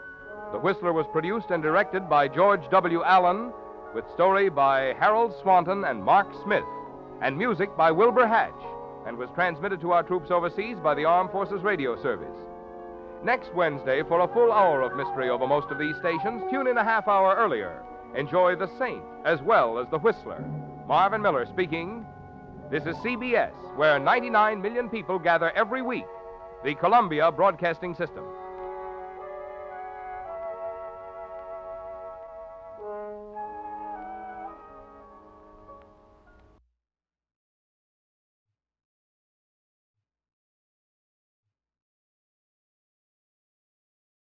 The Signal Oil program, The Whistler.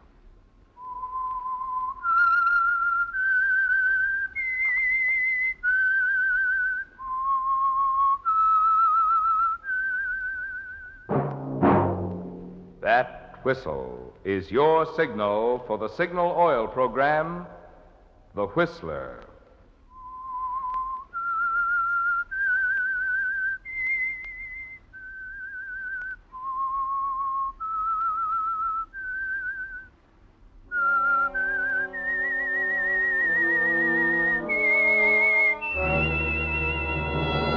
I am the Whistler, and I know many things, for I walk by night. I know many strange tales hidden in the hearts of men and women who have stepped into the shadows. Yes, I know the nameless terrors of which they dare not speak.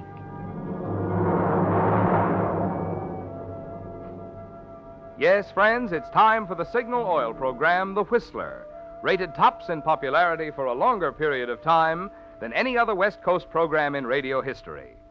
And Signal gasoline is tops, too, tops in quality. It takes extra quality, you know, to give you extra mileage. And Signal is the famous Go Farther gasoline. So look for the Signal circle sign in yellow and black that identifies friendly dealer-owned Signal stations from Canada to Mexico. And now the Whistler's strange story, Concerto of Death.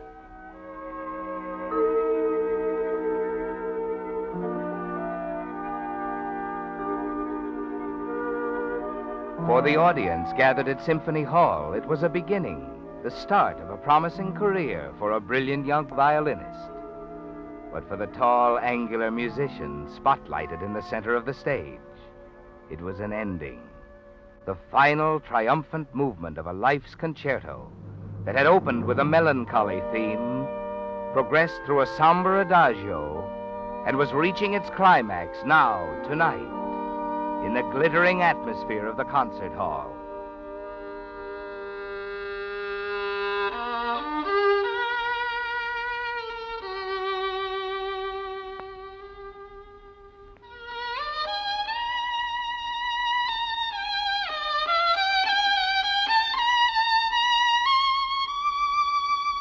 Yes, Victor Carroll, American violinist, was making his debut.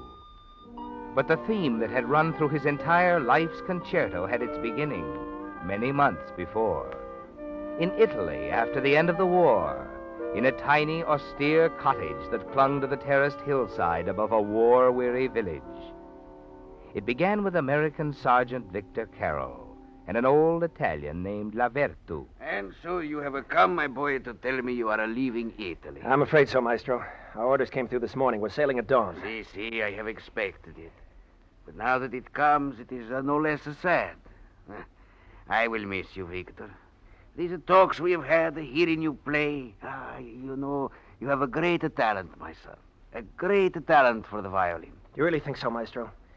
With so little time to practice, my fingers have been all tied up in knots. Oh, that is nothing. And to prove the confidence I have in you, I will show you something. Something very few people have ever seen. You wait, you see. It's a plain black wooden box. But when I open it, there, you look. It's Stradivarius? Stradivarius. No, my boy. An Amati, then? No, not Amati. It's a finer violin even than Amati or Stradivarius. But... Del Gesso. This is a Del Gesso. Del Gesso? Why, that's impossible. There are only a few in the world. There's one at the museum, Genoa. I saw it. See, but this is another Del Gesso. It has been a treasure of my family all of these years. My great-great-great-grandfather, Del Gesso, made it for him when he was only a child. Maestro, would you allow me to? Play it? Yes, my boy. I want you to play it. Careful, eh? There, now. No, wait. Oh, not that kind of music for this violin, no. Here, let me show you. There, inside, you see? It is marked leggero, soft, light. Del Gesso made this violin for a child. It's meant for a lullaby, like a Brahms lullaby. You listen.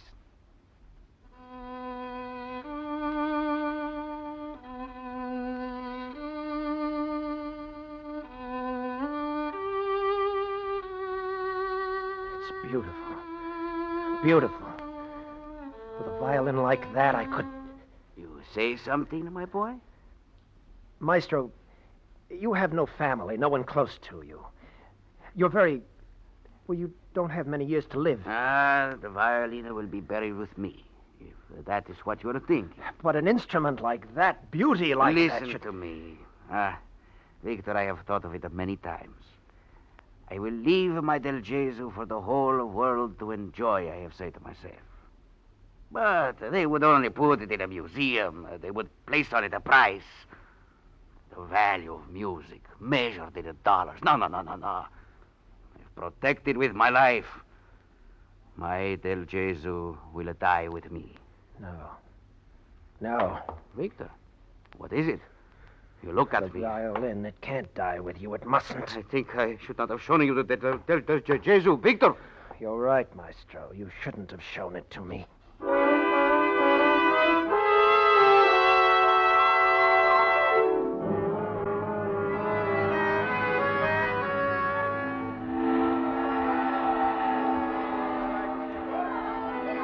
Next. Drexel Roger, Private 35942-336. Any perfume, silk, jewelry, furs? Nope. Okay. Next. Carol Victor, Sergeant, 347-20170. Any perfume, silk, jewelry, or furs? No. Okay. No, wait. Yeah? What's that in that old black box? Just a violin? A fiddle? Yeah, a fiddle. You guys will pick up the darndest junk. Okay, go, boy.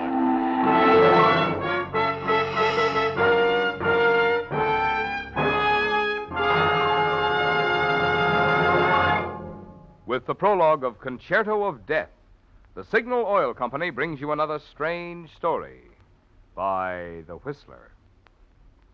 Friends, you've been hearing a lot about improved tires, but tonight I want to tell you about a completely new type tire, just announced this month in the Saturday Evening Post, and now at your Signal dealers. It's the new 8-rib Super Deluxe tire by Lee of Conshohocken, a name famous for over 40 years for top quality. And believe me, you can actually see and feel the extra quality in this new Lee Super Deluxe tire.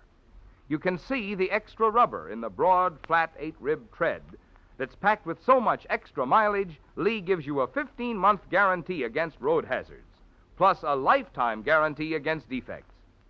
And you can feel the difference in quicker stopping and greater non-skid protection, in easier steering and turning, and the way they absorb road shocks. Oh, but here's the best part. These new Lee Super Deluxe tires not only cost nothing extra, but right now, Signal dealers are offering special trade-in allowances plus liberal credit terms. That's why any way you look at it, for quality or value, your best tire buy today is the new 8-rib Super Deluxe Lee tire at Signal service stations. And now, back to the Whistler.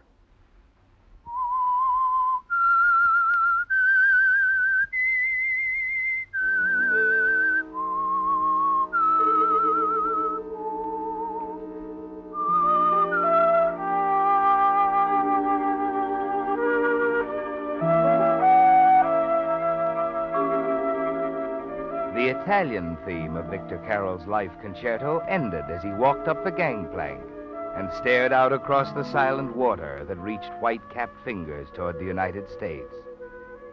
But the second movement was not long in beginning. No, Victor.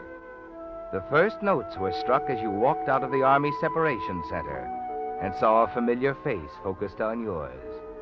Your wife, Peggy. And you wonder how you'll explain the priceless Del Gesù you carry in the little black box. Vic, over here! Oh, excuse me. Take it easy, man. Pardon me. Oh, Vic. Hello, Peggy. Hello, Vic. Oh, darling, I'm so glad you're back. I was afraid you might not recognize me, that you might have changed. What are you talking about? Oh, it's been a long time, Vic. And I love you even more than I did. Oh, Vic, I'm so happy. Peggy. Yes, darling. Peggy, I have changed. Well, Vic, what do you mean? My fingers are stiff. I've hardly touched a violin. I've forgotten everything I knew about playing. Oh, is that all? Come on, let's get out of this crowd. It'll come back to you, darling. In a few weeks, you'll be better than you ever were. And besides, I got a surprise for you. Oh, I wasn't going to tell you until we got home, but... Vic, Remember that room in the attic where we used to store trunks and things? Uh-huh. Well, I had it made over into a studio. You won't even recognize it. They put in a big window that looks out over the ocean. You'll be able to practice there and nobody'll bother you. It'll be all yours. Well, Vic. Sounds wonderful, Peggy. Oh, darling, we'll be so happy now. You'll have your music and I'll have you. Nothing else can come between us ever. Now, let me help with your things. How about this black box? Can I carry it? Yes, Peggy. You can carry it.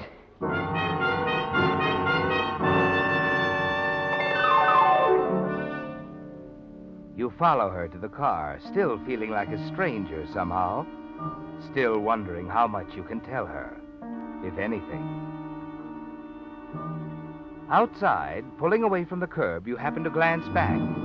A dark little man in a striped suit and crushed felt hat is looking after you, staring curiously. You're certain you've seen him before, but you're not sure just where. You twist around in the seat to get a better look. But Peggy swings the car around a corner, and he's lost from sight. Everything all right, dear? Yeah. Yeah, sure. Everything's fine.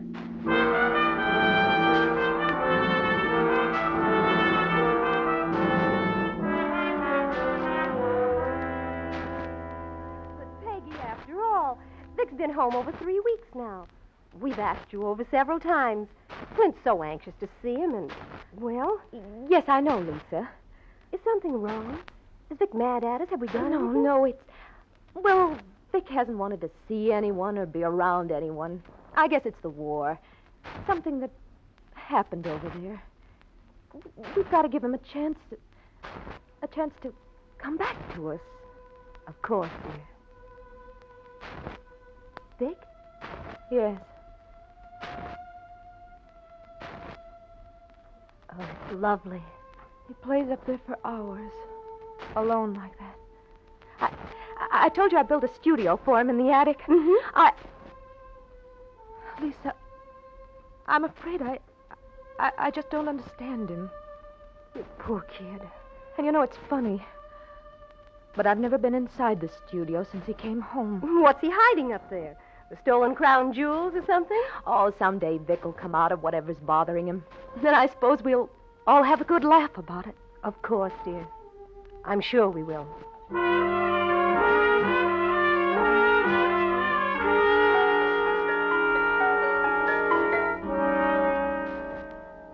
Morning, Peggy. Oh, hello, Vic. What are you doing? Oh, just looking through this photograph album you brought back. Who are these people here? Oh, people from the village. They loved having their pictures taken. The girls are rather attractive, aren't they? Yeah, I guess so.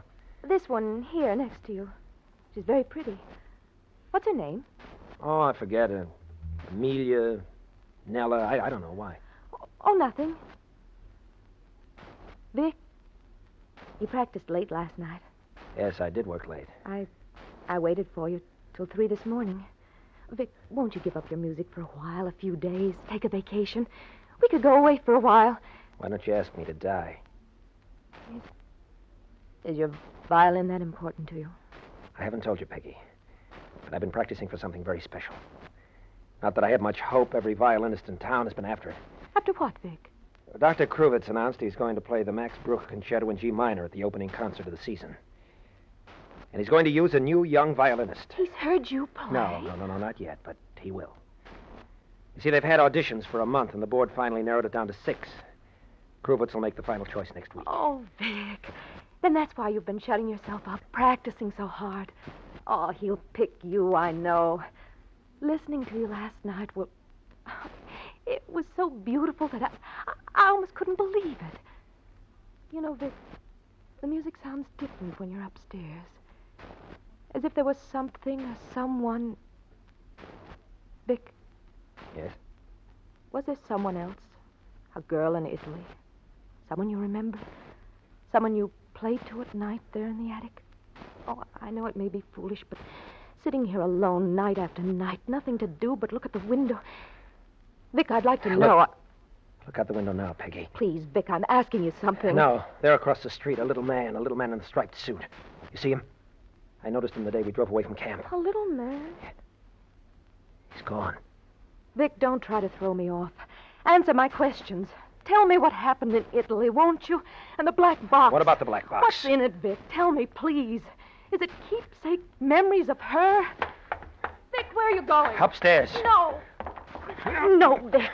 You can't just walk out every time I ask you something. I won't let you. Let me go, Peggy. Vic, I want to come into your studio, listen to you play. I want to share, Vic, whatever it is. There's nothing to share, Peggy, nothing at all. I'm working. I audition for Kruvitz tomorrow, you know that. I'm coming upstairs with you, Vic. No. No, you're not, Peggy. You're going to stay down here. Because if you ever go into that room, I'll leave you. Did you hear me, Peggy? I'll leave you.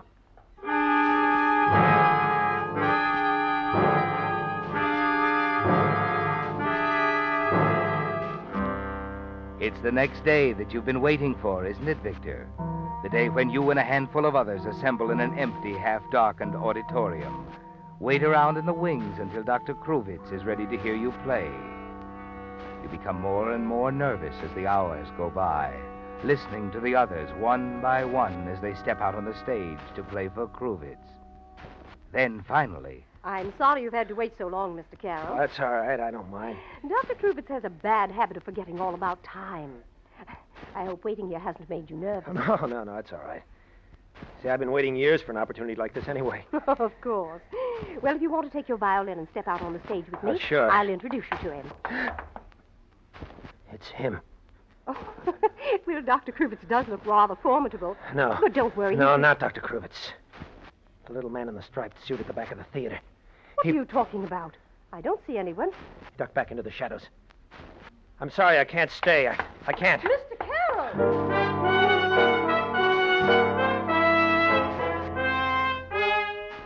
No, Victor, you can't wait. You remember now, don't you, where you first saw this strange little man in the striped suit? It was in Italy, at Maestro Lavertu's. You're certain of it. But you hurry home to look in the photograph album and make sure. Yes, there it is. The same round, dark face staring up at you from the photograph.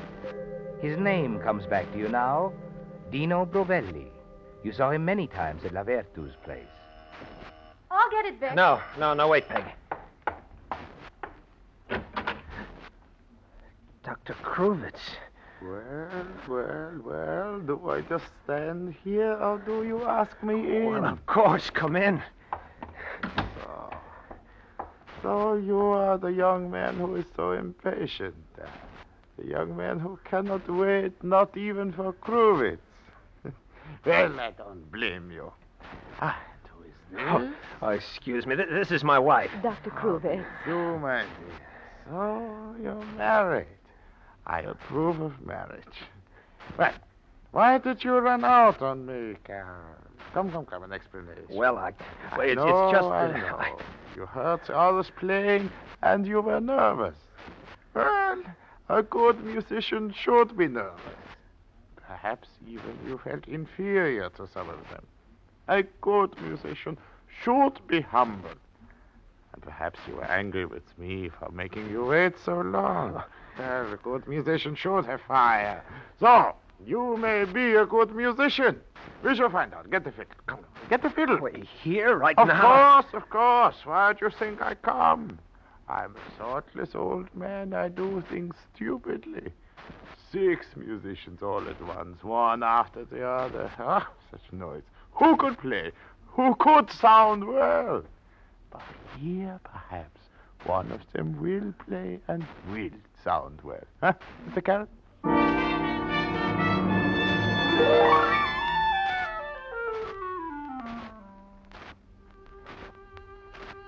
You do play well, don't you, Victor, in spite of the fear in your heart? Yes, and Kruvitz listens carefully. Occasionally a frown crosses his face, but the greater part of the time his head bobs up and down in silent approval. He seems impressed, yet you can't be certain, and you wonder what the final decision will be. Then the following morning you're summoned to his office. As you enter, Dr. Kruvitz is standing by the window, his hands clasped behind him. After what seems like an eternity, he finally turns, peers at you over his glasses. Oh, so? You did not bring the fiddle, no? Well, you see, your secretary We should didn't tell me not waste a minute, a single moment. The concert is only a week away. We must begin rehearsals as soon as possible. Rehearsals? You mean I... Of course, yes. I have decided, my boy, that you shall play the concerts. What have you to say to that? Well, don't try, I know. Your heart is pounding so in your throat you cannot speak. Your knees are shaking. You want to run. Run to your wife. Tell her, huh? Yes, I know. Well, Dr. Kruvitz, I don't know how to Go, thank I'll you. give you 1 hour. Tell your wife, then we begin the rehearsal. All right, sir. And one more thing. Yes. The fiddle, yours. A good instrument, yes, but perhaps we should try to borrow something else for the concert. Not a Stradivarius, but a Ruggieri. Well, that won't be necessary. I have a... Yeah? I have a friend. He has a very fine violin. Good. For this concert, the best violin we can get.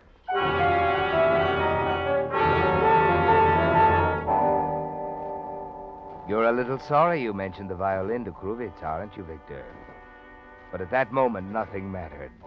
You forgot about the Italian village, Lavertu's murder, and the mysterious dark-skinned little man in the striped suit. No, nothing mattered.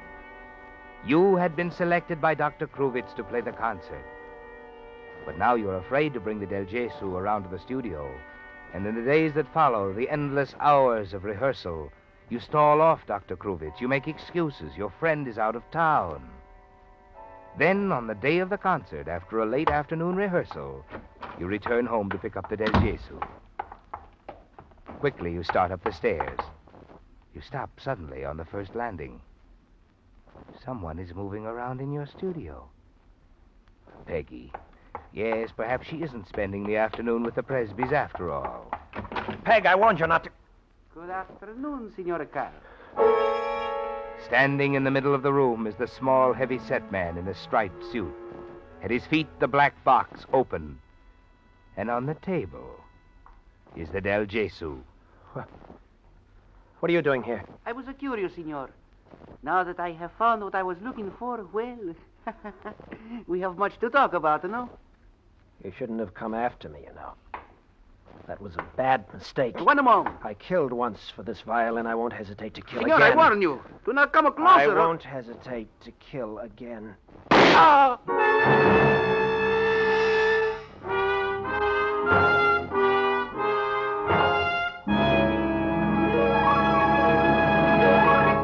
The Whistler will return in just a moment with a strange ending to tonight's story.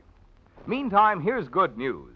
Brand new, up-to-the-minute road maps have just arrived at signal service stations in time for your summer trips. And friends, pardon my enthusiasm, but these new signal maps are without a doubt the finest I've ever seen. Prepared by Rand McNally, they have all the latest road changes and conditions, as well as many places of interest not included on ordinary maps.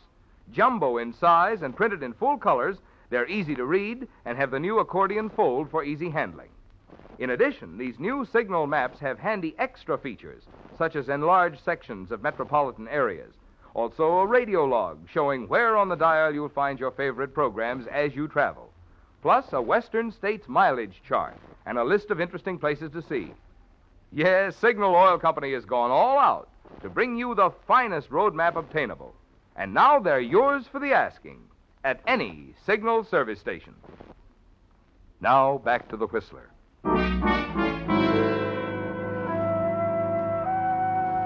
The final movement of Victor Carroll's Life Concerto was coming to a magnificent climax that night at Symphony Hall. The final triumphant movement of a Concerto of Death. The first movement had begun in Italy 6 months ago, had ended with the death of Lavertu. The second movement had also ended with a murder of Dino Brovelli. And 2 hours later, Victor Carroll stands spotlighted on center stage.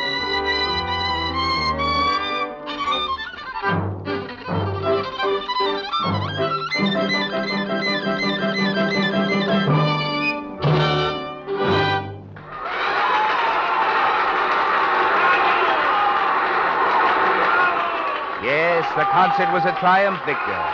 But as you stand there taking your bows, you're thinking of the small, heavy-set man in the striped suit who is sprawled out on the floor of your attic studio with a bullet in his heart and thinking how to get rid of him. You hurry out of the hall, the applause still ringing in your ears. Sending your wife and friends on ahead to the reception, you hurry home alone. As you slip the key into the front door, two men emerge from the shadows beside you. Mr. Carroll? What do you want? Lieutenant Paul, FBI. Been waiting for you.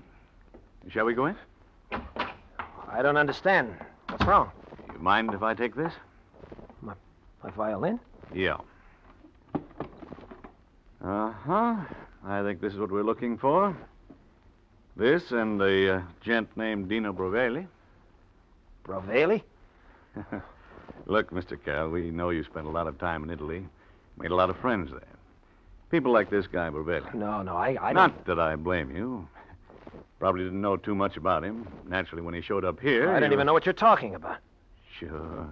So you're trying to help this guy out. But you're not being very smart. Brovelli is wanted by the Italian police for murder. Murder? They say he killed a man named Lavertu. To get this violin, he's trying to sell you. What? Yeah. Now, our immigration department would like to have a little chat with him, too. Maybe you didn't know about that either. Huh? Now, look, Lieutenant. Oh, it won't wash, Mr. Carroll. One of our boys saw Brovelli come in your house late this afternoon, and he hasn't come out. So, play it smart, huh? Call him out. We have orders to search your house and find him. Well, what do you say, Mr. Carroll?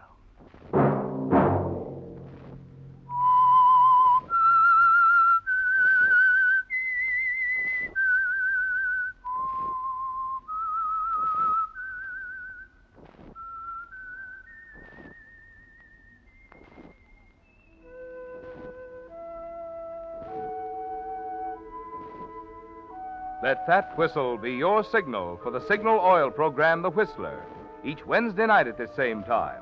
Brought to you by the Signal Oil Company, marketers of Signal gasoline and motor oil and fine quality automobile accessories.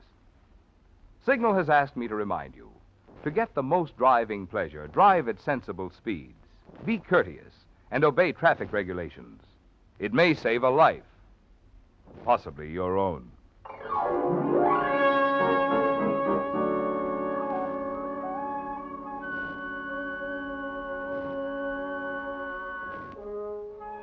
Featured in tonight's story were David Ellis and Gene Bates. The Whistler was produced by George W. Allen, with story by Frank DeFelitta, and music by Wilbur Hatch, and was transmitted to our troops overseas by the Armed Forces Radio Service.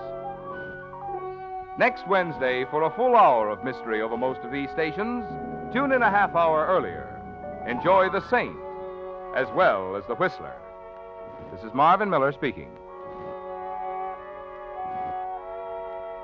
This is CBS, where 99 million people gather every week, the Columbia Broadcasting System.